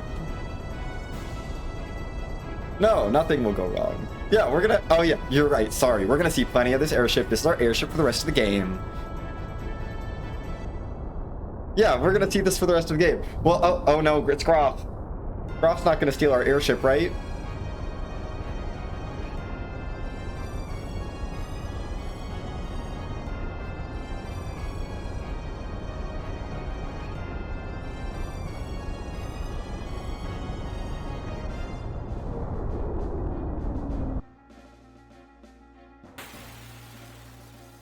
Uh-oh. You know, I'm worried. They did say we might lose our airship, but it's Groff. We have a, you know, Groff. We're gonna have to fight Groff. We'll beat Groff, and then Groff can fly already. He doesn't need an airship. Groff doesn't want us to have an airship, though. That's so selfish of you, Groff. Let us have an airship. I think we successfully convinced that Groff can have an airship. Or we've successfully convinced Groff that we're allowed to have an airship. We punched him one time for 8,000 damage, and he's like, okay, I'm done. Bye. And there goes his gear, too. That's what he gets for fighting us outside of his gear.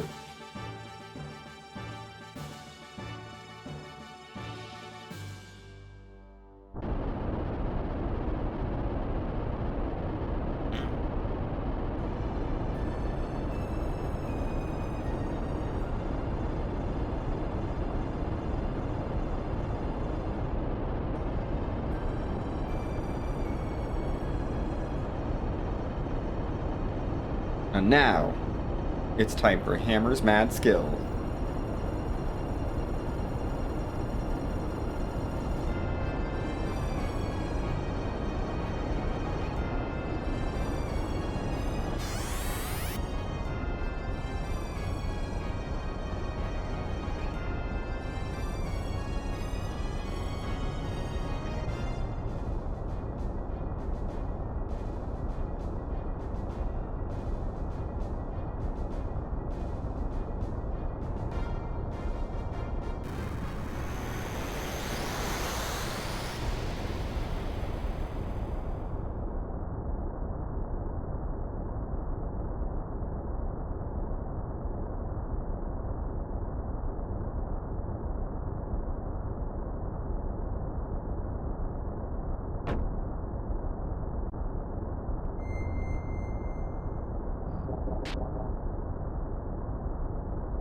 Anyway.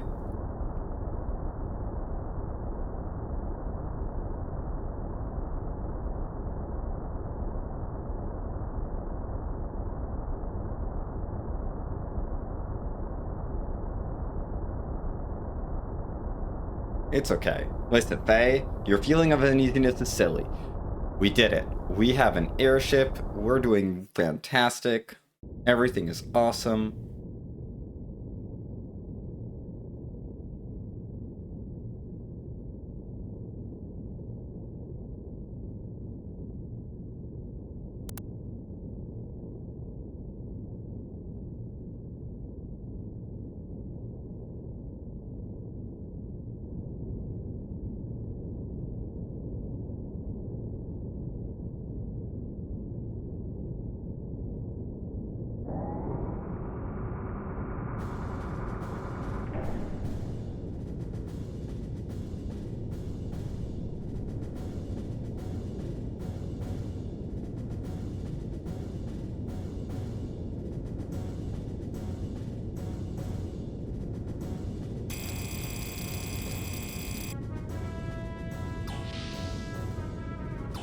Hey, look, Bart's fine.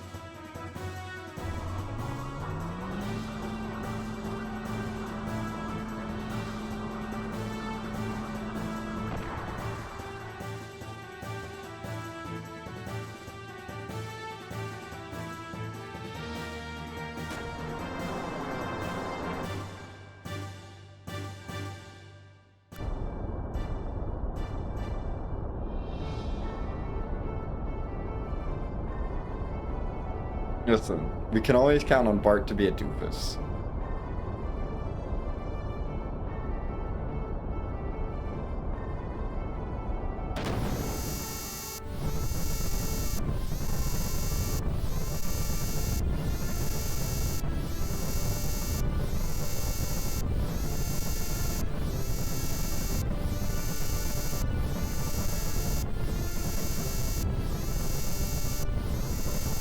Well, R.I.P. Goliath.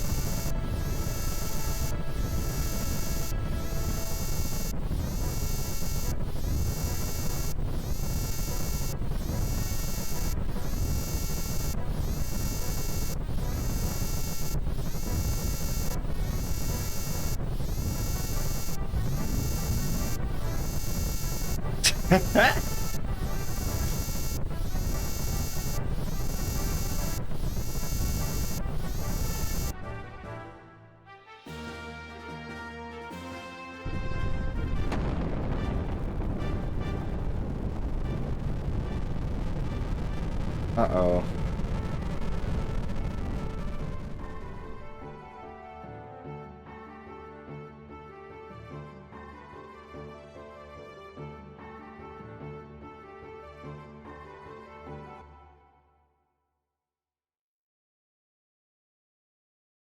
And unfortunately...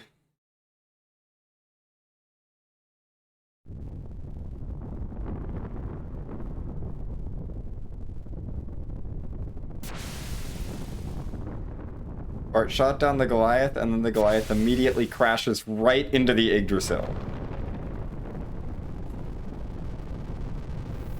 So, that's the game. I hope you all enjoyed. Unfortunately, it's a bit of an anticlimactic ending. We get our airship, and then,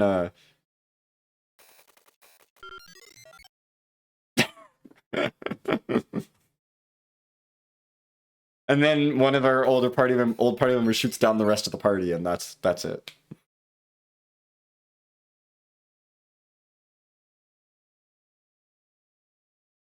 This is our post-credits scene.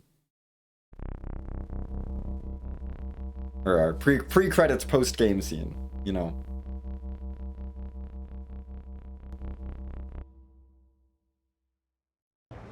With Ramses and Yang.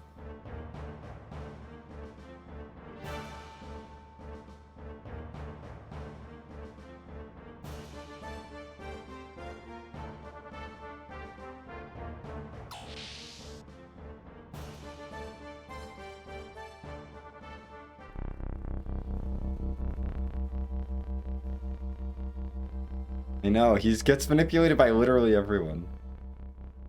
Yeah, this game has... I know, it's really weird. Like...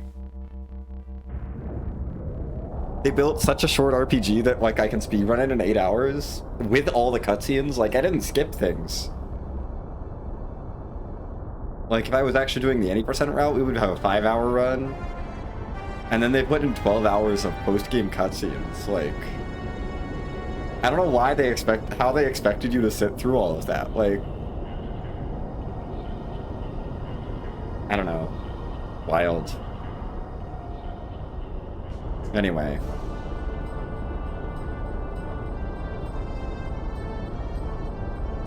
Like, they just made a full movie. Well, multiple movies of stuff to stick at the end of the game. Oh, hey, it's the worst Discord server again. We gotta see how everyone else is reacting.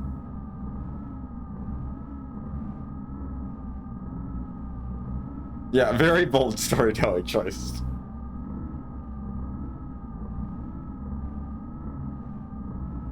Look.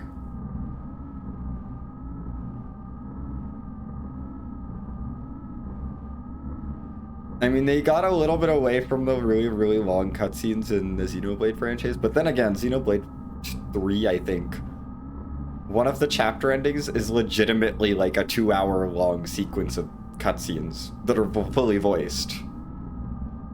And it's like, okay, you just made a movie.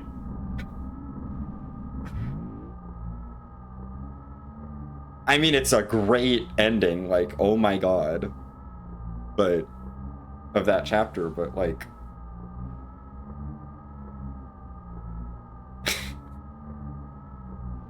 Oh, I need to replay Xenoblade 3. And actually, like, sit down and get through enough of the plot that I can get to that part again, because, oh my gosh.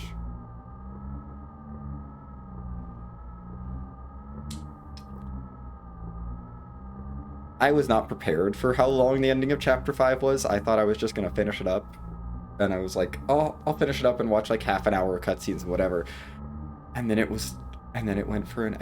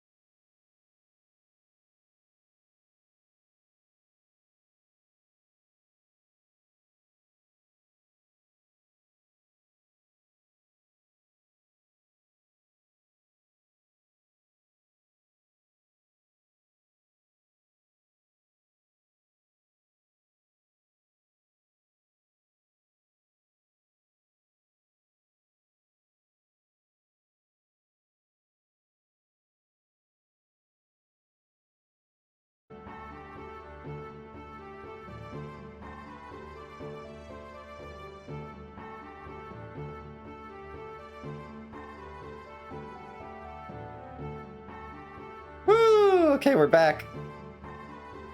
Anyway, welcome back. We're alive, actually.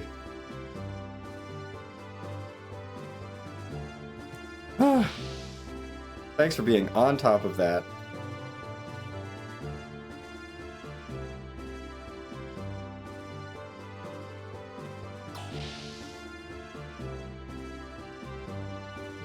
Okay.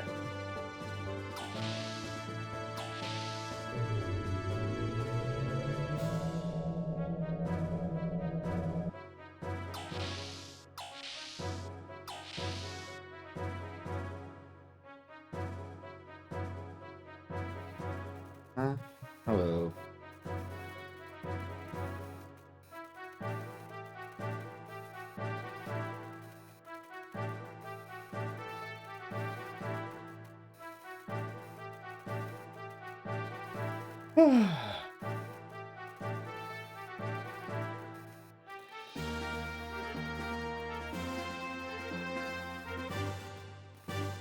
We did not miss much. We missed Ellie waking up on a piece of floating wreckage and then finding Faye and being like, we're on a piece of floating wreckage. And that's what you missed. And then, you know, the transition to Satan in that room. Not much has been happening. Back on the wreckage.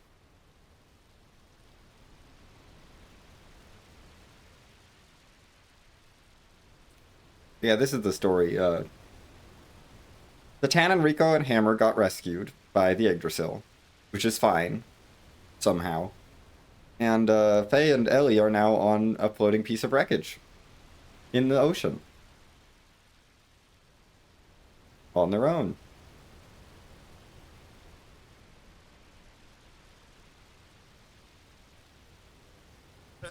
Faye is fishing. Not successfully.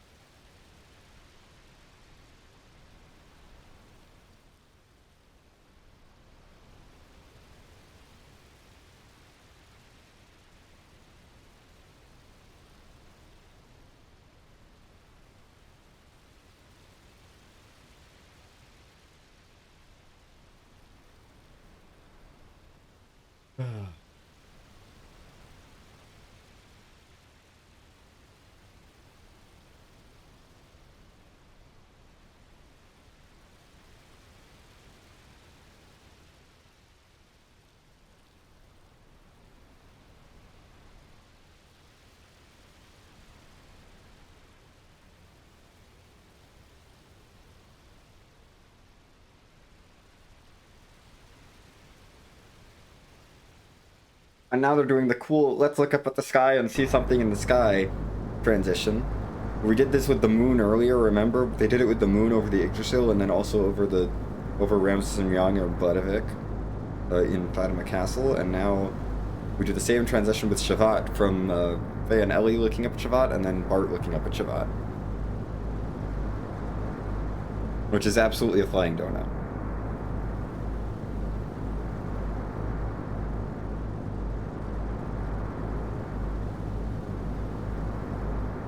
Yes, Bart, you have to apologize.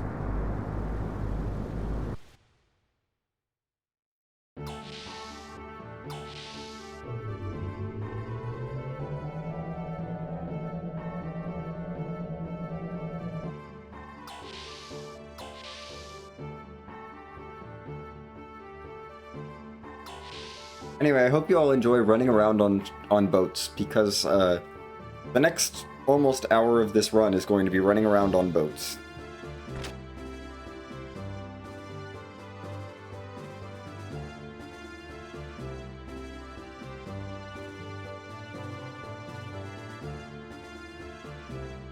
We have a lot of running around on boats to do.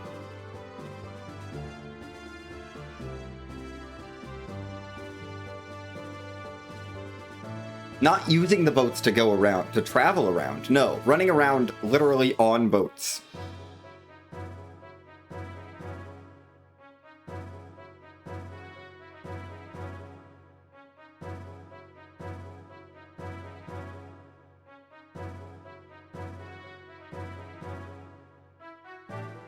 We love boats. Boats are fun.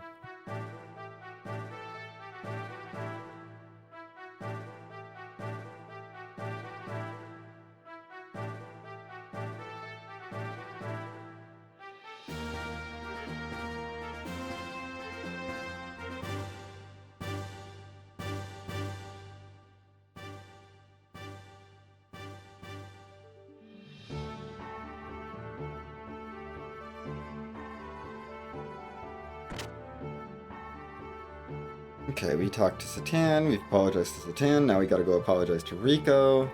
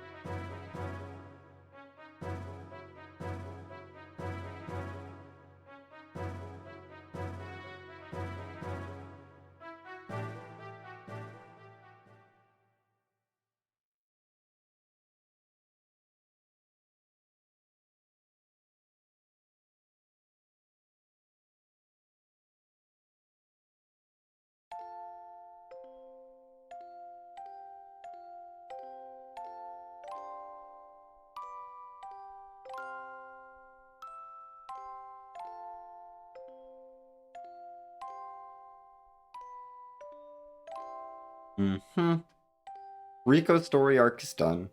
Rico is not going to be relevant for the rest of the game. It was nice.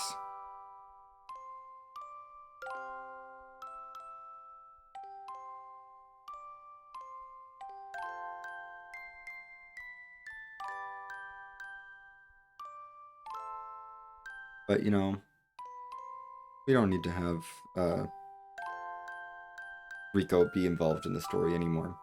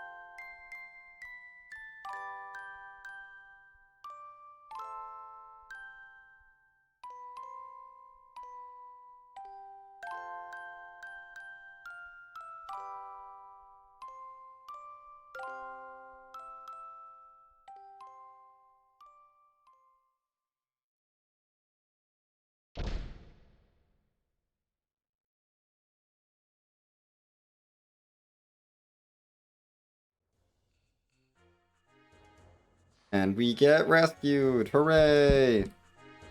We did it! The Thames is here to save us.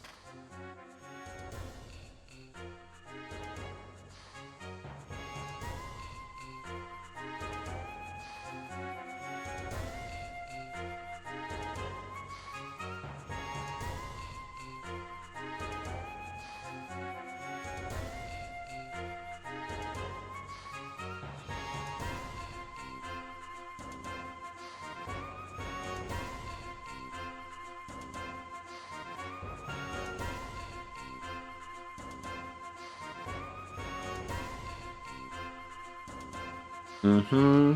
Oh, I love the Men of the Sea.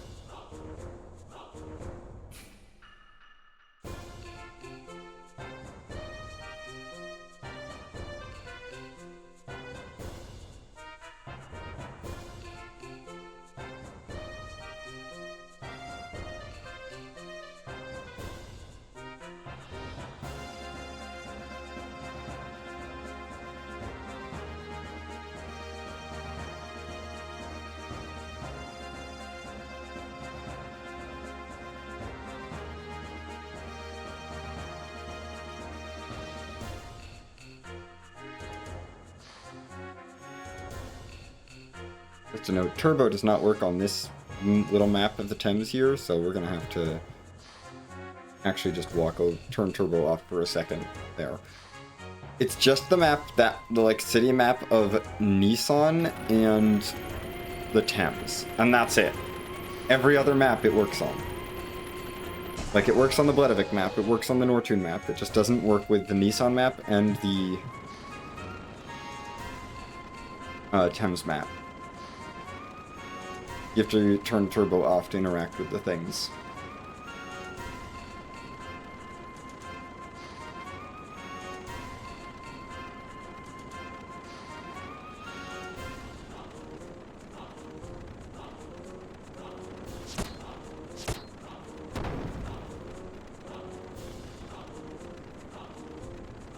Anyway, he's a man of the sea, as we heard. They're helping us out. They like us, apparently.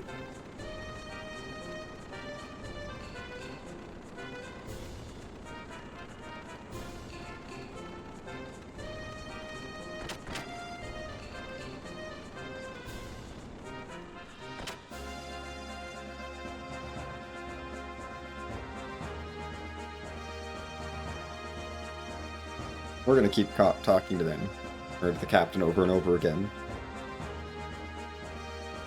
I told you, it's lots of running around and talking on boats. Yay, boats.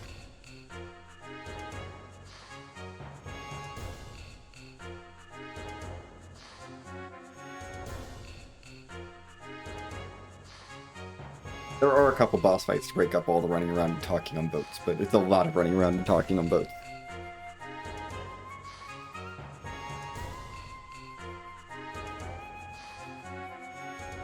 Anyway, they're doing a really big job for the ethos.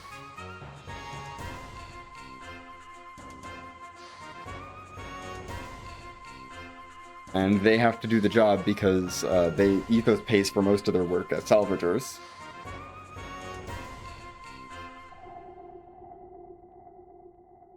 So, yeah, they're gonna keep working.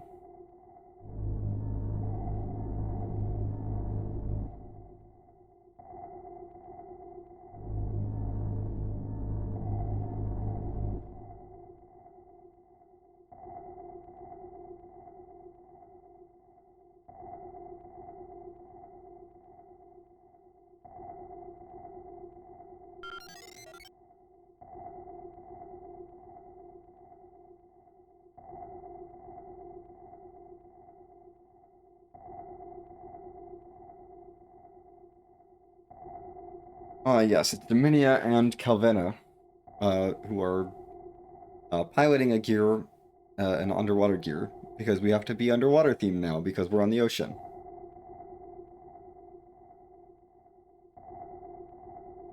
You know, we had our desert section, we just had our prison section, prison sewers section.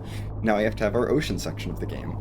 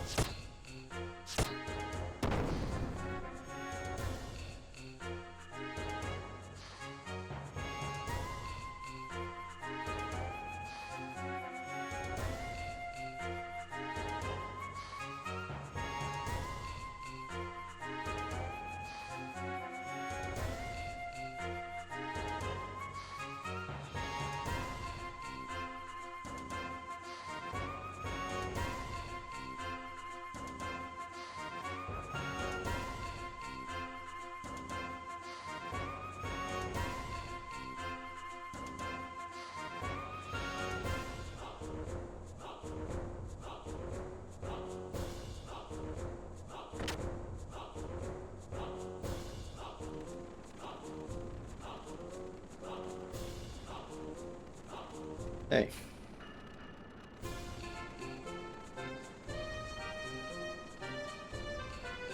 Hans is like, why are we getting involved? We do not want to fire the big gun.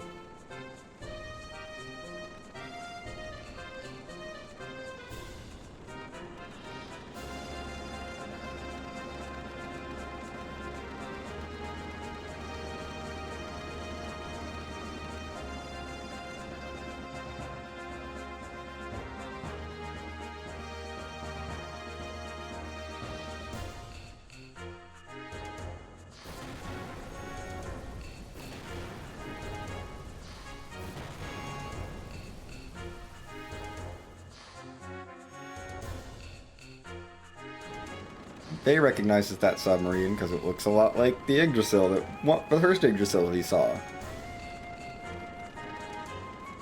I don't know why Ellie recognizes it, but that's okay.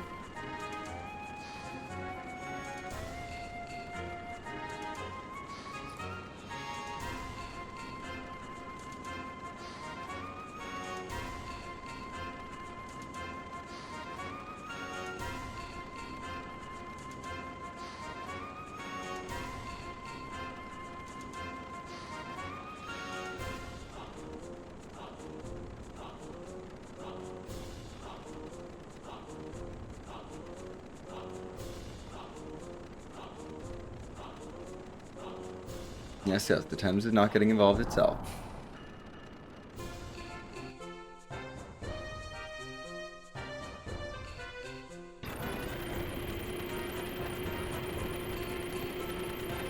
We're gonna head down to the deck so we can help out or get in our gears and help out our friends.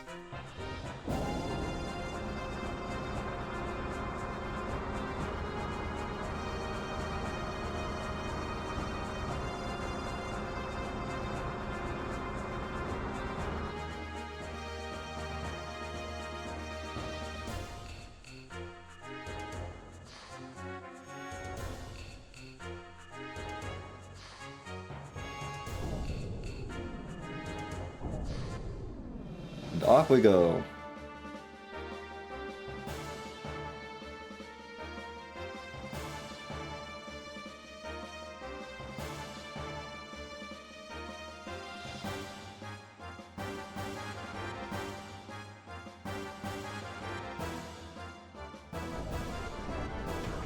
Hi, Rico and Satan. We don't really care about you, either of you. I mean, Satan's strong, but Rico's not so strong. Bart's apparently underwater. While they're getting ready with the depth charges. And we're gonna go help Bart. We're just gonna jump in the water. Fine.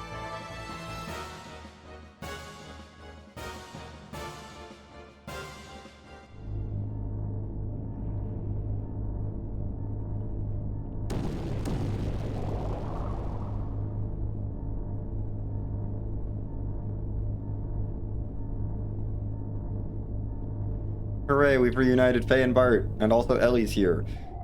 This is gonna cause some complications, because that's Dominia in there.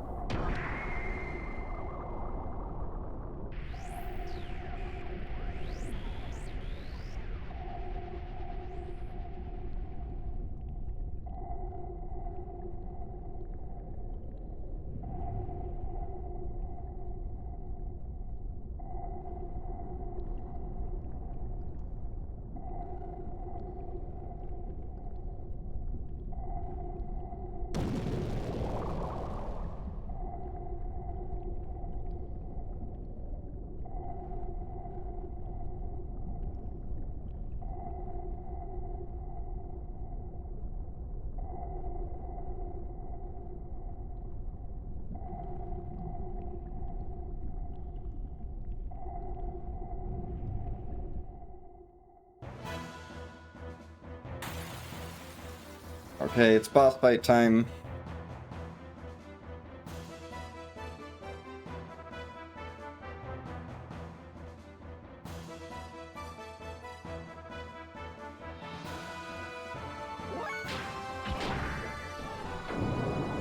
Anyway, that was a boss fight. We hit High Shao once, and they're like, hey, the depth charges are ready. We're gonna drop the depth charges.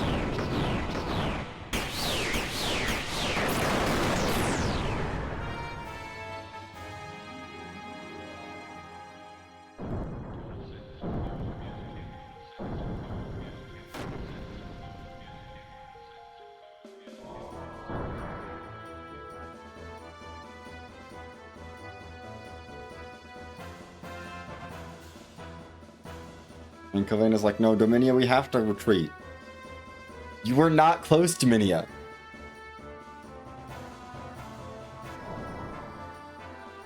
And with the power of cutscenes, Dominia's gonna end up taking Ellie. Unfortunately.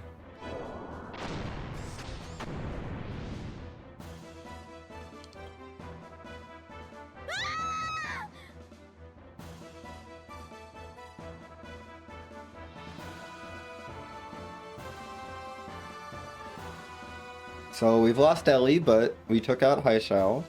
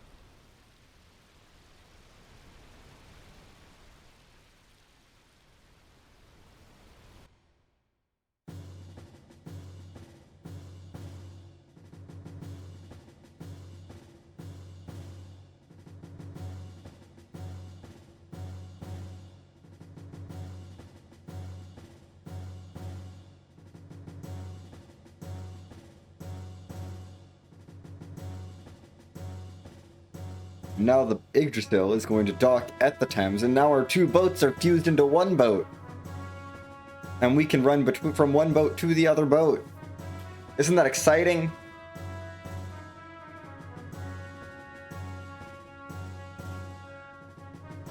Even more docking procedures.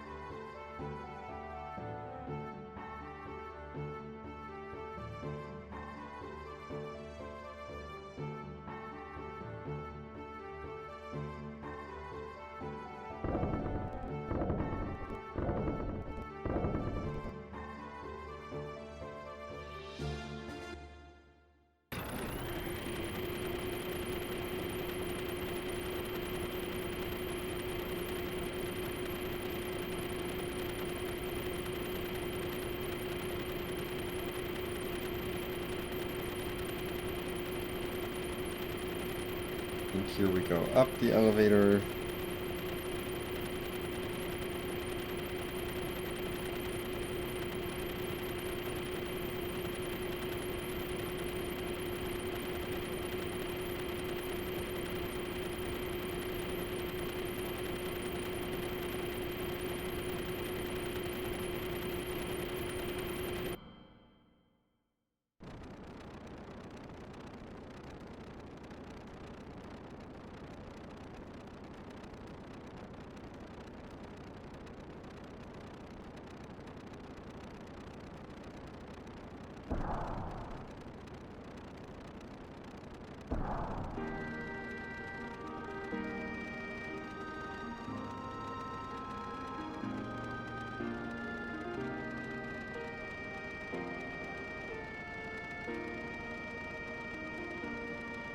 And Margie's here too.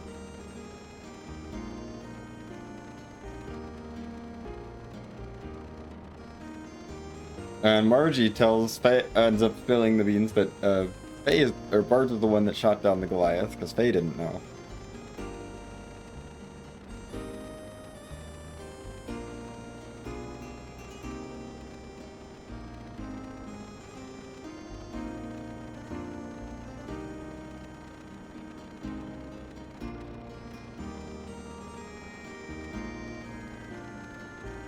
And Bart's like, I'm a man of the sea. And the captain's like, I love this. Let's go. Let's go be men of the sea together. And we're like, okay, sure, you can be men of the sea together.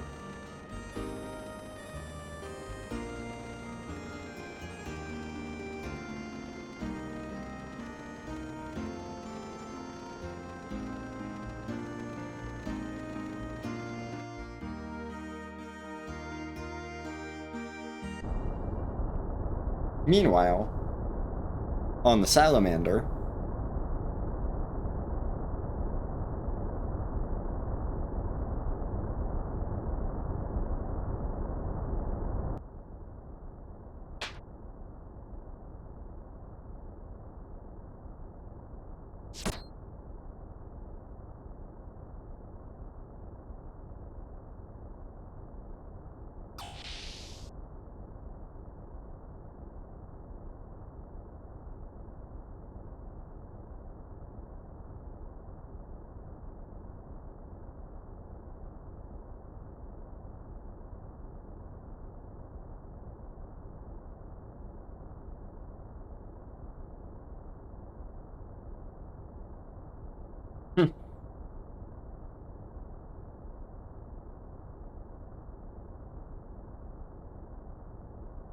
oh man, I love that. I love this moment because Miang just like comes in and just like, listen.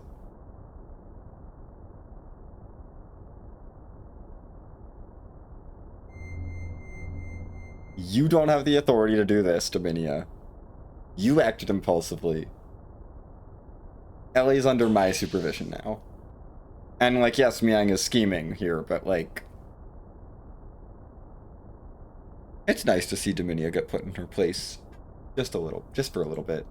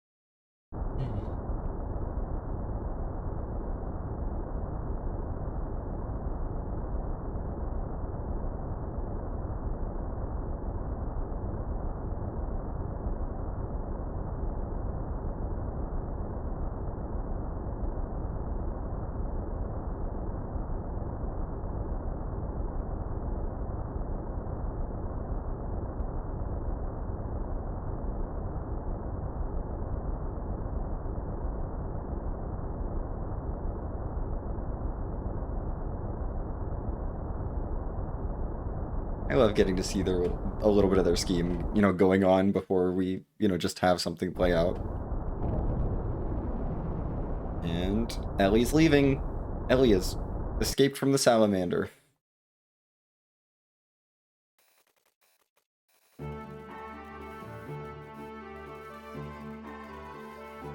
And we're gonna go try and bring Bart back.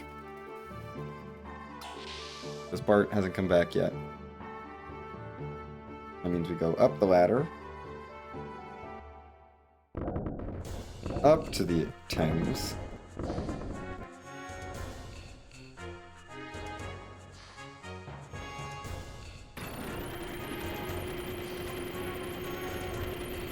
The beer hall.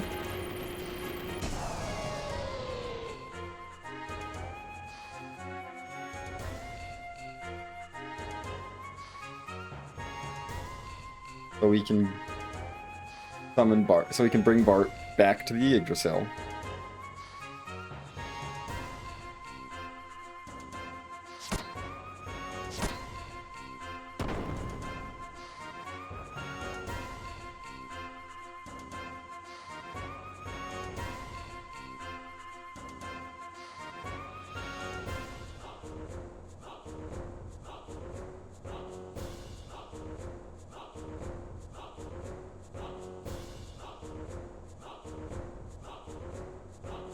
And Ellie's back. Yay, we're gonna go see Ellie.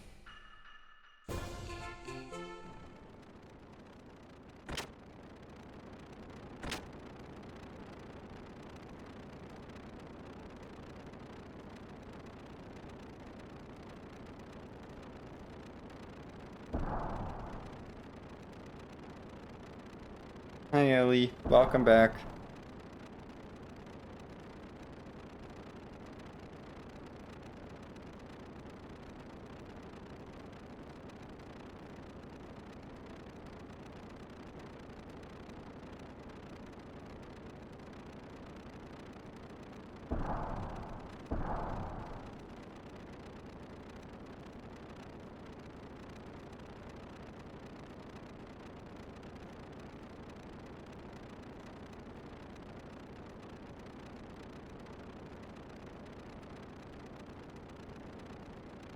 Yeah, Ellie has a family.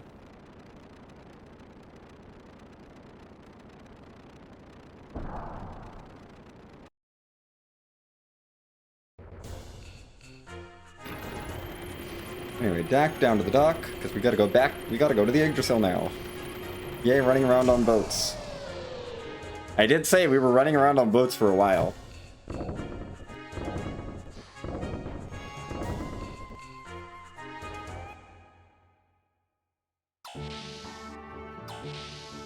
And down the elevator.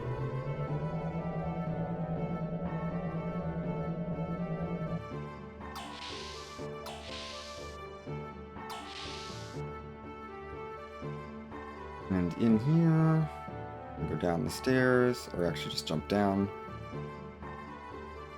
Down here. That door's a little tricky to find, but I know where it is. You go down there and then go to the north end of that area.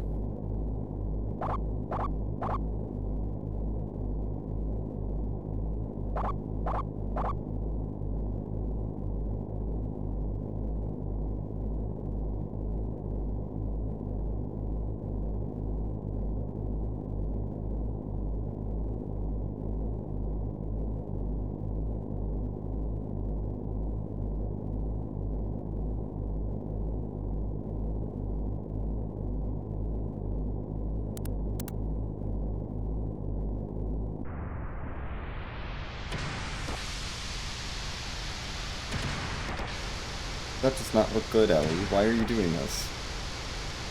I mean, I know why, but this does not look good.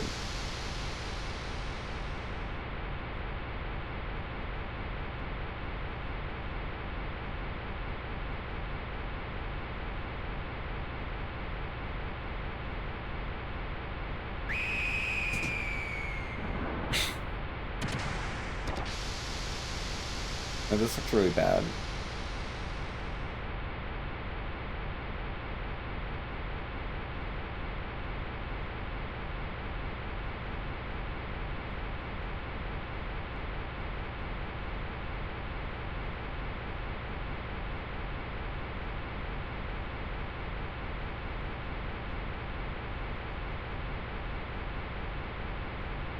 Hi, Satan. fix this, please?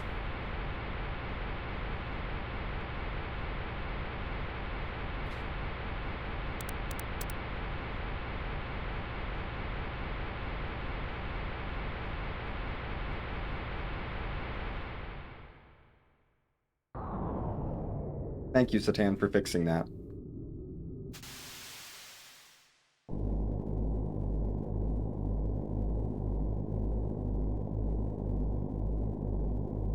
Anyway, Ellie was hypnotized. Do that, apparently. So, she should be fine now.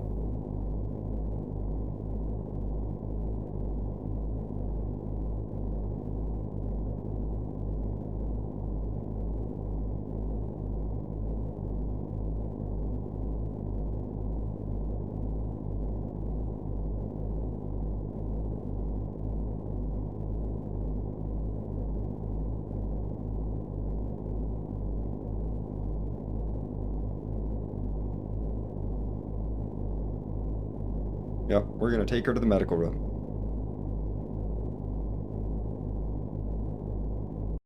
Great. Wonderful, we resolved that.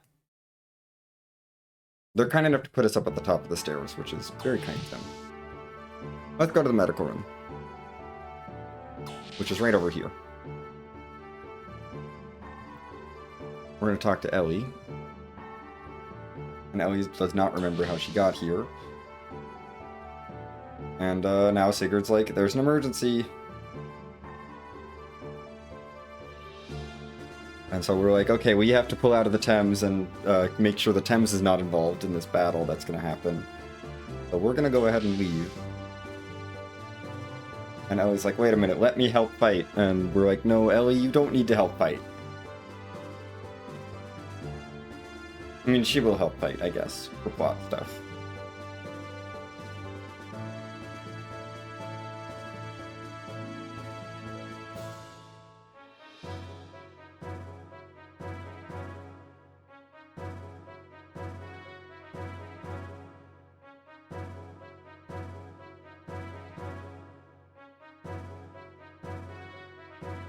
Yep, let's go. Hooray, we did it. Anyway, it's gonna open the menu for us. We're gonna take Faye's mind guard off. He doesn't need that mind guard anymore.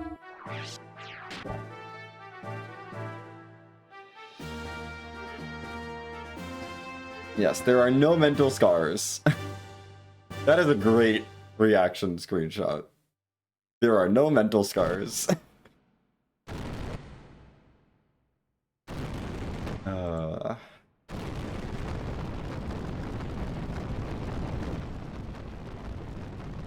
Okay. Well, here they come. It's time for another battle. Yay, battle. Hi, Dominia. In her own gear. Anyway, we're gonna pick her. And she's gonna go away. As with every battle in this, in Gears, it's just... we're done right away. Okay, cool. Keep going. Uh-oh. There's stuff underwater. We need to go deal with the underwater stuff. Into the ocean we go.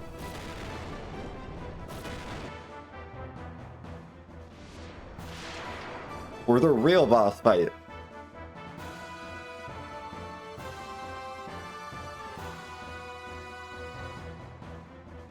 It's Ramses in the High Shell, and Miang is here as well.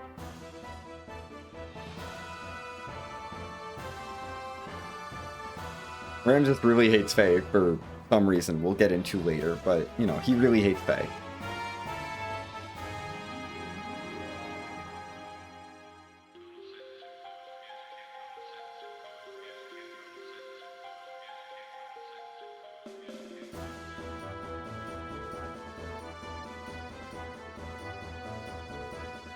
Faye's agility is going to be broken here as well because we're underwater. Agility doesn't work right in the desert or underwater. So, we're gonna take some damage. I think Bart is dead. Bye, Bart! Honestly, that's fine. That means we have fewer turns to parry through. We're gonna punch Aishao once, and that's the fight. Yes, we're its arch rival, apparently. Bart can be dead, it's fine. Bart doesn't matter.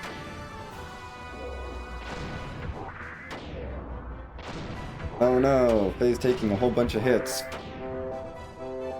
Somehow, Rose took off Faye. Listen. Ramses is a very frustrated, queer man.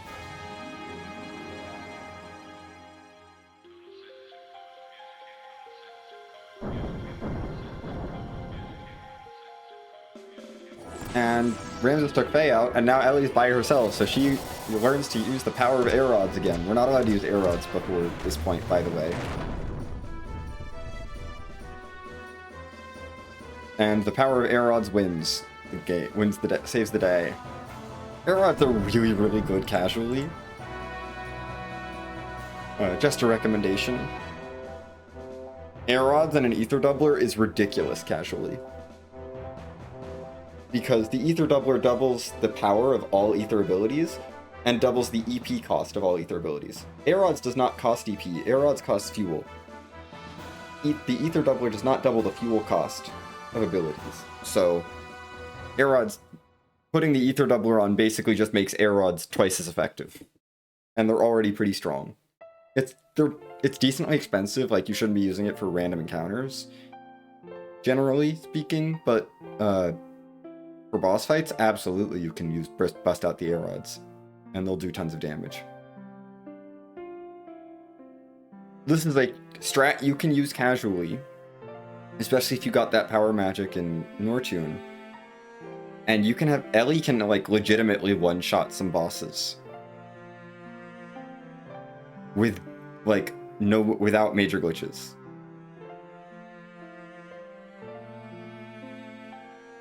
Just by using her air rods. It's actually kind of absurd how strong air rods are.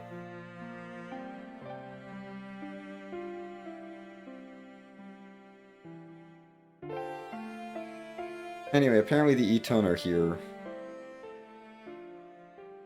Religious people from the Ethos are here on the ship and we're gonna try and ask them if they can help treat Faye because Faye is not doing well.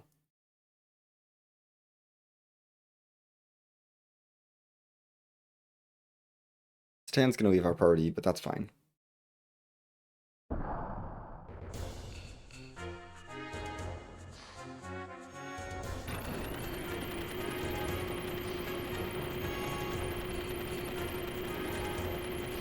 We're still running around the ship. Almost done with the ship. Okay, into the armor ground we go.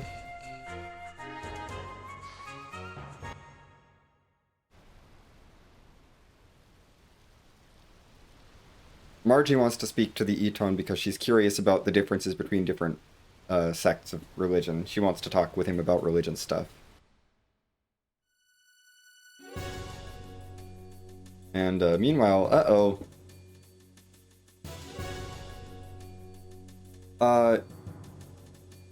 why are these people trying to...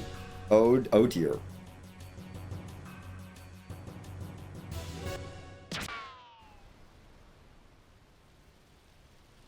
That is not ideal.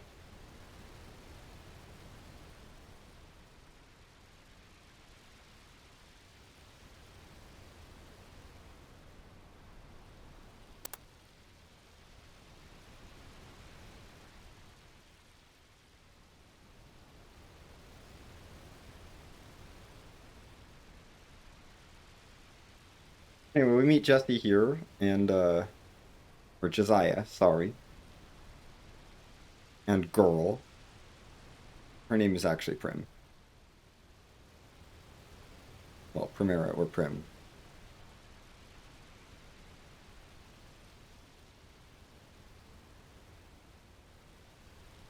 Grim doesn't talk.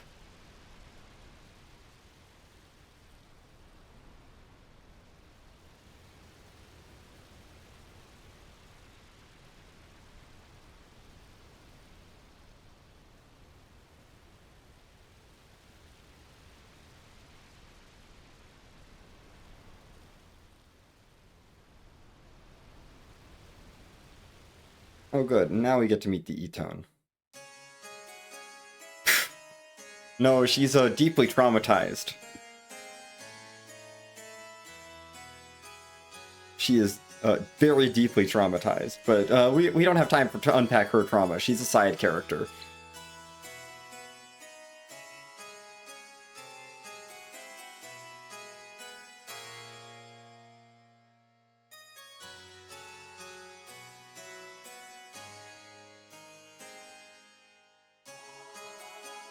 She does possess mental scars, yes.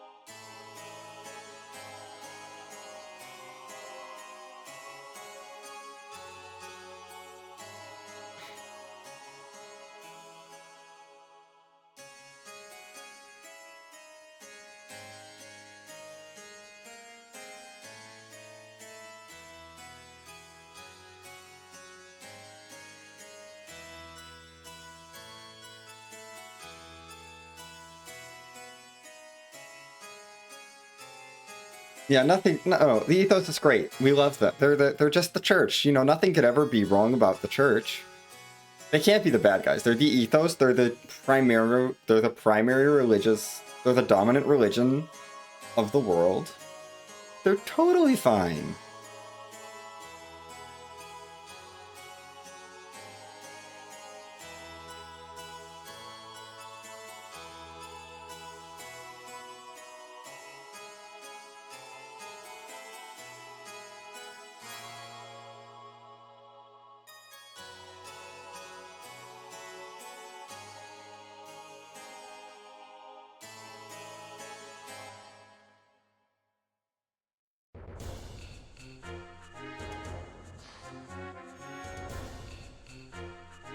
Okay.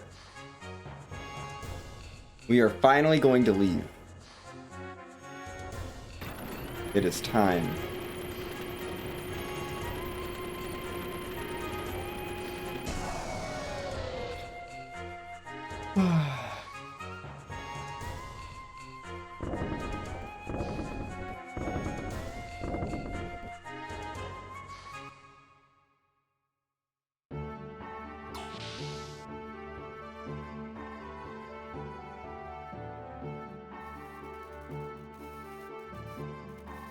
The Nissan sect is fine. They're a separate sect of the religion, so they're okay.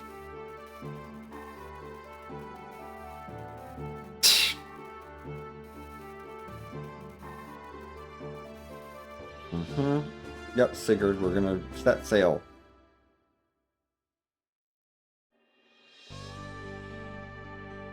Hey, remember this game has a world map.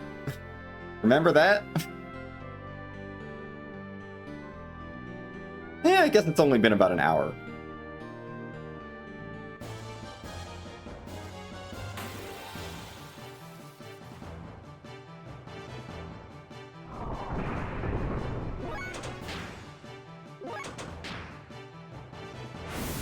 I would like to run away. Rip Ellie. This is why we bought Satan armor, by the way, just to make sure that we absolutely don't have to worry about this boat section here. Because we're going to be running away from all the fights, and Ellie and Bart are not strong. Because we haven't upgraded their gears at all.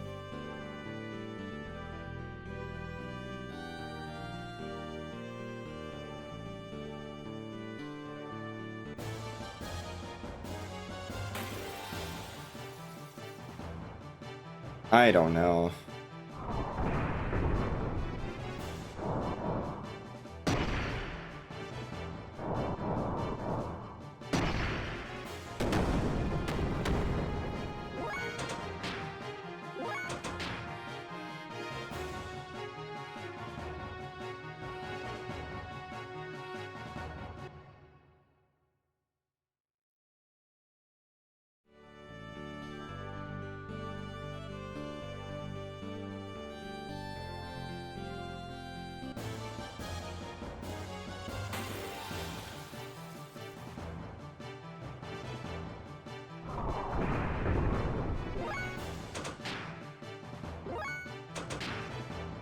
That's the one that I was thinking, because I haven't kept up with any... Like, I know FF10 doesn't, and FF12 doesn't. Like, FF9 had a world map. Anyway, welcome to the F.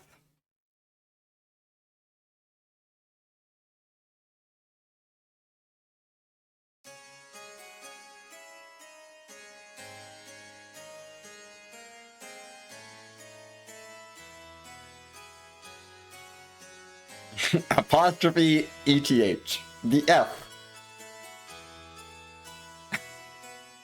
I don't usually get that one, so...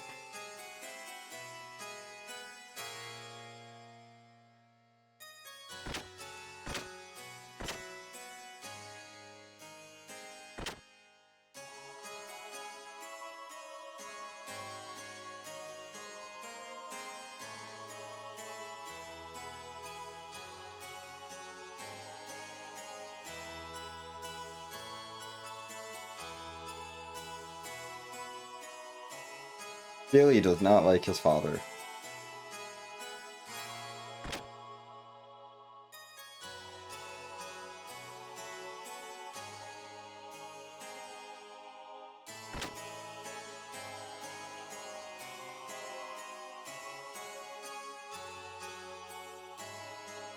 Excuse me, Billy. I'm gonna go right past you. How did you get in front of me, Billy?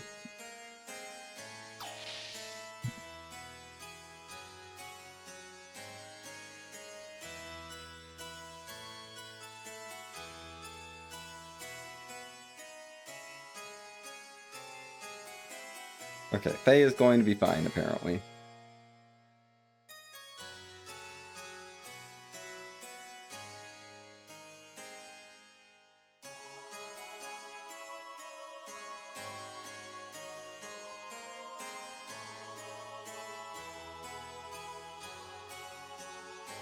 Oh, yeah.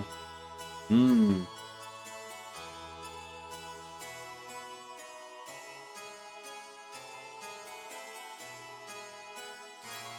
Oh, Octopath.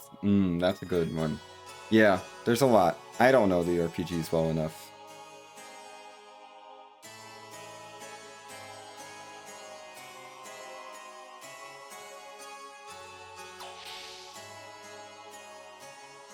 Anyway, we visited Faye. We're gonna go back upstairs.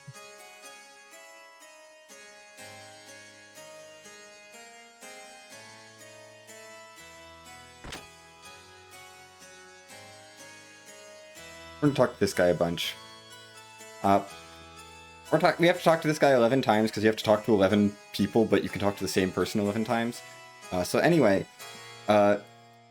this is the quiz that we do at this point of every run. What has the bishop been worried about? We get to read this text box many times.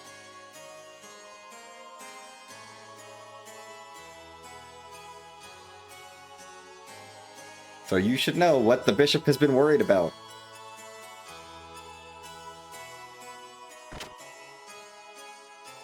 I hope you paid attention to that text box.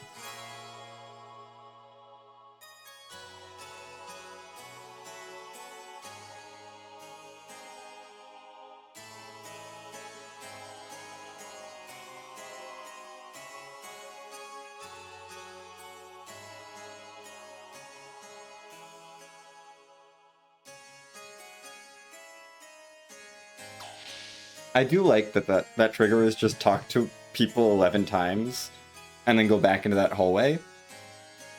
Like, they want you to explore, but you can just talk to the same person over and over again.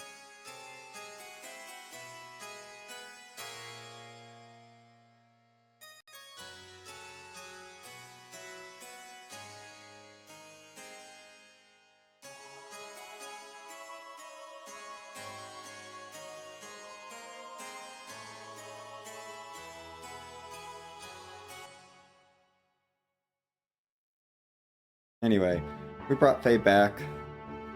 But we gotta go to the orphanage to thank Billy.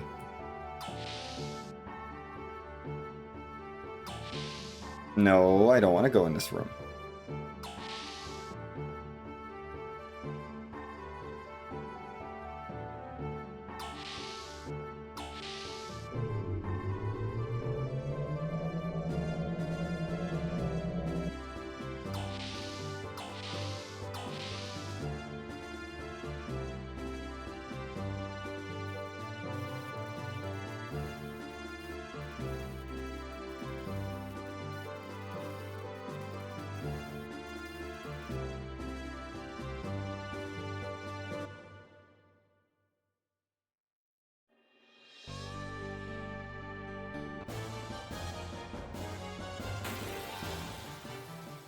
What an early encounter. I don't like that.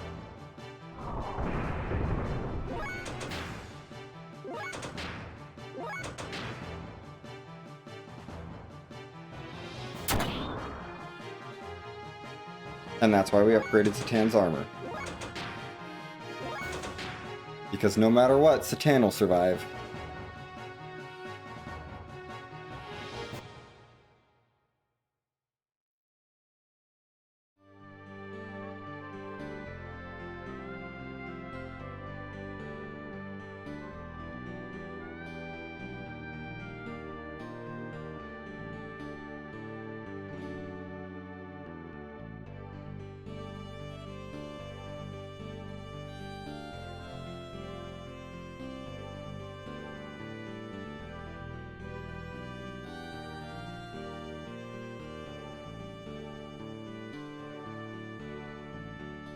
Okay.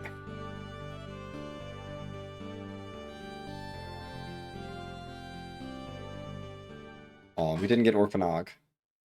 Dang it. It's orphanage. We're at the orphanage now.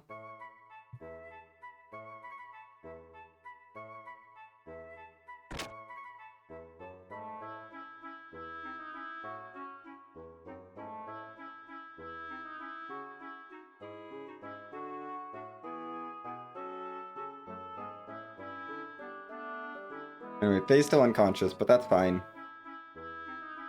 You know, we've lost Faye. He's kind of our main damage dealer, so, you know, this isn't great.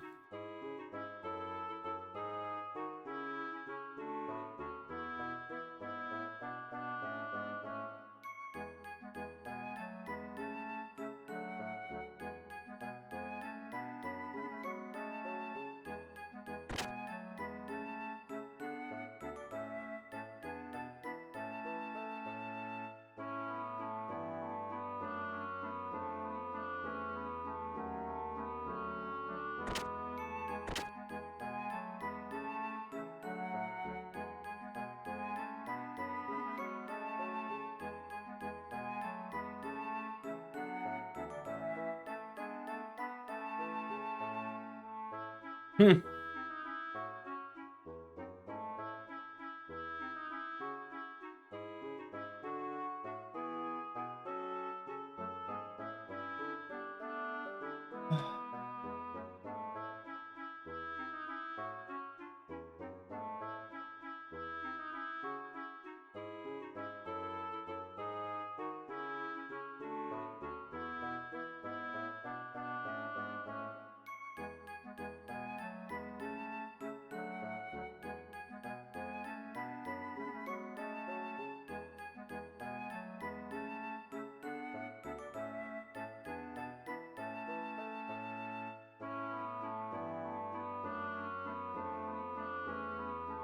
Yes. Well, not yet.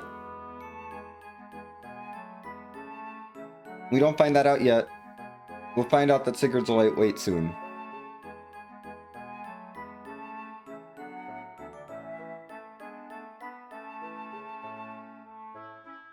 Bye, Sigurd. And Satan's also leaving. Which is fine, honestly, because we do actually need Rico to be in our party for some stuff here. Funnily enough, we need Rico in the party. And I don't have to swap party members because Satan automatically leaves here. And Rico comes along for a bit.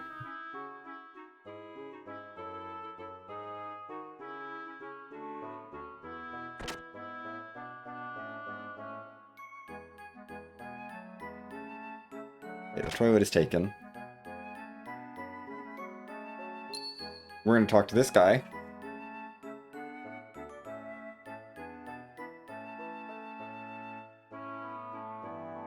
Because he's gonna give us some information about, Red Room. Because,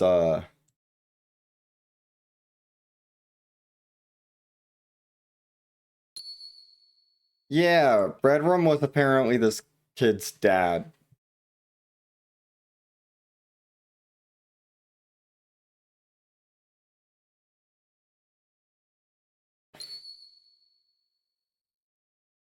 So, yeah. Oh, I don't love that. Anyway. Are you ready for the dumbest trigger ever?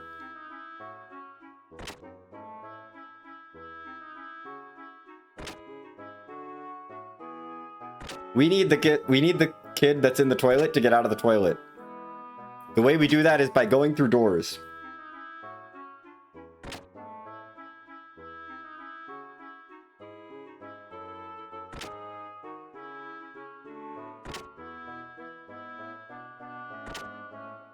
A lot.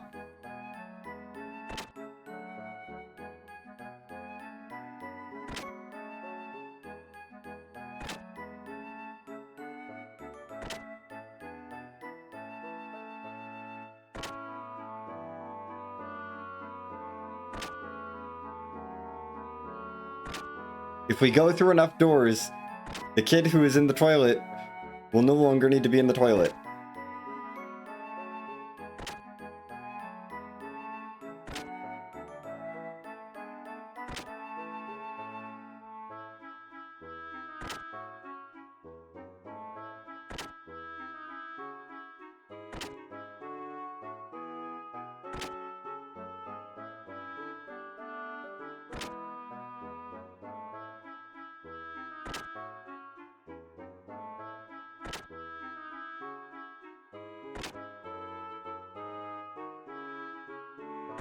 No, it's purely based on the number of doors you've gone through. You can do it right now.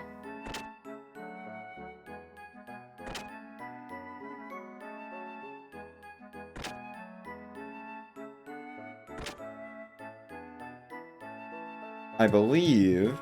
Nope, you're not ready yet. Okay.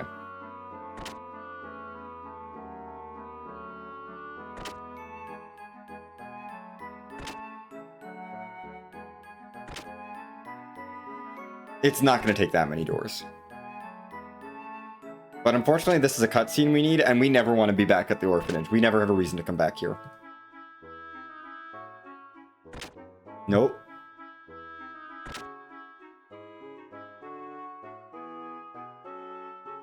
You're still not ready. Okay. He is obnoxious.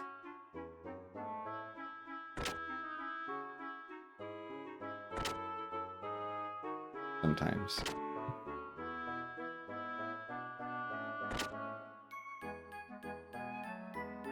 But I do know for a fact you can do this without coming back later.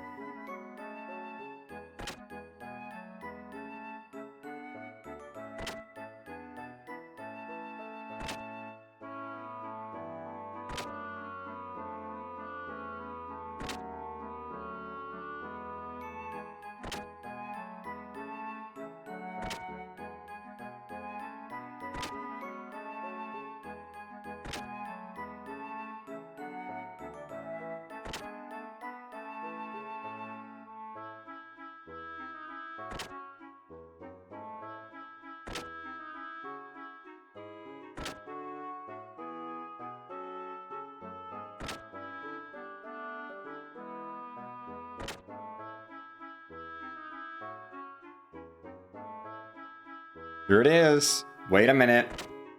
He's done. No! I did not want to use it. Ew!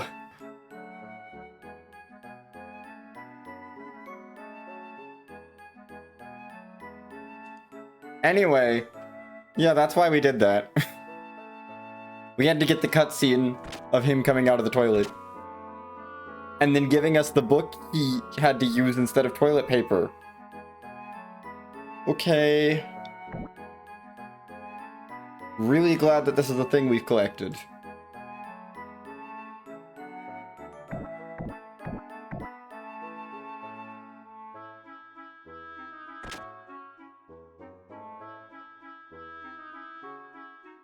Yes, yes, the totally nice man, Uncle Stone. There's nothing bad here. No, we can't sell it. The books are literally only used to solve the puzzle of putting them all on the bookshelf so we can get into Billy's back room, except we don't need to do that puzzle. But we do need to get 2 of the books because there's cutscenes involved in getting 2 of the books. The 3rd book we do not need because there's no cutscene involved, and we do not need to go into that back room at all. There's no cutscene there, it's just an item. There's just like a box with an item in it. And it's a good item, you should get it casually, but like, we don't need it.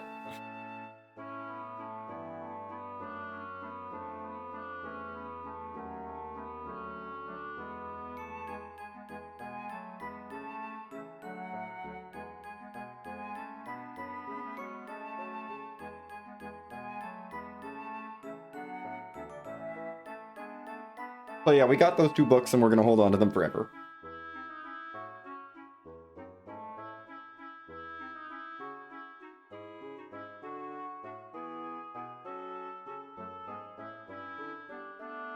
Anyway, we're gonna help out Billy with his next mission because Billy's like, I have to go to this thing, and we're like, hey, we owe you a debt. You help Faye out. We're gonna help you out. You know, why don't we go with you? Because we're strong. And he's like, no, I should do it myself. And Bishop Stone is like, no, take advantage of their help, please. They're offering. Let them help you. And so he's like, fine, I'll let them help me.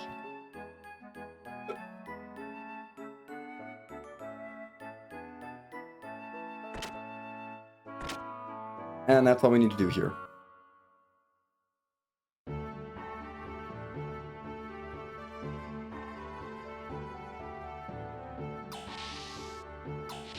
So back to the Yggdrasil we go.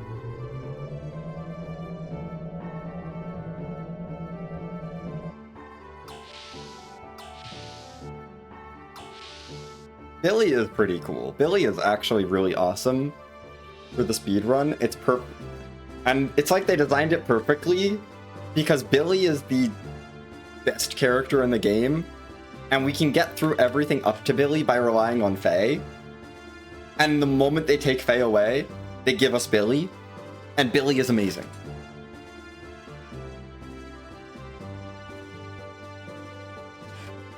Like, they take Faye away, but then they immediately give you access to a bunch of other to like, Billy, and then also a little bit Ellie.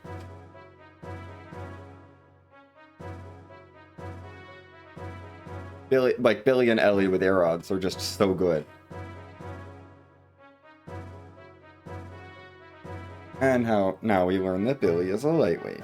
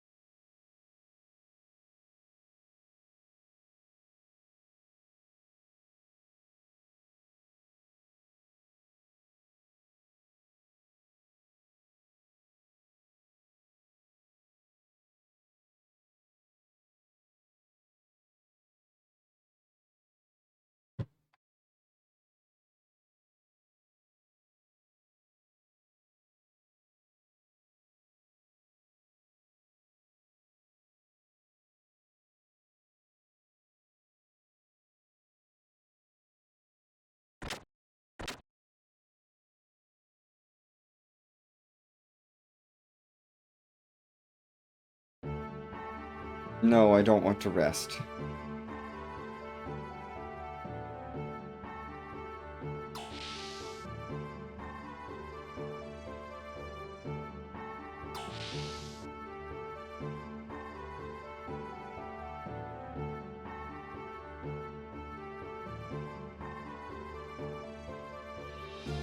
We're gonna meet Billy here in the gun room. Billy's arrived. He's fine, Bart. We're all dressed lightly. We should be wearing speed rings. Okay, after Billy gives us our his tutorial and backstory, then we get to equip up. And we're gonna get to set up some new characters. That are not Faye and Satan, essentially, because that's all we've really set up.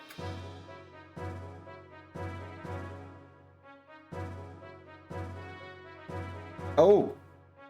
I just realized it's almost time for Beeping Part 2.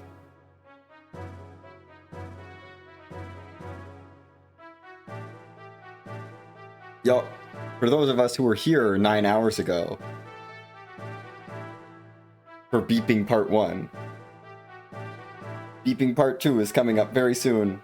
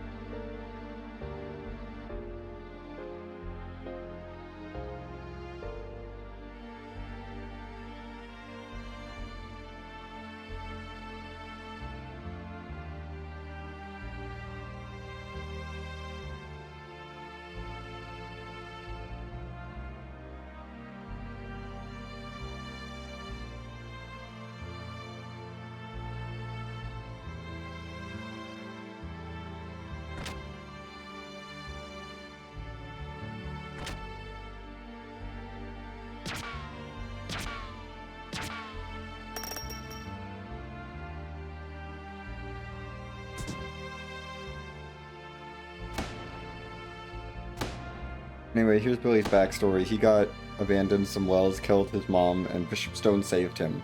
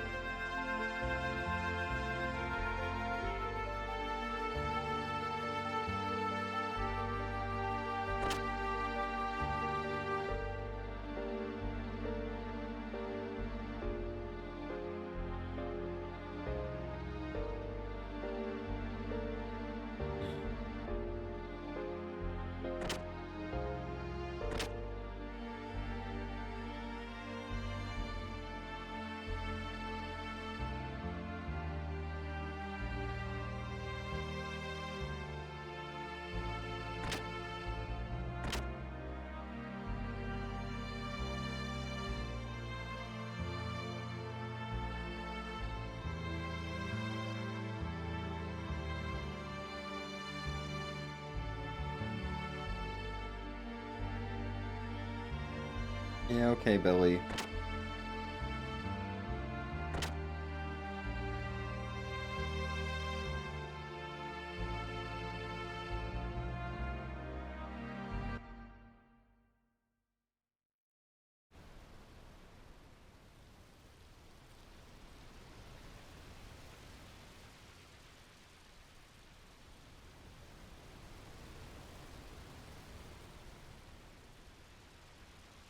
Yeah, Billy, you probably shouldn't do that.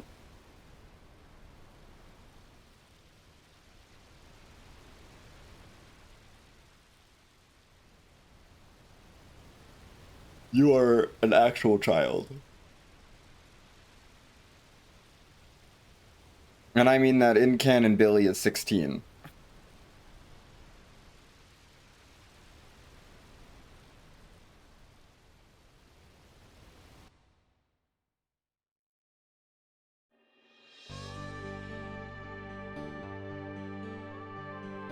So, yeah, not great. Okay, anyway. We're sailing around.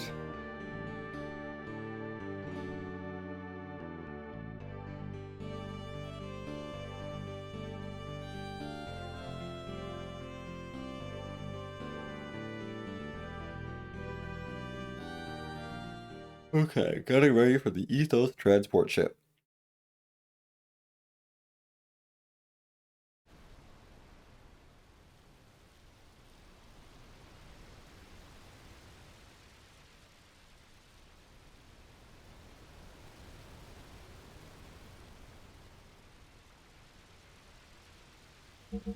Get out of here, Bart.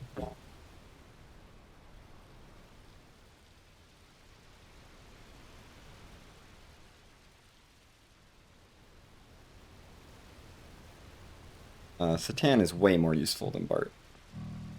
Okay. We need to take some drive. And we're gonna feed some of it to Billy. Yeah, 39 to Billy. And the rest to Ellie.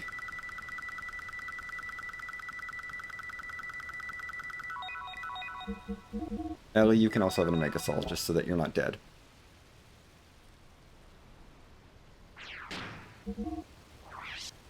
Billy, here's your gun. Here's some ammo. Here's some other ammo. Have an ether doubler and 2 speed rings. Have 2 speed rings and an ether doubler. Oh, Satan, you need your other speed ring back now. You don't need any of this. You just need a power magic. Actually, let's put that in the top slot.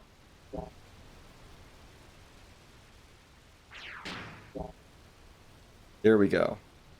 We are ready for the transport ship.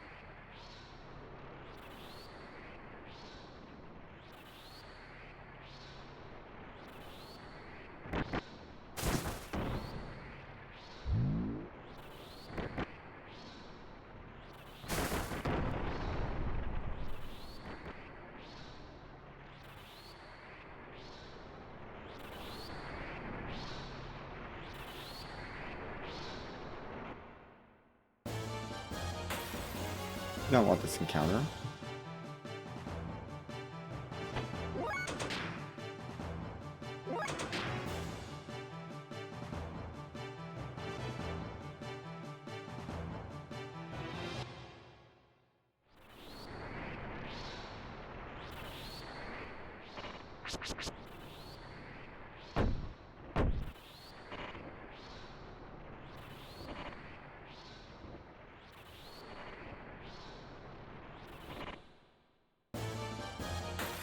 Ugh, I don't want this encounter either.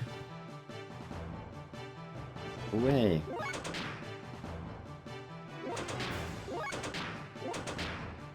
Oh my gosh, let me out. None of them let me out. Billy's dead.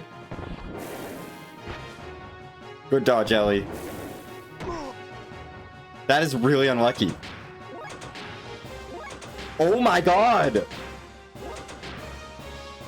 How many coin flips did I just fail there? That was more than 10 in a row.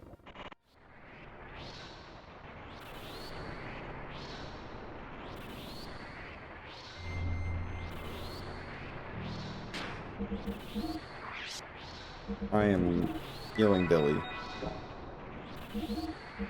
It's a tan. And we're gonna save, because we have a trick to do that can crash the game. Let's hope this works quickly.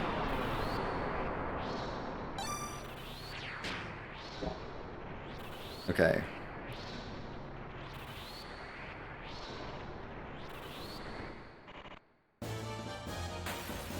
Encounter time.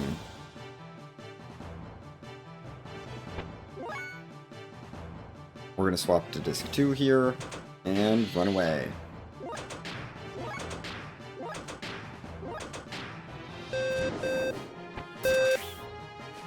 I'm worried because they got turns. And the game crashed.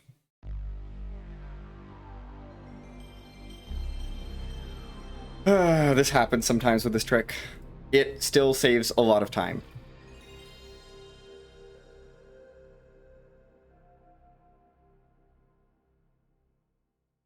This is the only time we have to deal with the game crashing potential.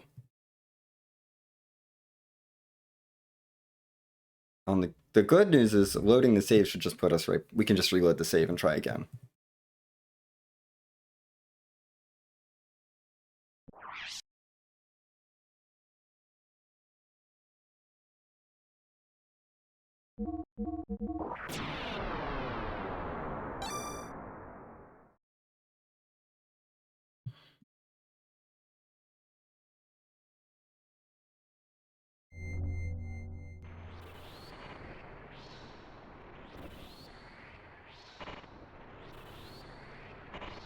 We do need the encounter in this room.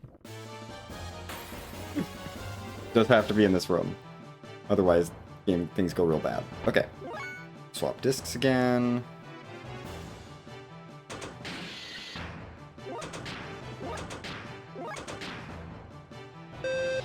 Heck yeah! Second try, not bad. Okay. We're going to...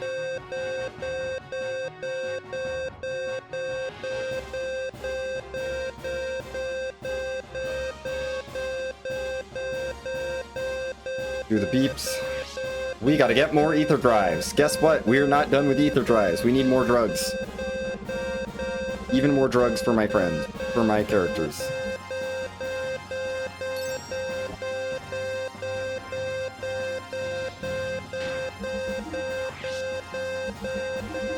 Ellie, congratulations. You're gonna take a whole bunch of drives.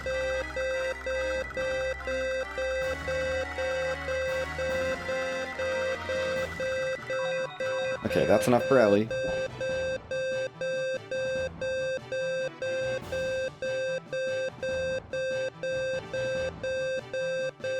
And let's get some more for Billy.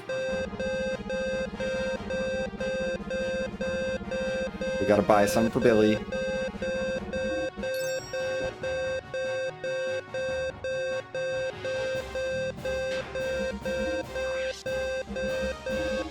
Billy, here you go. Here's 100 doses of drive at a time. We gotta turn both of them into really powerful ether users.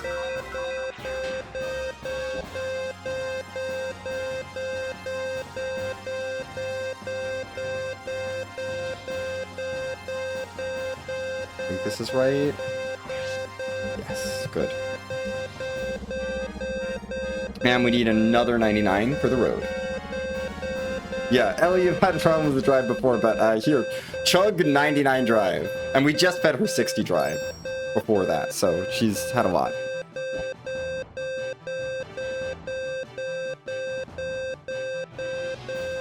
We're gonna do a very important frame upgrade for Xenogears.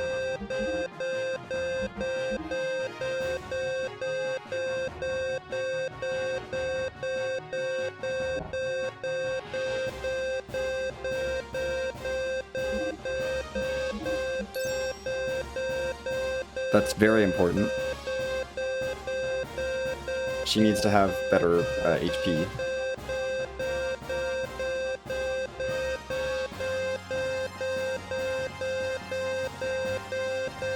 And we're gonna buy 2 more things.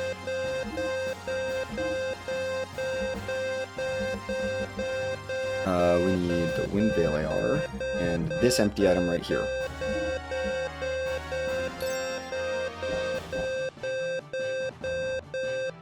And that's it.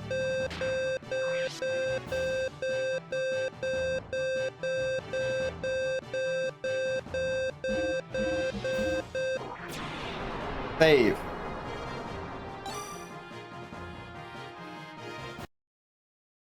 And reset.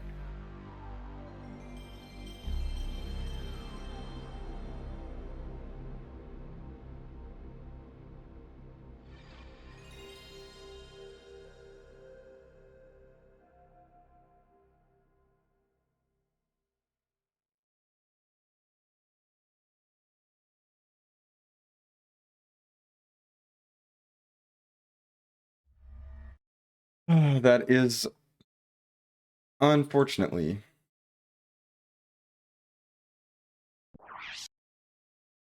the lesson that we're being taught is that drugs are good.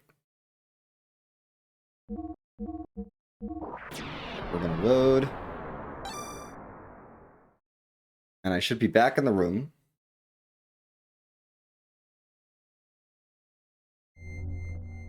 Yep.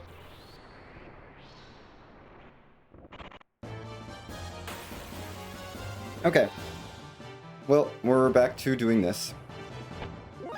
Now back to regular dungeoning.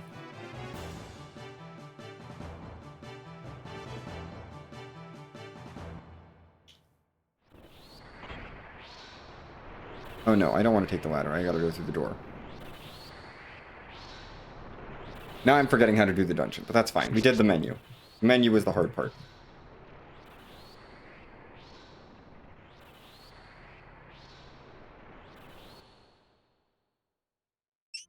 Time for a scene. Oh no! Something red is coming out of the shower!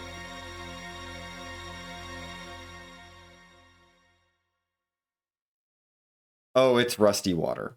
It's fine. What a dramatic scene.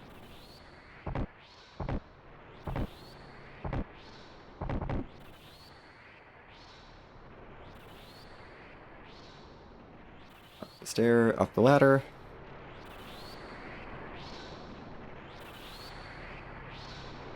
And down the chimney. Welcome to boss time.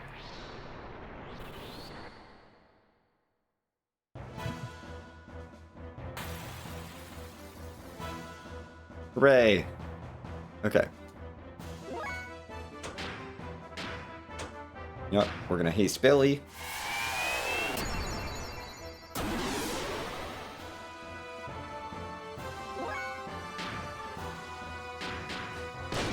Billy's gonna use that ability. Oh my god, 800 damage with a square attack is ridiculous. Yeah, Billy just did 1600 damage. That's a normal amount of damage for him to do. We gotta haste Ellie as well.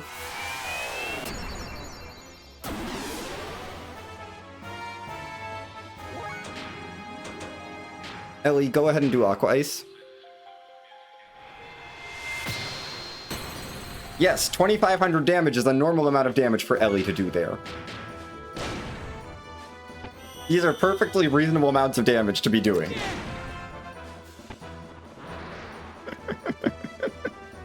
That is not a reasonable amount of damage to be doing, but we got through the fight. Hooray!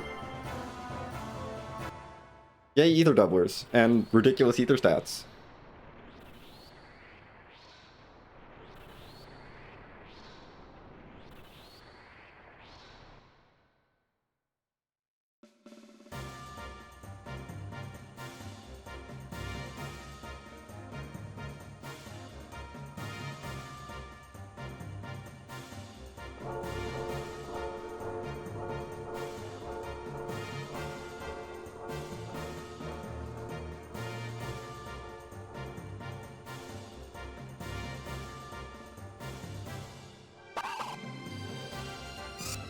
Anyway.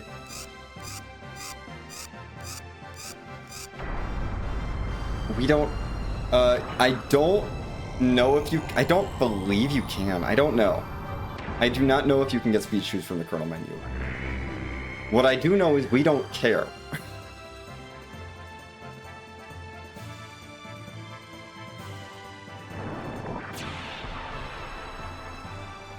I wouldn't be surprised if you could, but I don't know if you can.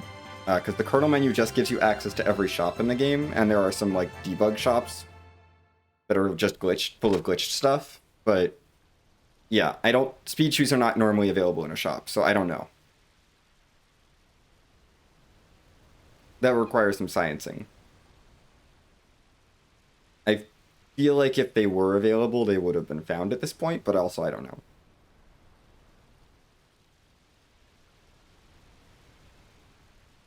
They don't really matter that much because of our R part and the glitched part that we bought in that recent kernel menu, which we're going to put on Billy's gear, and does basically the same thing R does. It's going to make him ridiculously fast.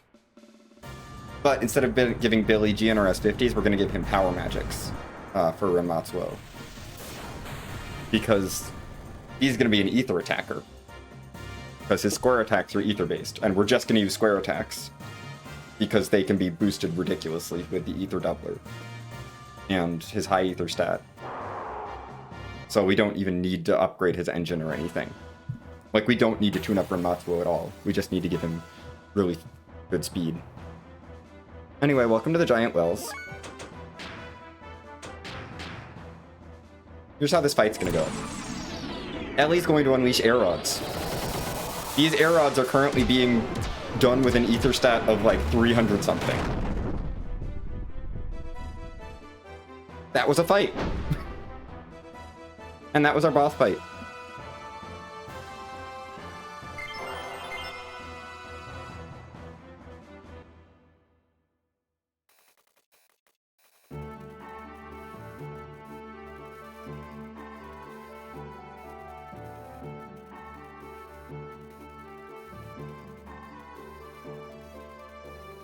Anyway, we did it.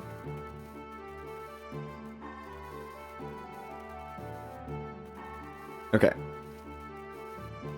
And now we're gonna go report the results to the Ethos headquarters, because it's not that far away. Oh god, that is a great scene. I do have that t-shirt.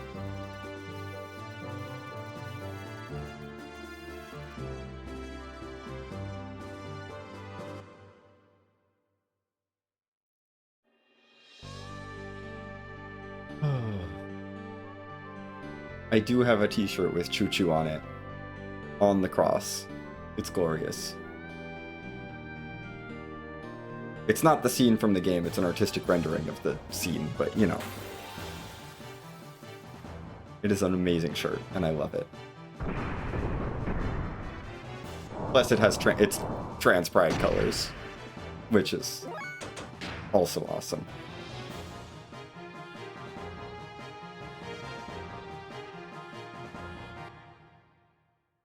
Okay. Here we go.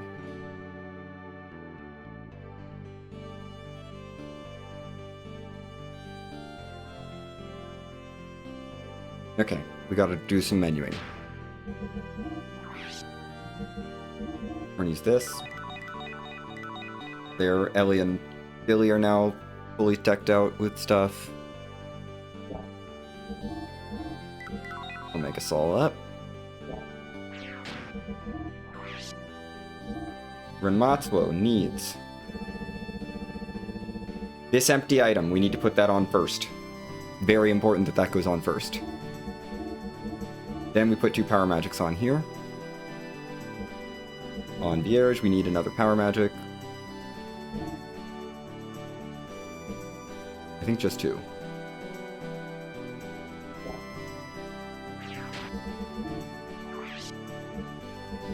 Ellie does not need an ether doubler for this part of the game.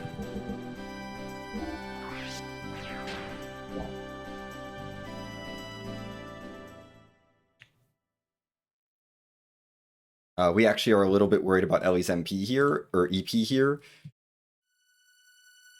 And so we're going to take that off so that Ellie we need to make sure Ellie's not going to run low. And she does not need the ether doubler. for anything coming up.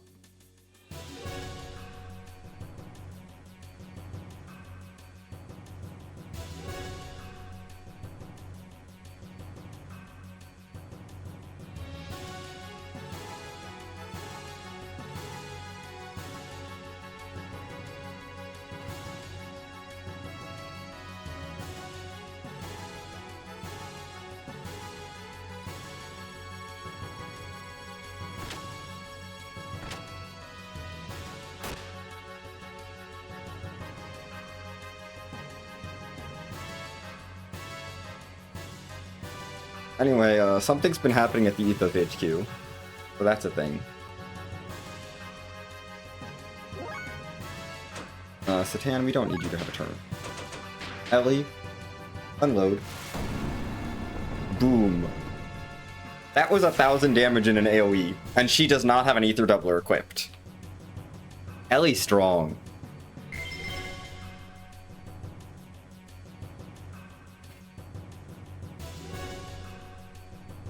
Thermo Dragon is awesome.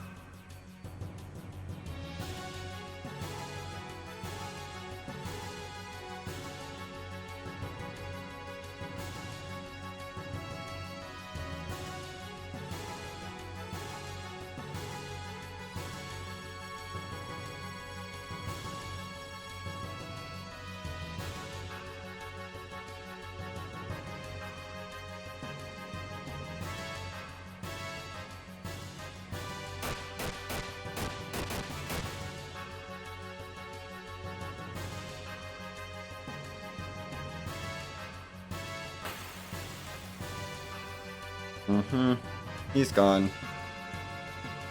That's fine. Ellie, go ahead and burn them.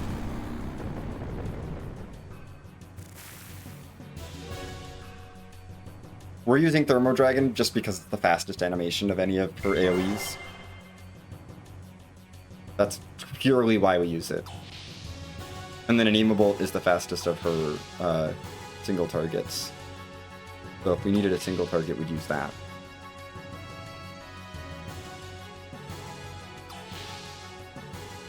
We're gonna rescue this guy.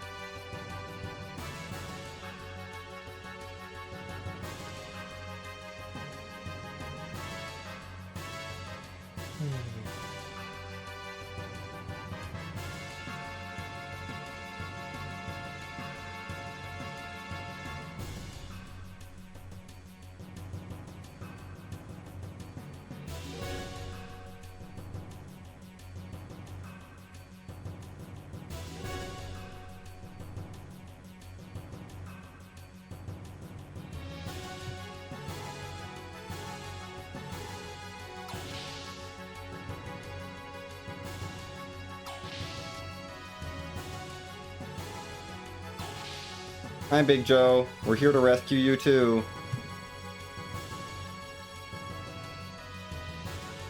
Yep, we gotta save Big Joe. Hooray. We saved Big Joe.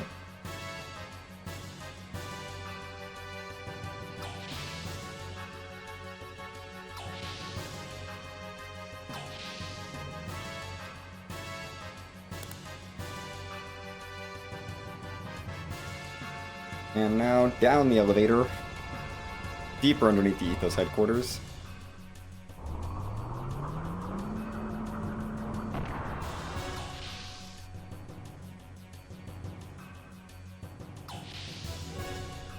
Okay. And we have a pretty big cutscene here, so I'm gonna take a little meal break because I have not eaten a proper meal since this run started. I need to eat. I'll be back.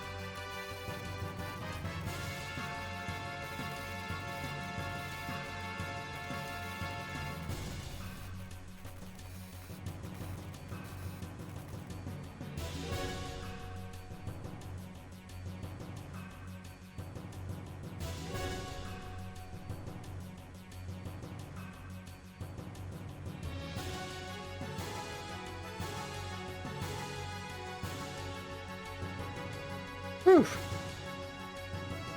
And prepared food. I am back.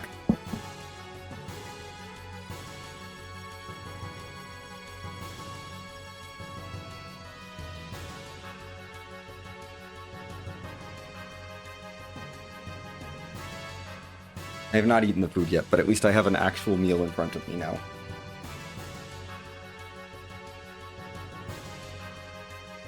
So we will be able...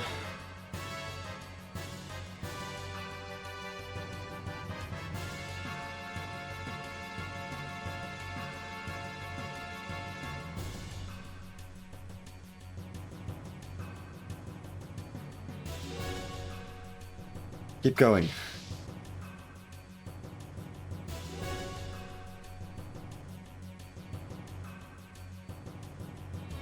Anyway, yeah, turns out the ethos was actually set up by Solaris to control people, and the ethos was trying to break free by excavating weapons, and Solaris found out and were like, no, we're shutting you down.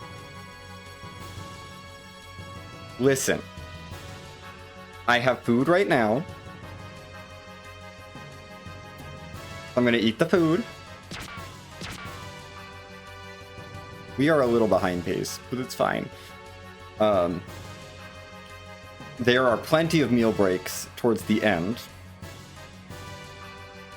The way I'm gonna hang in there is that I'm gonna be probably standing up for most of Disc 2. It's fine. I have this whole week off.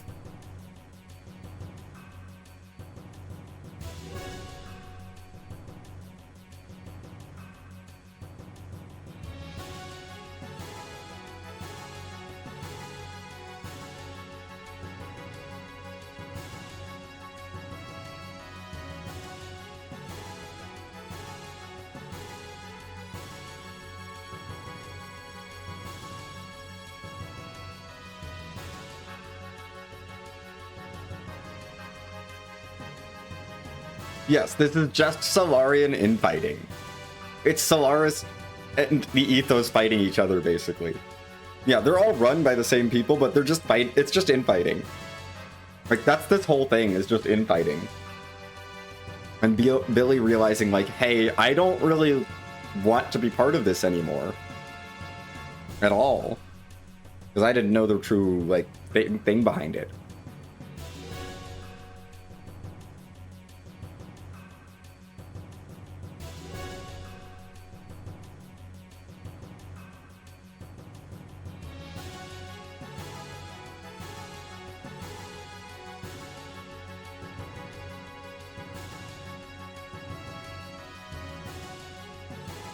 And Solaris has basically been setting up proxy wars to keep everyone focused on each other.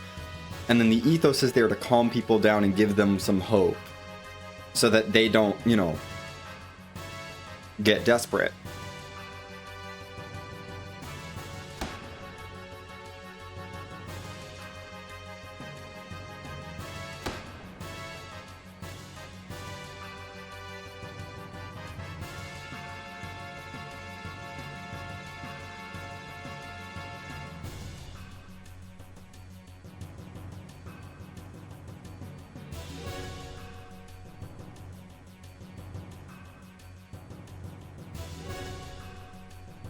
Yeah. Not desperate or control history to prevent anyone from rebelling. Yes. That's correct. It's like, we gotta give them hope. We're gonna make sure we control the narrative so that they don't know that there was a rebellion years ago.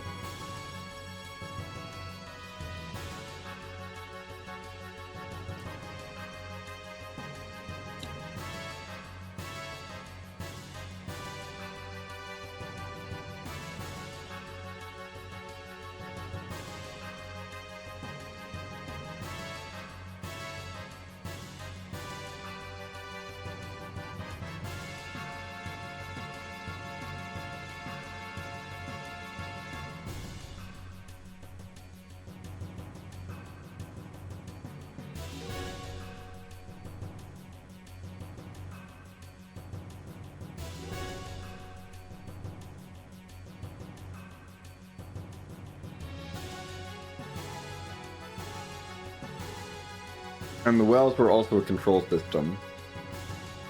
Because the wells are people that were horribly mutated by experiments, basically. Because the ethos is the front that sends people to Solaris to get experimented on, and then they get dumped back onto the back to the planet side to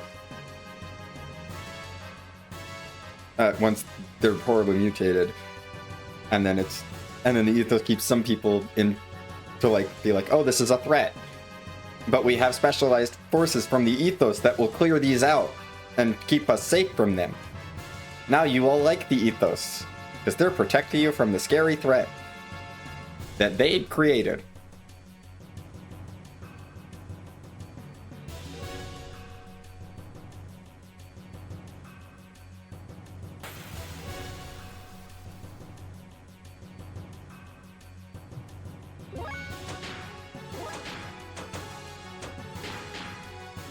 Anyway.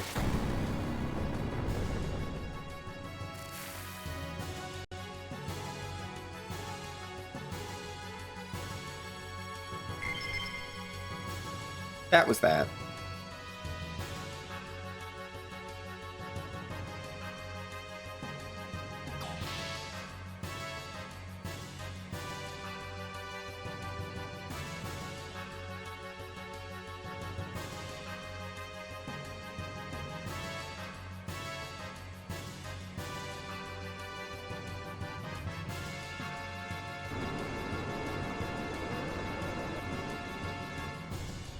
This is not an official category, no.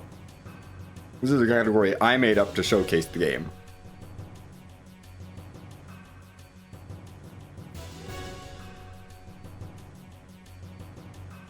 Absolutely not official.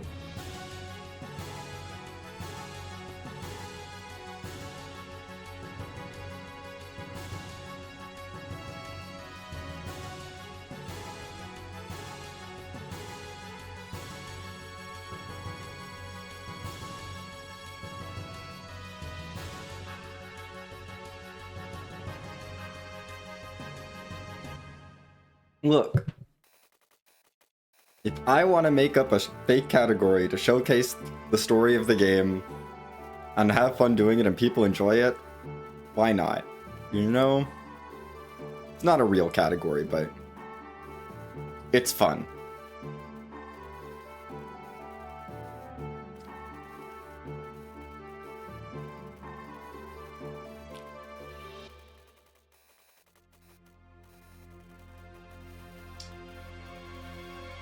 And I will keep running it every now and then.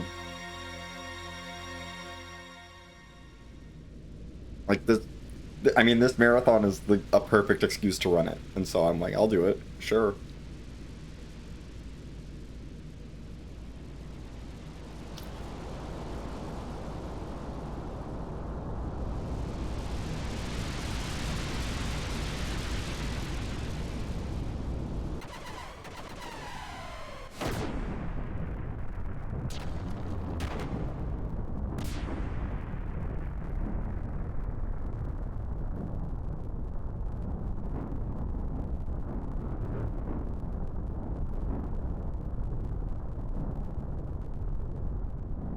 Anyways, the giant uvula ship. That's definitely a uvula and nothing else. Do not compare that ship to anything other than a uvula.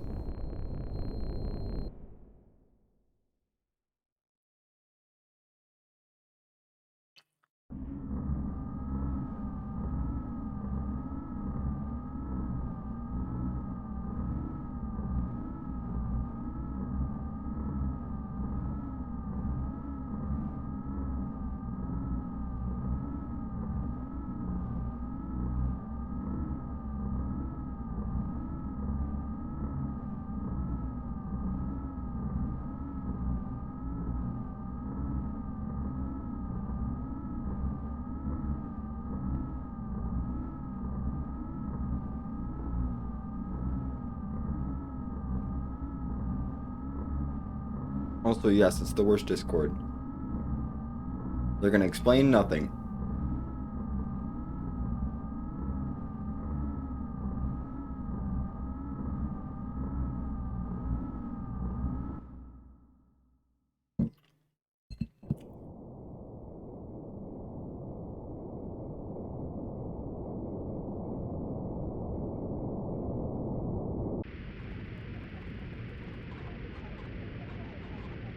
Oh, yeah.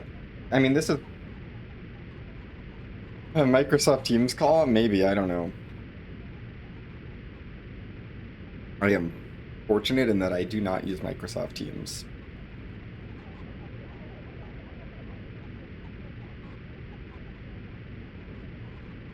And I've never had to use Microsoft Teams.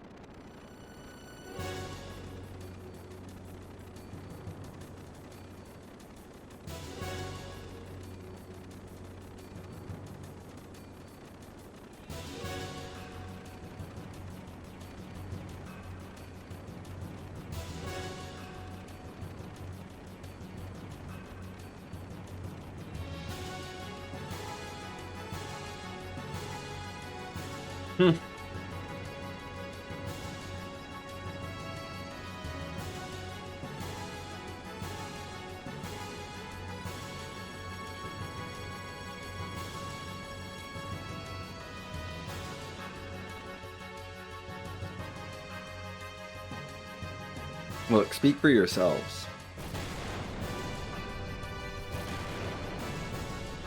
I'm in my mid-20s.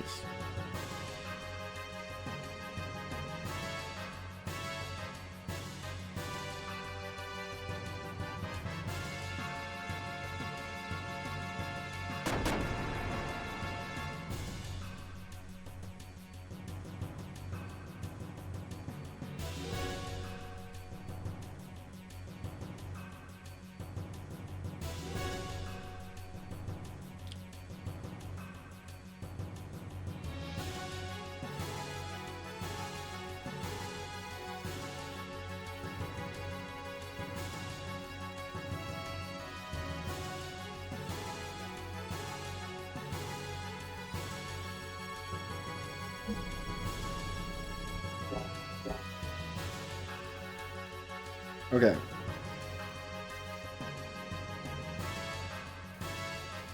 Here we go. Yes, let's go to the Thames. Yes, launch the Yggdrasil. So, this is, I think, the first point where it really starts to feel like the game is starting to fall apart, is that they send you to the Thames. We're gonna go to the Thames. You don't have to go to the Thames. You can skip the Thames entirely and go straight to the next location that they actually want you to go to. But if you go to the Thames, you'll find out where they want you to go.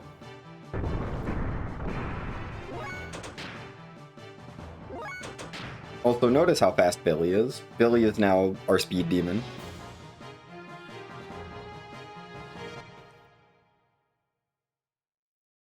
But yeah, there's no reason to go to the Thames here other than they tell you to.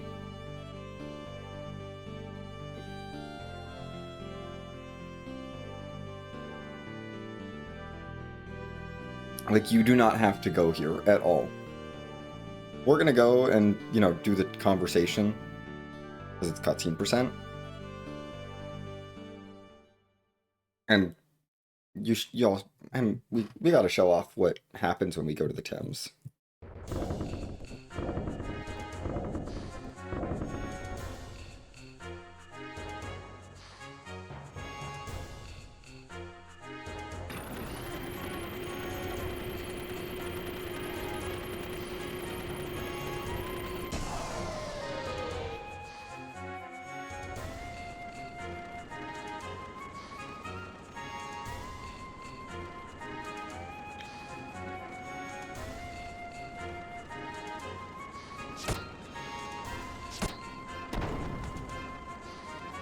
And this is why it's a cutscene, just because we have to have the Men of the Sea thing.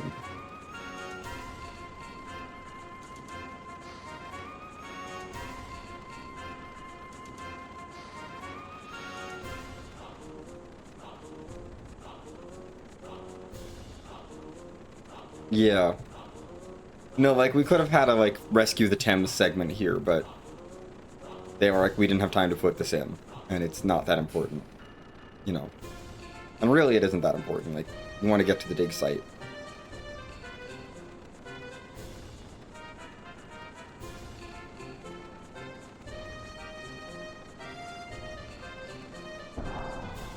We can ask Hans about the site. We don't need to ask Hans about the site.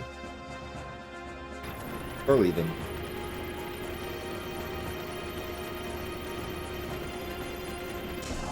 Yes, Disc 2 is an outline of a second game that would be a sequel to Disc 1.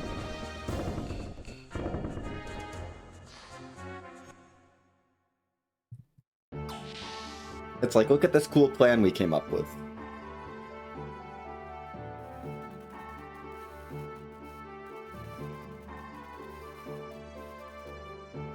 Okay.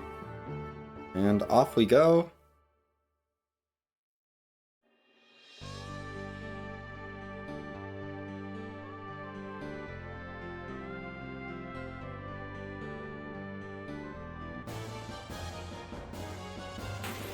To the Ethos dig site.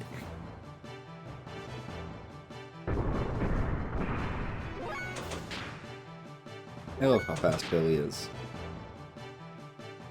Yes. Yeah, the Perfect Works is really helpful.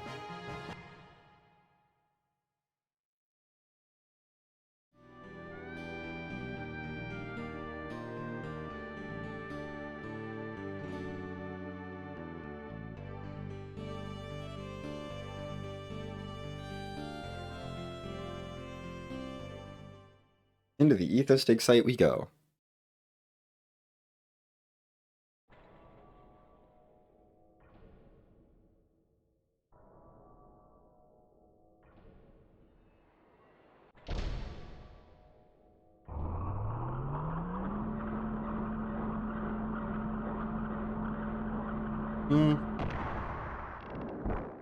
We're gonna go digging.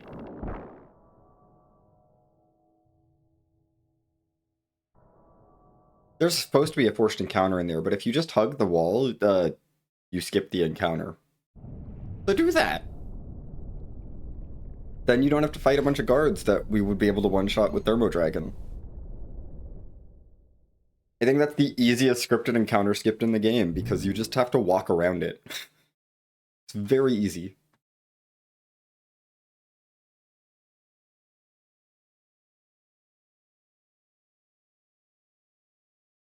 Okay.